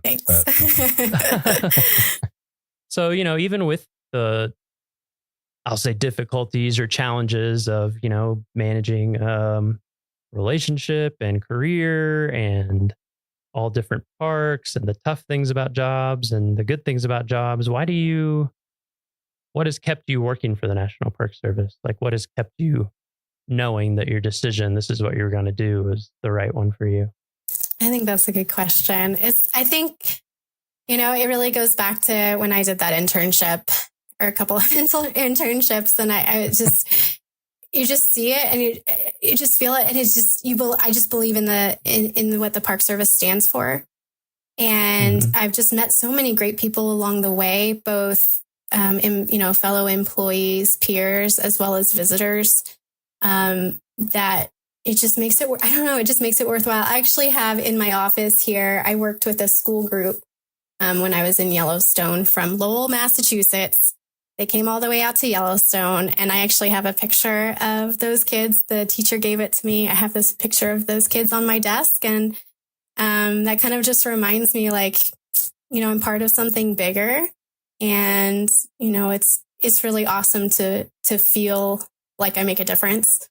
And so I just believe in the Park Service mission quite a bit. Yeah. Same. I think I kind of had a similar experience. I think a lot of us do, where it's like, I think my first summer in a park was here in Yellowstone making beds at Canyon. But then, I did a couple SDA internships, and at some point you're like, can I go back to a normal lifestyle? I don't know if I can. And then the mission, and just remind everybody, the mission of the Park Service is to preserve unimpaired the natural and cultural resources and values of the national park system for the enjoyment, education, and inspiration of this and future generations. So, like you said, even if sometimes a day might be filled with like a checklist of what might seem like mundane tasks or something, I think for me, and it sounds like for you, having that bigger mission that you're working for really does make a difference. So a question that I have, like with that mission, I think a lot of us, when we have the rough days that like physically work here, you have the rough days, but then you go outside and you hear the wolf howl or you see Old Faithful erupt. Like, how's that transition been for you going remote? Like, and, keeping yourself, like, how do you remind yourself that, when it's not in your face, like it was when you were physically working in the park? Yeah, so it has been a little bit of a transition to remote. I very much enjoy it, and the flexibility it has given me to be, still continue to work for the Park Service and be with my family. I think it becomes more about the people, and than necessarily, I do feel a connection to the place, but I feel a connection to the people even more.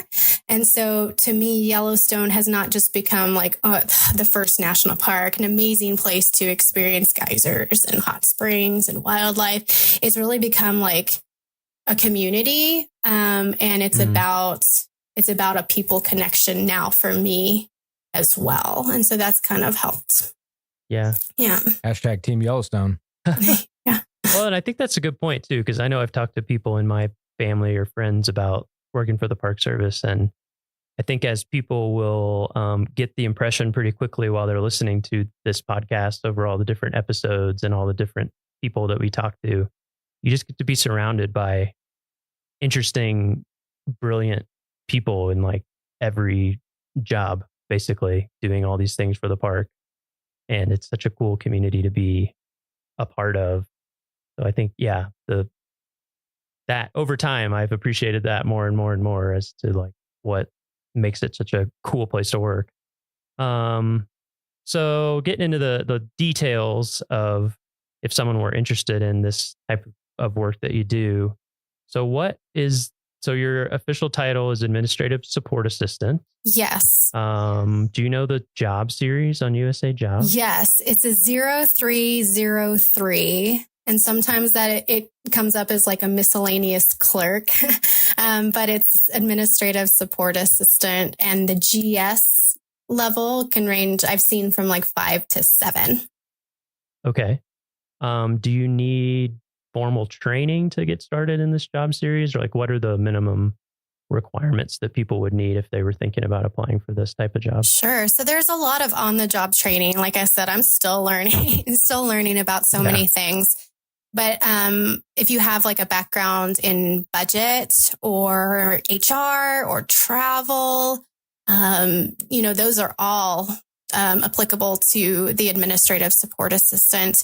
A lot of times how I, came up through it is I just worked my way as a GS5 and seasonal interpretive park ranger, and then switched over to a visitor services assistant as well. So, I mean, if you work seasonally in the Park Service, getting your time and grade in, I think just even that experience can help you along too. But if you could take even if it's like informal trainings on budget, purchasing, HR, anything like that, put that on your resume as well. Because a lot of things you may not think apply do, because administrative support assistants are in every single division. And I think if you work your way up kind of through the division as well. So if you're a seasonal maintenance worker, like, what seasonal maintenance workers need, and the support that they need. So you may not think it applies, but it probably does. It also seems like a lot of the systems that we use in the government are like proprietary. Were built for the government. So if you haven't worked in the government, you could have, like, say you're an accountant, you have budget experience, but you still have to learn new things in a job. So to your point, it's like, if you're in an entry level position, it just seems like having a base level, being organized, and, it's like, you're not necessarily going to know how to do FBMS or insert any other acronym right here, because, there's so many of them. Right. And different federal agencies too, some will use different systems as well. Like I learned from an HR specialist who moved over from the Forest Service that they have they don't use FPPS for their HR actions. So there's different things that you'll learn on the job in the park that are even different from other agencies. And then just being in government in general, having almost over 200 years of laws and things that have developed for different reasons, and special ways that we do things, and not just scrutiny, but we have a high responsibility to everybody in the United States, basically. Yeah, it's like taxpayer dollars. We need to make sure that we're not, there's no waste, and there's a good accountability. There's all those checks and balances. Exactly. All right. So last question. Do you have a favorite story or memory in Yellowstone or any other national park that you would want to share? This is a hard one. Yeah, because they're all, it's like asking to choose your favorite child, because they're all unique and they're all special. But I think my favorite one that sticks out the most happened in Yellowstone. And I was driving down into the interior. It was late in the season. There was snow on the road. I was the only one on the roadway, in between Norris and Canyon. I think that's where we were. My son, who's like 1, was in the back seat. And we went around, I think, a curve, and all of a sudden there were wolves all over the road. I had never seen so many wolves in my life. And I've got a video, because I slowed down, pulled over, and I whipped out my phone and I took a video, because I was like, this will never, ever happen to me again. And the wolves, I remember it was a black wolf walked within 3 feet of my car door and it looked at me, and I could see its eyes, and it just then just kind of continued walking off. And I was like, oh my God, I get to experience this with my son in the backseat. Of course, he's one. He's not going to remember this. Like, he has no idea what's going on. But I was like, oh my God, we got to do that together. And I know he won't remember it. I mean, yeah, of course he won't remember it. He was one. But to think that, like, he got to be there and I got to share this special moment with him that will never, ever happen to me again in my life. And, to be able to experience Yellowstone in that type of way and feeling that wild, with him was really neat. And it's something I'll be able to show him the video of and tell him about when he's older. And then hopefully, when we go back to visit Yellowstone, he could have a similar experience. So I still can't believe it actually happened. It was just absolutely awesome. incredible. Very cool. Okay, well, I think that's it for this week's episode. Yeah, thanks for joining us, Heather. Thanks so much for joining us. Thank you for having me. When are you coming back for a visit? When are we going to see you in person again? Not soon enough. I don't know when, but hopefully soon. Righty. Well, we'll keep in touch virtually until then. Sounds good. Thank you.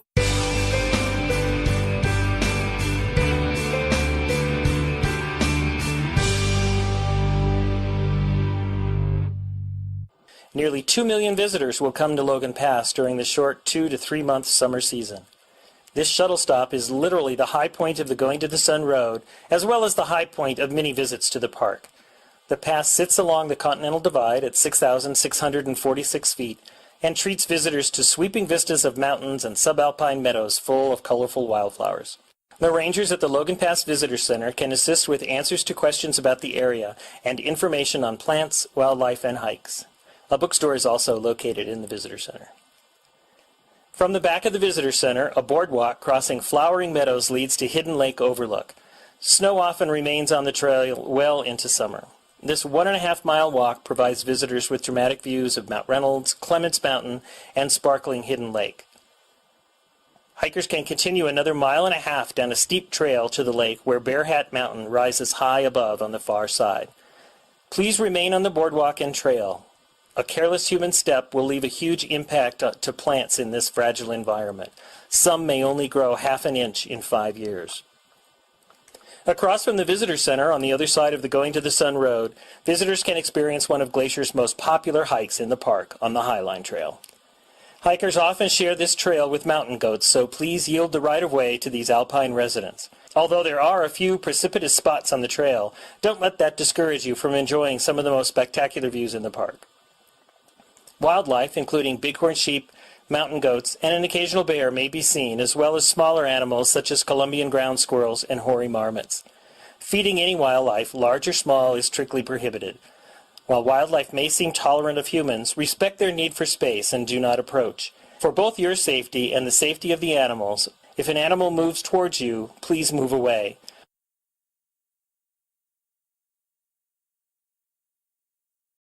Headwaters is brought to you by the Glacier National Park Conservancy.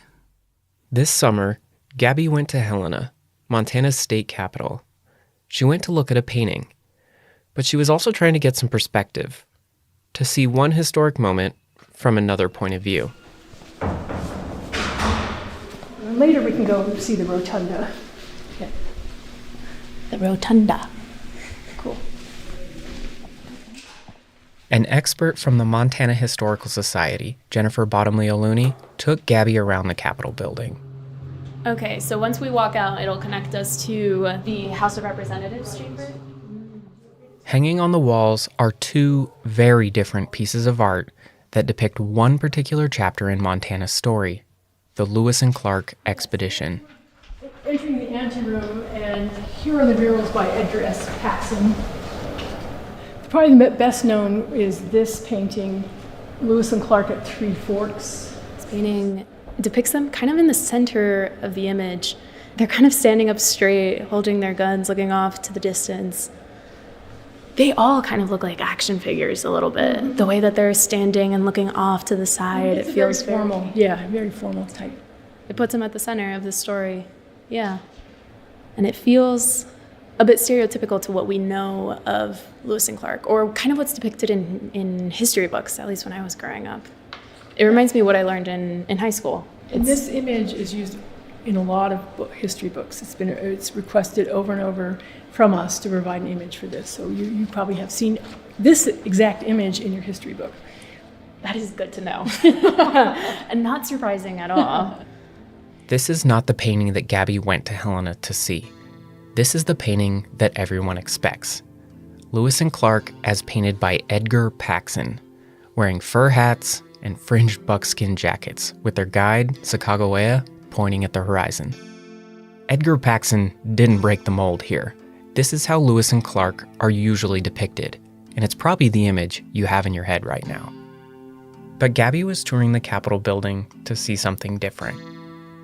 A much larger mural by the artist Charlie Russell that depicts Lewis and Clark as they're meeting the Salish or Flathead people.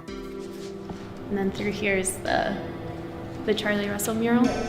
Okay, so Jennifer's opening the doors, unlocking them, and we are about to enter the chamber.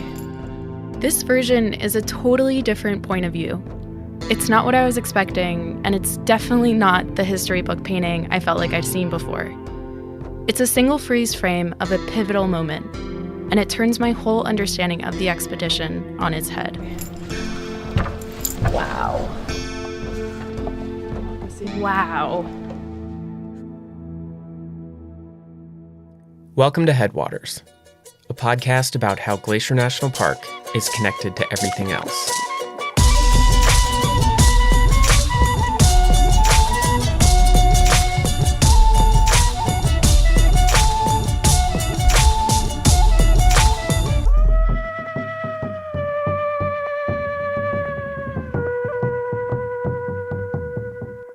We are calling this season Becoming.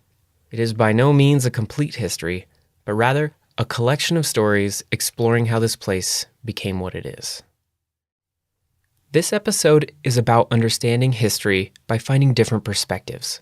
Specifically, it's about one of the single most important moments in American history, the Lewis and Clark expedition. These were the first representatives of the new American government to set eyes on what is now Glacier National Park. Lewis and Clark are celebrated yet controversial, memorable and misremembered. Either way, their names still echo through the park today. The main mountain range through the park, that's called the Lewis Range. Montana state flower, the bitterroot, it has the Latin name Lewisia. So does Montana state fish, the cutthroat trout. And of course, you can't forget the Clark's nutcrackers. And we can blame Lewis for confusingly naming one of Glacier's most iconic flowers, beargrass, which is neither a grass nor eaten by bears. This will all be very helpful for my Lewis and Clark Junior Ranger book. Well, personally, I think there's no better way to get an introduction to a park site than a Junior Ranger book. Our story starts and ends at the Montana State Capitol, but I made 3 different stops on my journey there. 3 different attempts to understand this expedition and this history. And my first stop was becoming a Junior Ranger. Junior Ranger Activity Journal. 2 explorers look into the distance. These are clips from videos that describe the booklet and make it accessible. It covers the basics, like how far the expedition went, 4,900 miles, how long it took, 3 years between 1803 and 1806, and whose homelands they crossed. Territories of 65-plus tribes. The Lewis and Clark expedition, which is also called the Corps of Discovery, was a special military unit of the American Army. It was created by Thomas Jefferson to explore the brand new Louisiana Purchase, but he also wanted to see how the country could make money out in the American West.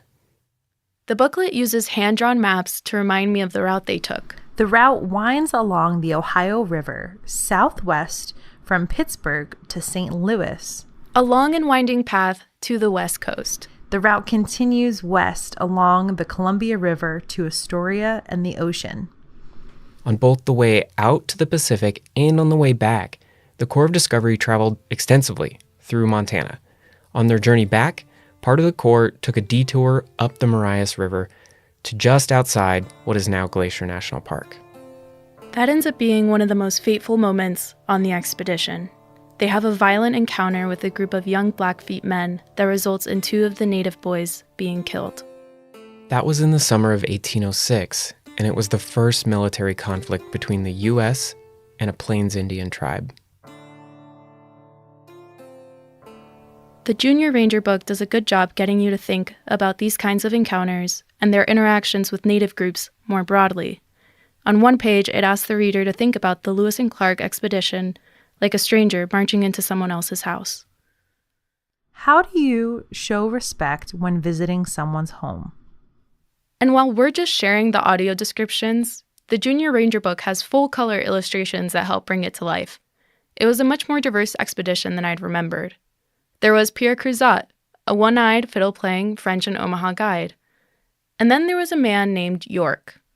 Credited as the first African American to cross the continent, tribes sometimes cooperated with the expedition just so they could meet him. Though he was enslaved, the body servant to William Clark. Another way these stories are brought to life is through living history. Hassan Davis, a performer who contributed to the Junior Ranger book, gives programs as York. My presentation of York brings audiences into the triumph and the tragedy, the pride and the pain of being a part of, but separate from, what some would argue was the greatest American expedition ever mounted. This booklet does a remarkable job presenting different sides of a story I'd only really heard from one point of view. Such a good job, in fact, that the woman behind it won the Freeman Tilden Award, one of the highest honors the National Park Service gives out. How do you do justice to this very complicated story that is rooted in colonialism, exploitation, slavery, destruction? So those things are part of this story. This is Katie. Well, hi, I'm Katie Campbell, and I am an interpretive specialist for the Lewis and Clark National Historic Trail. So what does the core of discovery mean to American history, and why do you think it matters? Yeah, it's absolutely pivotal. It's almost hard to think of a more pivotal moment. And it's one that's interestingly kind of misremembered. So most people think of the expedition as Lewis, Clark, and Sacagawea or Sacagawea in a canoe exploring unknown wilderness. But there was already a huge network of trade and complex politics already in place among the tribes of the West, among each other, and also with French traders and British traders. And additionally, at this watershed moment in history, you've got this moment in time where you have the young United States, coming up with and starting its diplomacy with all of these tribes of the West. Were they on a diplomatic mission, do you think? I mean, this question is at the heart of the whole legacy of this expedition, right? There are so many different perspectives on this, and the expedition's legacy is remembered so differently, and especially if you're from a tribe. So in a way, I think they thought that they were doing diplomacy, and yet they would use words from Thomas Jefferson that said that we are your new white father. That is how Thomas Jefferson, wanted it to go out to tribes. With so many points of view on the same story, it makes me wonder, how does the National Park Service, and those of us who work for and visit park sites, how do we fit into this? What role do you think the National Park Service plays in interpreting history? I love the idea that when you come to the actual place and when you stand in that place, that learning about history, culture, nature just becomes so much more profoundly meaningful when you are doing it with your 2 feet on the ground in that place. I just think that that's kind of the point of the National Park Service, by saving that place for us to come to really think about what is so important, think about some of these big themes of our history. It feels like almost everyone has a different perspective and a different way that they approach studying this history. How and why do you think perspective is important with unpacking this history? And Yeah. The way I think about it is, the more angles you examine, the more perspectives you hear, the closer you get to the truth. And sometimes we won't ever get a crystal clear picture of an event, of something that may have happened. But any time that we can include additional perspectives, it's like a puzzle, and it just completes the picture. And I believe that's true even when the perspectives, or especially when the perspectives are opposing. And that's a really long answer to your question, but that question, like I said, is at the heart of what this Lewis and Clark expedition's legacy means. It's complicated.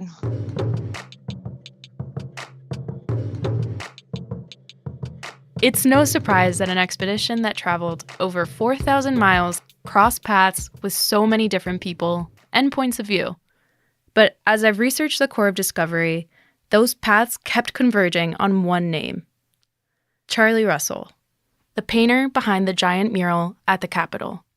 Today, Russell is considered one of the most famous Western artists that has ever lived, and he painted mainly romantic scenes of the Old West.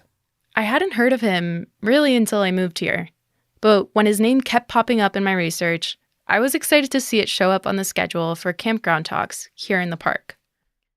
When he was a 16-year-old boy in 1880 and he wanted to come west, he wanted to see the West that was passing, because in 1880 it was. The buffalo herds were almost gone. The railroads, the development, the mining, everything was changing. So he got here just in time to see the last little bit of what he grew up listening to stories about and what he'd read. And of course, he read the Lewis and Clark journals until they were in tatters, because he just loved that era of the mountain men. That's Mary Jane. My name is Mary Jane Bradbury, and I am a storyteller. She gives a program on the life and legacy of Charlie Russell, but she does it through the eyes of his wife, Nancy. And I like to tell it from her perspective. But in order for me to do that, we all have to use our imaginations. You use your imagination, and we'll both just pretend Nancy's going to walk out of the forest and step right up here and tell us her story. Living history is the art of portraying historical figures by dressing in their clothes, talking the way they might have talked, and giving a performance in character. To be honest, I wasn't that familiar with living history, and at first glance, I thought it sounded a little corny. But then I met Mary Jane. When I put the clothes on, I get the strut going, I get the voice going. I admit, you don't get in my way now, because I'm Nancy Russell, and you will pay for this painting because this is what it's worth, and there will be no more Charlie Russell art. So you want it, you pay for it. I love that. Okay, Mary Jane Bradbury. She's kind of a character herself. I think I usually associate living history with more Revolutionary War, Civil War reenactments. The Park Service does a lot of those. But Mary Jane uses her outfit, her accent, and her strut to tell a more personal story. I asked Charlie one time if he ever thought he'd run out of ideas for paintings. And he said a man couldn't live enough lifetimes to run out of all the ideas that he had for stories in his art. And if he ever lost the use of his hands, he'd learn to paint with his toes, because he had to paint. Not only what was in his mind, but what was in his heart. And Mary Jane shared that while Charlie was a talented artist, he wasn't much of a businessman. Charlie was blessed with a great amount of talent, but not a lot of ambition. So lucky for Charlie, at a very critical moment in his life, he met Nancy Cooper, who became his wife. Together, they could create the legacy of art and stories that we have now. That is a remarkable chronicle of the West. Charlie would make paintings, and Nancy, his fiery, no-nonsense wife, would get people to buy them. She'd travel all over the country to sell his art. New York, Los Angeles. And here in Glacier, too. Charlie and Nancy started coming here before Glacier was even a park, and they loved it so much they ended up building a cabin on Lake McDonald. They named it the Bullhead Lodge, and it was a really big part of their lives. Glacier was a special place for them. After the park was established, Lake McDonald Lodge was eager to capitalize on having the Russells as neighbors. So they set up a special gallery where Nancy could wheel and deal and sell Charlie's art to wealthy tourists. The two of them were amazing storytellers and would give captivating impromptu performances to tourists in the lobby. Charlie would even join in on visitor pack trips as the official storyteller. It sounds like they really love this place, and people here really love them back. Mary Jane always pulls a huge audience to this talk. I love telling the stories from the first-person perspective, the historic portrayal. That brings alive the history that we've been through and gives us a little bit of an insight as to where we are now and hopefully where we're going next. What I love about this approach is that you get to see the people behind the paintings. The man with a vision, the woman with a plan, and the couple that spent summers in Glacier for decades. And it's easy to imagine why the people building the Montana State Capitol hired Russell to paint its largest mural. When the Capitol was built, they wanted a mural. They had asked a number of Montana artists to contribute. Of course, Eastern artists were all the rage in those days. You know, if you really wanted something of high notoriety, you would hire a big Eastern artist. And Charlie said, fine, if you want angels and cherubs flitting through the skies, go ahead and hire an Eastern artist. But if you want history, hire me. And so they did.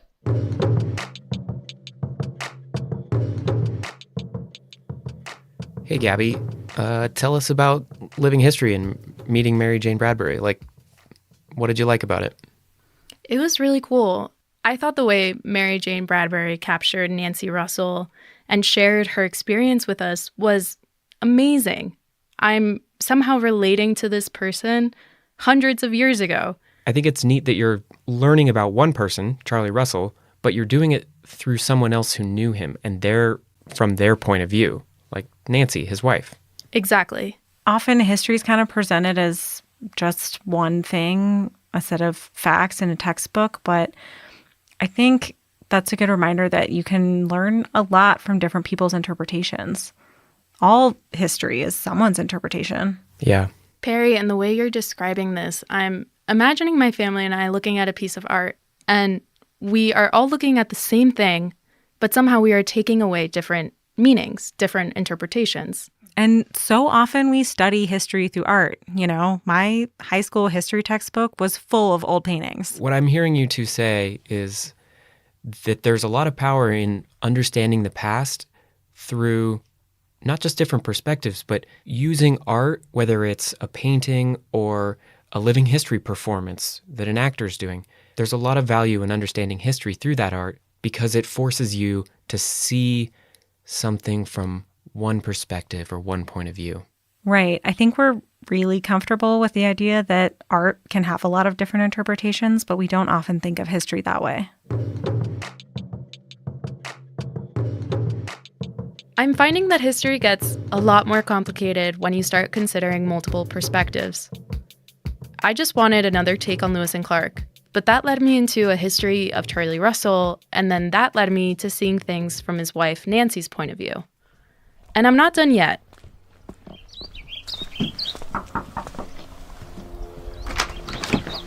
Hello! Before I see Charlie Russell's painting in the Helena Capitol building, I wanted to get one more person's thoughts. So we stopped at Jermaine White's beautiful home on the Flathead Reservation.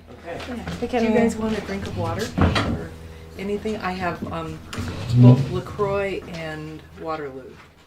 I'm fine. So I wanted to talk to you a little bit about the Charlie Russell painting, because we're going to go see it tomorrow. I love it. Why? How so?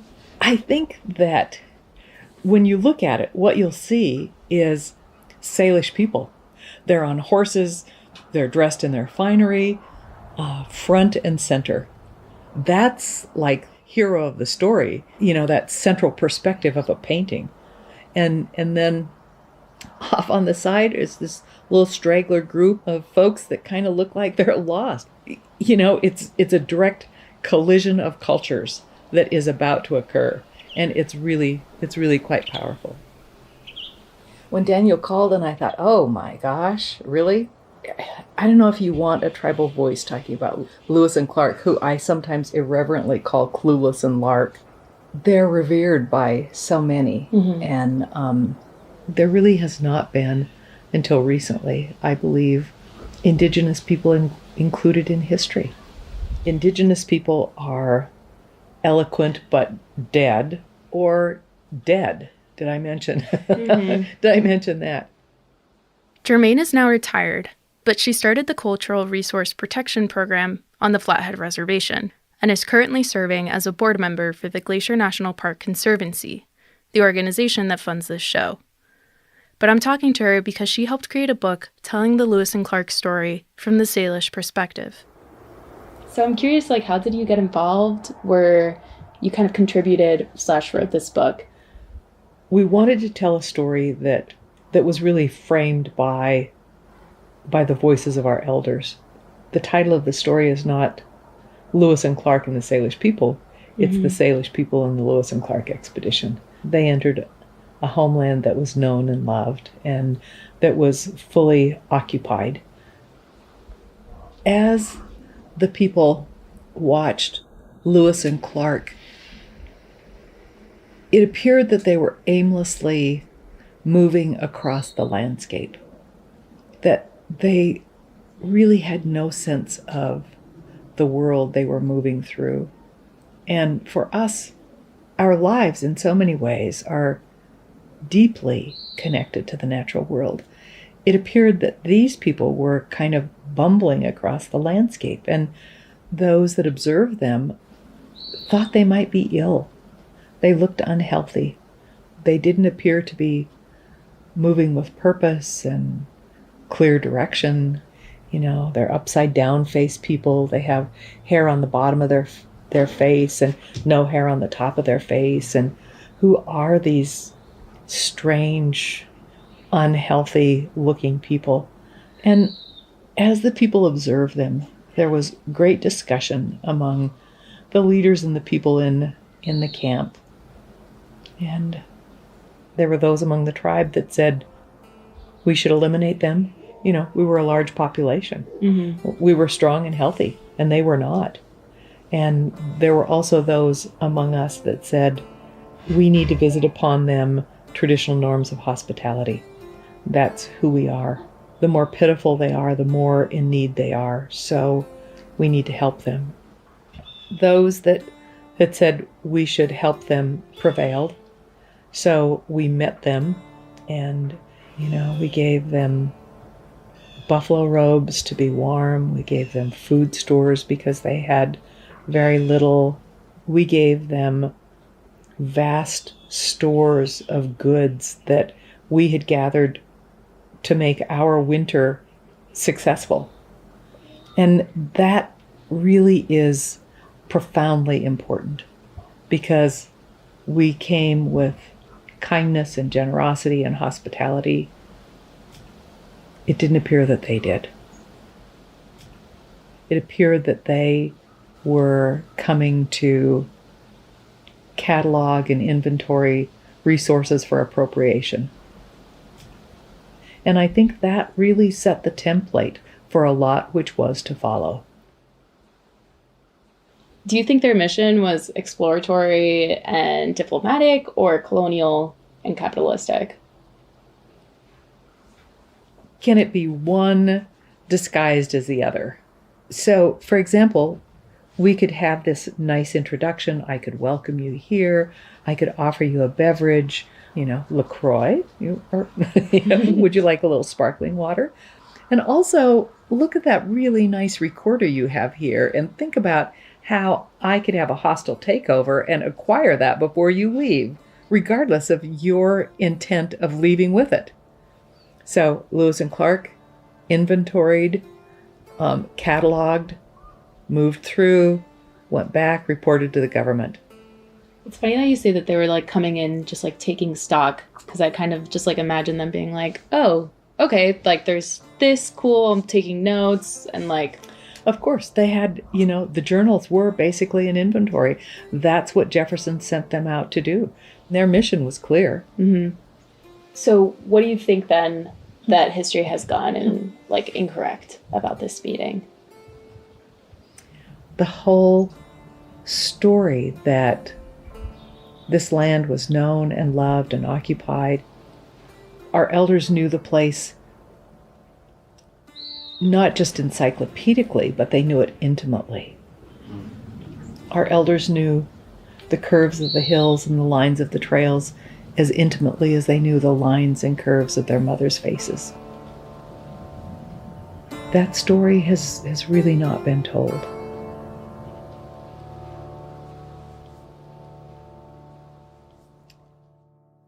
The Corps of Discovery met dozens of tribes on their years-long journey, not just the Salish. And versions of this encounter happened over and over again. And in every case, there's one story we can read in the Lewis and Clark journals, but there are many others too, even if they're less well known. Carrying what I've learned from Katie, Mary Jane, and Jermaine, I finally feel ready to see the painting at the Capitol. Okay, so Jennifer's opening the doors, unlocking them, and we are about to enter the chamber. Wow. Wow. Oh my God, it's huge. This is, no joke, the biggest painting I've ever seen. It's the entire wall of the chamber, above where the Speaker of the House sits, up on a platform.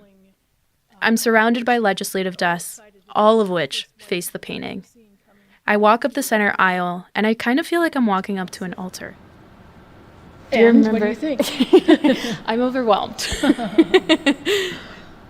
The painting shows a broad Montana valley, and I'm imagining the sun just under the horizon.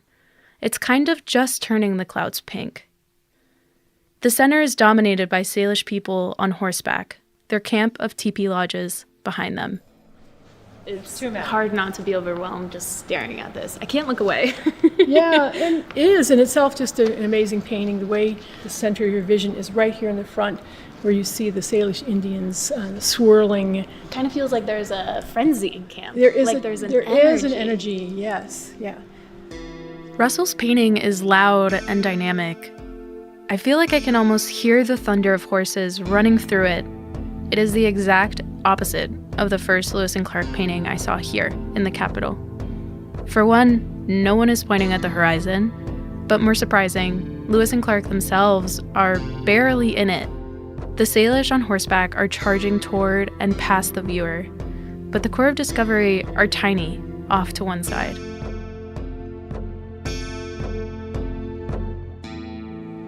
Somehow the emotional and intense energy does not reach them. No, it does not. They're kind of just standing there, and there's not much emotion on that side. You can see, the focus in Paxton's painting, of course, is Lewis and Clark and the Corps of Discovery. And here the focus are the Salish Indians. Yeah. Near the bottom of the frame, there's a dog that I assume belongs to the Salish. And from my perspective, it looks like it's stalking. Directly behind the Speaker of the House, watching the politicians of Montana. Without saying a word, the painting comments on the sweep of history about to unfold. Charlie never talked about it. There's no recorded documentation that I know of what he thought about this painting. So what happens next? And that's up to the viewer to decide.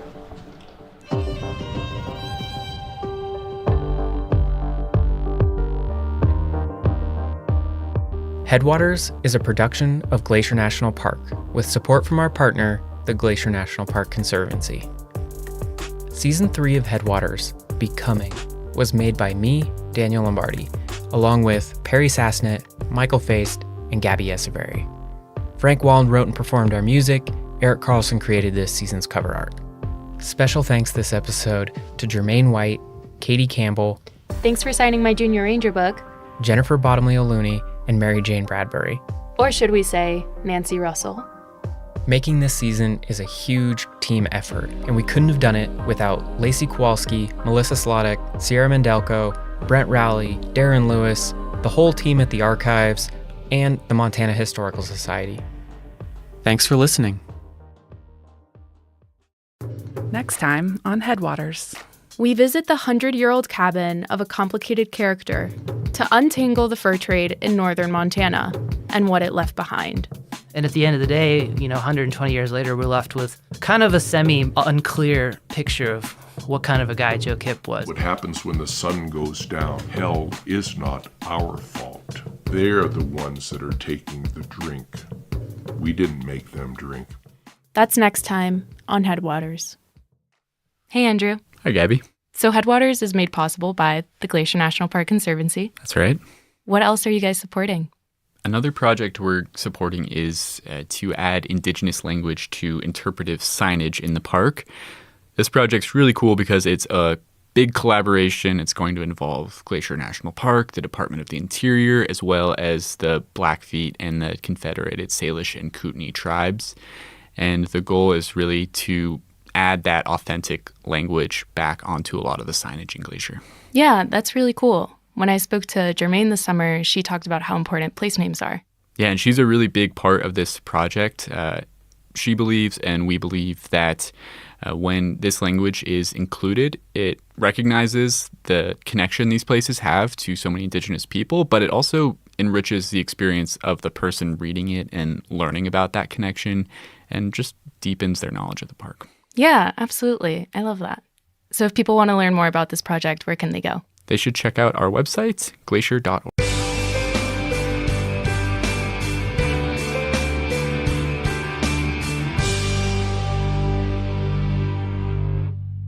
This series of waterfalls delights early season visitors to the park as they drive right by, and for westbound travelers, sometimes right through its spray. More than one savvy driver has driven just a tad closer to the cliff edge by this spot, surprising passengers in the back seat with a hefty dose of clear, cold mountain water as it splashes through the open windows. By August, the gushing torrent dries up to a mere trickle and looks more like a weeping wall than the impressive cascades seen when the road first opens in early summer. Most people don't realize that this entire series of waterfalls is a remnant of the construction of the Going to the Sun Road. As engineers carved through the rock here, they created a cliff which water from springs and melting snows above pour over and onto the road surface below. Special drains were designed into the road to allow the bulk of water to pass below the pavement, but on days of especially heavy flow, a small stream of water covers both lanes of traffic for a short distance.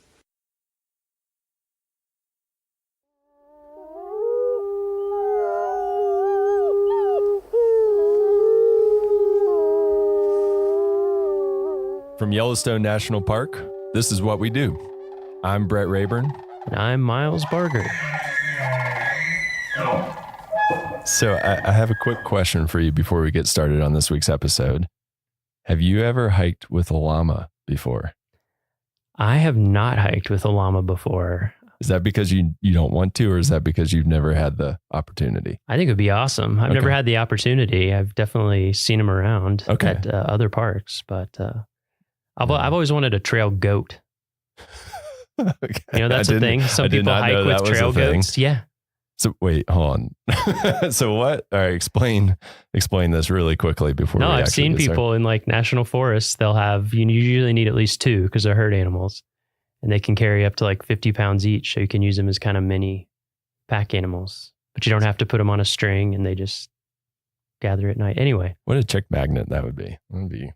That'd be a conversation starter right there. Well, so my trivia question today doesn't have to do with goats. It does have to do with llamas.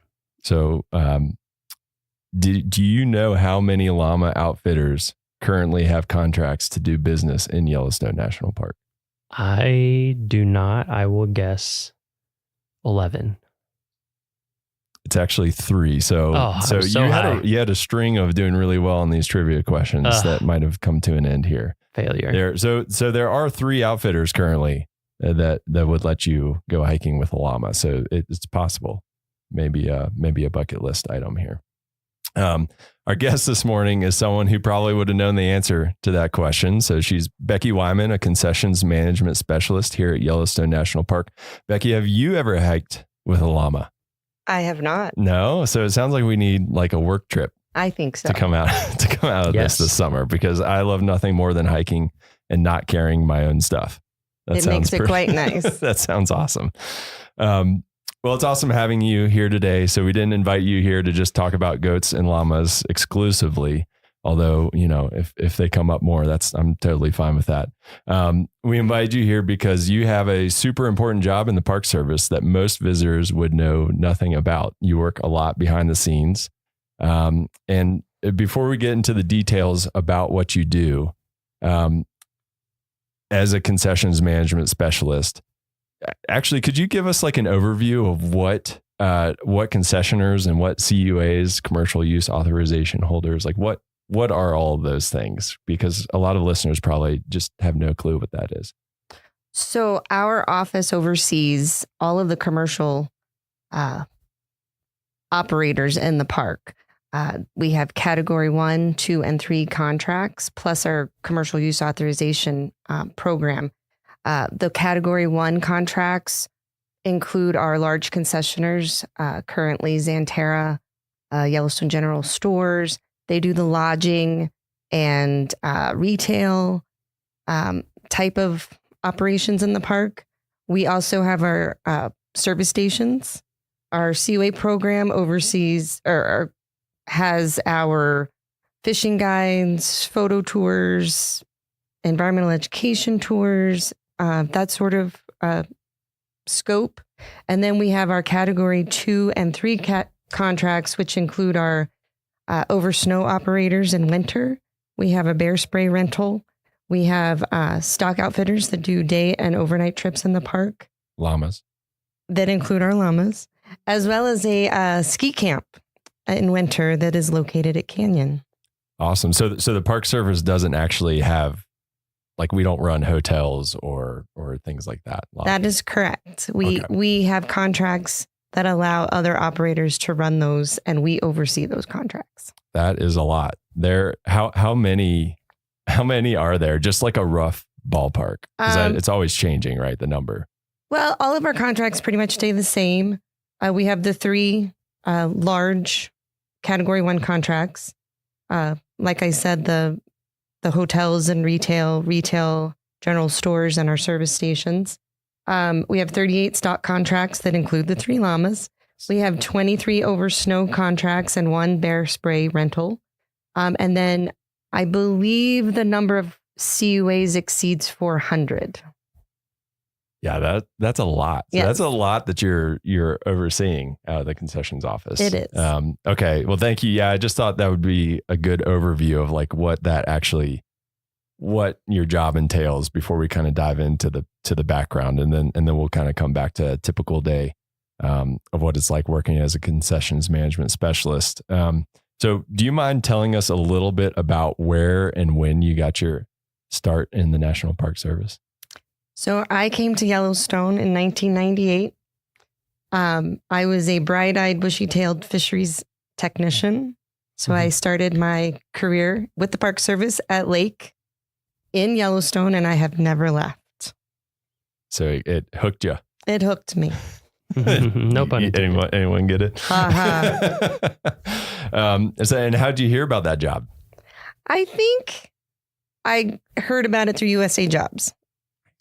Awesome. Yeah, we have, and for those of you who don't know, who are listening to this and don't know what USA Jobs is, we do have an intro episode that kind of explains that, as well as some of the other jargon that we might talk about here. So just refer back to that if you have any questions. So you saw it on USA Jobs, you applied and you got it, and the rest is history. And I drove my car out from South Carolina, and I've never left. Wow. Okay, so you're from South Carolina. So you're an East Coaster. I am. Okay, that's me too. And then you found the mountains, and then I found the mountains. Gotcha. Same. So how did you get from that job, which is very different from what you do now? What was that transition like? It is. So I worked for fisheries for 3 years.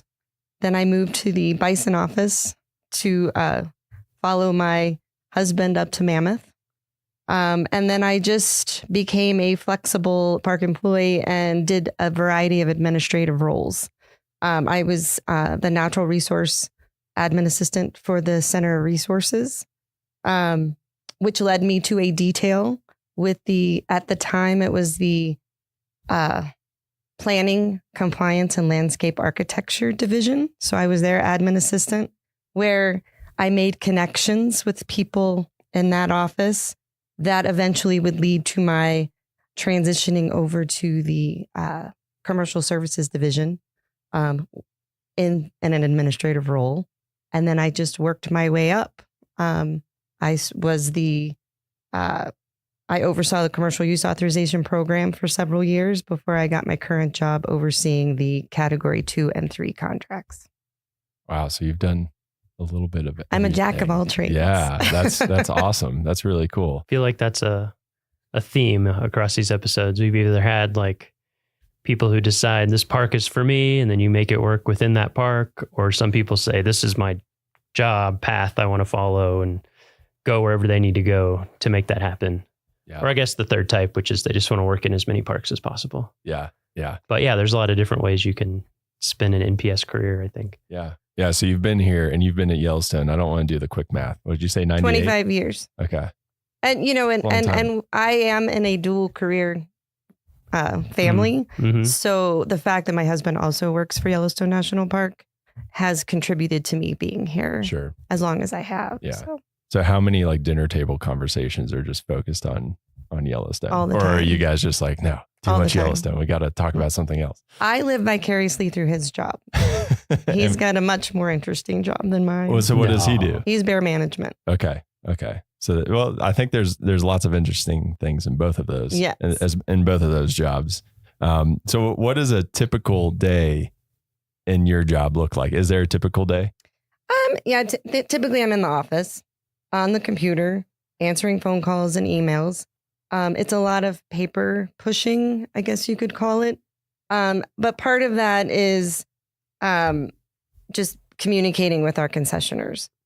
We review annual financial reports, preparing annual overall ratings, which I kind of liken that to a report card on how they're doing with their contracts. Do you use a red pen? I do not. Oh. I have one in my hand, but That's what I was. You look like you're good at writing like F. Yes. No, and we have very good concessioners. So A++. We review insurance, risk management plans, all things that are outlined in their contracts. Part of my job requires periodic valuations of the concessioners, and this lets us get out into the park to monitor how they're doing, making sure they're meeting service standards as outlined in their operating plans, making sure they're providing a quality visitor service, making sure the facilities are well maintained, and just ensuring the safety of the visitor and their employees. The part that I like most is I occasionally get to go out on horseback rides, ride on snowmobiles, or even take a ski trip every once in a while. So that's what gets me out in the park. So that's what I like. So you're kind of, are you doing like the undercover boss type of situation where you're like kind of hiding in the ranks of visitors? We on may the snowmobile? entail secret shoppers, but usually they know who I am. So Yeah, it's not hard to- quite as if you've been here 25 years. Yes. It's hard to be secret.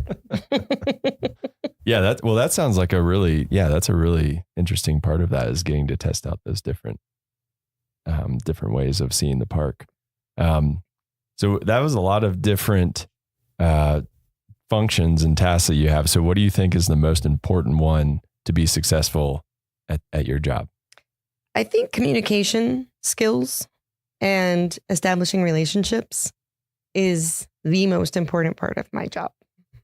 Yeah, because you're talking with A variety of people Lots of from a different- variety of backgrounds, right. many of which I don't always relate to. Sure. So being flexible and just patient is very a really good thing to keep in mind. Yeah. Yeah. I think that's definitely an important thing. Yeah, I feel like this past winter we've seen a lot of that because we've had such crazy snow conditions, by which I mean until later in the winter, hardly any snow. So I've been on some of those calls and just seeing the like constant communication with people and trying to make everything work as best we can for them and for our visitors and all of that. It's given me a good insight into how much communication there is with all these businesses, and they of course have their own interests that are they share interests with the Park Service, but they're also businesses. So they have very different things that they have to think about in terms of their long term.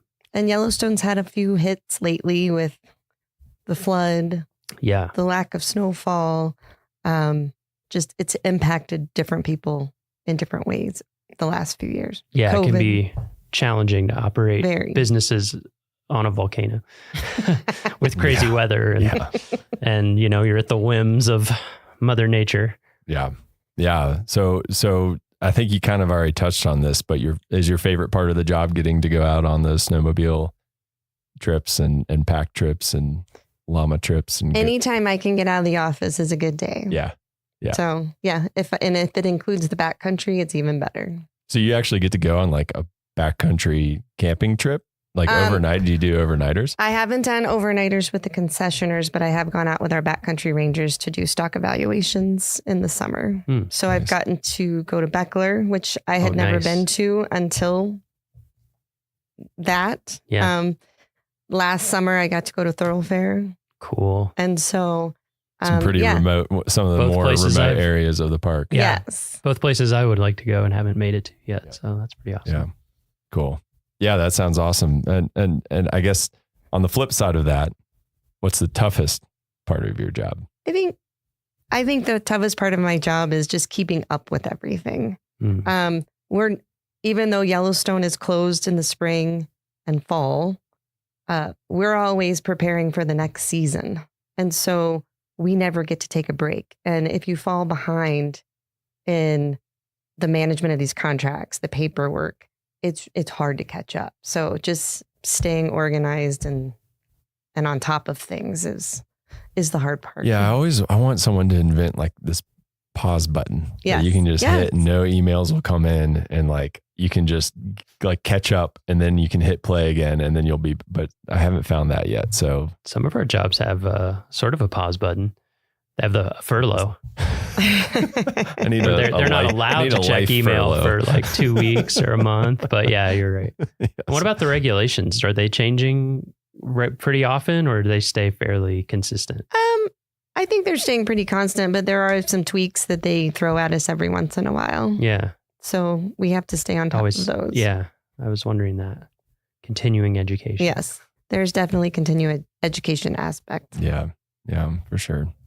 So even with those difficulties of just a lot of work coming at you, you've obviously done what you could to stay in the National Park Service and in Yellowstone National Park specifically. So why the National Park Service?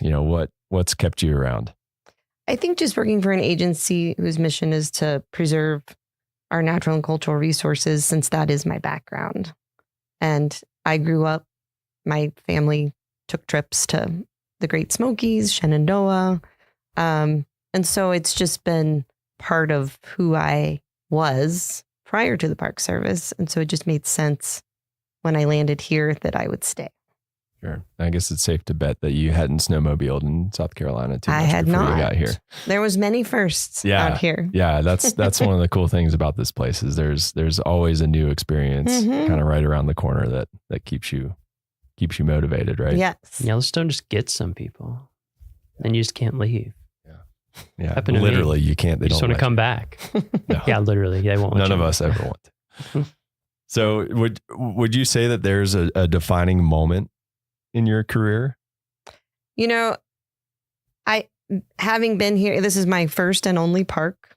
And I think meeting my husband here and knowing that he wanted to stay here kind of defined my path.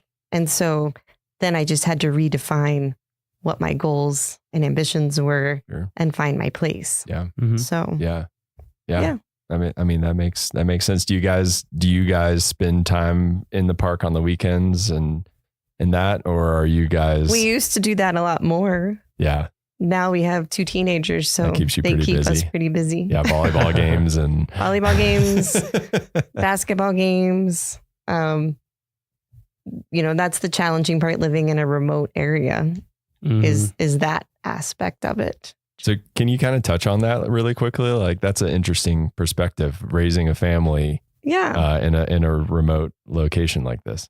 Yellowstone has been a fabulous place to raise kids, especially if you like the outdoors. But with that comes some sacrifices. We're an hour away from the nearest town, like big town for some recreational activities. But you just kind of have to roll with the punches. And if that's what you want to be involved with, you do it. We used to have them in ski school at Bridger Bowl every weekend, and we drive the hour and a half up there every Sunday.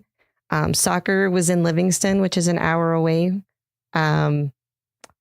We had basketball tournaments and all of that, but we also threw in family trips, hiking, backpacking, fishing, rafting.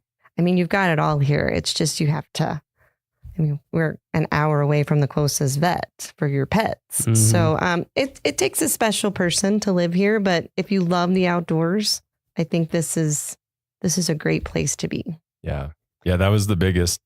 Miles, you've lived on the East Coast too. So like that was the biggest adjustment for me, is just how like no one bats an eye when they're driving an hour and a half somewhere. That's like nothing to them. And I'm like, whoa, that's very far to me. When I first came here, that was like a weekend trip. Yep. Was an hour and a half. And so doing that just to go to the store is definitely an adjustment. And I think, like all of the parents that I know and have grown up with here, we all pitch in. We have daycare, we have preschool, we have grade school. Mm-hmm. And we all just probably have to do more here to be involved than you would on the East Coast or in larger metropolitan areas. But it creates that community as well. Yeah, you probably don't find community like this in a lot of. I mean, this is pretty special. It is pretty special. That just can't happen other ways because people are off doing their own thing, driving all over the place. Yeah, there's no one else to do stuff for you here. Yeah. So it's like you kind of have to hang out. Yeah, like my son's been in preschool the past 2 years, and I've been on the board because it's like only so many of us have a kid in preschool, and I've been there, done that. Yeah, I've heard lots of people here told me that when I was moving here. They were like, "Well, you'll be involved in a lot of things because you have to be, and also everyone will try to recruit your kid for everything because they're a precious commodity. They are. They're a limited supply." We need more kids. Yes. Yeah. No. So getting back to your job. So the Park Service mission is to, like you alluded to, preserve the natural and cultural resources for the enjoyment, education, and inspiration for this and future generations. Those kids we were talking about. So with that in mind, how does your job contribute to that mission? Well, I keep going back to when I was first interviewed for my administrative assistant position in the commercial services office, and Mary Murphy, who was a longtime employee of the park, made a comment that stuck with me, and she said, "Our division touches everybody's vacation. It impacts their experience." And so coming in, that's kind of motivated me to make sure that what I'm doing with our partners are contributing to that experience. Yeah, for sure. I mean, if someone has a bad experience, that they associate that with Yellowstone National Park and the National Park Service potentially. And then also we work with our interpretive division to help educate our guides to be better educators for their clients that they take through the park. So it's a group effort. Yeah. Yeah. I mean, something I've thought about a lot. I don't know how to quantify it, but I would guess that all of our concessioners spend more, certainly like longer term hours with visitors than any National Park Service employee. Absolutely. Because I feel like most people, if they interact with a National Park Service employee, it's going to be as a visitor at a visitor center desk, maybe for like a few minutes because we are busy and there's lines and people have questions. Or maybe they get to go on a ranger-led walk or talk. I mean, that's a small percentage, but even those, maybe you're going to be 30 minutes, 45 minutes, whereas concessioners, it can be all day or multiple days. It can be a really close relationship that people form. So I think about that a lot. I think in every park that I've worked at, that's been the case, that those really quality hours are often with a concessionaire. So they're like a huge, not just an extension of what we do, but they contribute big time to that mission. Yeah, for sure. So for someone who's listening to this and is like, man, that sounds like a cool job. I like a challenge. I like to go snowmobiling every once in a while. What's the series? Do you know your series in USA Jobs? It's an 1101. Okay. So that's what people can look at if they're interested in those, and that's concessions. It's a concessions management specialist. Okay. And I believe they start at a GS7 and go all the way up to supervisory positions. There are, I don't know what the series number, but there is a concessions management assistant that might be like a 6-7. But yes, we're all over the Park Service in every park. Okay. Yeah. And that's the other great thing is that every park has those types of jobs. So if you want to move around the country, you can do that pretty easily. Absolutely. That's another great part of that job. And every park is different in the contracts and commercial use authorizations and activities that they offer. So pick your park, pick your activity, and there's probably something out there for you. Yeah, for sure. Mm-hmm. And do you need formal training to qualify for those positions? Obviously not. Just lots of experience. I come from a wildlife biology background. I think a business, accounting, finance experience would be beneficial. I've kind of had to learn on the job. But one thing that's helped me in Yellowstone is just my varied experience working here, and knowing people and programs and the willingness to be flexible and patient. It took me a while to get where I am. And I made some choices for my family that kept me from taking certain jobs. And there were certain jobs I didn't want. But I think those type things would be beneficial for someone looking at this. I don't know that you need like an accounting degree, but I definitely think, people that have run small businesses or worked in, we have one of my coworkers worked, in a cell phone company, just having that knowledge of other business, having that acumen would be helpful. That's where I've been lacking. So it's taken me a few years to train myself. Sure. And so is your advice would that be your advice for someone wanting that position? Just kind of be opportunistic and take what you can and kind of it'll work its way. Yeah. And there's been several details that come across that I would encourage people to take advantage of to gain experience. Once you get into the program, our Washington office offers annual trainings with asset management, pricing and evaluation, financial management, commercial use authorizations to kind of bring everybody up to speed, because it is kind of a different aspect of the Park Service. And especially for those people in parks that have collateral duties, you're superintendent, but you also have to manage the commercial services. It helps with those type things. But I do think there's some introductory trainings on DOI talent that anyone can take. Like, I think there's an introduction to commercial services, just to give you some background on the program. Yeah, that give you that solid foundation to get started and kind of learn more about it.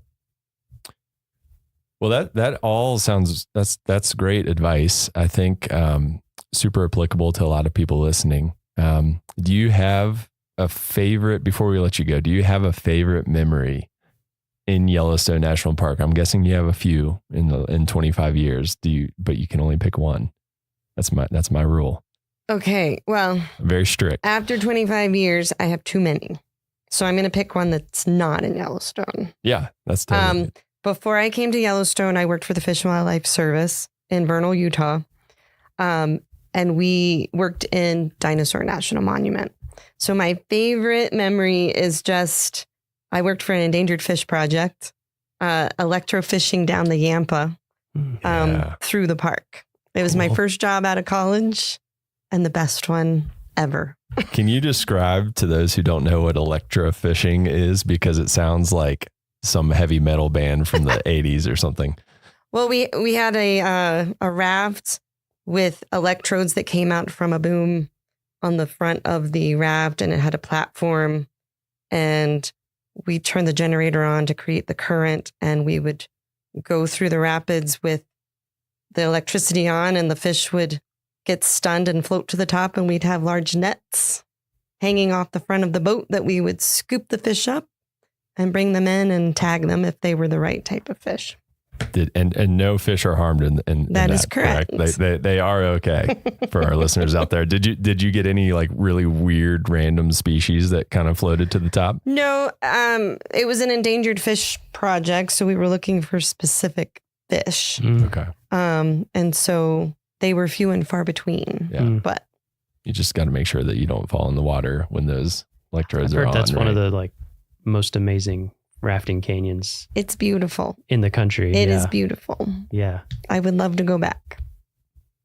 That's another group trip that we can take. Did you go through the gates of Lador? That's the one section I have not done. Gates of So Lador, I yeah. have My father-in-law's that on my done it, and list. he's says it's unbelievable. Yeah. And it's a great name. Yeah, exactly. Well, Becky, thank you so much for joining us today. It's been awesome learning a little bit more about what you do and how you contribute to the National Park Service mission. So just thanks for taking the time to talk to us and teach us a little bit more about it. My pleasure. All right, that's it for this week's episode of What We Do. Thanks again to our guest, Becky Wyman. If you like what we do, rate and review the show wherever you listen. Every positive review really helps new people find the show, so we appreciate it. If you have questions or want to learn more about a particular job, contact us using the form at go.nps.gov/whatwedopodcast. Thank you.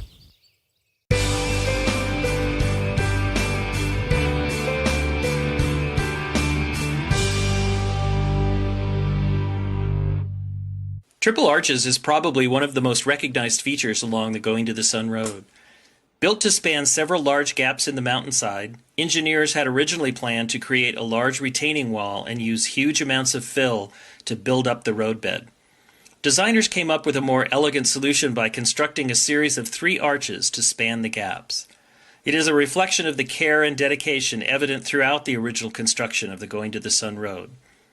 Probably, as you've been driving the road, you really didn't notice most of the bridges, guardrails, and structures along the way.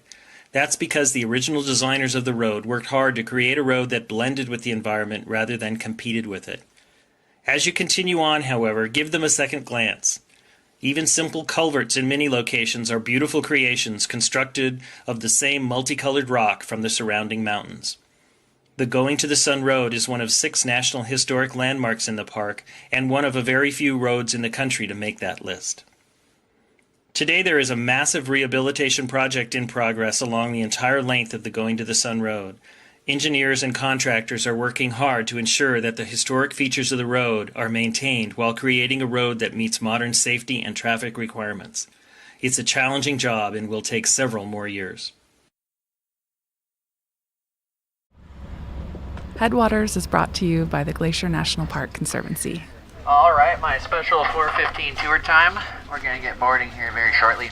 Glacier National Park, as we know it, wouldn't exist if it weren't for Ice Age glaciers. Well, please no bear spray too. We do not want to have a spicy tour. Occasionally, bear spray. As a geologist whose mom is in town, I want to show off what the Ice Age left behind. And one of the best views of that happens to be from the middle of Lake McDonald. It looks like a flat-bottom boat, doesn't it? I'm not a nautical expert, just But guessing. We can ask our boat guide. So, we're going on a boat tour. I was excited to tell my mom all about the geology. This valley is carved out by glaciers. You'll see from the middle of the lake, there's a big U shape, which is how you know it was carved by a glacier. But as an artist, she was a bit more focused on the scenic qualities. Very sensual. Sure. That's how the artist sees it. The boat we're on is called the De Smet, and it's one of 6 historic boats that offer tours throughout the park. This boat was built in the year 1930, and it was built specifically for boat tours on Lake McDonald. It may be an old boat, but it moves pretty quick. Do you get seasick?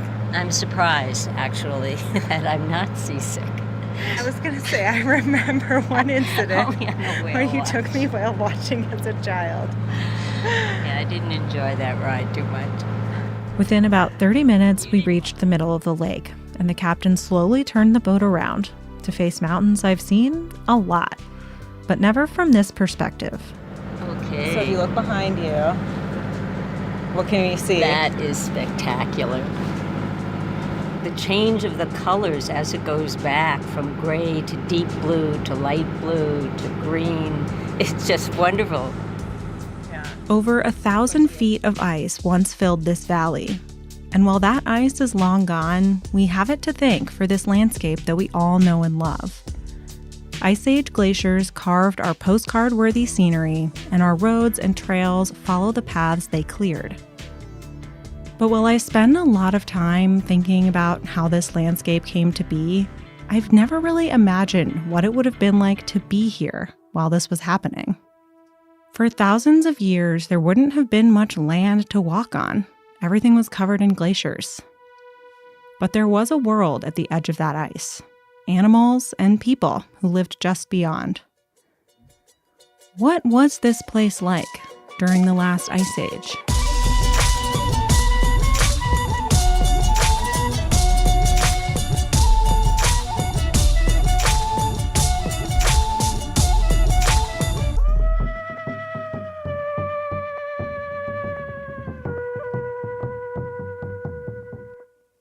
There are no photographs of most people who have ever lived. So many people from history are invisible today. Like a melted glacier or a footprint in the mud, some stories can only be inferred from the impressions they leave behind.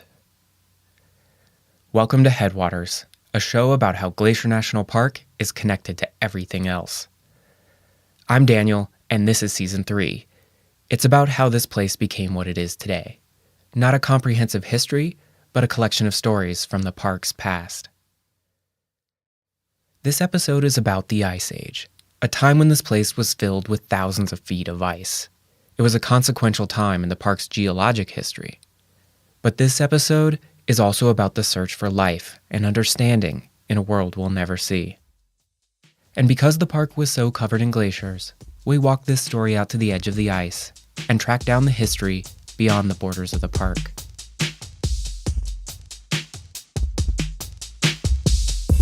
So, for starters, Michael, Perry, help me out here.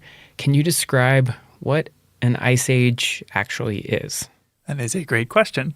Yeah, so an ice age is just a particularly cold period in Earth history.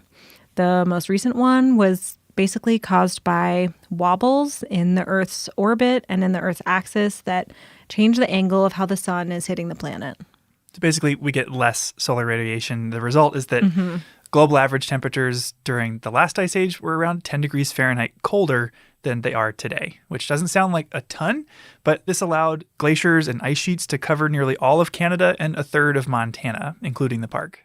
Okay, so when was this? How long ago did this happen?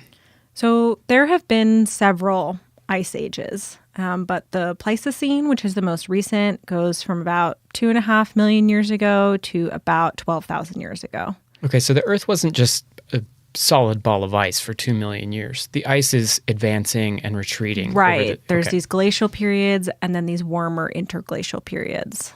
Yeah, so as we set out to try to understand what this place might have looked like during the Ice Age, we had to pick a specific point in time. So we zoomed in on one that Perry suggested, called the last glacial maximum. Yeah, so that's basically the most recent point in time where those big ice sheets stopped growing and started shrinking. It's about 20,000 years ago, at least in this location. And at that point, there was so much water frozen on land that sea level was about 400 feet lower than it is today. But to understand what happened next, let's zip on over to a tiny state park in Oregon. Oregon?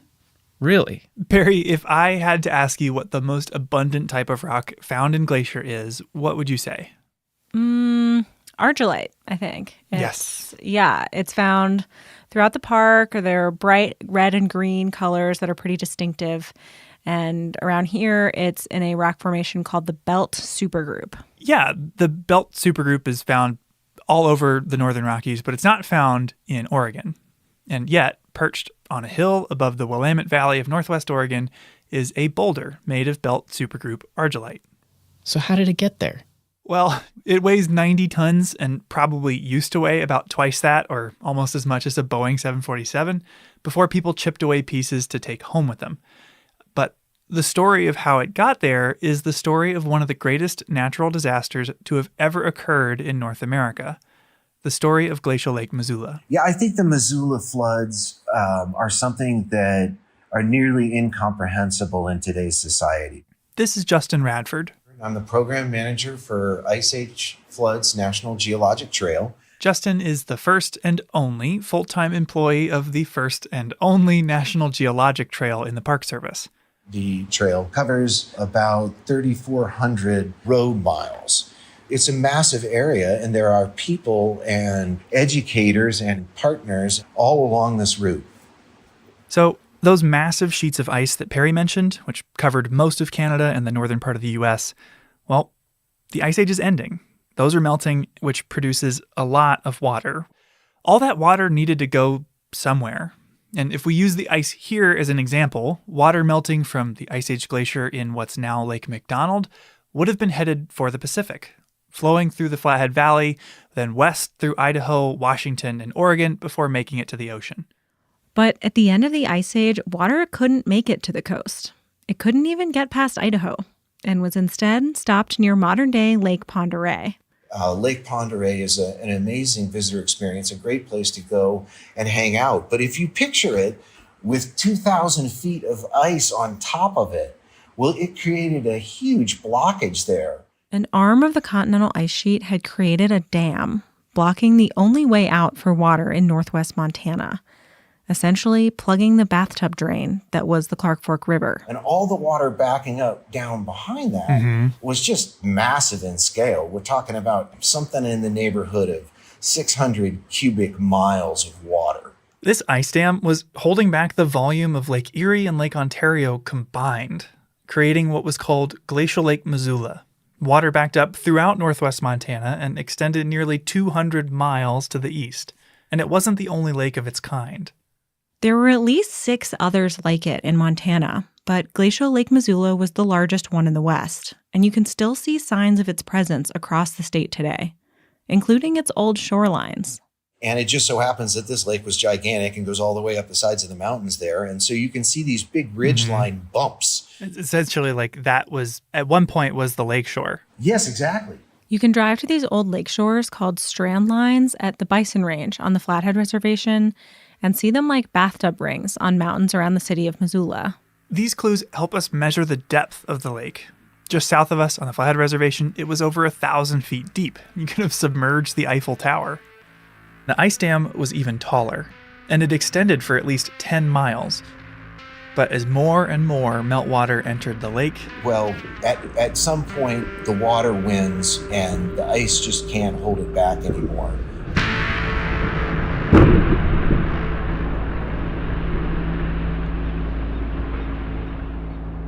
We're not totally sure how it happened. Might have been like trying to hold your hand over a fire hose, but the dam failed, and this kicked off the Ice Age floods. Over a period of maybe as quick as 2 days, all of this water has left this area and started moving its way into Washington. Water began charging westward at a flow rate 10 times that of all the world's rivers combined. The scale is almost incomprehensible. And a wall of water traveling at 55, 65 miles an hour at restrictions, 1,000 feet high, scouring the landscape. And this violent, earth-shaping flood happened multiple times. It didn't just do it once. it formed this lake maybe as many as 100 times, geologists think, over a period of about 2,500 years, maybe 3,000 years. After one flood forced its way through, the ice that formed the dam would reform, repeatedly plugging that drain, essentially, and starting the process all over again. This landscape is now called the Channeled Scablands. Floodwaters taller than the Golden Gate Bridge, traveling at 50 miles an hour. Like a massive, violent bulldozer, the floods scoured away everything in their path, scraping away 50 cubic miles of earth, which is enough dirt that, if you spread it out, you could cover the entire state of Texas in nearly a foot of dirt. And not all of that material made it to the ocean.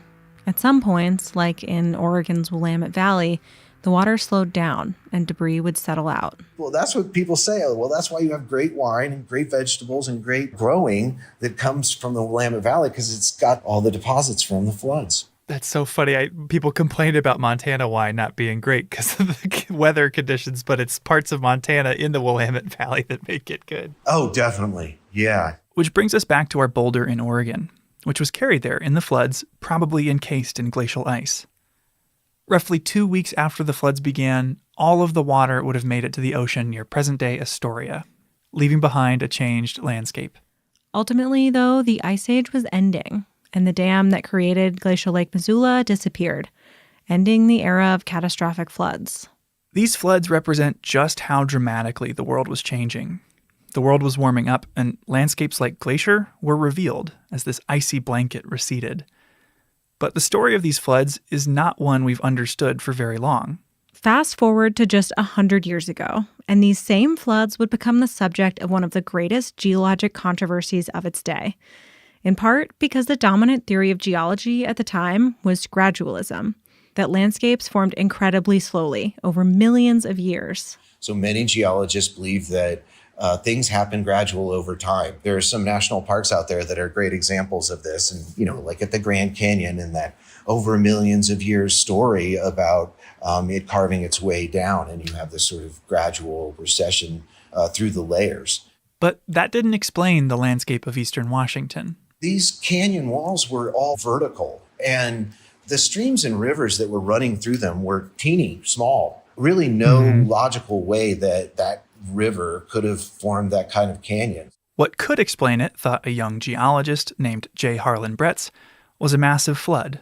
And that wasn't the accepted explanation for why eastern Washington looked the way it did. Like how No. How was that hypothesis received? Well, by the geologic community, not so well. A lot of geology involves essentially resurrecting the past based on what's left behind, or in many cases based on what's missing.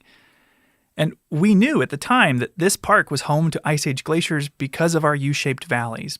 But for geologists at the time, Bretz's flood hypothesis was a bridge too far. When Bretz first published his idea in 1923, he was widely ridiculed by his peers. One of his most vocal critics was William C. Alden, a guy I've actually heard of before because he took some of the earliest photos of alpine glaciers here in the park. Alden was the chief of Pleistocene geology for the U.S. Geological Survey at the time, and he, like many others, couldn't imagine conditions that would send this much water across the Northwest. He declared the floods impossible, even though he himself had never been to the Scablands. But Bretz was right. In time and with more evidence, the scientific community accepted the theory. It only took several decades. Yeah, this wasn't until, the 70s that we'd worked out that Glacial Lake Missoula was the source of more than one flood, and Bretz was awarded the Penrose Medal, kind of geology's highest honor. But they never convinced everyone. Alden, Bretz's vocal opponent, denied the floods until his dying day.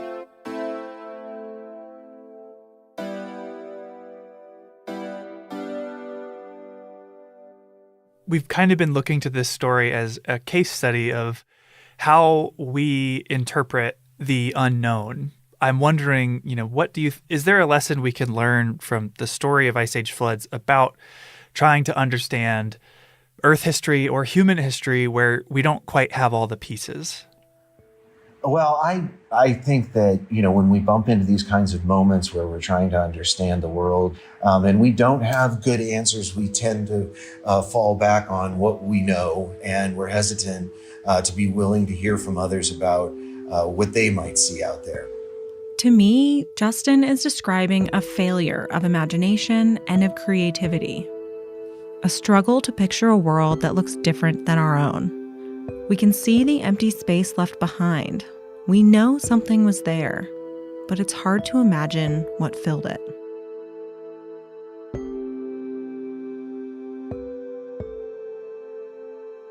The floods help us to understand the geologic history of the Ice Age, the physical world of ice and water whose presence carved clues you can easily see today. What is much harder to find, though, is evidence of the living world from that time. Some of the best clues are found along the St. Mary River, but not where it begins on the east side of our national park. We'll need to follow it as it flows north into Canada. The rest of the team was busy the day that I went, so I had to call in some backup. It's nice to have you back in the studio. Thanks. Nice to be here.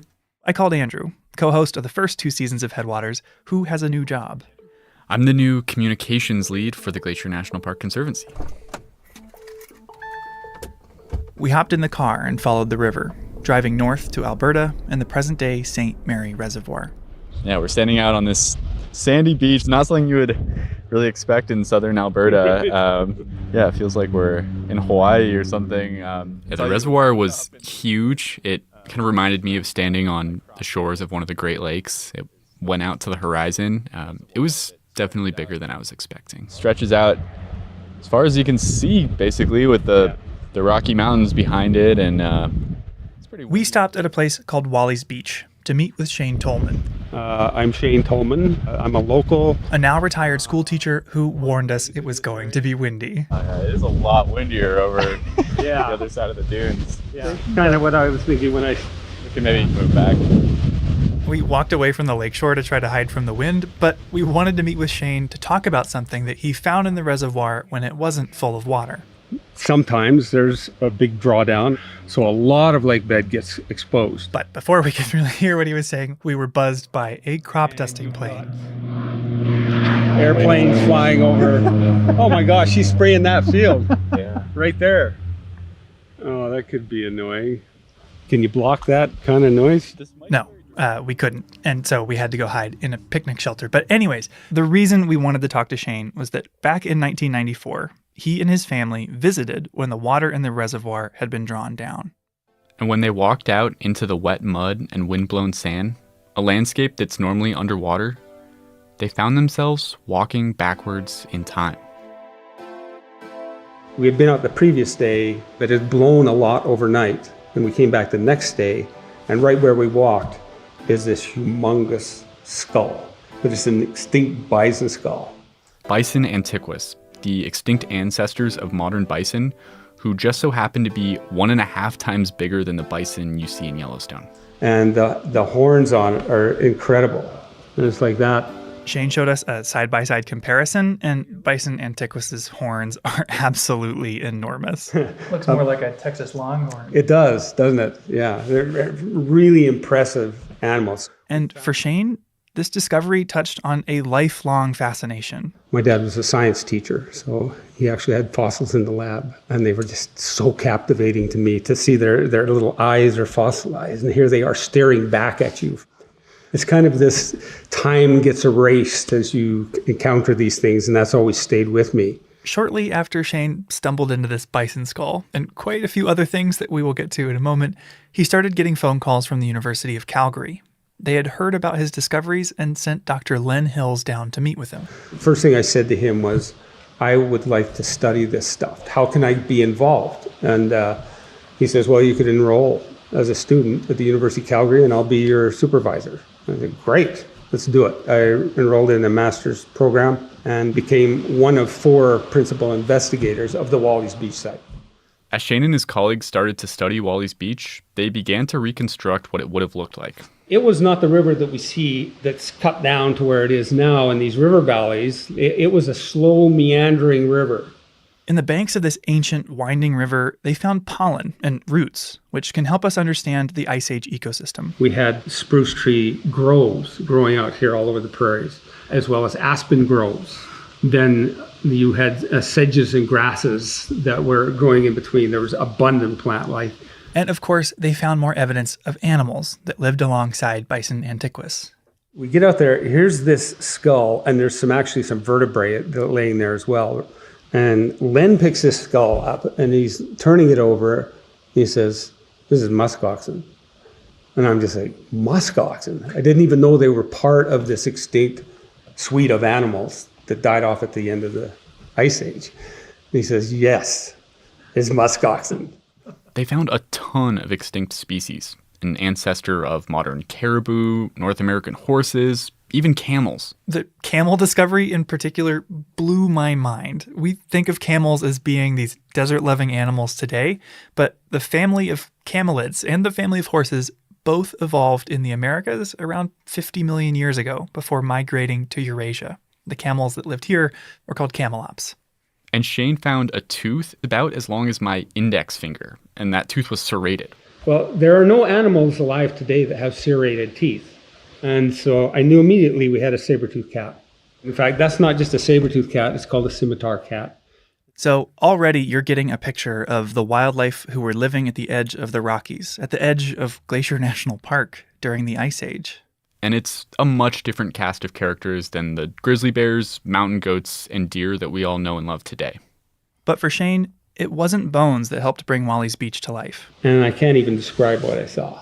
It's almost emotional, because here's this big imprint, a little smaller than a garbage can lid. He found footprints left by woolly mammoths. And there's another one. And there's another one.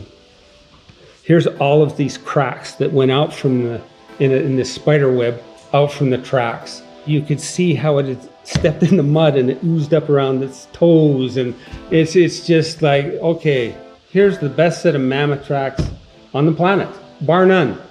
I mean, there's only like 4 sets anyway.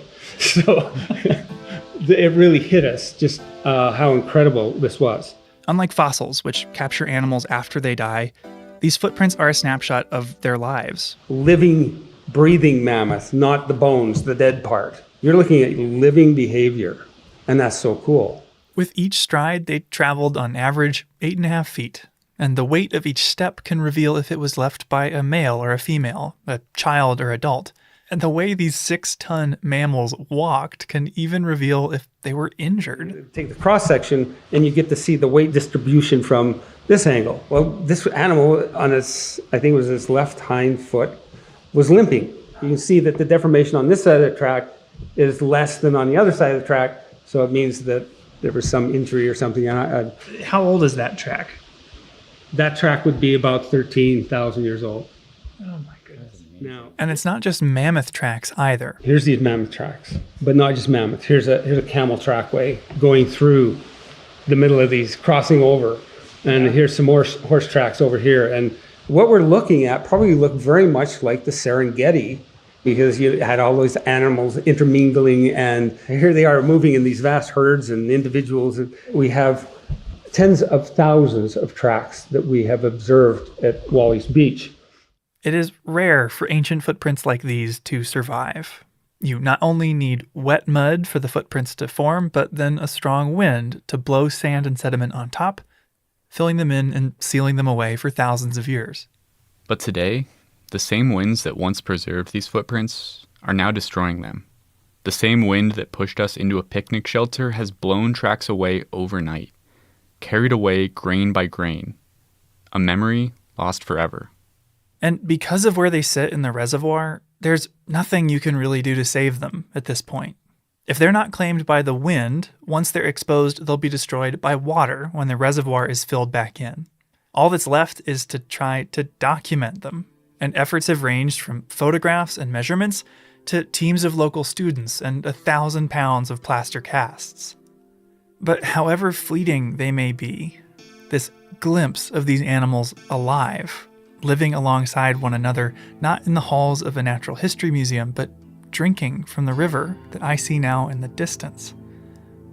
You can't help but picture it. And for Shane, imagine yourself there, following in their footsteps. So I hope this doesn't sound too corny, but here's how I kind of pictured it. I stared at the footprints disappearing into the swirling sand to the east, and time blew away with the wind. I had a vision. It didn't take much to imagine the giant lumbering away through the mud, disappearing into the sand cloud from what was likely a watering hole. I'm close. So close I can hear the slushing suck of mammoth foot in paleo mud. See his breath dissipate against the cold, ashen sky of early winter. Taste his pungent odor in the roof of my mouth. Rising above the din of the crushing palms of his feet is the sound of chokecherry stained tusks, battered and broken, tonking against the low-growth brush as it swings its massive woolly head side to side, its tangled auburn fur blowing eastward. The trudging mountain knows I'm there, but what am I to he? Nothing.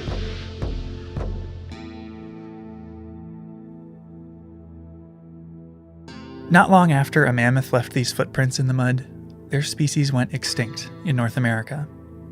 So did camelops, the North American horse, and helmeted muskoxen.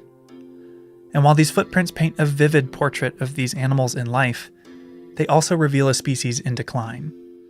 Very clearly, something's missing, and it's infants, the newborn, the young.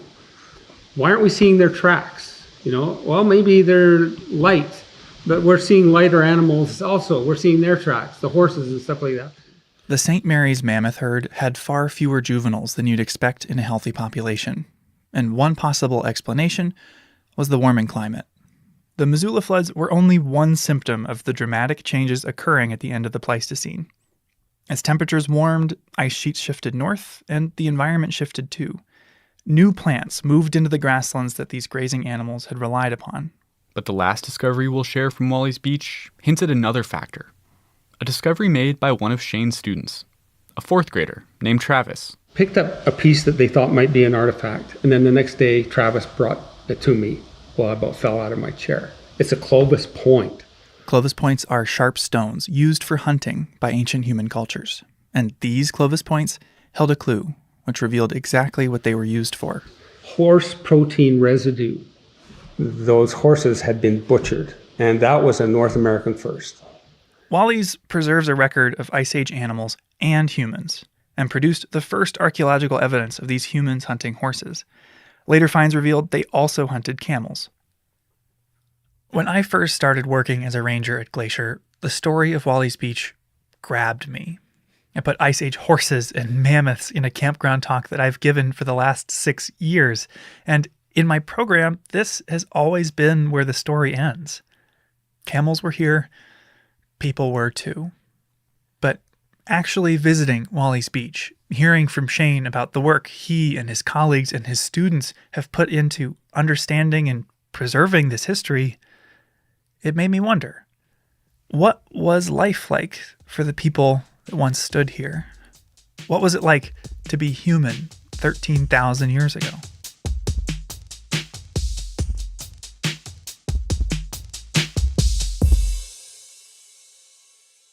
All right, let me recap.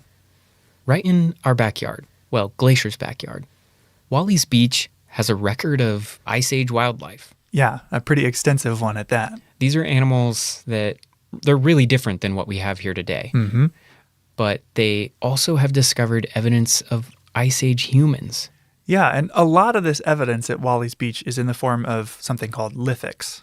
Lithics. You've probably heard of that before. Yeah, lithics are stone tools that are made by people. Exactly. That includes the projectile points that were used to hunt horses at Wally's Beach, but they've also found thousands of different points and other tools. Shane used the term Clovis point, which, if I remember right, that's one of the very oldest kinds of lithics in North America. Yeah, so the term Clovis comes from projectile points found outside of Clovis, New Mexico. They're a distinct type of lithic that have been identified all over North America and date back well beyond 10,000 years ago. So they are artifacts from one of the oldest and most widespread cultures that we know about in North America. So beyond their tools, beyond these lithics, do we know much about Clovis people? Like what their lives were like? I mean, the short answer is no, we don't know much. The topic of Pleistocene era people is always going to be a mystery for the foreseeable future. We have to assume that life was pretty challenging because of the geographic, ecological aspects of that era. This is Shane Doyle. Yes, my name is Dr. Shane Doyle. I'm a member of the Upper Nation. I'm an educational and cultural consultant. I live in Bozeman, Montana. And, I hail from Crow Agency. Another Shane. 2 Shanes in one episode. Yes, but I called Shane Doyle because he has studied and worked to understand these Ice Age cultures. Lithics, the points that they used, are really the best evidence that we have. We don't have a lot of human materials to understand that time period outside of the hunting and other tools that these folks made. Some of the only materials durable enough to survive these last 10,000 years or more are stones and bones. So even as scientists develop new and better technologies like ground-penetrating radar and aerial imagery, we're still limited by what little is left. I don't think we have a lot of data that we can really turn to that will really provide us with a more comprehensive picture of what life was like for Pleistocene era native people.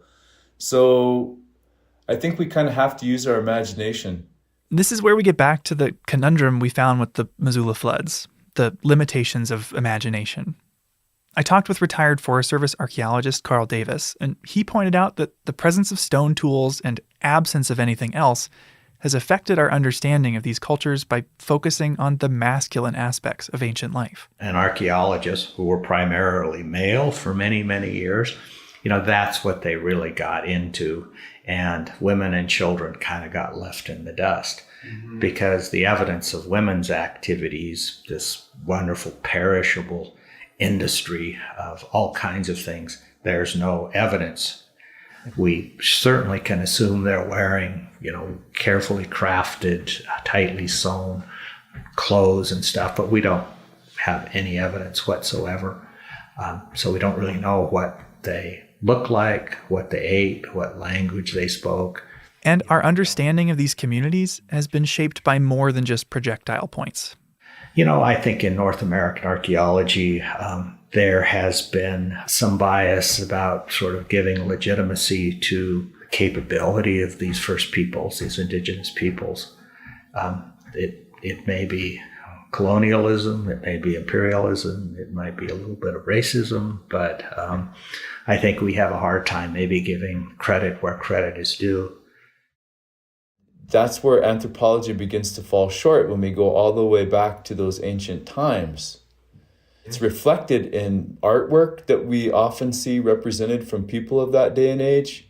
The clothing that they wear is shaggy and their hair is unkempt and they're kind of usually slouched or like hunched over. They resonate with this very uncouth, something that modern man would look upon as undeveloped. And I reject that. I don't think that's, a very good indication of who these people were. I don't think that they didn't comb their hair. I don't think that they didn't care about the kind of clothes that they wore. I think that they always cared about that. Of course they did. Why wouldn't they? I mean, even Sigmund Freud would agree with that. I just think that it's a shame that we portray them as being, dirty savages, honestly. People in the modern era tend to think of ourselves as being so special. We have all this information that cavemen or ancient people didn't have. And, well, I think on a daily basis reflect on those ancient people and how they must have felt the same way about their lives as we do about ours. Obviously they didn't have nearly the kind of technology that we do, but think about how they must have been comparing their lives to other species, animals that didn't have the ability to talk or sing or dance or laugh or cry out of inspiration or joy. I mean, the emotional realm and spiritual ceremonial aspects of ancient life must have made those people feel like they were on the edge of tomorrow. And as we talk about these cultures, wonder about their daily lives, try to imagine how they treated one another, what they valued, and who they loved. Shane emphasized that there is a lot more to these people than we will ever find buried in the ground. And I think that's another thing that anthropologists often forget about is that the trade culture was more than just material trade. These people wanted to learn about one another. They wanted to hear their stories. They wanted to know about their ceremonies. They wanted to know about their knowledge. That was the real trade culture. The material came along with it. In the end, it might just be the social world that we thought had disappeared that can help us better understand this time after all. I developed a course on Montana Plains Indians. During the process of creating that course, I looked at the different star stories of the tribes here in Montana, and it was clear to me that they shared common stories, and that the stories were very, very important.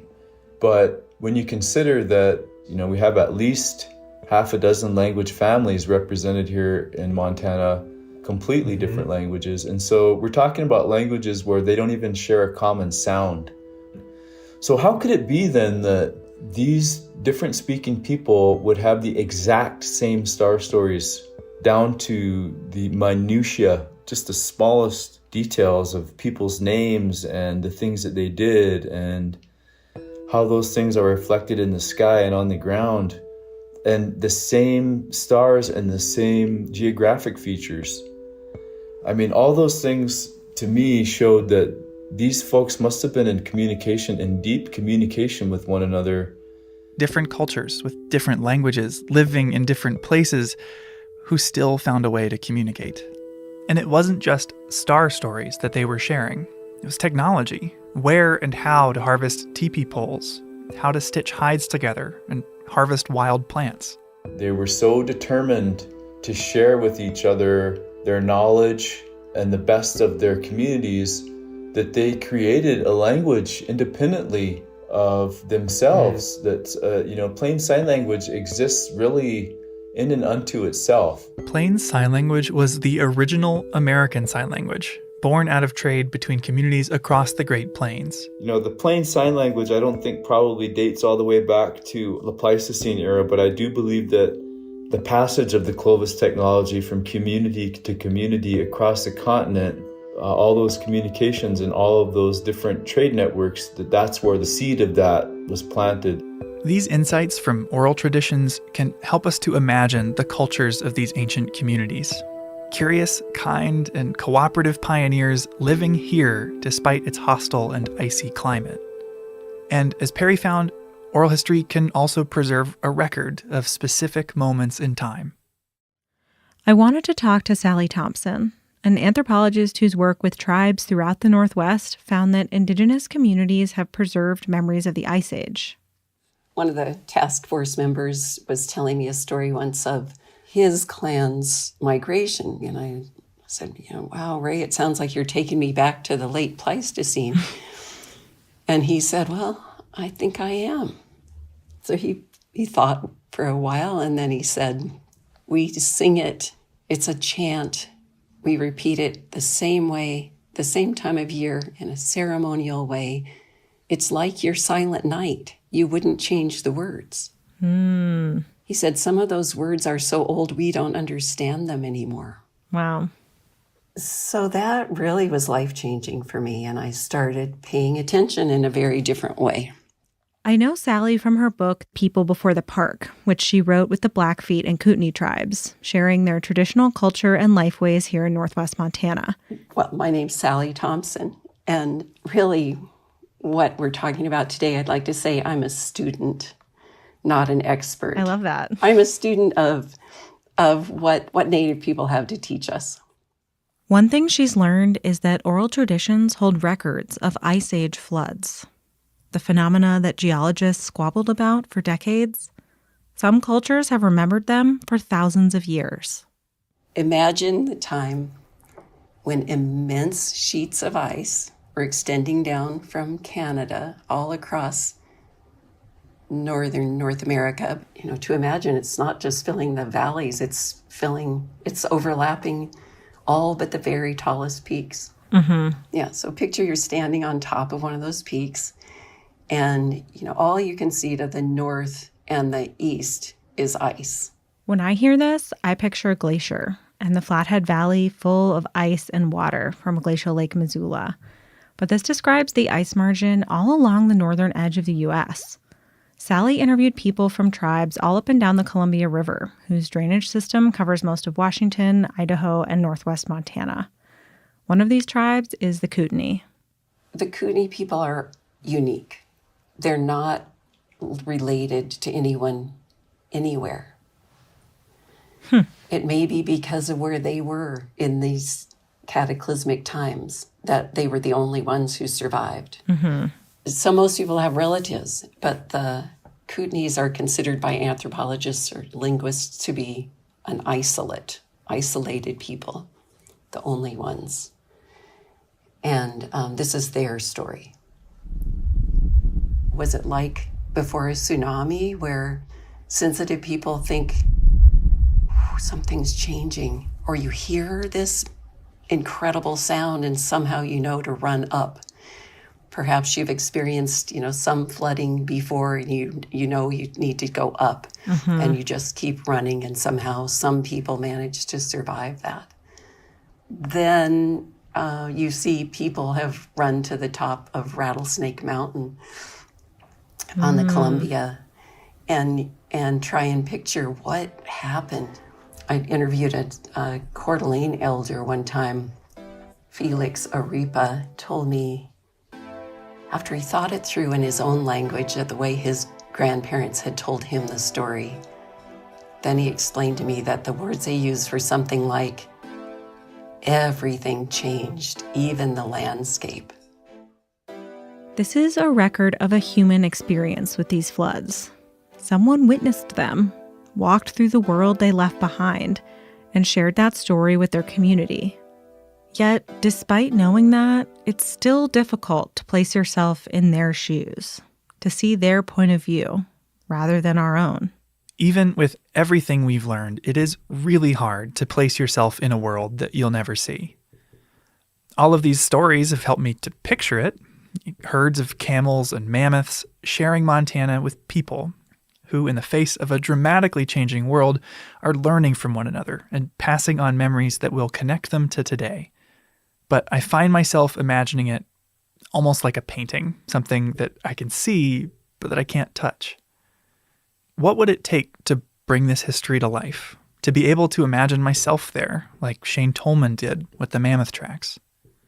When I posed this question to Shane Doyle, he turned my attention to May of 1968 in rural Montana when two construction workers began digging rocks out of a hillside. And so they were digging into a cliffside to get some flat sandstone rocks out of the cliff. And when they dug into the cliff, it was covered with this red dust that we call red ochre. Red ochre is a really sacred material. Past the red ochre, they found lithics. And beyond that, human remains. They were digging in a grave. Found on the property of Helen and Dr. Mel Anzik, these human remains turned out to belong to a child between 1 and 3 years old. And while the haphazard digging at the site made it difficult to completely reconstruct the burial, it was determined that the child had been buried nearly 13,000 years ago. He was probably no more than 3 years old when he died, was buried with a treasure trove of antiquities, over 118 priceless Clovis artifacts. Pretty much every tool that has ever been identified in any other Clovis site was found at that burial. These were valuable, treasured items that were rare and that were hard to produce. And they buried him with a child. This child had no social standing that we could measure or compare in any other culture at any other point in history. Even today, children are the most vulnerable people in society. They receive the least honor, they receive the least attention, they receive the least amount of resources devoted to them. If you look at what that burial spoke to, it spoke to what that community valued. Why would they put all of those items in there for a child who had never hunted? He was not a priest, he was not a ceremonial leader. He was not a warrior. He never produced any economic value. He was really just as children are today, but they present a resource that you have to provide for, part of your family that you have to attend to constantly. The U.S. has a law that establishes the legal rights for tribes to repatriate or reclaim human remains uncovered in cases like this. But it wasn't passed until 1990. This is before NAGPRA, Native American Grave Protection and Repatriation Act. So all the materials, since they were found on private land, they were just taken by Mel and the two construction workers. The human remains, Mel gave those to his daughter, but at the time they were taken by a scientist, an archaeologist, who took them down to his lab in Arizona. The remains stay in Arizona for about 30 years until eventually they're returned to Sarah Anzik, the granddaughter of Mel and Helen. Once Sarah got them, turns out she was the molecular biologist. She had an interest in studying the remains to see if she could find out who this person was, who this child was. And, she said before that she just knew that this child had a story to tell and that it was an important story and that she wanted to help the child tell that story.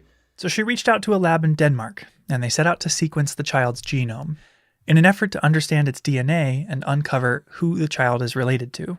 The head guy over there, the scientist of the lab, his name is Eske Willerslev, and he and his team took on the study, and it took them 3 years to complete the genomic sequencing of this ancient remains. But when they did finally get the complete genome, they were able to compare it to other populations around the world, and it's pretty clear that he was one of the very first Native Americans on the continent. At the same time this discovery was starting to ripple out into the scientific community, the Anzik child was also at the center of an effort to repatriate the remains, to place them back where they were buried 13,000 years ago, which is how Shane got involved. I don't expect there's really like a roadmap for how to conduct a repatriation. Maybe there is, I don't know. So how did you decide how to actually perform the reburial? And what did it look like in the day? There is no roadmap for repatriation. There are procedures that have been developed over years in certain circumstances that fit the bill, but this one was kind of different. Because it was so old, and we have to assume that the child was related to all of modern people today, that's a lot of people to try and bring into the process. I kind of took that task on to reach out to Native communities, to let them know what we were doing, to ask them if they wanted to participate. It took a long time. We had to have a lot of meetings. There were a lot of different folks involved, not just the tribal communities here in Montana, but also the Montana Burial Board. Sarah Anzik, she still maintained possession of the bones right up until the moment they were placed in the ground. Scientists, they still had materials from the Anzik child in their lab. The reburial was supposed to be comprehensive, and so they had to agree to put all of what they had of the boy in the lab into the ground. There were disagreements over where to rebury the boy, over how to rebury him. Some people believed we should just rebury him with like a rawhide pouch, put him in the ground so he could go back to Mother Earth. There were also suggestions to bury him at the Montana Historical Society out on the public lawn so that people would be dissuaded from trying to dig him up and steal him. I mean, you name it, there was a whole gamut of suggestions and ideas about how to rebury him and where to rebury him. And finally, at the end, we just decided to put him back as close to where he was as possible and put him in a nice small little casket. And, it was just a beautiful day. It was a beautiful ceremony. And like I said, we all felt good about it. Here's a thing that I've thought about a lot. We were there that day, not just to show respect to that boy, but we were there to show respect to ourselves. When we respect others, we respect ourselves. And when we do that in a community, in a gesture where we all come together in a ceremonial way, that's a very powerful healing experience. Do you think that the Anzik site, Pleistocene people, and this deep time can teach us about ourselves or even the future?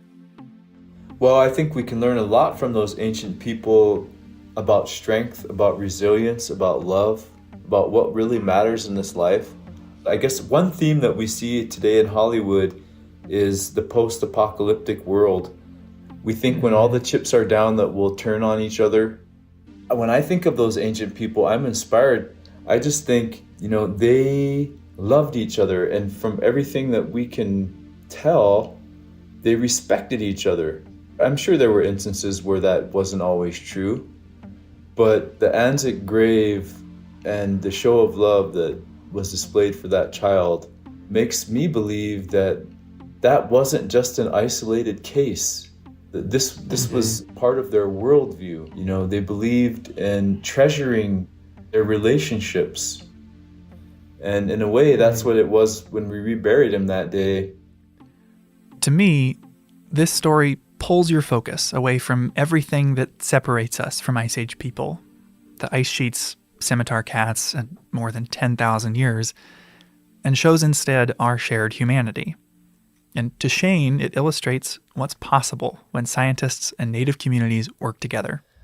I think we'll be able to tell the stories that right now we still can't really wrap our heads around, because we'll be able to wrap our hearts around what it means to be a human, and we'll be able to take that understanding and place it into these ancient time periods, and that will be able to inform and provide us with a better picture of why these people laughed, what they laughed about, you know, what they cried about, who they loved. It's pretty hard to not understand what the Anzac burial represents. If you're a parent and your greatest fear is to lose a child, and you understand that this is what these people did, that message is pretty clear. 12,600 years later, you can still relate to the anguish that they must have felt. How unfair, how cruel, how impossibly difficult the loss that they suffered was. And the only way to heal from that is to just give the last full measure. That's a message that is crystal clear to me. There's nothing about that I don't understand. It's true that sites like Anzac are extraordinarily rare, but the kindness that we can see there must have been common. In every laugh shared around the campfire, which echoed across newly ice-free valleys, and in a piece of hard-won camel shared as a meal with a loved one. Or in the simple joy of standing by a river and squishing the mud between your toes, right beside a set of fresh mammoth tracks.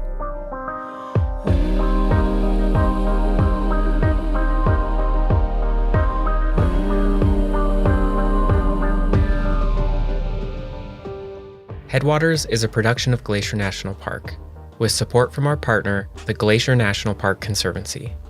This season of Headwaters was made by me, Daniel Lombardi, Perry Sassnett, Michael Feist, and Gabby Esavari. We could not have made Season 3 without Lacey Kowalski or Melissa Slodek, and Sierra Mendelko, Brent Rowley, Darren Lewis, the Glacier National Park Archives, and the Montana Historical Society. Special thanks this episode to Shane Tolman for driving to meet us. And sharing your bug spray. Shane Doyle, Carl Davis, Roz Gerstein. Thanks, Mom. Sally Thompson, Justin Radford, Andrew Smith, Vic Baker, and Ethan, our captain from the Glacier Park Boat Company. Thanks for listening.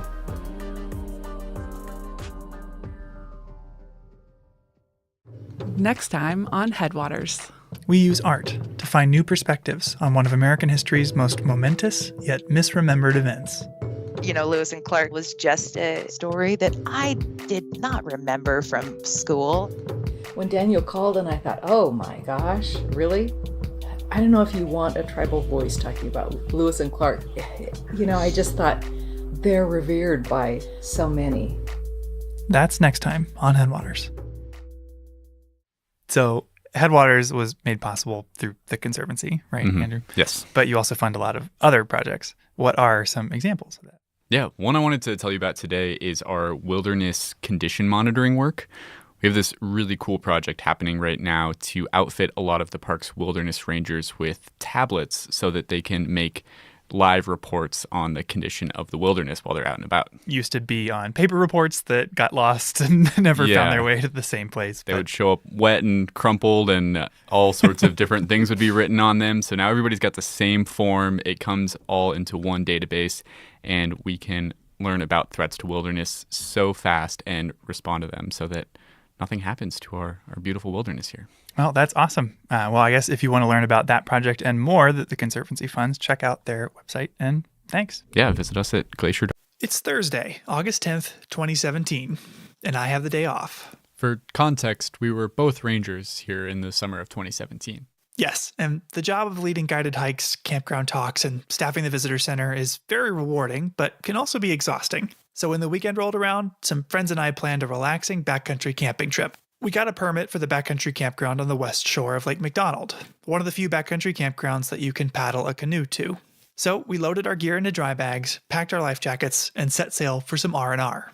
The campground itself is known for being sunny. It burned over in a wildland fire in 2003, and the remaining lifeless and limbless trees offer little in the way of shade. That's an understatement. So we set out in the afternoon, thinking we'd arrive after the heat of the day had passed.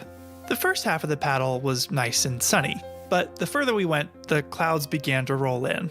With each stroke, the sky seemed to grow darker, and we paddled faster and faster and faster to reach the shoreline. We thought we'd beaten the weather as we pulled our canoe ashore, but a clap of thunder echoed off the mountains and signaled the night that was yet to come. As we frantically assembled our tents and shabby burritos, the storm arrived. Rain came in a torrent, instantly soaking me through my jacket, and we hung our food up so we could retreat to our tents, but then the wind began to pick up. In my memory, what came next was a loud, deafening blur. Rain pelted the ground and began to sound like angry radio static. The wind was strong enough you had to brace yourself against it or be blown over. It began to topple the trees around us, and as they crashed down left and right, we ran to the lakeshore for safety as lightning and thunder reverberated up above. But just like that, it was over. The air was calm, the rain had stopped, and we breathed a collective sigh of relief as we returned to the soggy rice and bean burritos we'd put away. As we ate, we tried to make sense of what had just happened, pointing out the trees that had fallen down, comparing how well our jackets had worked, but only then, with mouthfuls of burrito, did we notice a column of smoke across the lake. Smoke that would eventually grow to become the Sprague Fire that burned 17,000 acres and the Sperry Chalet. Wow, that's crazy that you sat through the storm that started it all.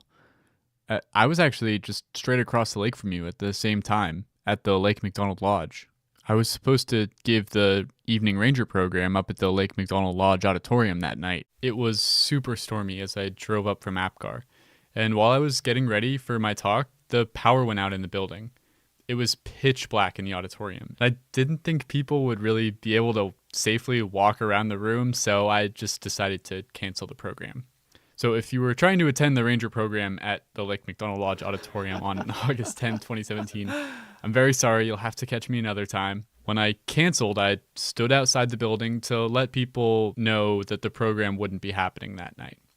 It was at 8:36 p.m., a few minutes after the talk was scheduled to start, that lightning struck the hillside above me and ignited the Sprague Creek fire. With no program to give, I drove back down to my office in Apgar. There were lots of people just standing around and watching the flames. So, in a routine that would become common over the coming months, from across the lake, I watched the fire glow against the dark night sky. I was still wearing my ranger uniform, so I stayed on the beach there for hours, answering questions from concerned visitors. The fire became a spectacle. At night, people would gather to watch it burn, slowly at first, then rapidly as one hot and dry week was followed by another. In all, the Sprague Fire burned for about 3 months on the east shore of Lake McDonald, until it was finally extinguished by autumn snow. Here on Lake McDonald, wildfire is a fact of life. For plants, animals, and people alike, if you want to exist here, you've got to learn to live with it. In this episode, we're going to learn about something that's becoming an everyday concern for people around the American West. What happens when people and wildfire come together?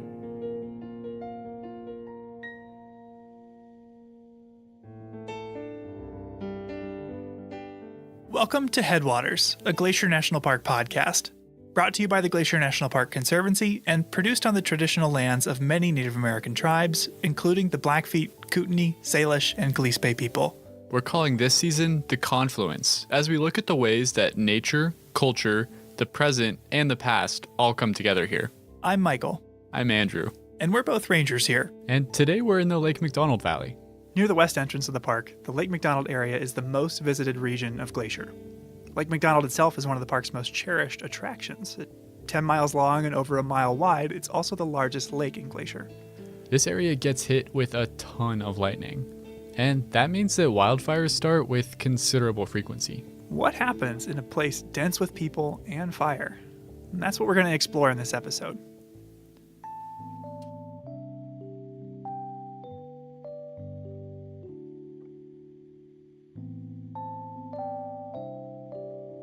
To start out, I wanted to talk to someone who knows the park as well as anyone, even better than most rangers. My name is Chris Peterson, and I am the editor of the Hungry Horse News. Oh yeah, Chris. Hardly anything happens in Northwest Montana without Chris writing or at least knowing about it. Seems like he's been here forever. How long has Chris been around? Since 1998, which would make it, this will be my 23rd summer. I've seen his byline a lot, but he's a photographer too, right? Yeah, you're right.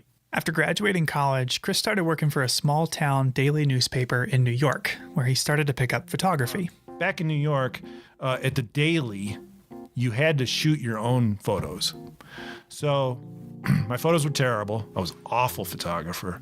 Didn't know what I was doing. And so I started shooting Buffalo Bills games. You know, at a Buffalo Bills game, there's like 85,000 people there, but there's also 120 photographers. So you could learn a lot just by watching the other guys. And after he really developed his photography skills, he landed a new job. So that kind of set up my portfolio.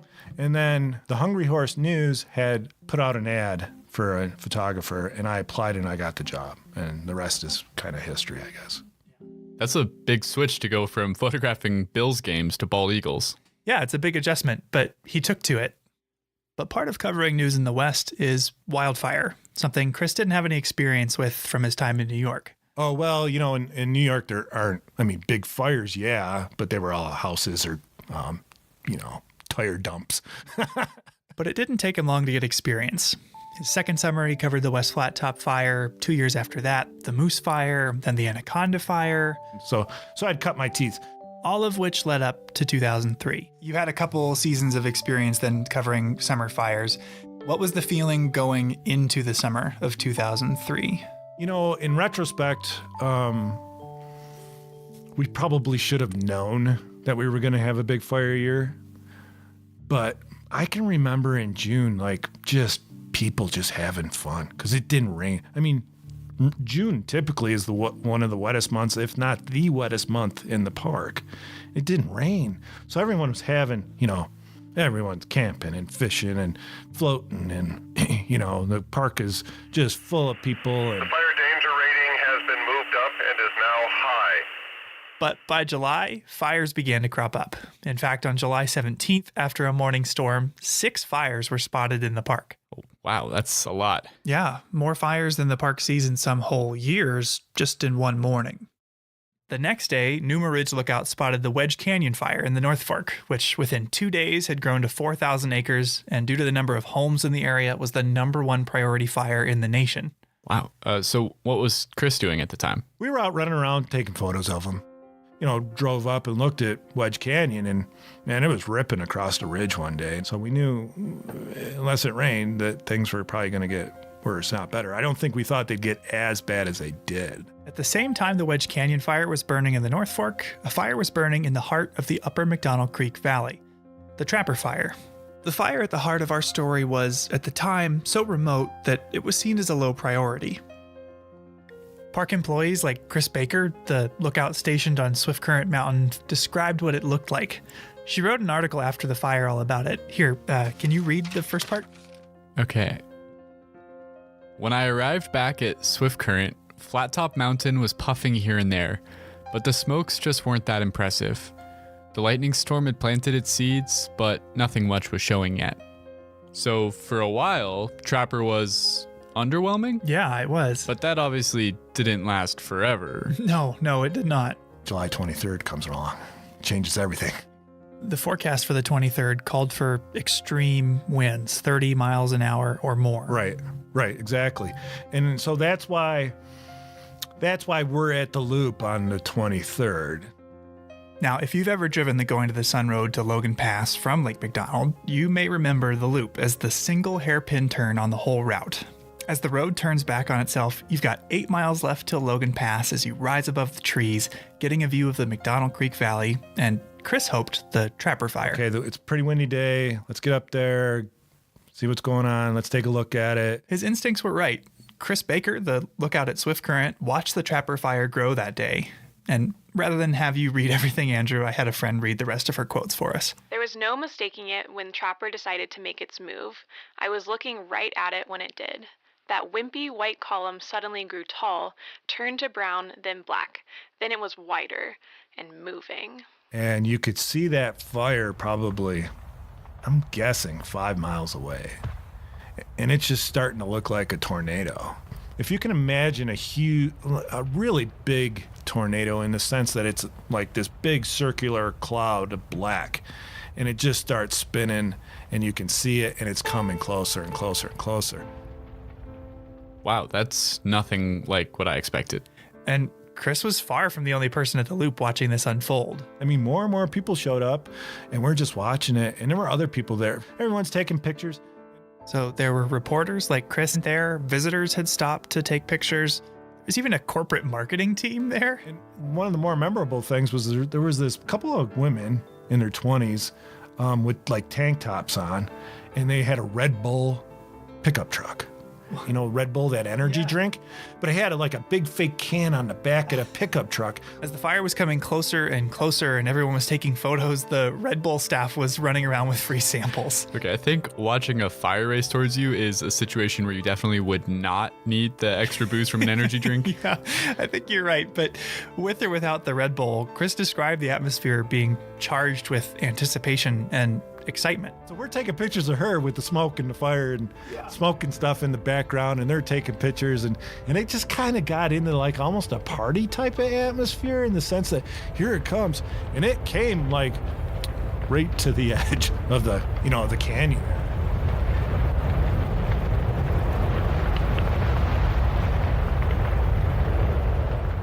It was just a freight train. But he must have gotten out safely. He did. The fire gets to the loop, everyone he takes off because it's going to burn over the loop. It's obvious it's not going to stop. As it burned over the loop, it claimed anything in its path. Vehicles that were parked there, trailhead signs. Heck, for years there were stains on the pavement from where porta potties melted into the asphalt. That's kind of gross. What happened next? Well, the Trapper Fire continued to burn uphill straight towards the Granite Park Chalet. And, well, you'll have to wait and see. I talked to Mike Sanger, one of the employees that was at Granite Park Chalet that night, later in the episode. I see. But Chris's experience goes to show that even when it's coming towards you, even when it's endangering your own safety, you can't help but watch fire. As powerful and destructive as it is, it has a sort of magnetism.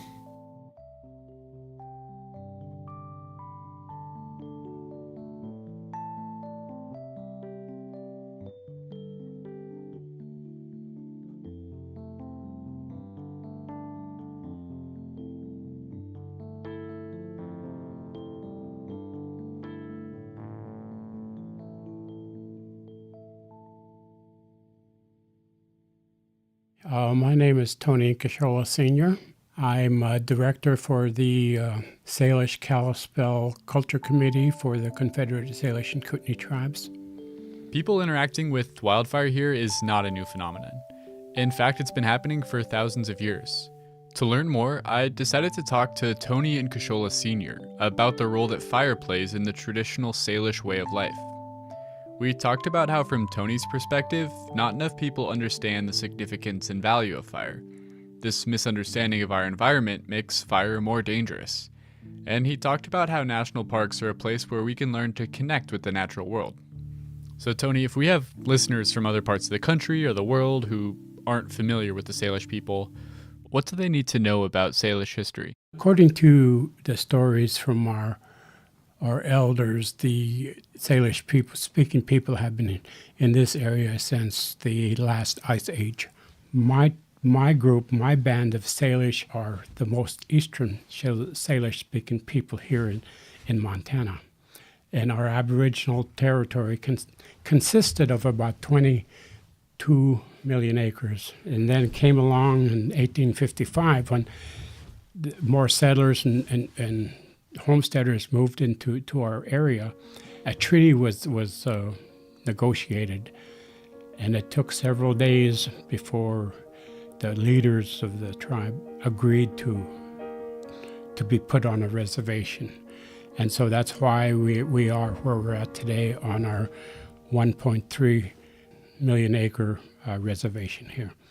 So that's kind of in a nutshell from the past where we started and how we got to where we're at as Salish-speaking people. So I wanted to have you in today to talk about fire.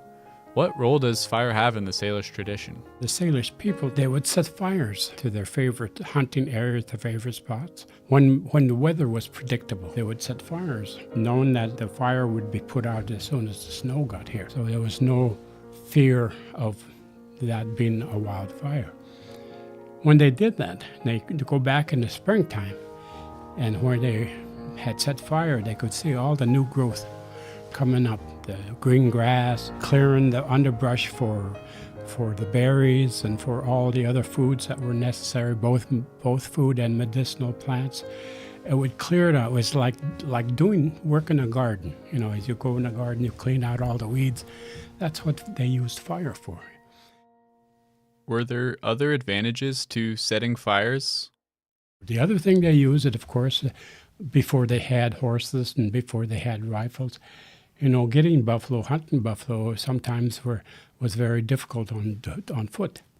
So sometimes they'd look at certain areas, and they'd see these areas, and they'd use fire to bring the herd to certain places. And then once they get to these certain jumps, that they'd build these running lanes, and they used these cliffs for these buffalo jumps to go over there. So that was another way of using the fire. That's really interesting, using fire to manage vegetation and to drive buffalo over cliffs to hunt efficiently. It's a pretty amazing technique. How did traditional people actually manage these fires? It's just like our professionals today. We have professional fisheries, water people in those areas. Well, back then they had these people that were dedicated and assigned to fires. And they were the ones that were only ones that would set the fire, because they've studied fire, they've understood fire, and so they're the ones that were allowed to set these fires. And how did they actually start the fires? Where did the embers come from? They used buffalo horns or different things to carry these embers of fire, because it was so hard, you know, to make fire. So they'd make a fire and then take these ambers and store them in these buffalo horns or something. Then they'd have these fire starters, what they call them, fire starters. They'd gallop to these different places and they'd set fire. And like I said, only those people were allowed to do that. Why do you think so many people have negative feelings about fire? One, I think, is misunderstanding exactly what fire is, what it means, and what it could do. The other thing is fear. Naturally, it's frightening. I mean, you look at California today, how dry, how brushy some of those go up like matchsticks. And I think that's what people are afraid of, that because they don't understand fire, not knowing how our environment works, how the trees, how the animals, how the rain, how the fire, everything has a role in our ecosystem. And the people today don't understand that. You know, they don't understand how our ecosystem works. They need to know that fire is necessary. Fire must happen so that we don't get what we're getting in California today. What's the reason for this poor understanding of ecosystems? I think because of the value system that we created and the values that we think are more important now today, that our lives are put first rather than together with other things. You know, everything goes hand in hand. One of the things when I was growing up, my grandparents and my parents and all of my elders that have always taught me and always said, Every living thing is an equal. You treat it as an equal. You don't think you're better. You don't dominate. Because you dominate, you destroy. And that's what we have as human beings. We've dominated certain things, we've changed certain things, and we've destroyed that. And so I think a lot of that is misunderstood. And national parks are kind of a stronghold of what used to be. So national parks are places that continue to be very important, especially to me, especially to natives that understand what the park is, because it used to be this whole country. And there's still a need for parks. There's still a need for the areas like this, for our spirituality, for our well-being, for our minds. How many times have we, in our lives, have got so frustrated with our jobs, with the things that we do every day over and over, that we need these areas of solitude to go to, touch the ground again, to put your feet back on the ground and kind of soothe everything, that all that weight seems to lift and create something, a peace of mind that lets you move forward again. We need these places.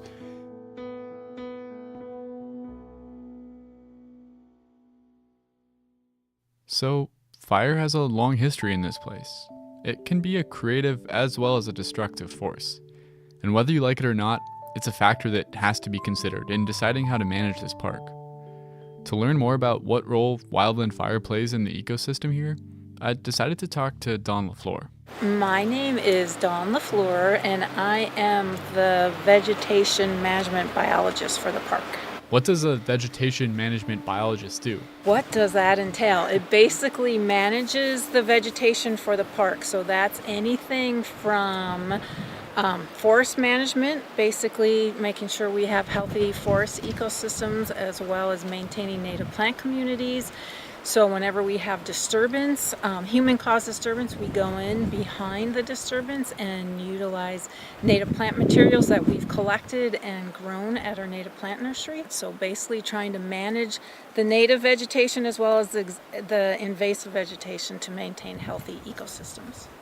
I met Dawn on the site of the Howe Ridge Fire, which in 2018 burned about 14,000 acres on the west shore of Lake McDonald.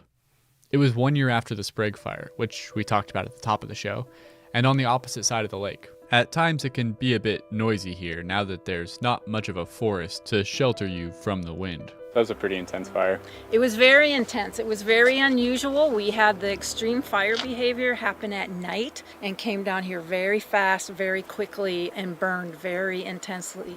About 2 weeks after this spot burned, Dawn was one of the first people to come back here and start to assess the impact. So what we were looking for were signs of vegetation, any potential signs of vegetation recovery already, as well as the impacts to our soil. The type of soil impacts Dawn is looking for are things like how burnt is this soil? Will things be able to grow in it? And she'll look at hillsides to see if any of them have potential for erosion now that root systems that were holding them together might be burnt out. Do you remember what your initial impressions were at the time? Oh my goodness. Oh my gosh. All we have left are toothpicks, was my initial impressions. For a fire to burn up essentially every tree was unusual. Typically, when Dawn visits a recently burned area, the fire doesn't wipe everything out. It'll find a section of vegetation or trees, a pocket of trees to burn in and move around and kind of skip and create a mosaic or little islands of vegetation, which actually helps for rehabilitating the landscape afterwards. So why was this fire so intense? It was a combination of factors. For one, the summer of 2018 was extremely hot and dry. But fire suppression efforts in the early 1900s had also disrupted some of the natural cycles here. Fire has a huge role in this natural ecosystem. We have plants and tree species like lodgepole pine that are fire dependent. These are species that have evolved to rely on fire to succeed. Lodgepole pines, which need a lot of sunlight, have special cones that are tightly bound shut by resin. The seeds are trapped inside the cone until there's a wildfire. the type of event that would clear out the canopy and make it sunny enough for them to grow. When fire passes through, the cones get heated up and release their seeds. In Dawn's career, she's witnessed summers get warmer and drier, and the snowpack disappearing earlier in the spring, allowing soil and vegetation to dry out. These effects are changing the role that fire plays in the ecosystem. What it is climate change. We're getting drier and hotter sooner. And then the other thing we're seeing is with the extreme fire and not enough moisture in the spring, what takes advantage of those open niches after a fire are non-native plants, the opportunists. We're seeing a lot more non-native invasive plants coming into our burned areas than we have had in the past. But Dawn hasn't lost hope. She still has a clear and optimistic vision of how this area can recover.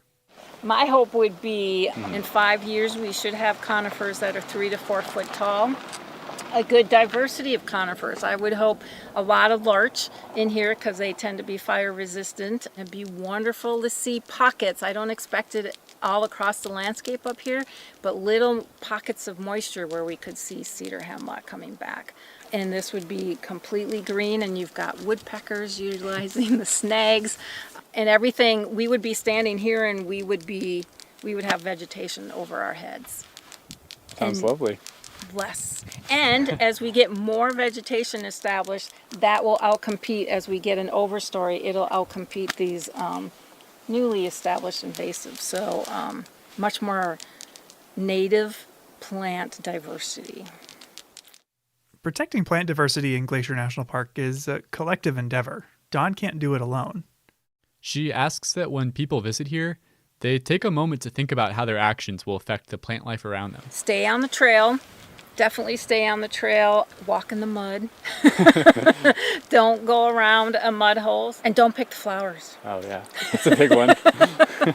Please don't pick the flowers. The reason to walk through the mud is that if you go around, you'll widen the trail and disturb the vegetation around it. And we leave flowers where they are so everyone can enjoy them, and because they're part of the ecosystem here. Yeah, minimize your impact by just being respectful of the vegetation. The plant life in Glacier National Park evolved in the presence of fire and is adapted to frequent burning. Fire can be a source of renewal and even catalyze the processes of growth and change that make Glacier home to an incredible diversity of plant life, over 1,100 species. As climate change affects the behavior of wildfire and fire ceases to behave in the way plants are adapted to, its destructive tendencies can start to outweigh its constructive ones. It's something that scientists in Glacier like Dawn will continue to monitor. When a wildfire changes the makeup of a forest and what kind of species grow there, the effects aren't limited to just plant life. These changes to the vegetation are going to have consequences that ripple down the whole food chain, affecting everything from the bushy-tailed wood rat up to the moose and grizzly bear. Mule deer in particular are browsers, and so they rely really heavily on shrubs and other kind of nutrient-dense species. So that's Tegan Hayes. She's a wildlife biologist. Her master's thesis was about ungulate forage in wildfire-dominated landscapes. In other words, how deer food is affected by fire. One of the study areas was not far from where we're standing right now. Tegan explained to me that wildfire allows for species to get the nutrients they need in their home range or in their population range. And so for my research, when I was looking at mule deer don't really change their home ranges very much geographically. And so change is especially important for a species like that, where if you never allow disturbances to happen, then they will not be able to find the food they need. So, and that's the same for a lot of species in the park. In other words, mule deer need fire. It promotes the growth of shrubs that are the bulk of their diet. And they aren't keen to move around to find these plants. They need the fire to happen right within their home range. A deer population, in turn, is necessary to support grizzlies, mountain lions, and wolves. A whole thriving ecosystem, dependent on regular wildfire. I took Tegan to the Forest and Fire Nature Trail. Near the Camas Creek entrance to the park, this trail is a great spot to get an introduction to the fire ecology of Glacier National Park. Burnt in the 2001 Moose Fire, it's now home to a thriving lodgepole pine and aspen forest. So we are now in a young aspen stand. Of course, you have the nice rustle of the leaves, which aspen are named after the quaking aspen. The vegetation, the shrubs in the understory are a bit taller. So there's a little more diversity here. Aspen is one of the habitat types that responds best after a fire. Aspens that burn down are able to resprout from underground roots. In no time, a recently burned stand of aspen will be a lush and suitable deer habitat. They tend to love aspen. Aspens provide a different kind of cover, and they provide a different suite of forage species, and they tend to stay kind of cooler and wetter for longer. So I think they offer that kind of that multitude of things where you have higher diversity of plants, you have longer blooming period often, or period where things are fresh and nutritious. They tend to provide pretty good security as well. As we moved down the trail, Tegan pointed out a flower, which I was surprised to hear was a good food source. Oh, we've been seeing rose, which despite its prickles is also actually usually pretty sought after by ungulates too, so they'll nip just the ends off and avoid the worst of the prickles. Wildfire is kind of a contradictory thing here. On one hand, it's natural and totally necessary for many of the plants and animals. But on the other hand, climate change is making it much more common and severe. And regardless of whether it's good or bad, it's always tough to live with. Yeah, I mean, some of the most interesting and kind of disheartening research is when there's abnormally hot fires or more frequent fires than would normally be occurring in a forest, and they'll actually burn so hot that seedlings can't establish anymore, and so you can end up having what was once a forest become a grassland, or you'll see that the tree species that used to grow in an area are no longer suited to the climate or the climate that a disturbance has created. Still, she recognizes the importance of having natural fire on the landscape.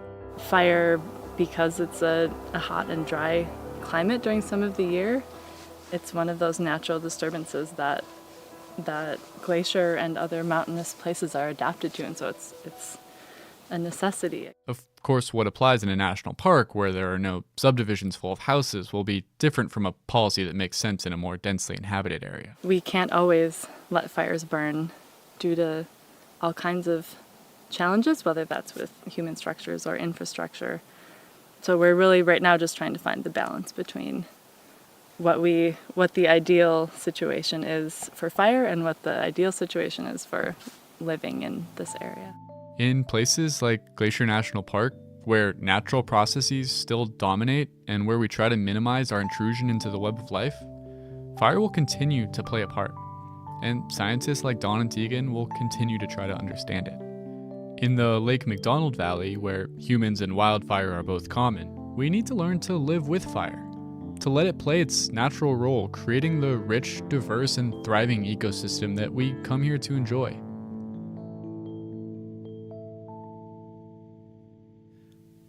We'll be right back with the conclusion of the Trapper Fire saga after this break.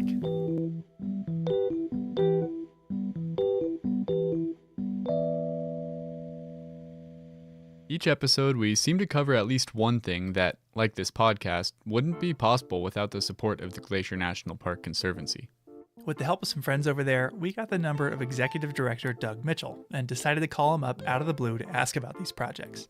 For this episode, we wanted to ask about Sperry Chalet.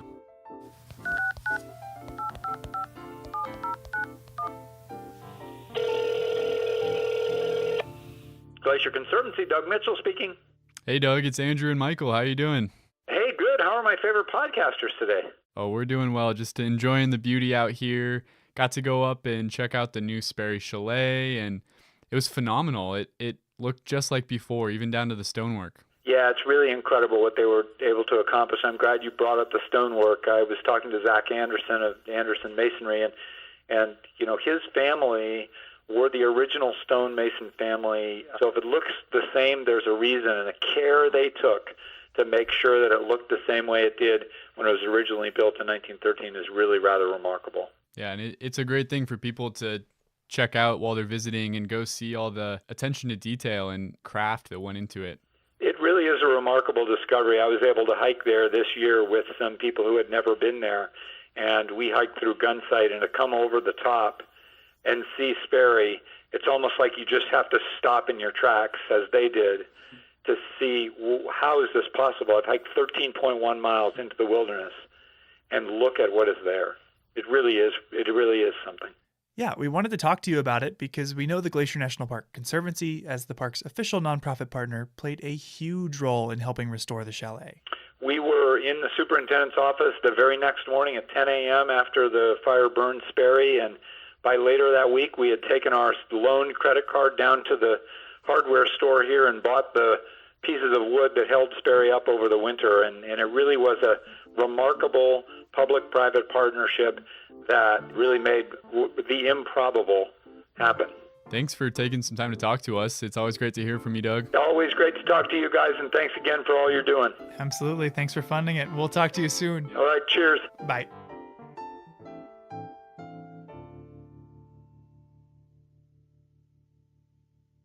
So we just heard from Dawn and Tegan about how plants, like lodgepole pines, and animals, like mule deer, can benefit from the presence of fire in the ecosystem.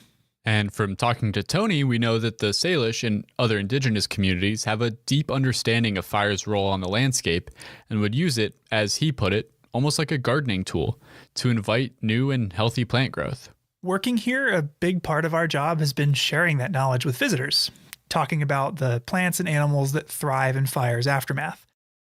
Yet knowing and understanding these things won't change how you respond to fire when you're faced with it, when the flames themselves are bearing down on you.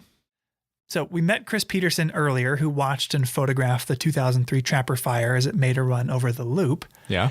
But after it burned over the loop, it kept going, racing upwards towards the Granite Park Chalet, a historic compound of stone cabins high in the mountains that still provide rustic lodging and dining accommodations. To get there, you can either hike the Highline Trail from Logan Pass or start up from the loop on the Loop Trail.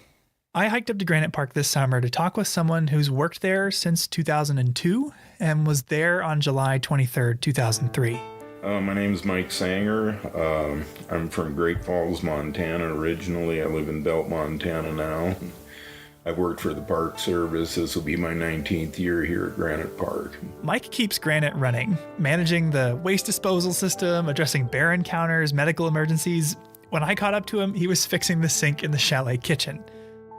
And having grown up in Montana, Mike had been familiar with wildfire from afar. Seeing them in the distance, not quite as close as I did here. But in the unprecedented fire year of 2003, he came face to face with the Trapper Fire. From what I understand, you were hiking up here on July 23rd. Is that right? I was. My boss, Walter Tabb, had dropped me off the Loop Trailhead. The trail was already closed at that time, and it was smoky there at the parking lot. And I asked him, I said, well, the trail's closed. And he goes, well, you better get moving. You need to get up there. And on the way up, I passed a female ranger, and what they were doing at that time is sweeping the trails for people and trying to get them up here. And she asked me if I knew where the fire was, and I said I have no idea, but once we get to Granite, we'll probably be able to see better and know exactly what's going on. As I understand it, Mike's up there for a week or so at a time, then rotates out with a partner? Exactly. He was originally scheduled to hike back in to tap out his partner on the 23rd, but was sent up that day with a different goal, to help protect the chalet itself. And we made really good time getting up here to Granite Park. Yeah, goodness. When did it sink in that it was going to be a problem? When I got up here and I saw fire hoses strung out all over the place, and Chris Berkey, my partner, was here, and I asked him, I said, where's the fire? And he pointed towards Flat Top, and it was immediately apparent that we had a problem on our hands. So they had to fortify the compound. With limited time and supplies, that meant converting their finicky drinking water pump into a sprinkler system to keep the buildings wet, an approach that they weren't confident would work at first. We went down to start the pump, and it took 2 or 3 times, and you had to talk nice to this thing, and Chris pulled it, and the first time it went off, and we're all high-fiving. But celebrations could wait. As the fire grew closer and closer, conditions only worsened. It was really horrific for quite a while because we had no idea where the fire was. The winds were horrific. I mean, they were blowing probably 70 plus miles an hour, and we were having embers starting to come down. And what we did is we pulled all the railings from the chalet. We were trying to reduce fuel in case the fire did get here. What did it sound like? You know, a lot of people paraphrase this with tornadoes and everything else, but it sounded like a freight train.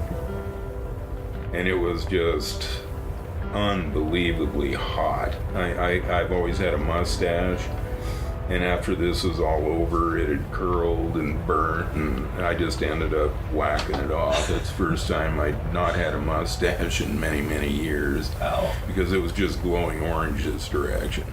Around the same time, Chris Baker from Swift Current Lookout was choked with smoke. I can remember using the word surreal a lot in my journal that afternoon. It didn't take too long before my vista towards the west was nothing but amber billows of smoke and embers. Visibility deteriorated to nothing, and I began coughing from the intense smoke, so I soaked a bandana in water and took to breathing through it to filter some of the soot. Oh my gosh. Yeah. Yeah, it's a scary situation. It is. In the face of it all, Mike and Chris were doing everything they could to protect the chalet and everyone in it. And we charged our hoses. We had everybody inside the chalet sitting on the floor. We had the tables up against the windows because the wind was horrific and it was blowing ash and embers all through the area. And we charged the hoses and started wetting the roof. How many people were in it? Well, between the guests that had planned to stay there that night and hikers that were seeking refuge, there were quite a few. We had 39 people trapped up here. We thought the fire was actually going to come up and go over the top of us and down the other side. Why it went up Swift Current Pass, I have no idea. You know, every bearing that we had and the wind was blowing directly at us, and fires like to run uphill, so I was quite sure the fire was going to come up and over us, and instead it made a turn and went up over Swift Current. It missed them? Somehow they were saved. The fire avoided the chalet, and falling embers were effectively combated by the hoses and sprinklers they'd set up. Because it could have really gone south for us, and it really could have been a horrific thing. And, you know, through God's graces or whatever, the fire didn't come over us. Chris, we each made one brief phone call to our wives, and said, we don't know what's going to happen. We just wanted to call and tell you right now we're all right, and we're doing the best we can. And while they didn't know what the next day would hold, they allowed themselves to breathe a small sigh of relief. Chris and I came in here. It had been a long day for both of us. He was due to go out that day, and I'd hiked up or ran up here that day. And his wife had brought him a little bottle of black velvet whiskey, so we each had a drag off that, and it actually felt a little better. And he goes, let's get on with it. And I said, all right. After feeding and finding beds for everyone at Granite, the two of them stayed up all night watching the flames. We'd take turns. There was a chair between this building and the chalet and one in front of the chalet, and about every hour we'd switch. Also up all night was Chris Baker, watching the flames from her vantage point at Swift Current Lookout, 1,000 feet above the chalet. Night fell, and finally I could see the fire appear through the smoke as 1,000 points of flame and torching trees. I remember just staring a lot in unbelief. Sleep wasn't even an option. This was history, and I was privileged to have a front row seat. It was a long night and a close call. Thankfully, no one was hurt, and the chalet was saved. Mike and his partner Chris Berkey were even honored by the Department of the Interior with Valor Awards for their heroism and bravery. But Mike's a humble guy. If you have the chance to meet him, you might hear him tell stories of that night. Sometimes the chalet even asks him to give a program about it to their guests. But you won't hear him bragging. He's seen firsthand the power of fire and worked in its aftermath every year since. But even then, that night standing guard after hours of fear and uncertainty, he could see a beauty in the flames. And the one thing that struck me is once it got dark and you could see the fire, you know, despite what was going on, it was actually kind of pretty to look at. And, you know, I don't mean to sound morbid or anything, but it was. It had its own kind of natural beauty to it. A month later, the Trapper fire had died down, and Chris Baker reflected on the fire as she hiked down from Swift Current Lookout for the last time of the year.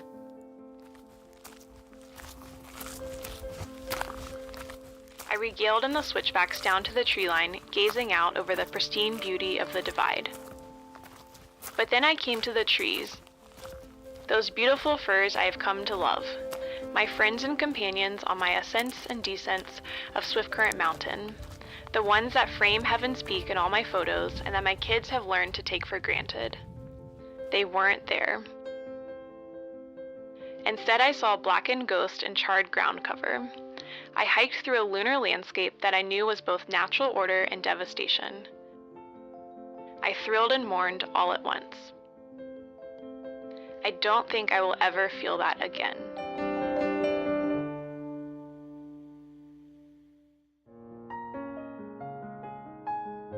Our last story of the day is about the important role that fire plays for archaeologists here.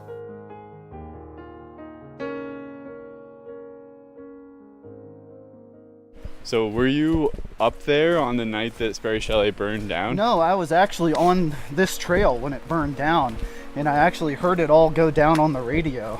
That's Glacier Park archaeologist Brent Rowley. Which was kind of a crazy experience. I was actually just back there, probably a few hundred yards, and I heard this radio transmission that was like calling the incident management team on the radio and being like, you know, I need to give you a satellite phone call because we need to have like a conversation right now. And it turns out that was the chalet catching on fire, like the dormitory building. Fire teaches us about the natural world, but it also teaches us about ourselves, and sometimes in unexpected ways. When the Sprague Fire burned down the main building of Sperry Chalet on August 31st, 2017, it felt like we had forever lost a piece of our history. But the fire had another effect as well. By clearing out the vegetation around the building, it unearthed a wealth of archaeological sites from lots of different eras. Out of the ashes, Brent found a whole world of history. In a place like Glacier, the vegetation is so thick that you can't see the surface of the ground to find artifacts. A fire that comes in and clears out the vegetation will often reveal major archaeological sites. After the Sprague Fire, Brent and his team found a series of dumps where all types of people, like construction crews, cooks, and chalet visitors, had thrown their garbage for decades, starting in the early 19-teens. Brent was intrigued. He told me that these types of sites hold a lot of information that you can't just read about. In the history books about a site like, say, Sperry Chalet, you only hear about the experiences of the people that are actually staying in the chalet. You don't hear the story of the people that worked at that chalet and that may have worked at a trail camp or a CCC camp that built a lot of the infrastructure in the park. And a lot of those dumps preserve the information of like what was daily life like for them, what were they eating. We might find game pieces or, you know, what were they doing in their spare time at their backcountry camp. As we hiked the 6 miles up to those archaeological sites, Brent told me all about his experiences that year. I got assigned to the fire as a resource advisor for cultural resources. So during that summer, I probably hiked this section of the Sperry Trail 40 times. And, you know, so I got to watch the fire come down this ridge and sort of change the forest gradually. Because in the cedar forest, the fire just kind of creeps along. It rarely ever, really gets up into the treetops. It kind of travels along the deadfall and through the root systems. When the fire in the chalet was finally extinguished, the stone exterior walls were still standing. The fire had only burned the interior and the roof of the building. A few days later, Brent was flown to the site in a helicopter to help the park determine if the still standing walls would survive the winter. It was really surreal. Like all the bed frames had melted, kind of looked a little like a little bit of a wasteland inside. The stone walls were able to be salvaged, and over the next 2 summers, the chalet was reconstructed within them. Brent and I arrived just days before the grand reopening, when the chalet would welcome guests for the first time since the fire. It was also the first time that Brent had been in the new building, and he was a bit taken aback by the difference. The last time I was standing in this very spot, I was like 4 feet lower, and then, you know, there was debris everywhere, and, you know, it's pretty crazy to be standing in the same spot, but now in a constructed building. After the fire, Brent and his team were tasked with surveying the burned area and noting any archaeological sites that had been revealed. What they found was a vast assemblage of objects that painted a vivid portrait of early 1900s park life. What kind of objects are we talking about? Well, actually, one of the most common things they found were chamber pots. What do they look like? They're just bowl-shaped, but a little... Oh, right there is one. A really good one. Yeah, it looks like just a small bowl with kind of a big rim around it. Yeah, just big enough to do your business in, you know. But those things were all over the place, like down this hillside. It's kind of interesting. I just like to imagine someone walking out in the morning and getting ready to toss the contents of it over the hill and accidentally loses their grip, and there it lies. Because that one definitely is not broken. Okay, that did paint a vivid portrait. What else did you find? One thing that really caught my eye were these tubes of clear blue glass. Brent explained to me that those were insulators for a historic phone line.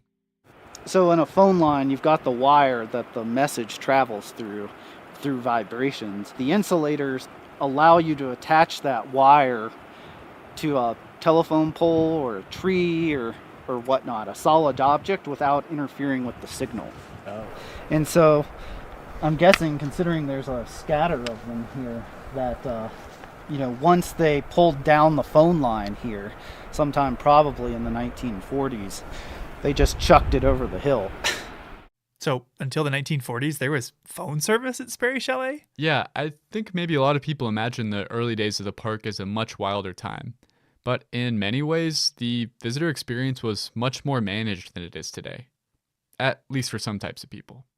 So I think out here on this point, there was some sort of tent camp set up, and I don't know exactly the dates of the tent camp, but I think it was certainly early on in Sperry Chalet's history, so probably 19-teens, maybe even into the 1920s. And so there's a lot of really diagnostic artifacts that have actual Great Northern Railway logos, and that differentiates it from, like, say, a worker camp for the workers that built the chalet or maintained the chalet, because those higher end ceramics would be what you would serve the very wealthy guests oftentimes that were coming to the chalet, whereas in a little bit we'll go to a worker camp and they were eating out of cans.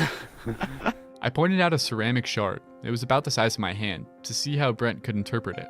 So this is probably like a large serving platter dish that would have been about, that big.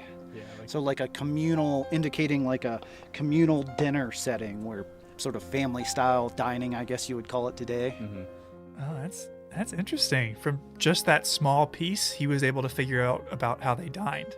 Yeah, what was most interesting about spending the day with Brent was seeing how these little pieces of what seemed like just garbage gave him really deep insights into how people thought and behaved a long time ago. I don't know how this dump got here, but it's one of the most interesting assemblages of stuff. This is it all spread out because it's all jammed in that crevice. Mm-hmm. And there's everything from an assortment of condiment bottles, like this is probably ketchup. There's a medicine bottle. Here's one of those coffee ration containers. There's poison bottles, like multiple of them. So it's like a really strange thing. Like, I don't know if this was like kind of where maybe some workers at some point were camped out. Like the poison bottle in particular, I mean, kind of throws me. I'm like, that tells me I feel like that it's got to be related to workers. Wait, okay, what was the poison for? Yeah, I was wondering the same thing. Brent told me it was probably to poison rodents of some sort, maybe mice, pack rats, or a particularly aggressive marmot. How do they find all this stuff? There's a couple different ways these sites get discovered. This one, a firefighter showed it to me. Okay. But usually, yeah, when we survey areas, we do transects. One of the main things that Brent has found here is the class distinctions between the different people who use this area, and how this manifests even in their trash. Up at that tent camp, everyone was always eating off of, fine ceramics and being very proper, I guess you would say. And here it's like you just open up the can and eat out of the can sort of thing, which is more indicative of, I guess, lower class status, like a worker rather than someone that's on a very expensive vacation. Do you know what would have been in these cans? some of them, see, like a can like this where you can tell by the openings. So see, this had to be liquid. And in fact, I think this was probably a milk can. So they slit that one open. So when we record these can sites, we always record what type of openings they have, because it can tell you a lot about what was in them. Wow, so we can learn something from even just the way a can was opened. Exactly, there's so many levels to it. Brent even says that the way that trash is hidden can tell us what era it's from. In the 19-teens, the way everybody all over America treated their waste was to throw it over the cliff or over the hillside or into your pit toilet. Later on, though, people started, the ethics started changing of like, you need to hide your garbage. You put it in a centralized garbage dump. And here, obviously, they've tried to hide it.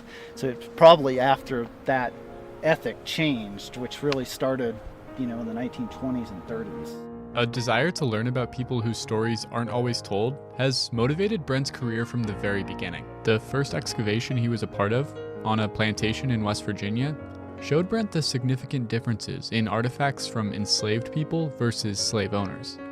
This technique of using historic artifacts to understand how people were treated in the past is an idea that still drives his work today. In Glacier, you can learn a lot about indigenous people's history prior to European settlement, and we can learn a lot about what people were doing in this landscapes by what artifacts they leave behind.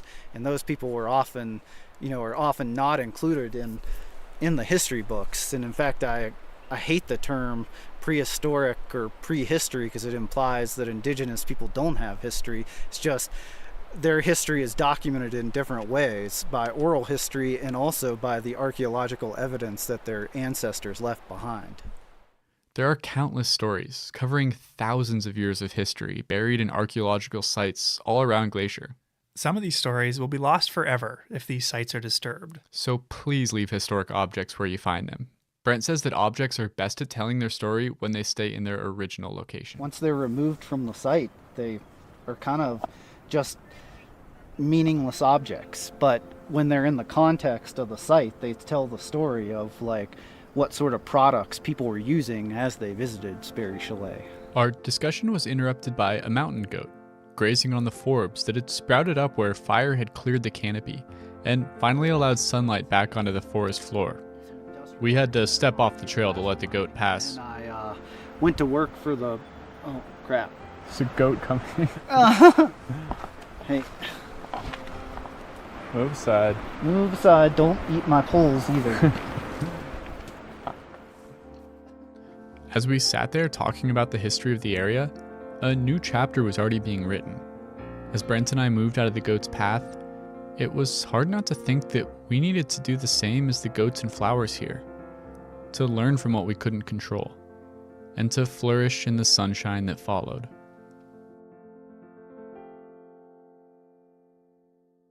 That's our show for today. If you're interested in learning more about the role and history of wildfire in Glacier, or about the Salish Kalispel Culture Committee, check out the links in our show notes. Thanks for listening. Headwaters is a production of Glacier National Park, with support from the Glacier National Park Conservancy. The show was written and recorded on traditional native lands. Andrew Smith and Michael Feist produced, edited, and hosted the show. Ben Cosgrove wrote and performed our music. Alex Stilson provided tech support. Quinn Feller designed our art. Renata Harrison researched the show. And narrated the credits. Lacey Kowalski was always there for us. And Daniel Lombardi and Bill Hayden were the executive directors. Support for this show comes from the Glacier National Park Conservancy. The Conservancy works to preserve and protect the park for future generations. We couldn't do it without them, and they couldn't do it without support from thousands of generous donors. If you want to learn more about how to support this podcast or other awesome Conservancy projects, please go to their website at glacier.org. Of course, you can always help support the show by sharing it with everyone you know, your friends, your family, your dog, and also leave us a review online. Special thanks this episode to Chris Peterson, Tony Incashola Sr., Don LaFleur, Tegan Hayes, Mike Sanger, Sarah Peterson, and Brent Rowley.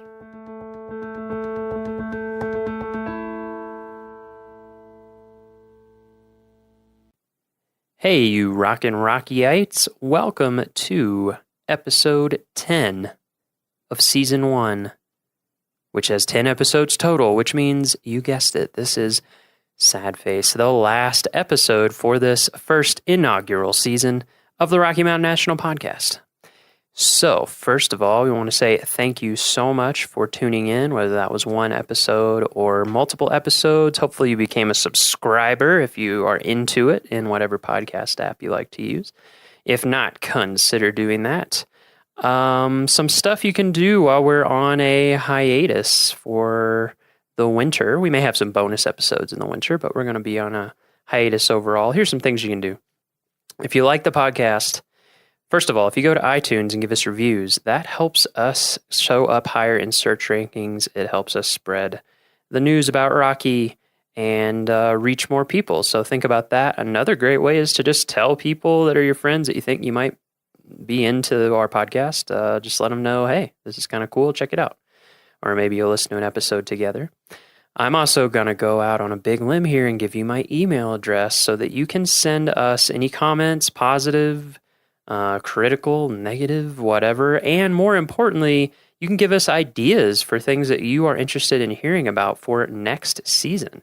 We are going to start on pre-production after a little bit of a break here. So we're going to start thinking about it, planning it out for next season. And, we're open to any great ideas that you have. So send them my way. My email address is miles_C_Barger. That is B as in boy, AR, G as in girl, ER, miles_C_Barger at nps.gov. Send us your comments, send us your ideas, just send us a hey, thank you from wherever you're from. We enjoy listening. Whatever kind of notes you want to drop, go ahead and send them there, and we will read as many of them as we can. So, let's finish this season up with an episode about Long's Peak. Today, we're joining Everett Phillips, who is a Long's Peak climbing ranger. We're going to talk about what being a climbing ranger involves, why we have climbing rangers at Rocky. We're going to talk about how Everett became a climbing ranger, and then we're going to spend quite a bit of time talking about Long's Peak, specifically the Keyhole route. Everett's job this summer and last summer has focused, as you'll hear in the episode, on doing what we call preventative search and rescue, or PSAR, on Long's Peak, specifically the Keyhole route, to help have people have a better time, help keep them safe, and help prevent search and rescues from happening before they ever happen. So, super interesting episode, obviously a huge topic here at the park, and we hope that you find it enjoyable, fascinating, and if you are thinking about climbing Long's Peak, very useful. Here we go.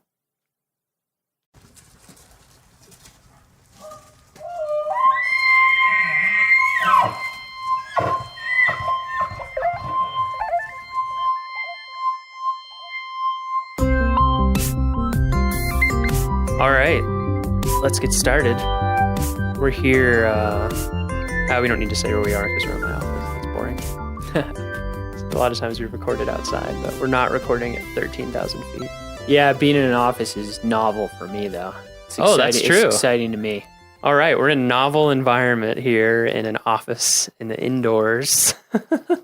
Gonna do an interview. So, if you could tell us your name and your title here at the park.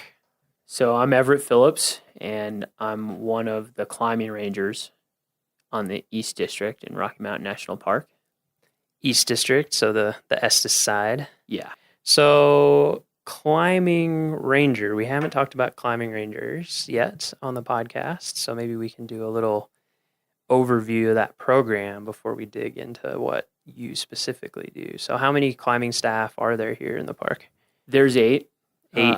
2 of us are here year-round, and I'm one of the 6 who are here seasonally, so from May until the end of October in my case. And our role it's Rocky Mountain National Park, so it's rocky, and we have a lot of spectacular mountain terrain here. And that terrain is inaccessible in part for many visitors and many employees because of its precipitous nature.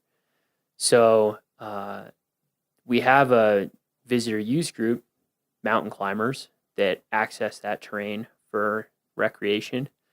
And when they get in trouble, or perhaps when they impact the resource, the park has to become involved with that terrain, either to go rescue them or to maybe make regulations. A great example would be if a cliff is closed for nesting raptors, you need some people who could get up there to tell people to leave that terrain or to post signs. Gotcha. So basically we have, as anyone who's been to the park knows, a lot of steep terrain, Right. especially on this side of the park, but on both sides of the park, a lot of steep terrain. And we have people who like to climb it. And so we need people who know what they're doing to get up there and help them out and talk to them, and also to know the community, right? And to know the concerns and to know all those sorts of things. Yeah, that definitely is part of the job. When I first began working with the Park Service, I was on the rescue team in Yosemite, and we were volunteers, and kind of having your fingers on the pulse of the climbing community helps in doing the job. All right, so you're a climbing ranger. What is your position specifically? Well, I was hired 2 years ago, mostly to focus on Long's Peak, and specifically to focus on the Keyhole route, which is probably our most popular mountain climbing adventure in the park. Almost 10,000 people come out here every year just to try Long's Peak. And the climbing route's accessible sort of people with advanced hiking skills, but it's not just hiking, it's mountain climbing. And so the park definitely, at the very least, has a duty to inform people of the hazards that they face going up there. And definitely we do quite a few rescues related to the Keyhole route. So I'm here to talk to people about what they're getting into, be available to answer questions when I'm out on the mountain, and then be where I put myself in a good position to respond for rescues on the upper mountain especially. Right. So as much as you have a typical day, what does your typical day look like, to paint the picture for listeners? Because it's even to me, someone who works in the park, it's pretty cool. The foundation of my job is having an intimate understanding of the mountain, which requires going up there regularly because conditions change so often, and the experience and the hazards are completely dependent on those conditions. So my bread and butter day is to show up for work sometime before 7 a.m. and get a pack together and go start up from the Longs Peak trailhead towards the summit using the Keyhole route, and be available to talk to people along the way. Sometimes you end up going all the way to the summit because it's a nice day and conditions are in your favor, and you don't get sidetracked by some other project or a rescue or something of that nature, and then maybe descend a different way. Clark's Arrow is another good route that you can do alone as a climbing ranger. But that allows you to do a few things. One is get our safety message across to the visitors who are actually climbing the mountain. The other thing is I can take photos of the route to post on our conditions blog, and that helps people understand whether it's icy or whether the rock's dry, what sort of equipment they might need to bring. That's really what I should be doing at least 2 days a week. Sometimes it's more, sometimes it's less. Sounds all right. Yeah. So I'm sure people out there are thinking, like, what? You get to climb Long's Peak for your job? That's crazy. I know we can get into we will get into the details of why it's also a challenging job. How long have you been climbing? How long have you been a climber? I've been leading rock climbs, placing my own gear and building my own anchors for just over 10 years. 10 years? Yeah. Where are you from originally? I'm from New York, Westchester County, New York. New York. Yeah. Westchester is New York City, kind of? Yeah, it's the Kinda. bedroom communities. Bedroom community? Half an hour and an hour north of New York City on the Hudson. Oh, okay. That area. Was there a climbing community around there when you were growing up? I think in my experience, there's a climbing community just about everywhere. Oh, nice. But the closest rock climbing destination are the Shongunks, or the Gunks, as most people know them. Yep. I haven't been there, but yeah, and I think I've heard that term. That's actually the first place that I roped up and went climbing. The Gunks? Yeah, where the climbs had a name. I was already scrambling around cliffs and stuff in my backyard.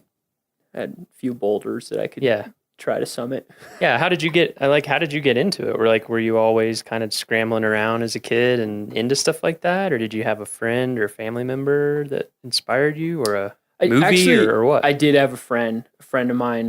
His name was Josh Garrison. We were soccer players on the same soccer team, but he got into Outward Bound. He was an instructor there, and he's been involved in outdoor recreation. And I think, to get into climbing that is more adventurous for you, it's helpful to have a partner to hold the other end of the rope. And I think I got recruited to hold the other end of the rope.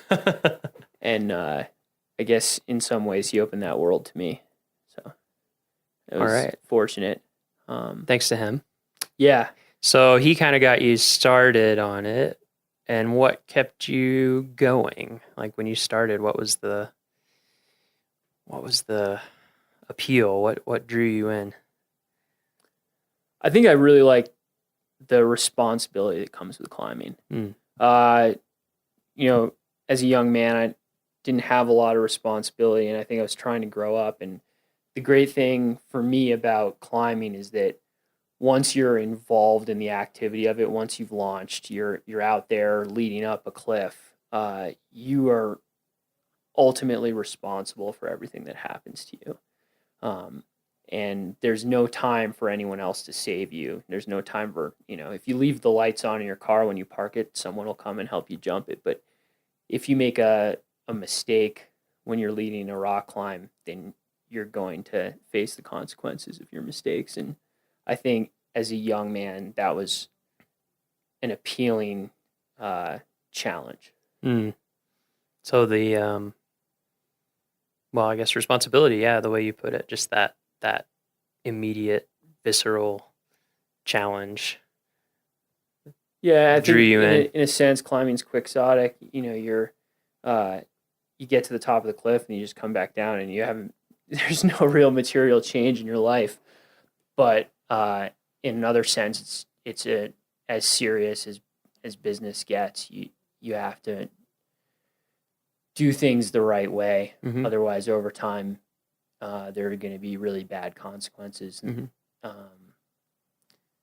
So you're trying to do your best. Right. It demands your best.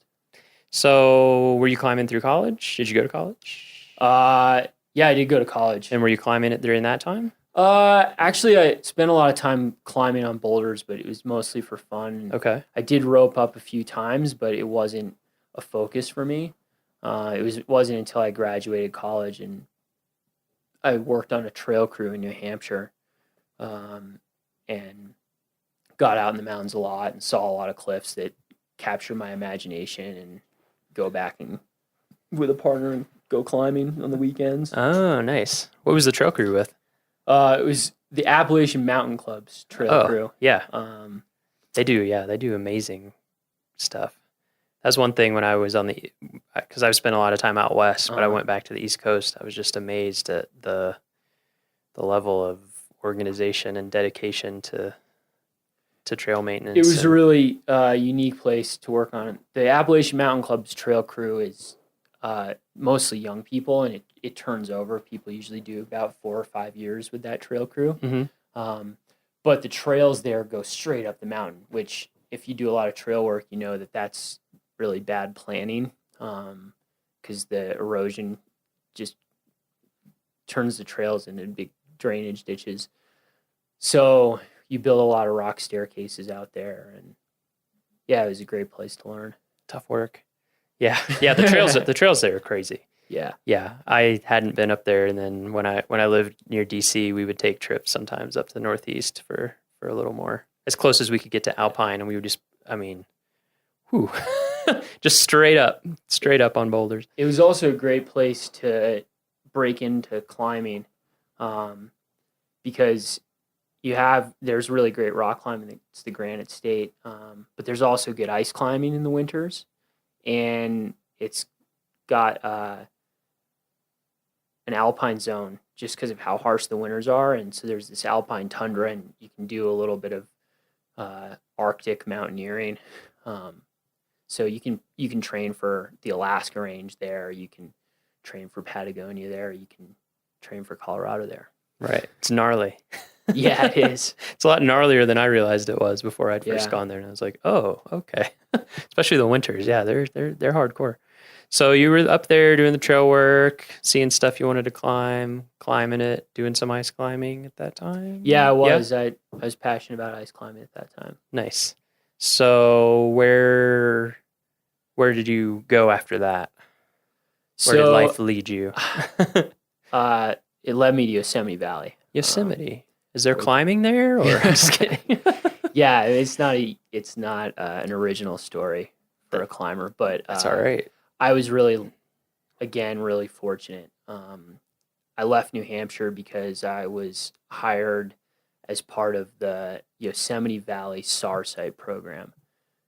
SAR is search and rescue. And the SAR site is basically a campground within the climbers' campground in Yosemite, where they give free housing in wall tents to 8 volunteers. And the deal is that 4 of you, at the time anyway, I don't know if the contracts changed, but at the time, 4 out of the 8 of us were available 24 hours a day, 7 days a week to help the park with rescues. But we had no other time commitments except for maybe 5 or 6 days of training at the beginning of the season and 1 day a month after that. So the idea was you went climbing all the time, and then